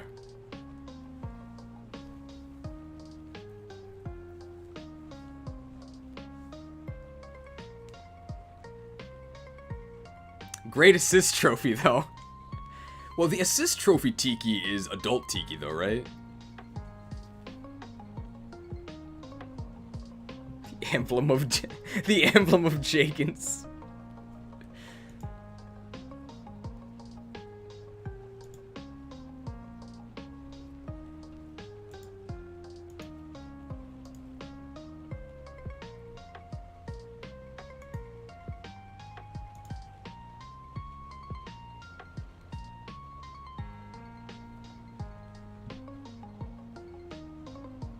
Alright, what's Hector's title? It's the Emblem of Brass Generals.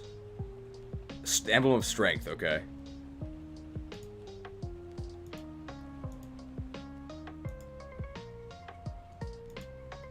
Alright.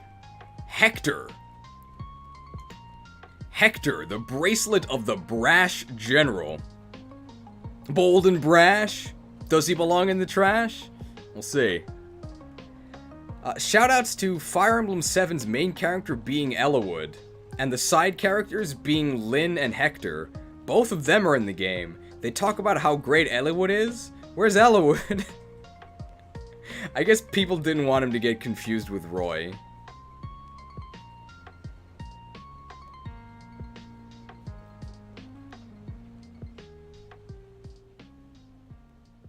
Do you think you can find footage of that old Isabel glitch where you get infinite assist trophies? I probably couldn't.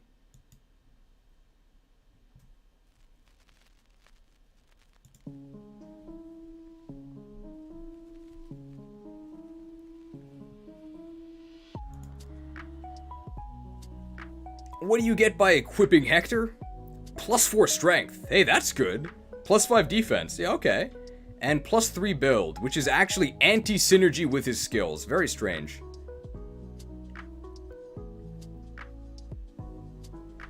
So Hector is yet another enemy phase emblem? Part of this might be my inexperience with using him, but I don't think he's very good. I'll say that now. He's meant to be used on... So, Hector does his best to make slow units usable. At the end of the day, I really just wish I was fast. Pretty much everything that Hector lets you do just applies to fast units to begin with. But let's talk about it. First skill, Quick Repost, allows you to gain insane amounts of Reddit karma. The best skill in the Reddit meta. I think it's Riposte. I just gotta say, I'm really salty because when my channel first started, pretty much the only thing I could do was like try to post videos on Reddit and be like, hey, I made this video, please look at it.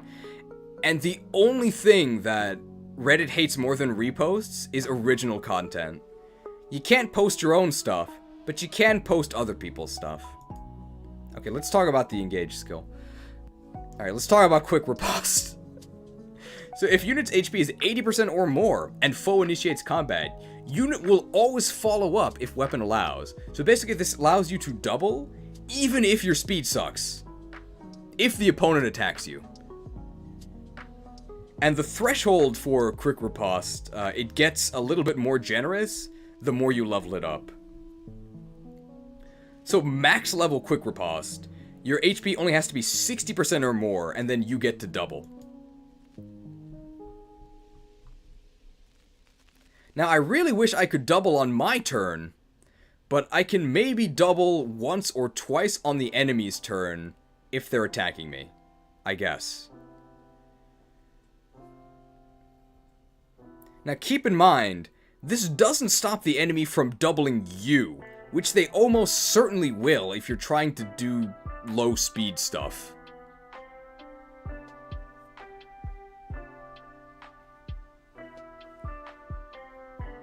Here's a tip, if you have high speed, you'll always double attack no matter what your HP is.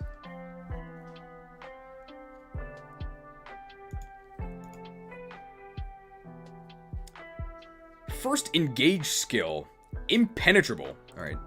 Engage skill, Impenetrable. If foe initiates combat, grants defense resistance plus 30 during combat. That is a lot. That is going to help you survive the enemy phase. But keep in mind that... Now that is a very big boost. It is going to help you survive the enemy phase. Doesn't do anything to stop chain attacks, so you're still going to be taking big damage through all of the chain attacks. And it's plus 30% not flat. I did say plus 30%, right?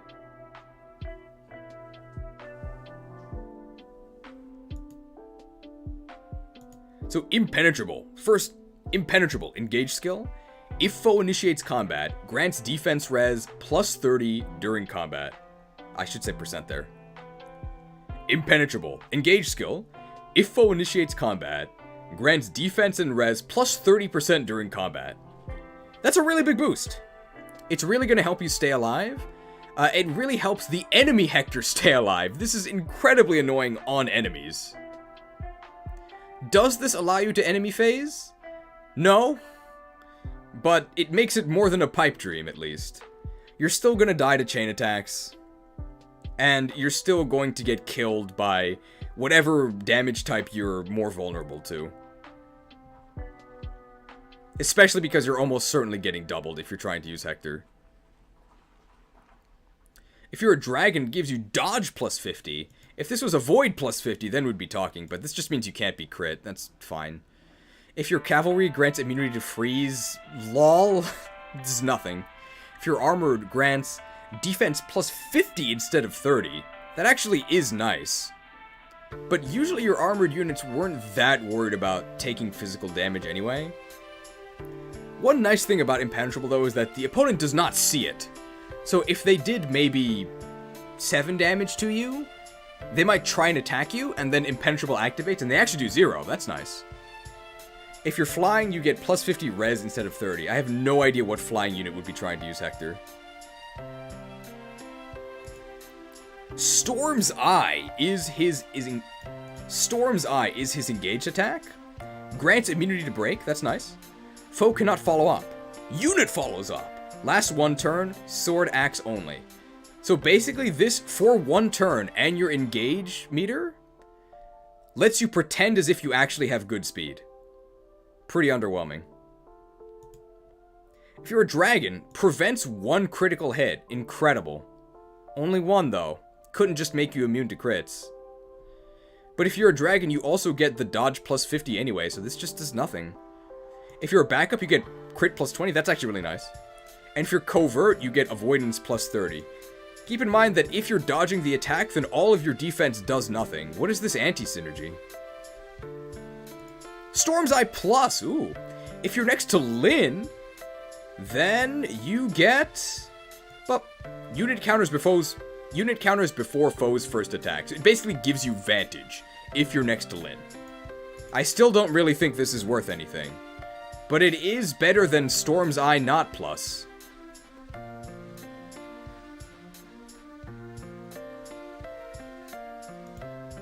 The Wolf Bale. Beal? What is Bup? Welcome back, Flygon Tamer 32. First engage weapon, the Wolf Bale. Bell? I think it's Wolf Bale. Axe wield by Emblem Hector. It's effective against cavalry and armored. How many times do we have to talk about the rapier? It's the rapier, but now it's an axe. It's probably better than the rapier because it has more might, and might getting multiplied is very good. Adaptability. Not to be confused with adaptable, or the Pokemon skill adaptability. They really couldn't think of a better name for this. What's the Japanese name?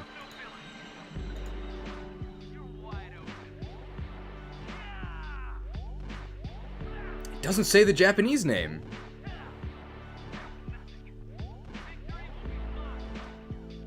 What is the Japanese name of this? I want to know. Lagoo's Friend was better in Japanese. Lagoo's Friend in Japanese was like immovable.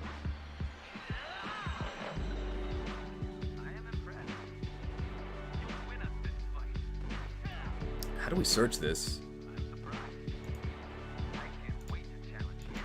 We're going on a little bit of a hunt here.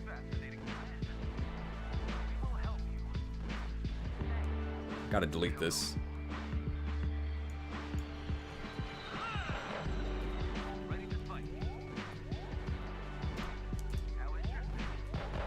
Apparently the #1 autofill for engage in Japanese is Corrin. Alright, Hector. I want inheritable skills, right? This one. Okay, what is it called?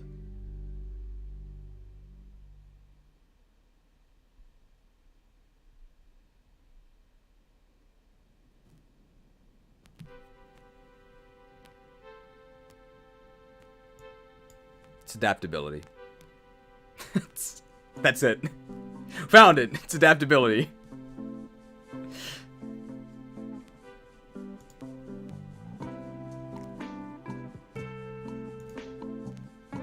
So what does adaptability actually do? I wish it gave me 1.5 on stab. I guess sword's stab, lance's stab too. It's not what it does. When hit by a foe's attack, grants defense +2 for a physical attack, or res +2 for a magical attack after combat. After combat, okay? Lasts until end of battle or until activated again. I mean, this is a really negligible boost that you don't even get on the first hit against you. Terrible.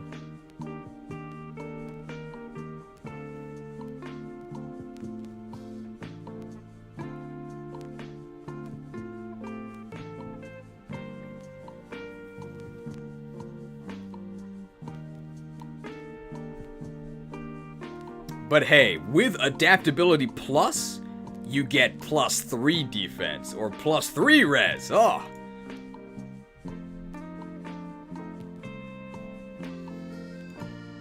Axe Guard. If foe is equipped with an axe, unit takes 1 less damage during combat. I'm sure that reducing the damage I take from this axe by 1 is gonna save me. As with all of the guard skills, really underwhelming.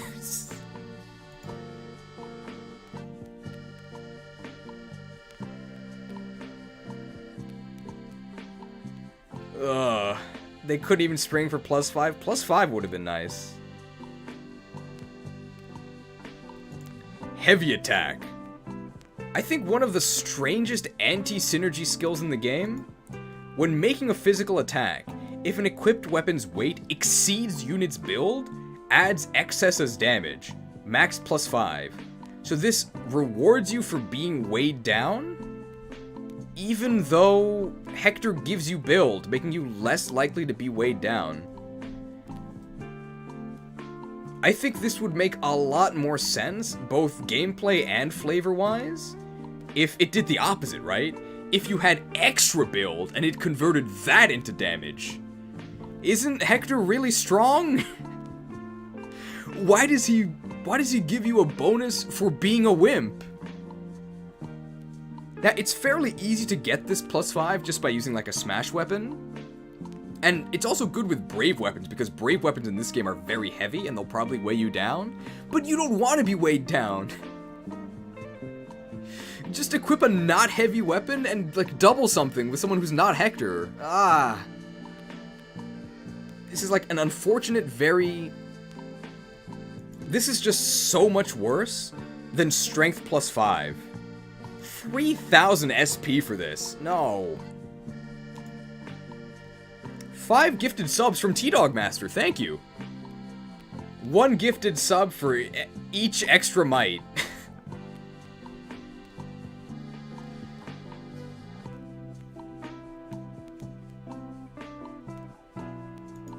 The Rune Sword. Very strange calculation for how this works. Magic Sword of Emblem Hector. Can strike closer at range, restores HP equal to 50% of damage dealt, and it calculates magic damage based on your strength. I mean, I don't know how much HP you're going to be healing, because you're probably going to be doing very little damage. It has a very strange calculation. Just know that the calculation, it doesn't do enough damage, that's all you need to know. But hey, it's better than if it were a straight-up magic weapon. Yes, I remember when Hector busted out his trusty rune sword. Hey, Hector after promotion can use swords, okay? Although, yeah, most of the game you're just using a hand axe. Mean Look! The Piercing Glare. Use when HP is full to consume 20% of max HP and prevent foes from entering the 4 spaces diagonally adjacent to the unit for 1 turn. Very strange skill. So you can use it to create your own choke point, but you have to be at full health to use this, and it also costs you health. So this immediately means you're only going to get 1 use of Quick Riposte, until you then get to Quick Riposte Plus in a couple bond levels. I don't know why they made this cost HP. I don't think it would be that good even if it didn't do that. You gotta be careful because you cannot be danced after this. So, if you do intend to dance your Hector user, do whatever you want first, and then Piercing Glare on the second turn. The music stopped.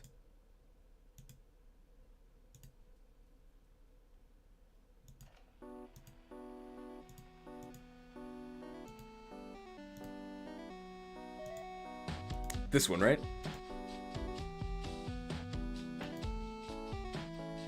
Now, I'm not going to say that Piercing Glare is useless. It can be nice to create your own choke points out of nowhere. And it does help because it means that it's much harder for Hector to get ganged up on by a bunch of chain attackers. And that is one of his weaknesses, getting chain attacked down. But this also is taking your action. Just overall in this game, it is much better to proactively do things on player phase than jump through all of these zillions of hoops or Piercing Glare corridors to try and get a salvageable enemy phase.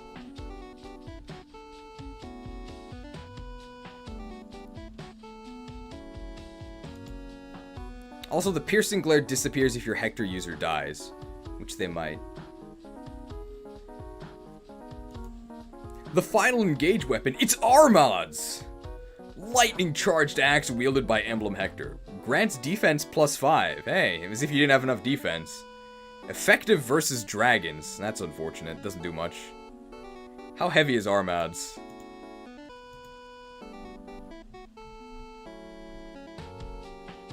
Oh boy. Well, if you want to activate heavy attack, Armad's weighs 22. 18 might. Wow. Oh no. Well, if you want to activate heavy attack, Armad's has got you covered. 22 might. Wow. 18 weight. Heavy. It's worth 100.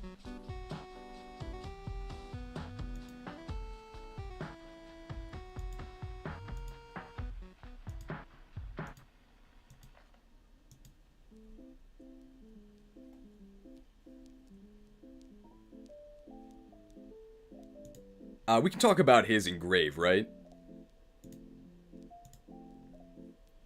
Hector's engraving, the engraving of strength. It gives you +3 might. Wow! For 3 more weight? And it drops your avoid by 30 and your dodge by 30. 3 might's a lot. 3 weight is a lot, but it's not like Ike's, right? It's not 15 weight. -30 avoid is huge, you're definitely going to get hit. And -30 dodge is actually really scary, you're going to get crit. So you probably wouldn't want to put this on the Hector user, because you're almost certainly going to get crit with that much minus dodge.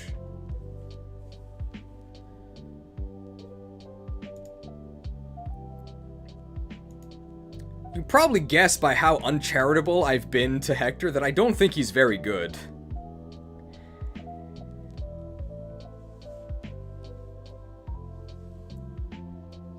Almost all of Hector's skills just boil down to trying...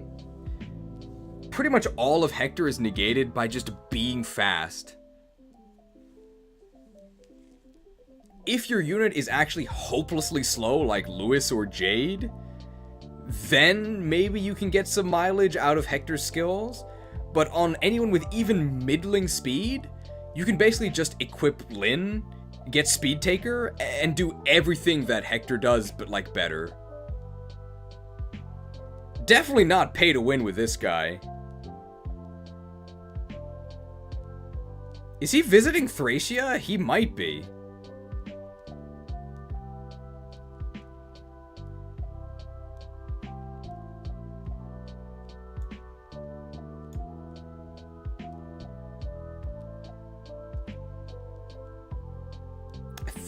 I think we're gonna put him at the...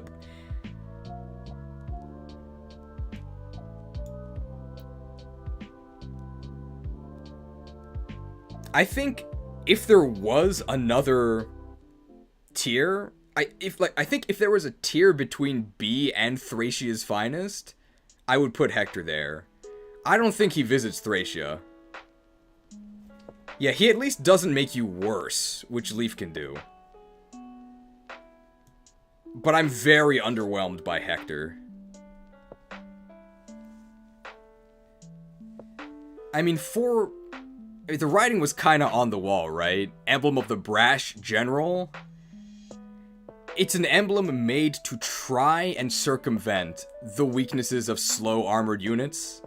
He tried so hard. He's so strong. But he wasn't strong enough, okay? Weighed down to B tier. Get a speed stat, kid.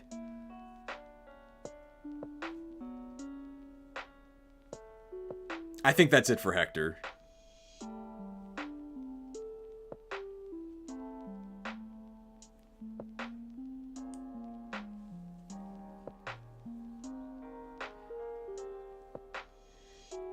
Saying Hector is as bad as Lief is like saying Runaway is as bad as Slow Start.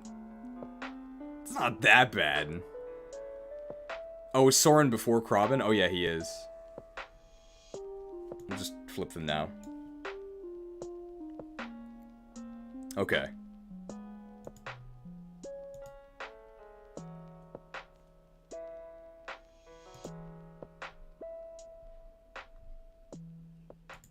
Camilla.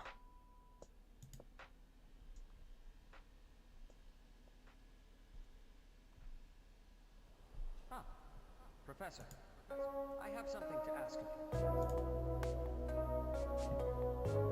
Okay, let's see. What is Camilla's title? I remember it being a little strange. It's not Heroes. It's Revelation. Okay.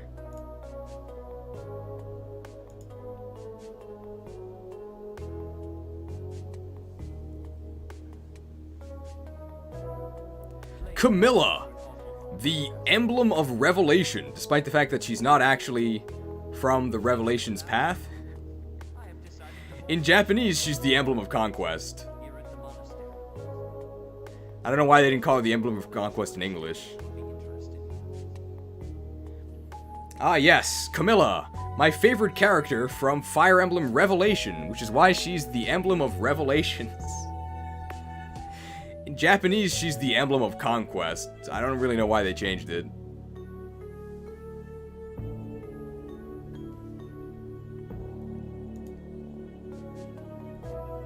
Welcome to the monastery fishing grounds. It's probably because in Japanese, I think she's called the Emblem of Nor. Because in Japanese, it's not called Conquest. It's called... Because in Japanese, the game is not called Conquest. It's called Nor. And maybe, if you haven't played Fire Emblem Fates, you might not know what Nor is, so they couldn't call her Emblem of Nor. But I don't know why they couldn't just call her Emblem Conquest.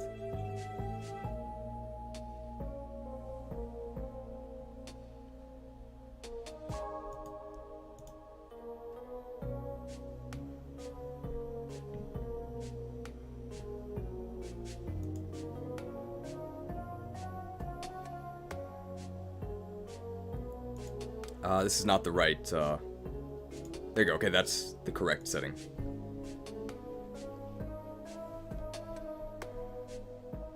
She's the bracelet of the doting sister? I do think it's a little strange that Camilla is one of the emblems, when the Corrin in this game is female. While this is clearly a character that was added to try to appeal to male characters. If you know what I mean, which you definitely do know what I mean, it's not like subtle.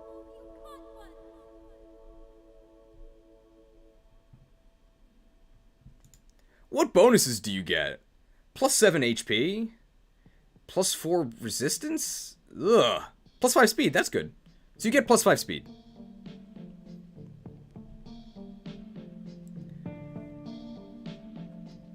Camilla is definitely an emblem where I think I'll admit I just might not understand what to do.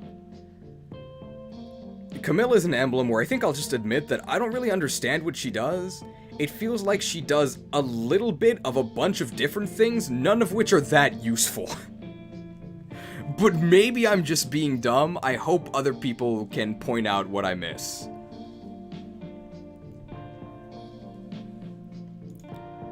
What can you inherit from her? You can inherit speed and res, so you can pay more to get res, which is useless. Just get speed. Dragon Vein. Well, Dragon Vein was one of the best parts about Corrin. Camilla's Dragon Veins, I think, are way worse. They're all different than Corrin's. So, if you're a dragon, same as with Corrin, you can choose any vein effect, which is nice. If you're a backup, you get stone pillars that increase defense and resistance. If you're a cavalry, you get water that decreases avoid. If you're a covert, you create smoke that decreases defense and avoid. You're supposed to put that on enemies. Armored creates vines that grant immunity to break, useless. Flying creates healing glow that restores HP, it's okay. Mystical creates flames that inflict damage. And then Key Adept, this one's pretty interesting. Creates ice floors that increase movement. The only other place you see ice floors is in Tiki's power log. This could be useful. The patterns of all of these effects are very strange. It makes them very hard to use. I guess if you're a better Fire Emblem player than me, you can figure out uses for this, but there is no way I would put Camilla on one of my dragons to use these things. Especially considering the rest of the things that Camilla does.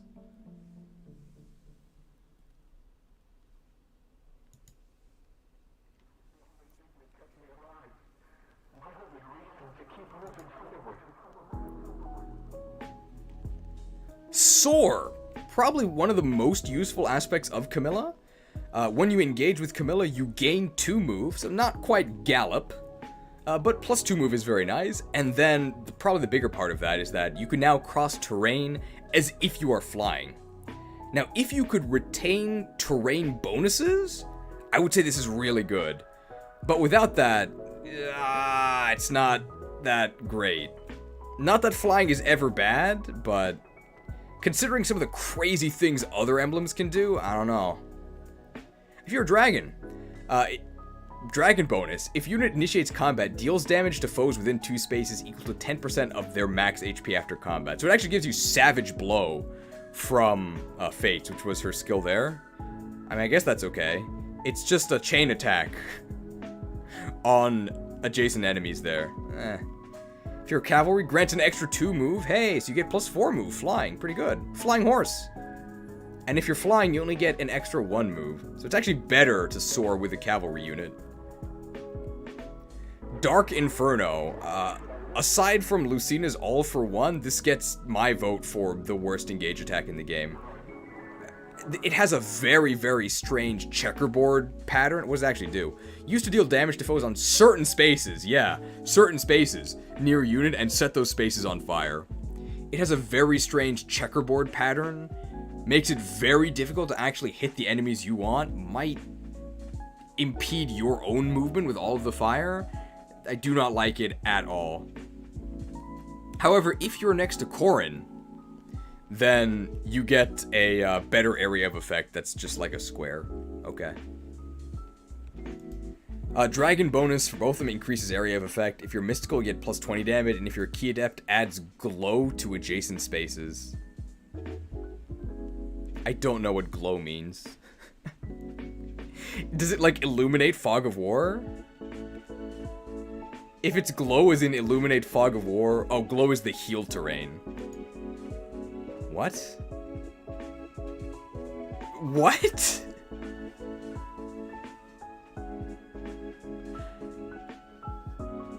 I don't like Dark Inferno.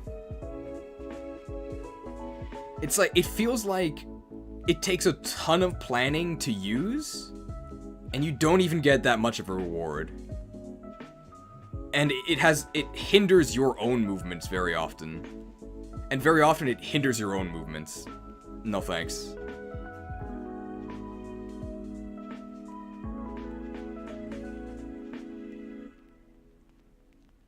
Okay, so apparently the glow from the Key Adept, it turns all of the adjacent tiles onto heal tiles. So it actually makes a checkerboard. So you can finally play anime chess on a checkerboard, I guess. Not a fan.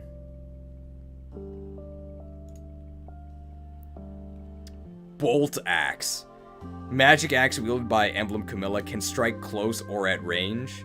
Remember when we talked about the light brand? Well, here's the Bolt Axe. No thanks. Lance Guard. If foe is equipped with a lance, unit takes 1 less damage during combat. I'm sure that'll save you against the enemy with a lance. Bad. Decisive Strike. One of the most worthless skills in the entire game. If unit initiates combat, and lands a critical, deals 5 damage to foe after combat. What? Is there a Decisive Strike plus? Oh, there is! It could be 10 damage, wow. Now, it's notable that that bonus damage can be fatal. What? Almost always a crit is just going to kill your opponent. But if it doesn't kill them and it leaves them at either 5 or 10 HP, then I guess Decisive Strike did something. I'm gonna decide not to use this, okay?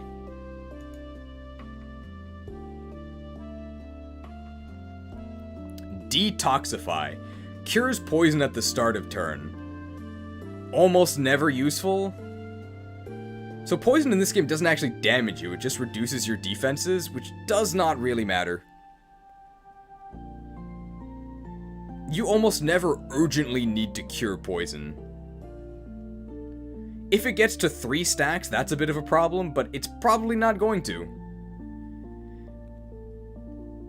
If you're in a situation, and almost certainly, if poison is getting spammed around, you're just going to want somebody that can cure poison, not rely on your one Camilla unit to detoxify themselves. Ugh, not a fan.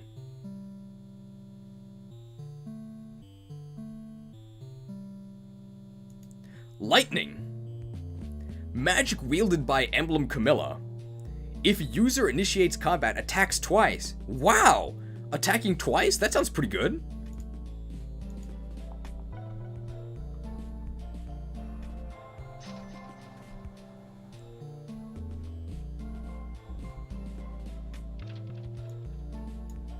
Three might. Pass.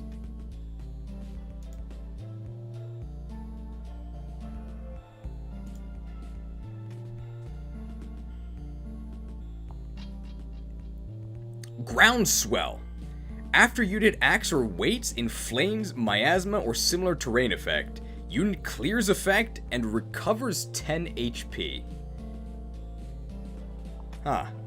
So you can use this with the negative terrain that you create to not suffer the terrain penalty and also get like a little mini heal. It also is kind of useful on a couple paralogs, namely Soren's paralog, which has a ton of evil terrain. You can use this to kind of clear that. Very specific niche uses, but it does have niche uses, I guess. Although, if you are engaged and using Soar, then you don't take terrain penalties anyway. Very strange anti-synergy. This is a sync skill though, so it applies even if you're not engaged.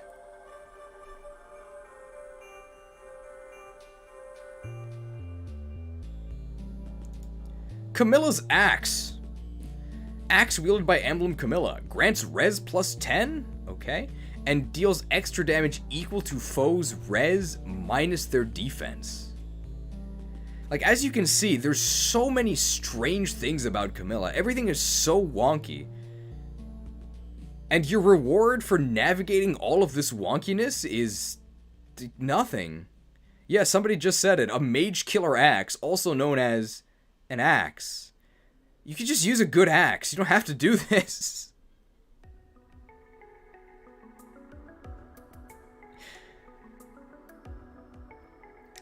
Probably the purpose of Camilla's axe is to get around mages having high res, because her other engaged weapons are magical. But mages just have like no defense, right? Just hit him with a normal axe. Mages are also very frail in general. It's much easier to kill mages with magic attacks than it is to kill generals with physical attacks.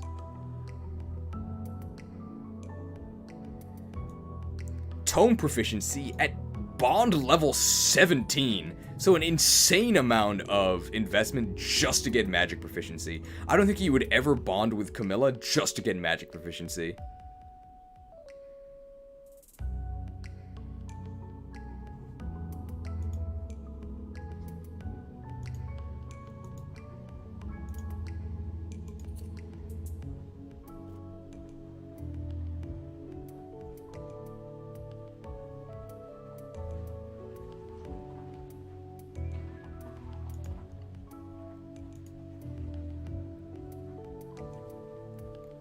So, Camilla.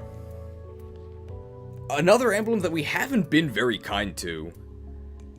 I mean, she gives you +2 move when you engage. Better than Celica? Another emblem that I wouldn't describe as pay to win. It's pay to do a bunch of very complex calculations to then get average results. Maybe I'm missing something. I might be. I'm not, like, being rhetorical there. Maybe I am missing something. I just don't think she's very good. She's just trying to do too many different things instead of doing one thing well.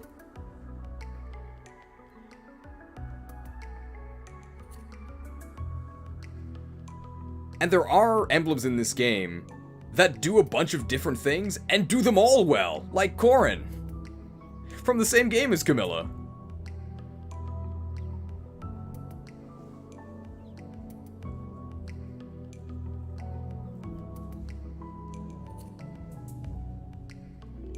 So Camilla might be the big sister, but I think that Corrin is the better ring here. Gotta talk about her engrave.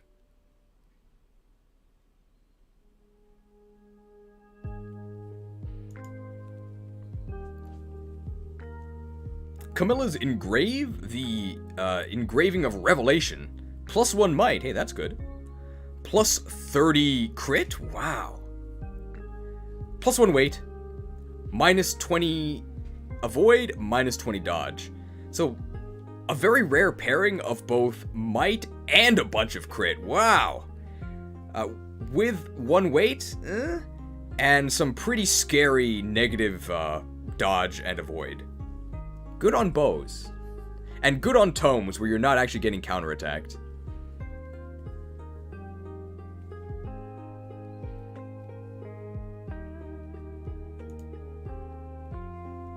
Okay, I think that's it for Camilla, right?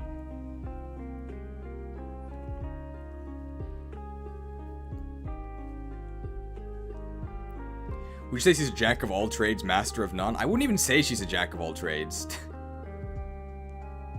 She just, like, does nothing in a bunch of different ways.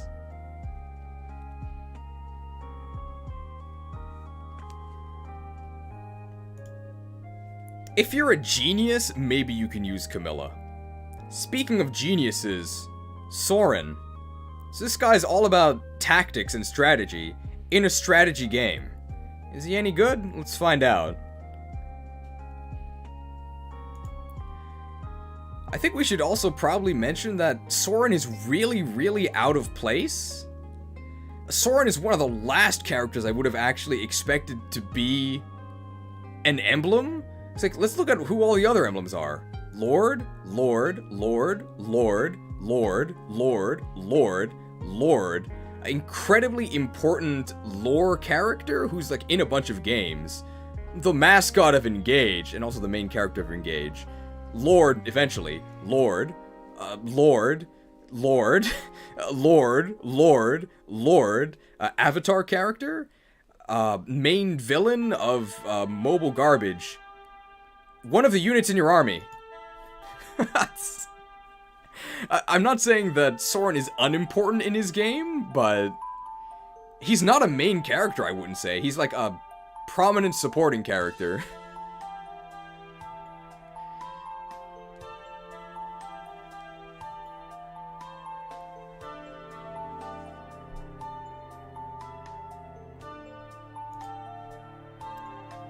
So, Bracelet of the Strategist.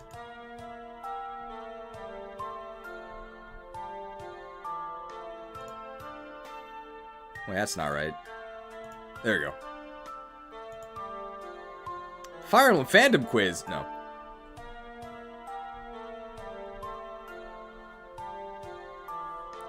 Bracelet of the Strategist. So, what do you actually get here? +4 magic. Hey, that's pretty good.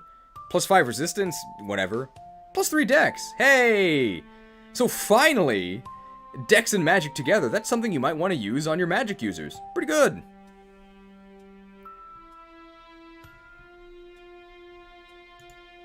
Assign Decoy.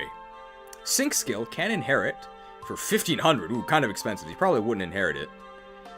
Used to make one chosen ally more likely to be targeted by enemies for 1 turn. Effect is removed after ally is targeted by or otherwise damaged by foes 3 times. More likely to be targeted by enemies for 1 turn. I don't know why they phrased it this way. If it was more likely to be targeted, this would be very bad. It's not more likely. They will be targeted. It is guaranteed. which makes this incredibly powerful. Incredibly powerful. The ability to assign taunt to one of your allies to keep your other allies safe is, I cannot overstate how valuable that is. You can put this on a covert unit that enemies have 0 hit against, and they will suicide into them. This is one of the best ways to keep your units safe. Because whatever unit you assign the decoy to, they just become a beacon that keeps all units around them safe from attack. Super, super valuable. This has saved me so many times. This skill breaks maddening AI, because one of the things that makes maddening difficult is that enemies ignore enemies. One of the things that makes maddening difficult is that enemies will ignore units they can't damage or units they can't hit, but if that unit has been decoyed, they'll attack them. Amazing. It allows you to be way more flexible with the positioning of your squishies. As long as you have the decoy near them, they're safe. And very rarely are you going to be fighting clumps of more than 3 enemies. You might fight like 3 or 5, but like this way, you can dive in with all your enemies to kill 2 of them, and be assured that the 3 that are left alive will just attack the decoy. Super useful. The worst part about assigned decoy is that it doesn't give you any XP, so whoever assigns the decoy cannot reposition with Cantor afterwards. It's the only downside I can think of.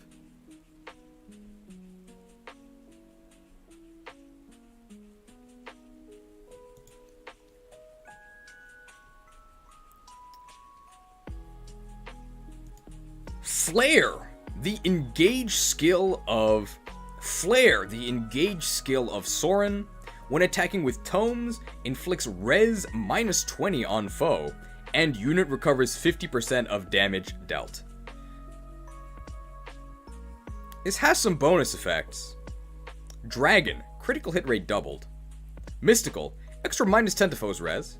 Key Adept, unit recovers 100% of damage dealt instead. The really important one is this. Dragon, critical hit rate doubled.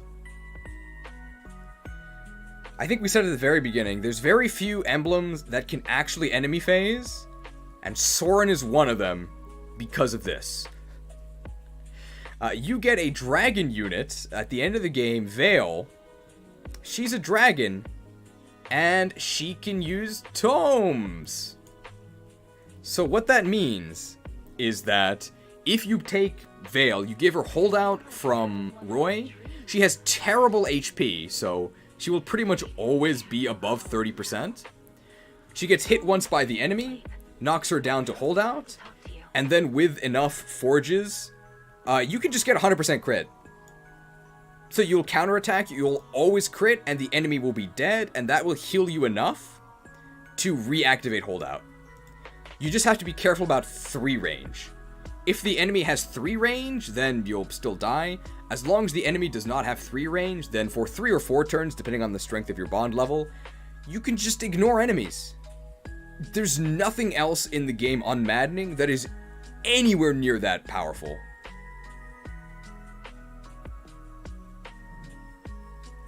Super, super good. If you're not doing that very specific build and you just are a magic user, yeah, this is cool, I guess. It lets you heal.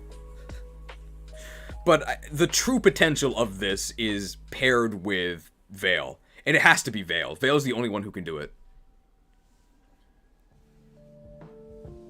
This is a much better version of the budget version, literally budget version, because you don't have to pay for it, that you can try doing with Micaiah and Nosferatu. But using Vale's personal Torm Mirror score that has crit, give it a crit engrave, and then with the doubled crit from Soren, you're guaranteed to crit, which is very important because you're never doubling with Mirror scored. It's super heavy.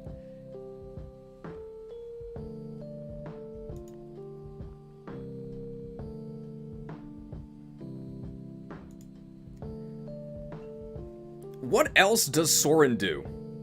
Cataclysm. Mediocre expansion, by the way. Used to attack foes in an area with fire, thunder, and wind magic at 40% damage. Wind is effective versus flying. I think before we talk about Cataclysm, we should probably talk about Anima Mastery. She's probably talking about anima focus. I guess I wasn't very focused. And I also didn't have any mastery of it. Anima focus. When using tomes, unit inflicts defense -3 with fire, hit -20 with thunder, or movement -2 with wind magic. I think this is an allusion to how there was the anima magic triangle in the Elyos games. The anima magic triangle didn't do any of these things, but, I mean, it's a different game, so I guess that's different effects. Cataclysm is going to apply all of these. If you're a dragon, Cataclysm also sets the terrain on fire. Deathwing did that, he was a dragon. Mystical, you get +10 damage, okay. If you're a key adept, 20% chance of breaking target. Terrible. If you are next to Ike, and Soren really, really likes Ike, then the area expands. Instead of being a cross shape, it just becomes a big square. So even without Cataclysm, Cataclysm Plus is a pretty minor upgrade, but it is an upgrade. Both hit in a fairly wide area. It's very good for debuffing a bunch of enemies before swooping in for the kill with your other units. I'm not going to say that this engage attack is a game changer, but it definitely is very useful, especially since it applies all of the anima focus debuffs.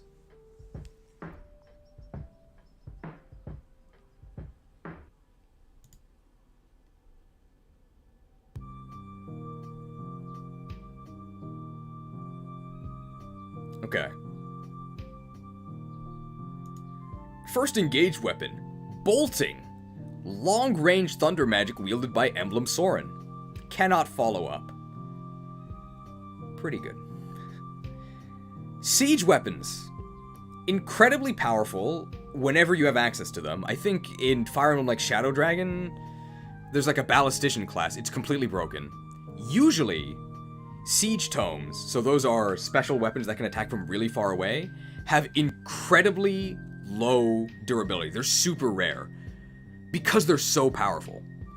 Every time you engage with Soren, you can start bolting them. This is ridiculous.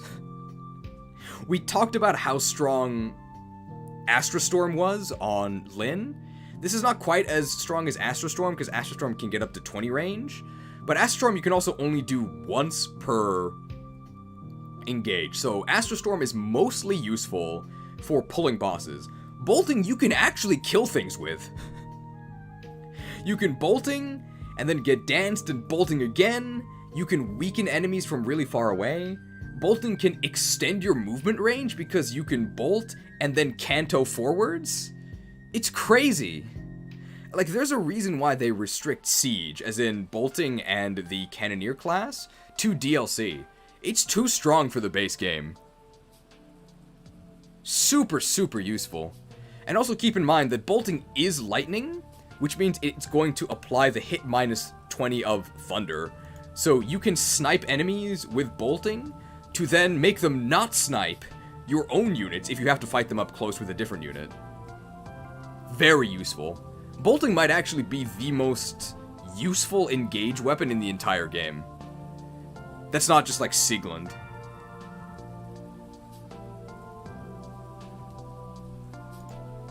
The stats you can inherit from Soren, you can get magic and res. Just get magic, you don't need res. Magic Guard. If foe is equipped with a tome, unit takes 1 less damage during combat. This being terrible is a reference to how mages in Elyos are also terrible. These guard skills are so bad. Knife proficiency. This is a reference to how everybody picks knives as their optional weapon when you promote to Sage in Elyos.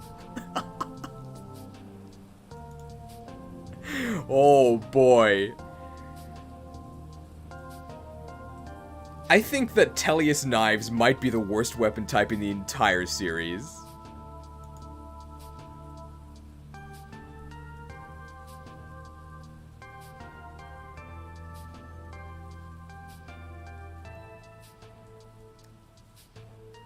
Knives out? Please put the knives away, okay? They kind of make up for it later, though, because knives in Fates are great, and knives in this game are also great. Keen Insight. Sync skill. When unit deals effective damage, deal +5 damage. Can you get to Keen Insight Plus? Keener Insight? You can. And then you get +7 damage. For 3,000 HP? I'm gonna give you my Keen Insight right now. Don't inherit this. Usually when you're dealing effective damage, you're gonna kill the target anyway.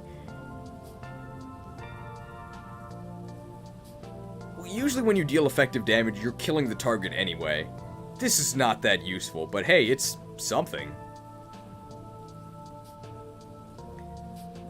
It does actually help you kill Pegasus Knights. I guess they're Griffin Riders in this game, because they tend to actually have decent resistance. So even if you hit them with effective wind magic, they're probably not gonna die. Definitely isn't worth inheriting, though. Blue Crimson member for 10 months, thank you.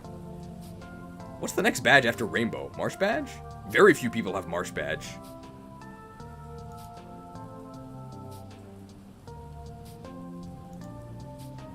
I mean, this is better than whatever Camilla's thing was, Decisive Strike. But that's not saying much. And it is better than Keen Eye.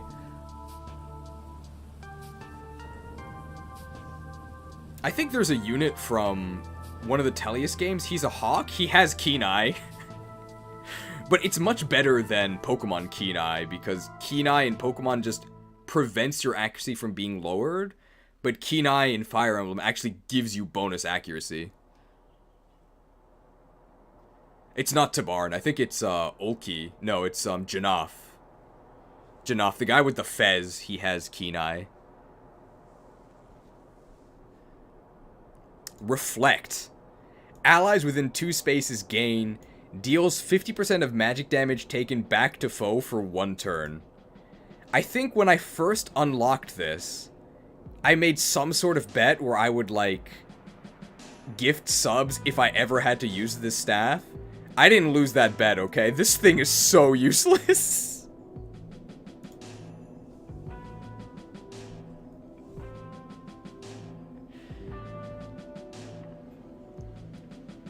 If you have any clips of you getting use out of the Reflect staff, please submit it on my Discord, link in the description. And if you do it in time, I'll add it to the premium, okay? That's my challenge to you. Reflect.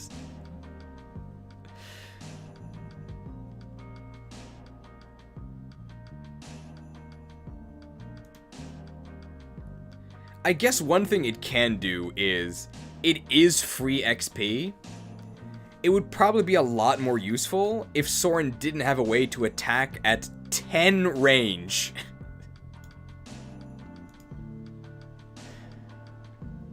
I'll just say, if you're using Soren, you probably have something better to do than using Reflect for XP.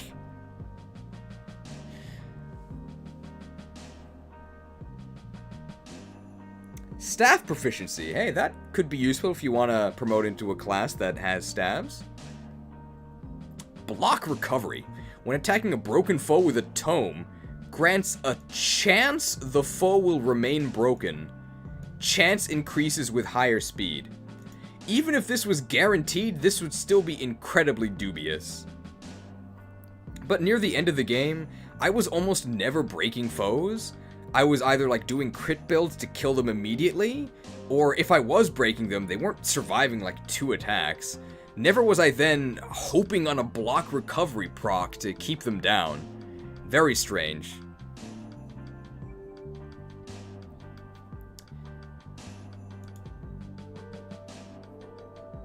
At level 15, you unlock his final engage weapon, the Rexcalibur. Powerful wind magic wielded by Emblem Soren, effective flying. It is actually pretty powerful. Very good at killing Wyvern Riders. It's alright. And then finally, once you're good enough friends with Soren, I guess he'll teach you how to read. What is going on here? Why is knife proficiency so much earlier than tome proficiency? I guess he wants to stab you because he doesn't like you. But he'll read you bedtime stories if you're friends at Bond 15.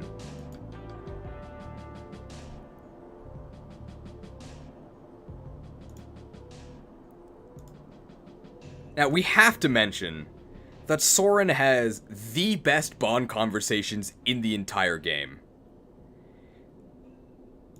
This entire game is kind of a circus, and Soren is the only one who sees through the rabble. Almost all of his Bond conversations are just him saying, like, don't talk to me, or, like, get a grip. Very funny.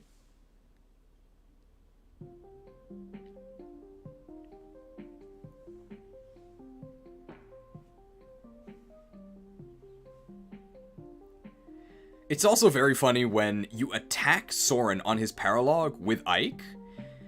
Because Soren starts the paralogue by being like, I don't want to waste time with you guys, out of my sight, and then he summons a zillion enemies on the most annoying map in the entire game. And then when you confront him with Ike, he's like, wait, Ike, I didn't know you were here, I'm sorry. Please let me join you. He simps for Ike. I would too with Ike's biceps, wow.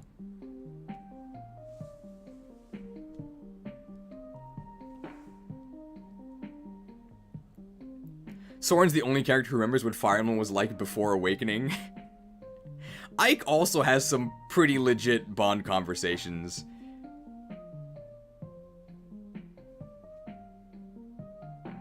I do think that it would be an overall flavor win if when you approached Soren with the Ike emblem, if Soren just surrendered. Like, I think that would make sense. Because Ike is his boss. And the whole reason that he's fighting you is because he doesn't want to take crap from you. But if you have Ike, it would make sense for Soren to just give up.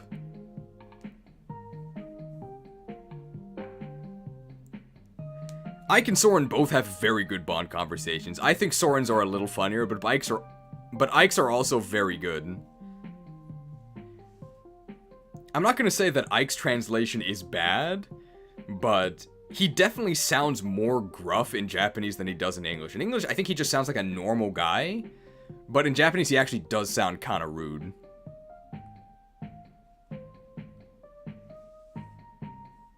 Still going? Not for much longer. We are almost done.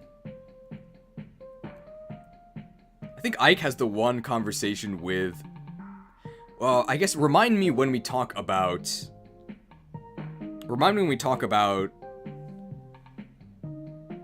It's gonna be for Goldmary and for Jean, because we've got to talk about Ike. So with Jean, that's the infamous conversation where Jean is like, I didn't, like, you emblems are all huge. And then Ike's just like, oh, that's not an emblem thing. I'm just huge. And then with Goldmary's like, Ike, it's okay if you fall in love with me, or tell me how pretty I am. And Ike just goes, oh, I hope... Don't tell me that everyone in your country talks like you. Soren also does not care about Goldmary. But it's probably because he doesn't care about any girls. Ooh. Potentially. Allegedly. Not confirmed.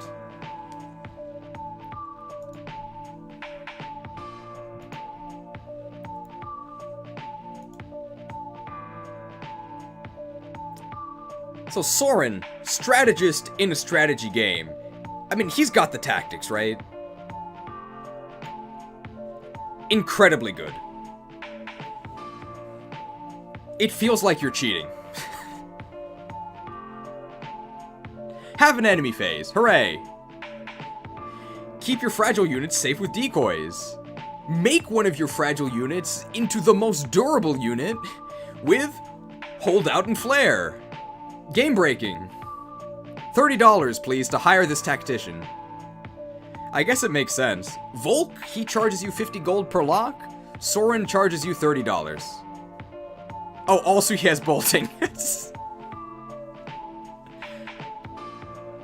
I think he's actually the only, like, offensive pew-pew mage emblem. Because most of the other emblems are like... Most of the other emblems just have random magic bonuses.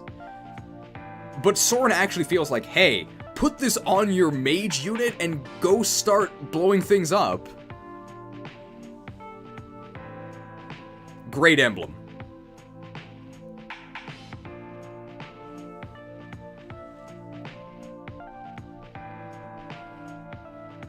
Anything else to say about Soren? Let's talk about his engrave.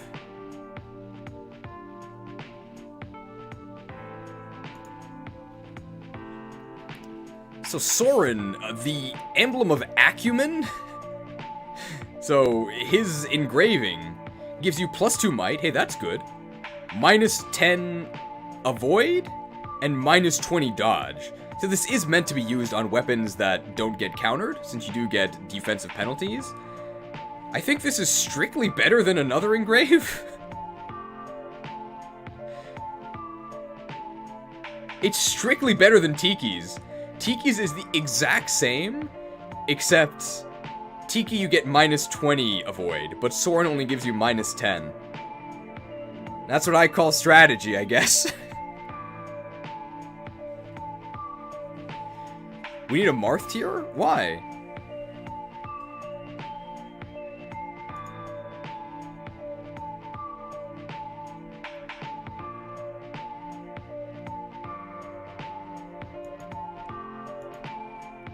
Okay.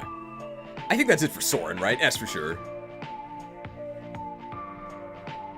This is probably the least controversial tier list ever. Soren is also, I think, really popular in the fan base. He just does feel a little out of place because everyone else is like a noble. Oh, we never said that. Soren! Oh, I do have a sword, I can do that. Soren. Oh, I gotta swing it first. Ha! Soren, always lost in your books. Sorry I'm not as pretty as Mia.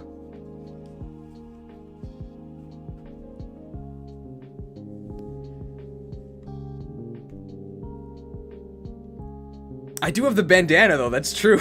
Mia has a bandana.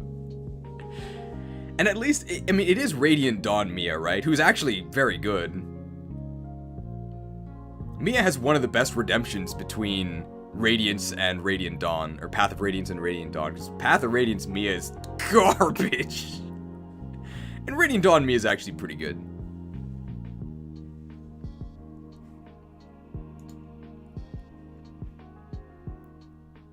Now, if Soren was... Now, if you found Soren in, now that's what I call Strategy 1. Well, here we've got Robin. Now that's what I call Strategy 2. Lots of tactics. In case you forgot, this was a tactical RPG series. Robin actually comes with Chrom, but I couldn't find an image that had both of them, so I just used Robin because he doesn't have blue hair. Although he's an avatar, so I guess you could make him have blue hair.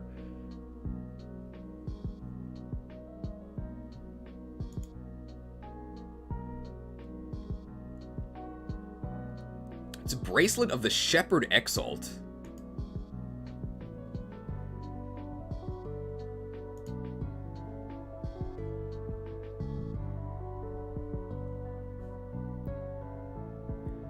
Bracelet of the Shepherd Exalt, so maybe Chrom is the more prominent one in the pairing, but... Stat boosts. +3 strength, +5 dex, +4 speed. I think that's the best in the entire game.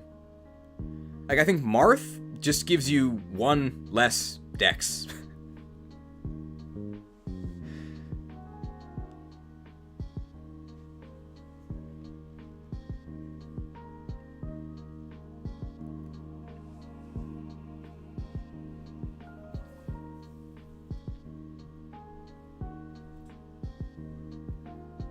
What skills do you actually get? First one, surprise attack. So what skills do you actually get? First one, surprise attack. In Japanese, this is Fuyuchi, the exact same as Sucker Punch, so I'm just gonna call it Sucker Punch. If unit initiates So what skills do you actually get? First one, surprise attack. In Japanese, it is Fuyuchi, the same as Sucker Punch, so I'm just gonna call it Sucker Punch, but you don't even need fist weapons to use it. See how confusing that is? If unit initiates combat from terrain that provides an avoid bonus, foe cannot counterattack. 3,000 SP for this. Overcosted much? Well, it's nice that you effectively get 100% avoid, because the enemy can't counterattack. But if you're on avoid terrain, you already have a massive advantage. Do you need that much more of an advantage? Not so much that you would inherit it, but I mean, while you're synced to the ring, sure. Other half, engage skill. So if unit initiates combat, Robin chain attacks, grants magic plus 10 while engaged. So Chrom is always there. Robin only appears when engaged. Plus 10 magic is gigantic. For reference, if you have 50% magic growth, which is fine, that's 20 levels of magic. Wow! That's not enough to actually make a physical unit proficient with magic, but if you're a filthy mixed attacker, yeah, maybe. Whoa! If you're a dragon, then Robin chain attacks 2 times, so that actually means you add 20% damage. So that means you add 20% of enemies' HP to your attacks. Better than Stealth Rock, wow. If you're backup, it's a guaranteed hit with the chain attack. That's not that great, because it's already an 80% hit chance, but okay. And if you're covert, probably the best bonus. Plus 1 move while engaged. Mini Sigurd!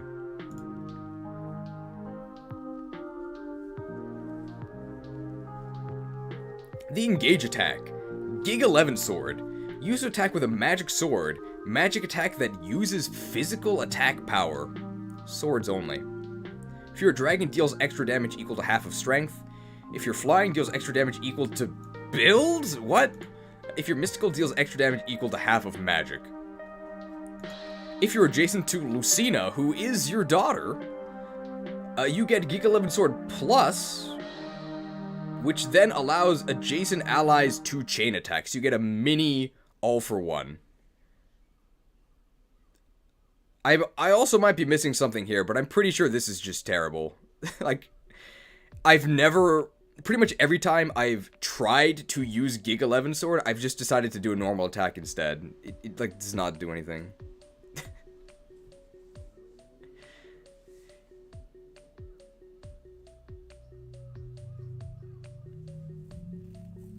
Does anybody have any stories about Gig 11 sword actually being worthy of the Giga title?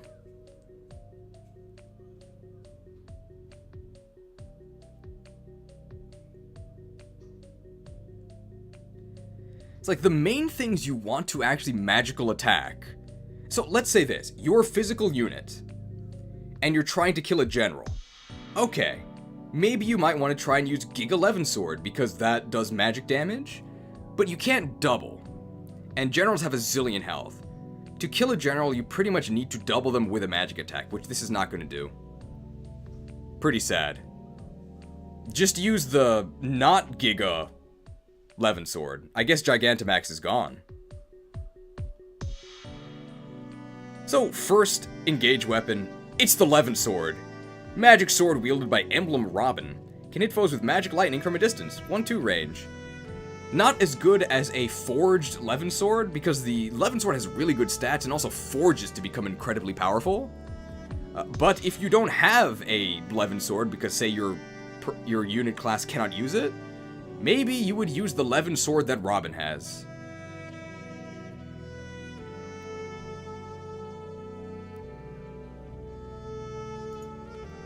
Speed and Dex are the stats that you can inherit. Hey, it's just better than speed, because you also get Dex, but it is more expensive. Is the extra cost worth it? I would say probably not. I'd rather just have the speed, because that's far more important than the Dex. Sword Guard 1. If foe is equipped with a sword, unit takes 1 less damage during combat. Sword units are super fast, so hey, this will probably mean that you end up taking 2 less damage because you got doubled. You still died though. God, these guard skills are bad.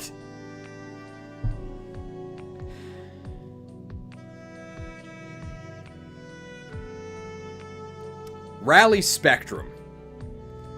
Used to grant adjacent allies +3 to all 7 basic stats for 1 turn.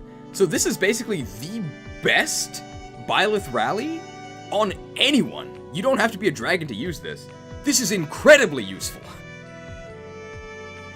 You could make an argument for using Robin on a support unit that never fights, just to be able to rally Spectrum on turns that you actually are engaged. Wait, this is a sync skill. Whoa!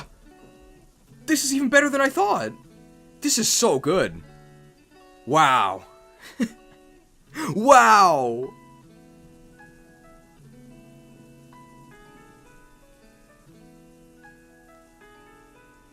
you might even consider just having a dedicated Rally Spectrum bot. Insane. It's also inheritable for 1,500. I'd pay that. Oh, for sure. $30 US, baby.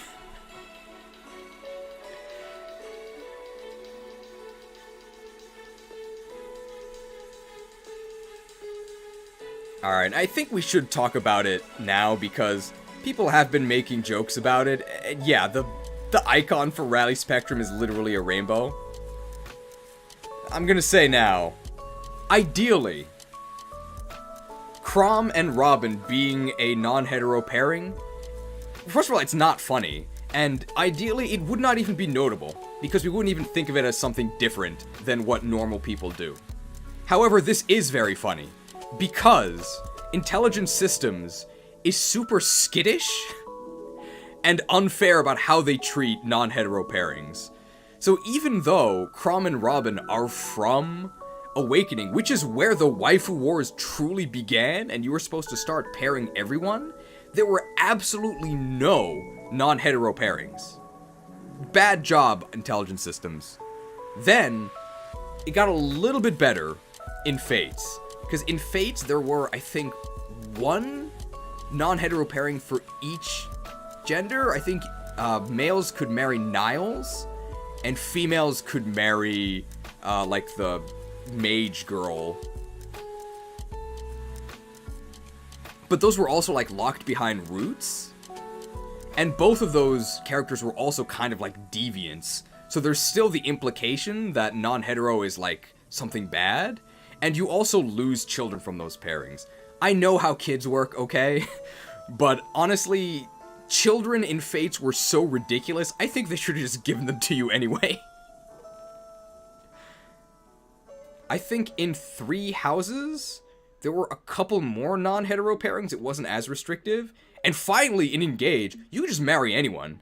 And the game doesn't treat it like it's something different, doesn't treat it like it's something bad. So actually, excellent job, Engage, on that. Good job. And I guess to really hammer it home, they made Rally Spectrum incredibly overpowered.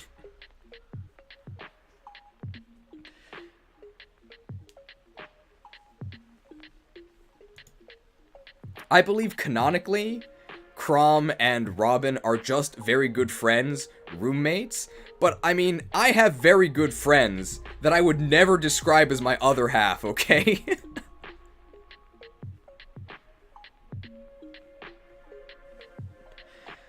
I think that's everything regarding that aspect of the pairing. Sword proficiency. Have we seen this before? I don't know why you would get this from Robin, but you can. Brute force. While making a physical attack, critical hits deal increased damage. That's a little vague, but instead of 3x damage, it deals 4x. I mean, it's overall better than Camilla's decisive strike, but usually, when you're dealing 3x damage, the opponent is dead. I would not pay 1,500 just to get that one extra multiplier. I'm also not really sure why this is one of Chrom's skills. This feels like something that Hector would have.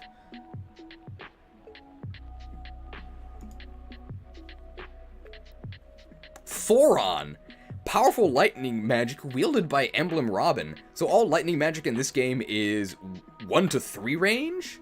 Thoron is very powerful. It's not going to be as powerful as a forged normal Thoron tome. But if your unit cannot even use magic, suddenly being able to bust out a Thoron with +10 magic from the Engage, hey, that could do something. I also totally lied. This is 1-2 range Thoron. Okay. At level 10, you get Thoron. Not the Thoron that's actually in the base game. In the base game, Thoron cannot double and is 1-3 range. This can double. It's just 1-2 range lightning magic called Thoron. It's a bit confusing. It's so confusing that I messed it up in a take that you'll never see unless you watch the live.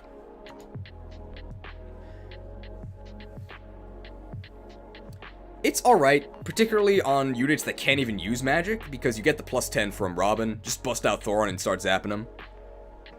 Probably does more to a general than your physical weapons can. The name of the skill keeps changing between Charisma and Charm. In this game, it's Charm. If a unit's attack triggers a chain attack, increases chain attack accuracy to 90%. This is a very minor effect, but it's just a nice little bit of hedging against bad RNG. It's okay. Obviously, this is better the more units chain attack with you. But this only applies if you're the one who starts the chain attack. If this applied to, like, everyone in, like, a zone, that'd be a lot better. It's alright. The Falchion. I think this literally is Marth's Falchion, right? A legendary sword wielded by Emblem Chrom. Effective against dragon. Talked about the Falchion before. Well, here it is again for the third time. Not parallel, though. Just the Falchion. Magic proficiency. Man, magic is so difficult. You got it to bond level 16 for magic proficiency. I think Soren teaches you to read at level 15. So I guess Thoron's just really complicated. Gotta get to level 16 for that.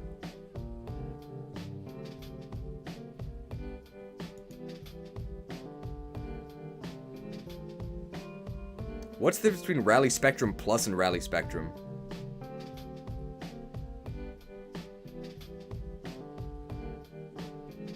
Oh. Okay, Rally Spectrum was not quite as good as I thought.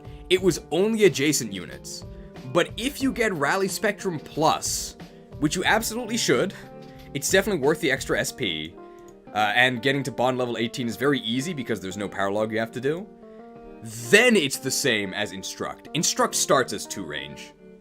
But you have to get to Rally Spectrum Plus to actually get 2 range on the Rally Spectrum. Oh no. It's definitely worth it. Whenever I see Spectrum, I always think of, there's a multivitamin called Spectrum. It didn't give me +3 to all stats. Whenever I see Spectrum, I always think of like a multivitamin I used to take called Spectrum. It didn't give me bonus stats though. If it did, it was imperceptible. Stat boosters. I guess it's like Carbos. Spectrum is your internet provider.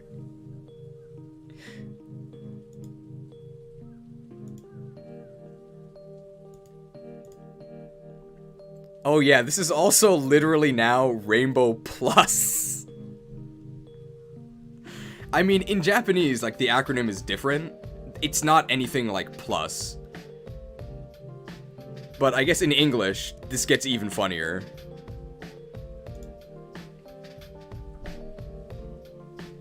Everyone's included, okay? You all get +3 stats.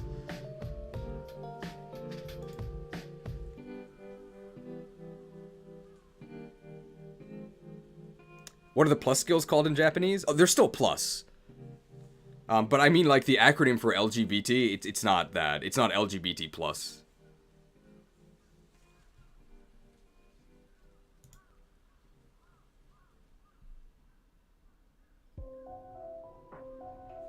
We gotta talk about the engrave, right?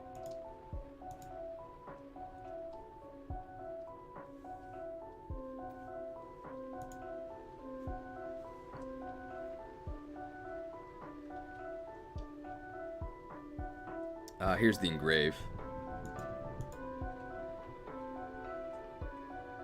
So the official title is the Emblem of Bonds.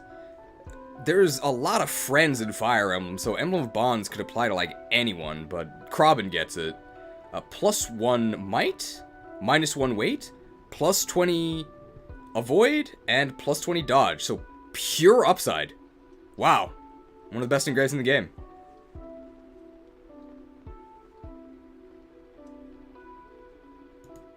The only reason not to use it is if someone else is using it, or if you want the more specific engrave of something else. It's just better than the Marth engrave. Wow, dude, Marth is so sad, because the Emblem Ring just gives better bonuses than Marth, and the engrave is also just better than Marth's. Dude, Marth is yesterday's news, man. At least he gets to be on the cover of the game.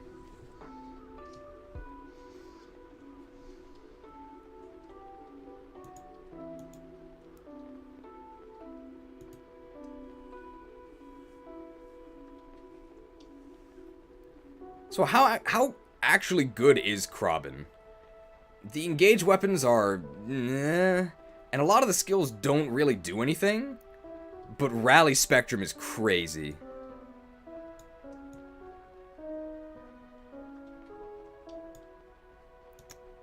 About here, maybe?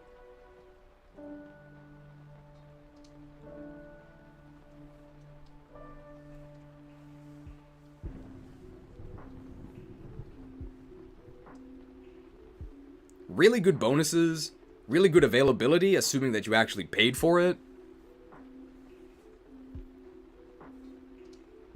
You think it's above Tiki? I think Tiki's stronger because of the Star Sphere bonuses.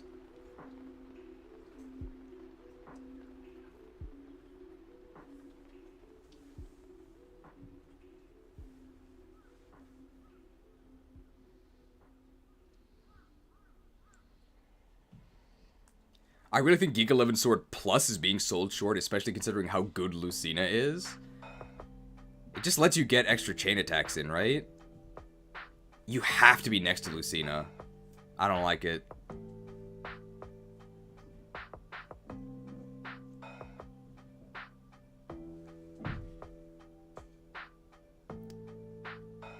Something I think we neglected a bit earlier, something I think we neglected to say earlier is that Chrom does work on pretty much everyone. Everyone can use at least some of his stats, and he gives you a lot of them. Plus 10 magic is huge. And at worst, you can start rallying everyone. So even if you have a useless unit that can't fight, you can just show everyone the power of the rainbow. So even if you have a useless unit that can't fight, you can make everyone taste the rainbow for extra stats. Ultimately, I'd rather have a more focused emblem that does something really, really well. But in terms of an emblem that has sort of spread general utility, Chrom is good enough at those that I think he's like an A tier. That sounds S to you? No, the stuff that the S tier units do is different.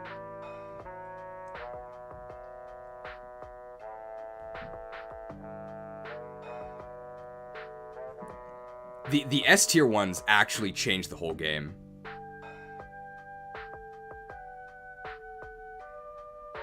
Yeah, this is an emblem I would say is actually a jack of all trades, and Camilla is just kind of bad.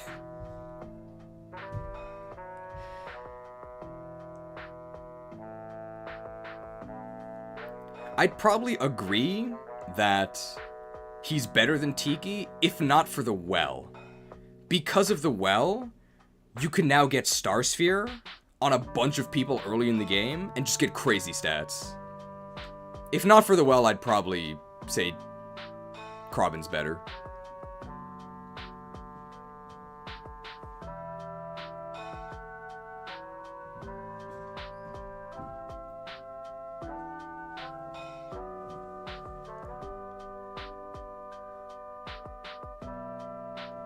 You could also do the same for Rally Spectrum too? What do you mean by that?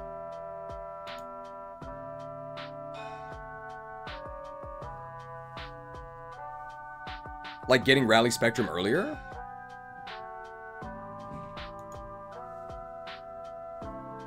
The thing about Star Sphere is that it gives you benefits even after you take it off. There's nothing else like Star Sphere.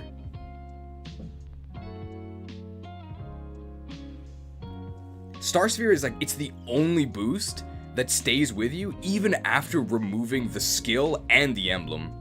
It's crazy.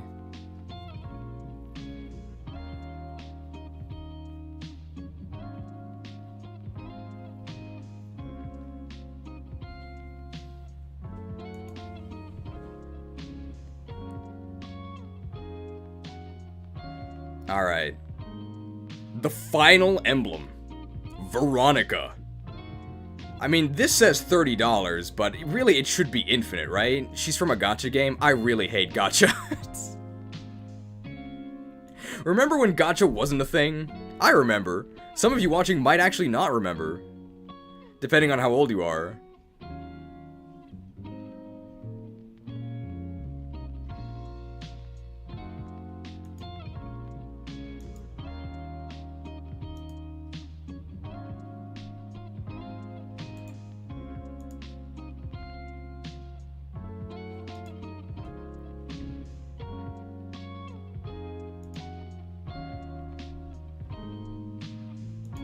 Bracelet of the Lonely Heir. How can you be lonely when you have so much money?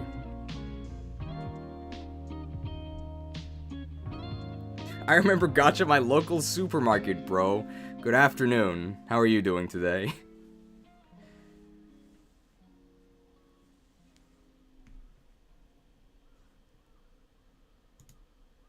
What stat boost do you get? 5 magic. Ooh, that's a lot. 4 resistance. Who cares? 6 luck. It's a lot of magic.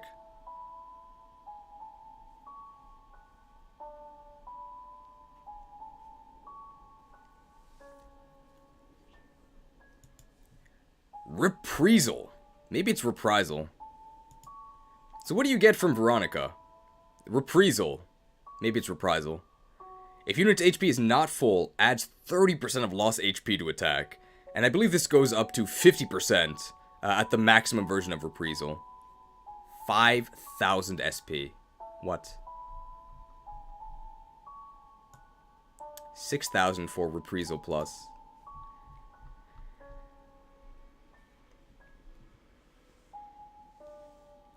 Well, reprisal, it's very good. If you can reliably get to low HP, either through using Ike or through holdout, you get zillions of damage. I guess you would have to be missing a zillion HP to then get a zillion damage. You get a lot of damage, okay? And it's better the more HP you have. Future is bright. Show me more. You're in good form. However, even with the amount of SP that's been introduced to the game by both the well and by one of Veronica's skills we'll talk about later, it's just so expensive that it's Right with you. almost exclusive to whoever's actually synced to Veronica. You're in my way. It is very important in specific strategies for like 1 rounds and LTCs if you can reliably hurt yourself. Very, very powerful skill.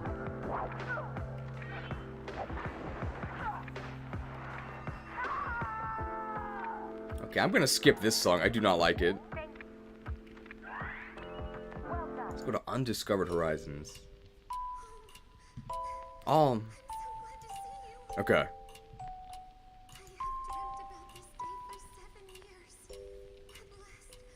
Contract!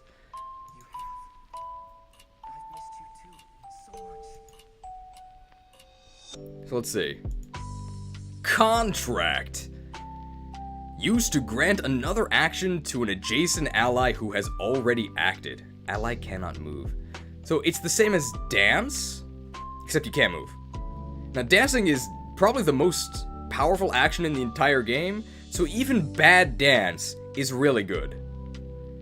If you're a dragon, grants strength, magic, defense, res +2 to ally during action. So you actually get a mini Byleth rally attached to the contract. It's in the fine print, okay?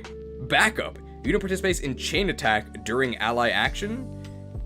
I think they were going to do this anyway, because to contract them, you have to be next to them. I don't really know what this does. Covert. Grants hit and avoid +30 to ally during action. That's a lot of both, so very useful.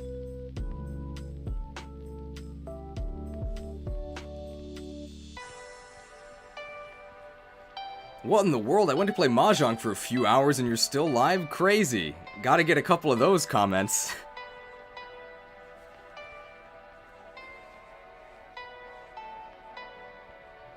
Oh, okay. I guess the backup effect allows the unit to chain attack even if they're not in range. Like if they don't have a 1-2 range weapon thing equipped. Very minor benefit though.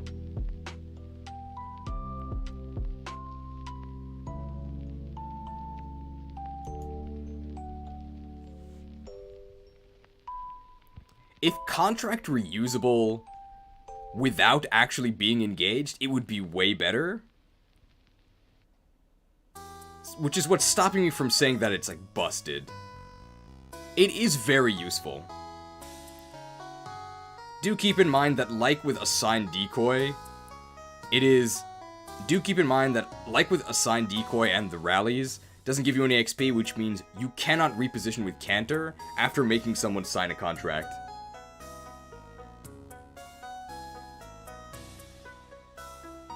Would I sign a contract and bind myself to gotcha hell and eternal poverty? Maybe if they also let me move. It turns out being able to move again on your second action is a very important part of dance, but contract's still very good. Summon Hero is the engage attack. Shoutouts to the dev team for actually making this a gacha pull. It is definitely a flavor win. If you're a dragon, your gacha pulls are going to be much more powerful in general. If you're a backup, summon unit has the dual strike skill, which can be very useful. And if you're covert, the summon unit gets movement +1. Hey, cool. How good is this? How lucky are you? It's a gacha pull! So you can get either generic units, or you can actually pull emblems. So you'll get emblems that aren't actually synced to anyone, and they have some but not all of their skills, and they come with some of their engage weapons. Obviously the engage, there's just such variation in this, I can't really say how good this is or not. But it's probably good. Even if you get the worst possible, just like generic mook, temporary units are super useful. If you know anything about summoners from Fire Emblem 8, the Sacred Stones, just having a unit that you don't care about dying is incredibly useful. If that unit can actually fight or do special things, if you happen to summon an emblem, like maybe Corrin, you can start doing Dragon Vein stuff, it's just a cherry on top. Be careful though, because this is actually engage specific. So you probably want to summon the hero the first turn you engage, because it disappears when your engage drops.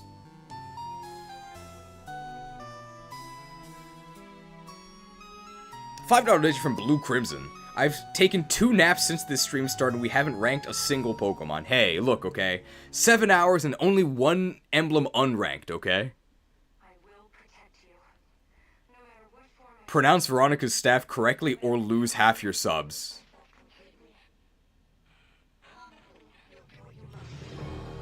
I'm just gonna highlight it, okay? Please read the name of this staff to yourself. A staff wielded by Emblem Veronica. If user initiates combat, foe cannot counterattack. So it's just better than surprise attack. Wow. What are the stats on this thing?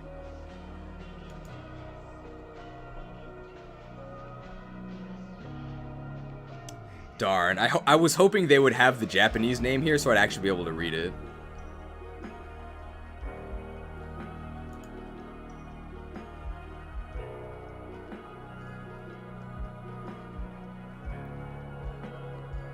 Bro, this is... You ever see one of those images where it's just a bunch of different franchises mashed together with everything labeled incorrectly? That's what this is. So first off, you've got this like Nordic name. The type is tome, but it's a staff, and the animations are an axe. What is going on? 14 might's not bad. Hey, 10% crit, 12 weight's kind of heavy, 1-2 range, and it has the nice benefit of sealing enemy counterattacks.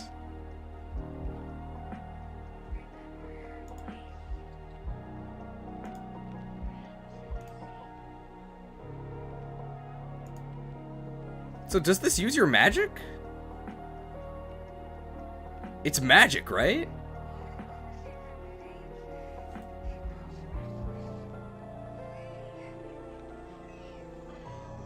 Okay, it is magic. It's probably better than being physical, and Veronica also gives you magic bonuses.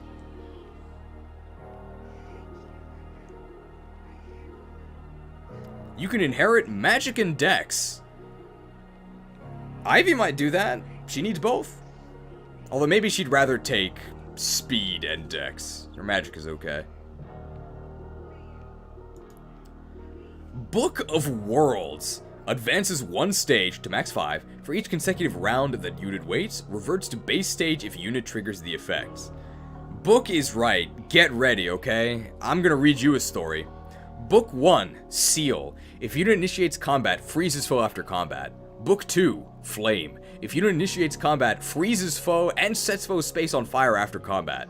Book 3, Death. If unit initiates combat, deals 10 damage, freezes foe, and sets foe's space on fire after combat. Book 4, Dream. If unit initiates combat, restores HP equal to damage dealt during combat, then deals 10 damage, freezes foe, and sets foe's space on fire after combat. Book 5, Science. If unit initiates combat, restores HP to self and adjacent allies equal to damage dealt during combat, then deals 10 damage, freezes foe, and sets foe's space on fire after combat. It's not as long as the Future Sight entry, but I would consider that a book.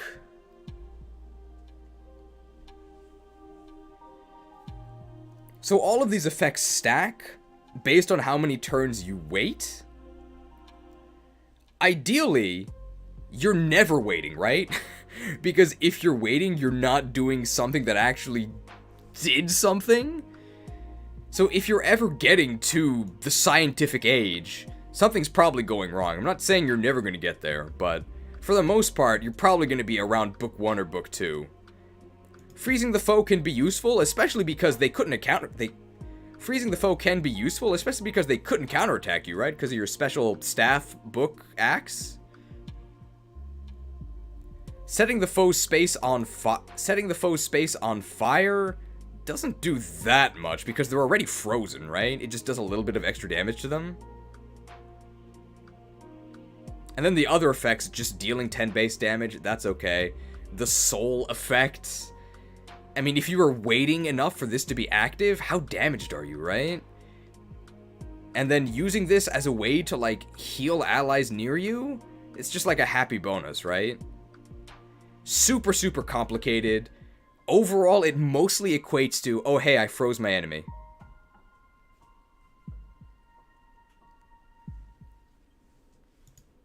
She also teaches you how to use knives. It only bond level 4, hey. Teaches you how to use stabs at bond level 6. Level boost. When a unit defeats a foe of a higher level, grants level +1 until the end of battle. Max +3. So this is a sync skill. That means you can eventually get a permanent for the map, Rise Above. So you haven't quite risen above. You've risen a little bit.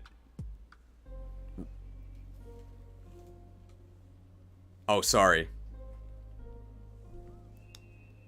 Hang on. Okay. I initially thought this was knife proficiency. It's not, it's much worse.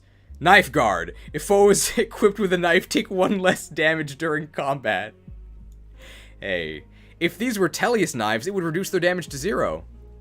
Guard skill, terrible. Staff proficiency. Proficiency with staves could be useful if you want to promote into a class that has staves. Level boost. When a unit defeats a foe of a higher level, grants level +1 until the end of battle, max +3. So this can eventually become a budget version of Rise Above, but it's active even if you're not engaged. So I don't know if we've risen above. Are our feet even off the floor? We're like standing up a little taller. If you manage to get all 3 levels, this will give you like +1 or 2 on all of your stats. It's okay.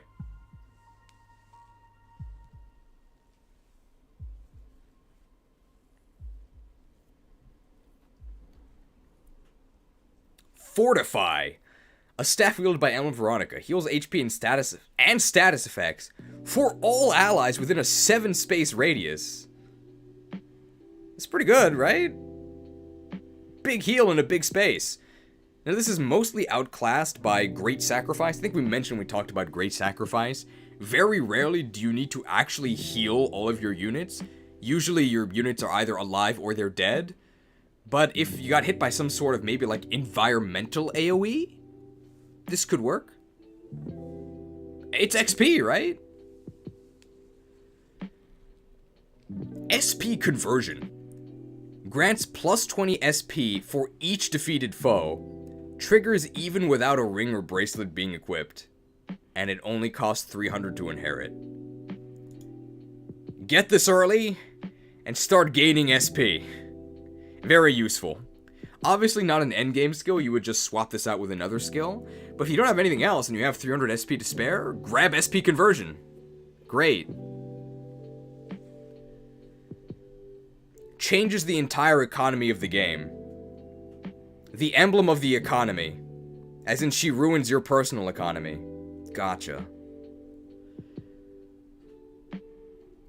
Now notably, to break even, you have to get at least 15 kills with this.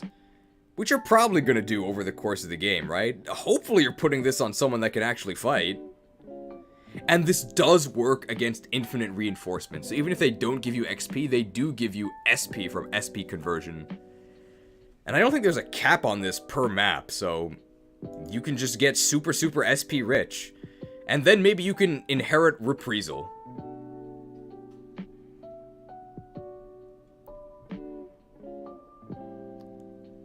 Elvis? Vigar. I used Vigar in League before it was cool, okay? Back when he had the completely busted event horizon that was an AoE stun. Powerful magic wielded by Emblem Veronica. Nullifies basic stat bonuses on target for 1 turn after combat. I don't think this does anything. It's just a tome.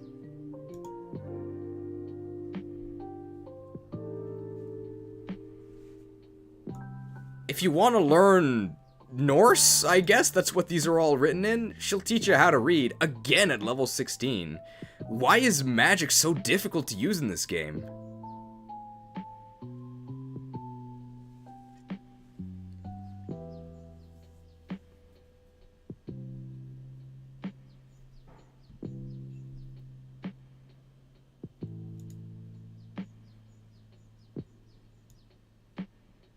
Yeah, are there any enemies that actually have stat bonuses?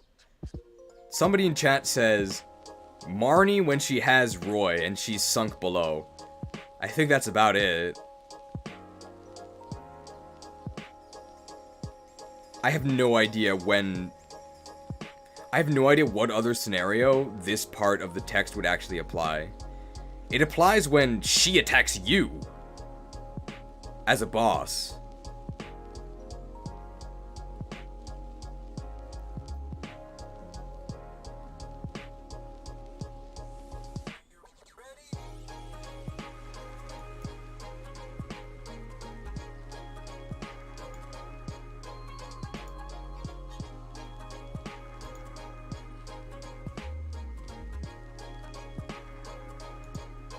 We will say that, so of all of the Emblem Rings, Veronica is pretty much the only one where it makes sense that she actually fights you, right? Because all of the other emblems are on your side and they're just like testing you. But Veronica's actually evil, right? She wants to use you all as puppets, and I guess also drain your bank accounts. So it does make sense that you do actually have to fight her. And it makes sense that her constructs and everything kill you. It is very strange. I think maybe one of the biggest flavor fails in the game, that even though all of the emblem paralogs are just training exercises, the constructs the emblem summon are lethal. Great training, you killed my friends, thanks. Really strengthened our bond.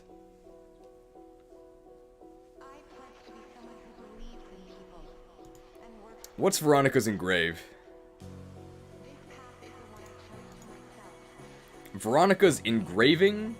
The engraving of heroes. +1 might? -20 hit, -20 crit. -2 weight, +20 avoid, +20 dodge. I do not like seeing -20 hit. Oof. Very bad engraving, I don't like it at all. You're never gonna hit anything. You're also never gonna crit.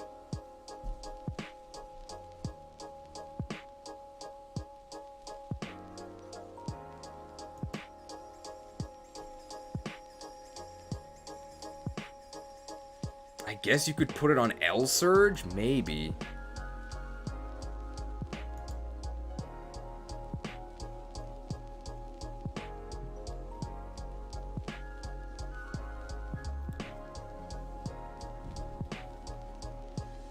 I'm thinking, yeah, either low A or high B.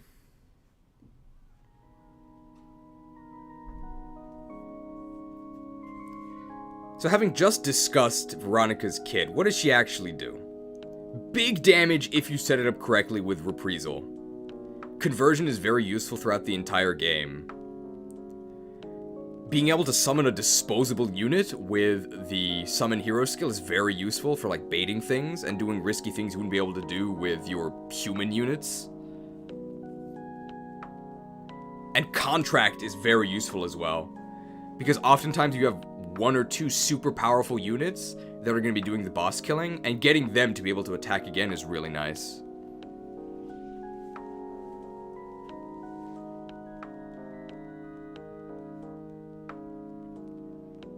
So a decent amount of combat utility, and some nice utility. I think we're gonna... So she doesn't have Rise Above, but I think she will rise above Roy. But I hate Fire Emblem heroes.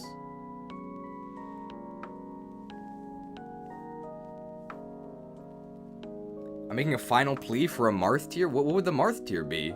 Just Marth?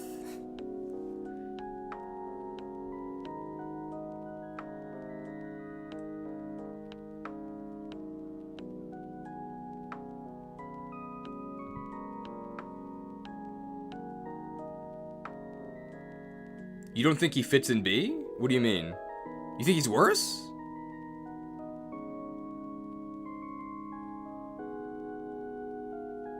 Marth is pretty good. The only issue is that he's not in the game.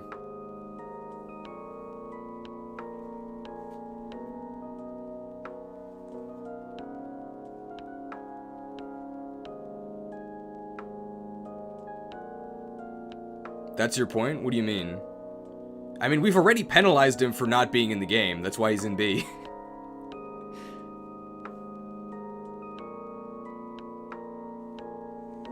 Because this does consider availability. Although that hasn't been a thing for the past 7 emblems, because they're all available based on whether or not you have $30. For the means I have to say, wow, this is still going on. It won't be going on for much longer. You think he just likes Marth? You think he should be between A and B? I mean, B is not bad.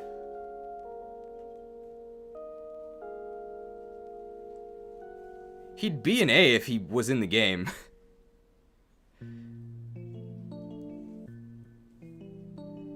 Why isn't Marth in the game? Is he the box legendary? So I think I said this earlier, but I'll say it again. So, like, Eirika here... This is a unit that allows you to pretty much one-shot almost any enemy at the end of the game. And that's only at the top of A.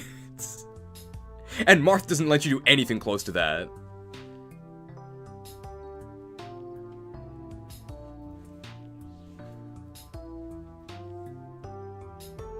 If anything, I'd argue that Marth is better than Veronica just because he does so much better damage and Veronica's combat is like, eh. But Veronica is in the game. And you have SP conversion.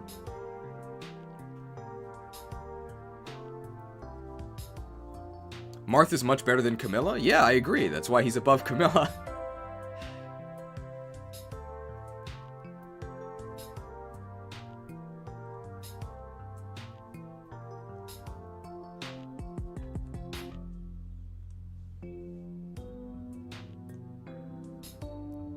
Okay. I think we're almost done here for today. So any final thoughts aside from that there should be a Marth tier?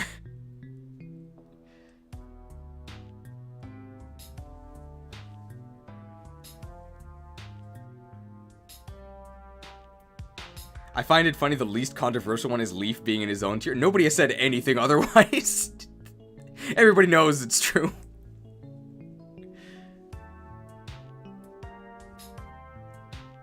I want an Ike tier. I wasn't around for the Lief part. Lief's terrible. He's the only one that is arguably worse than no bond ring because of his horrendous AI switching on adaptable. Did you mention that Lief can say "Leave it to me" when selecting him? That's why Thracia will never get a remake. Does he actually say that?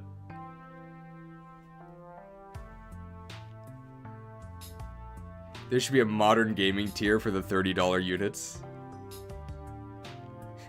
Let's just give everyone a tier.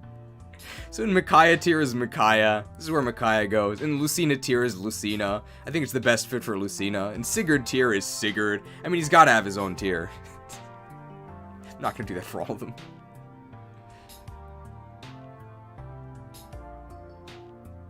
Alright, let me turn the music off. I think we're about done for today.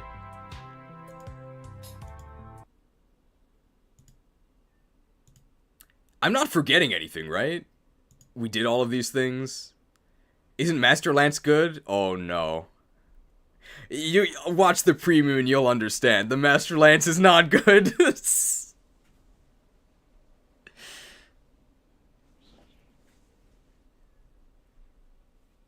Okay.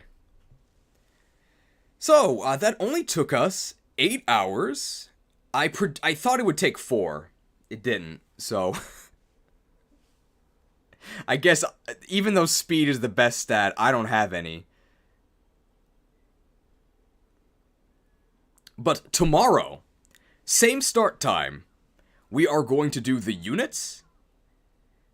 I'm saying it now, I'm probably going to be proven as a liar tomorrow. Liar is a terrible unit, by the way. Hopefully tomorrow we have a fast start, because we did all of the criteria today. I'm going to really quickly restate the criteria tomorrow before we do the units, and then hopefully we get right into the units. It probably will take at least as long for tomorrow, yes. I would expect tomorrow to also take 8 hours, but we're also ranking more units. We're not going to talk for as long about each unit as we do about each emblem. There's a lot to talk about with each emblem. For a lot of the units, I think it's just going to be good stats, bad stats, should use these emblem rings, probably really good with Lyn, and then we tier them.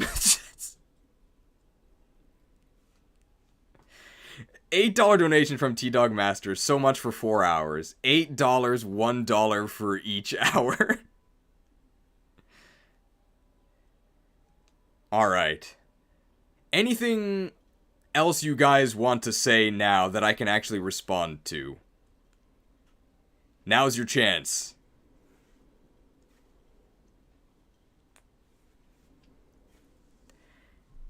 Effie content pays $1 an hour, so sad.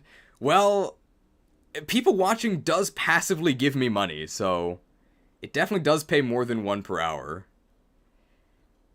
Oh, question from Solomon Kearns. Did we bond with Emblem Cheese enough over the 8 hours? I do feel like we've been through a lot together. Oh! Hey, there's a new bond conversation available. Should we watch that?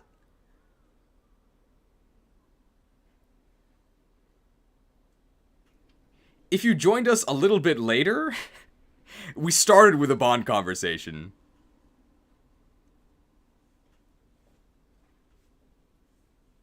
Alright, we can watch the next bond conversation, and that'll probably be the end of the stream. So we'll see how much stronger our bond gets, and that'll be the end. And I hope to see you tomorrow, where we'll exercise the strength of our new bond.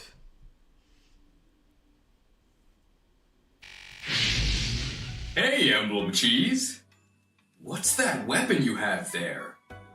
It smells really good.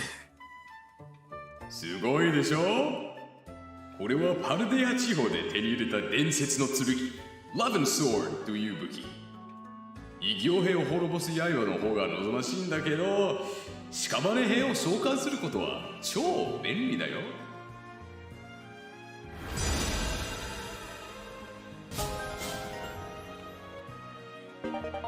Levin Sword, a legendary blade from a far-off land where sandwiches reign supreme.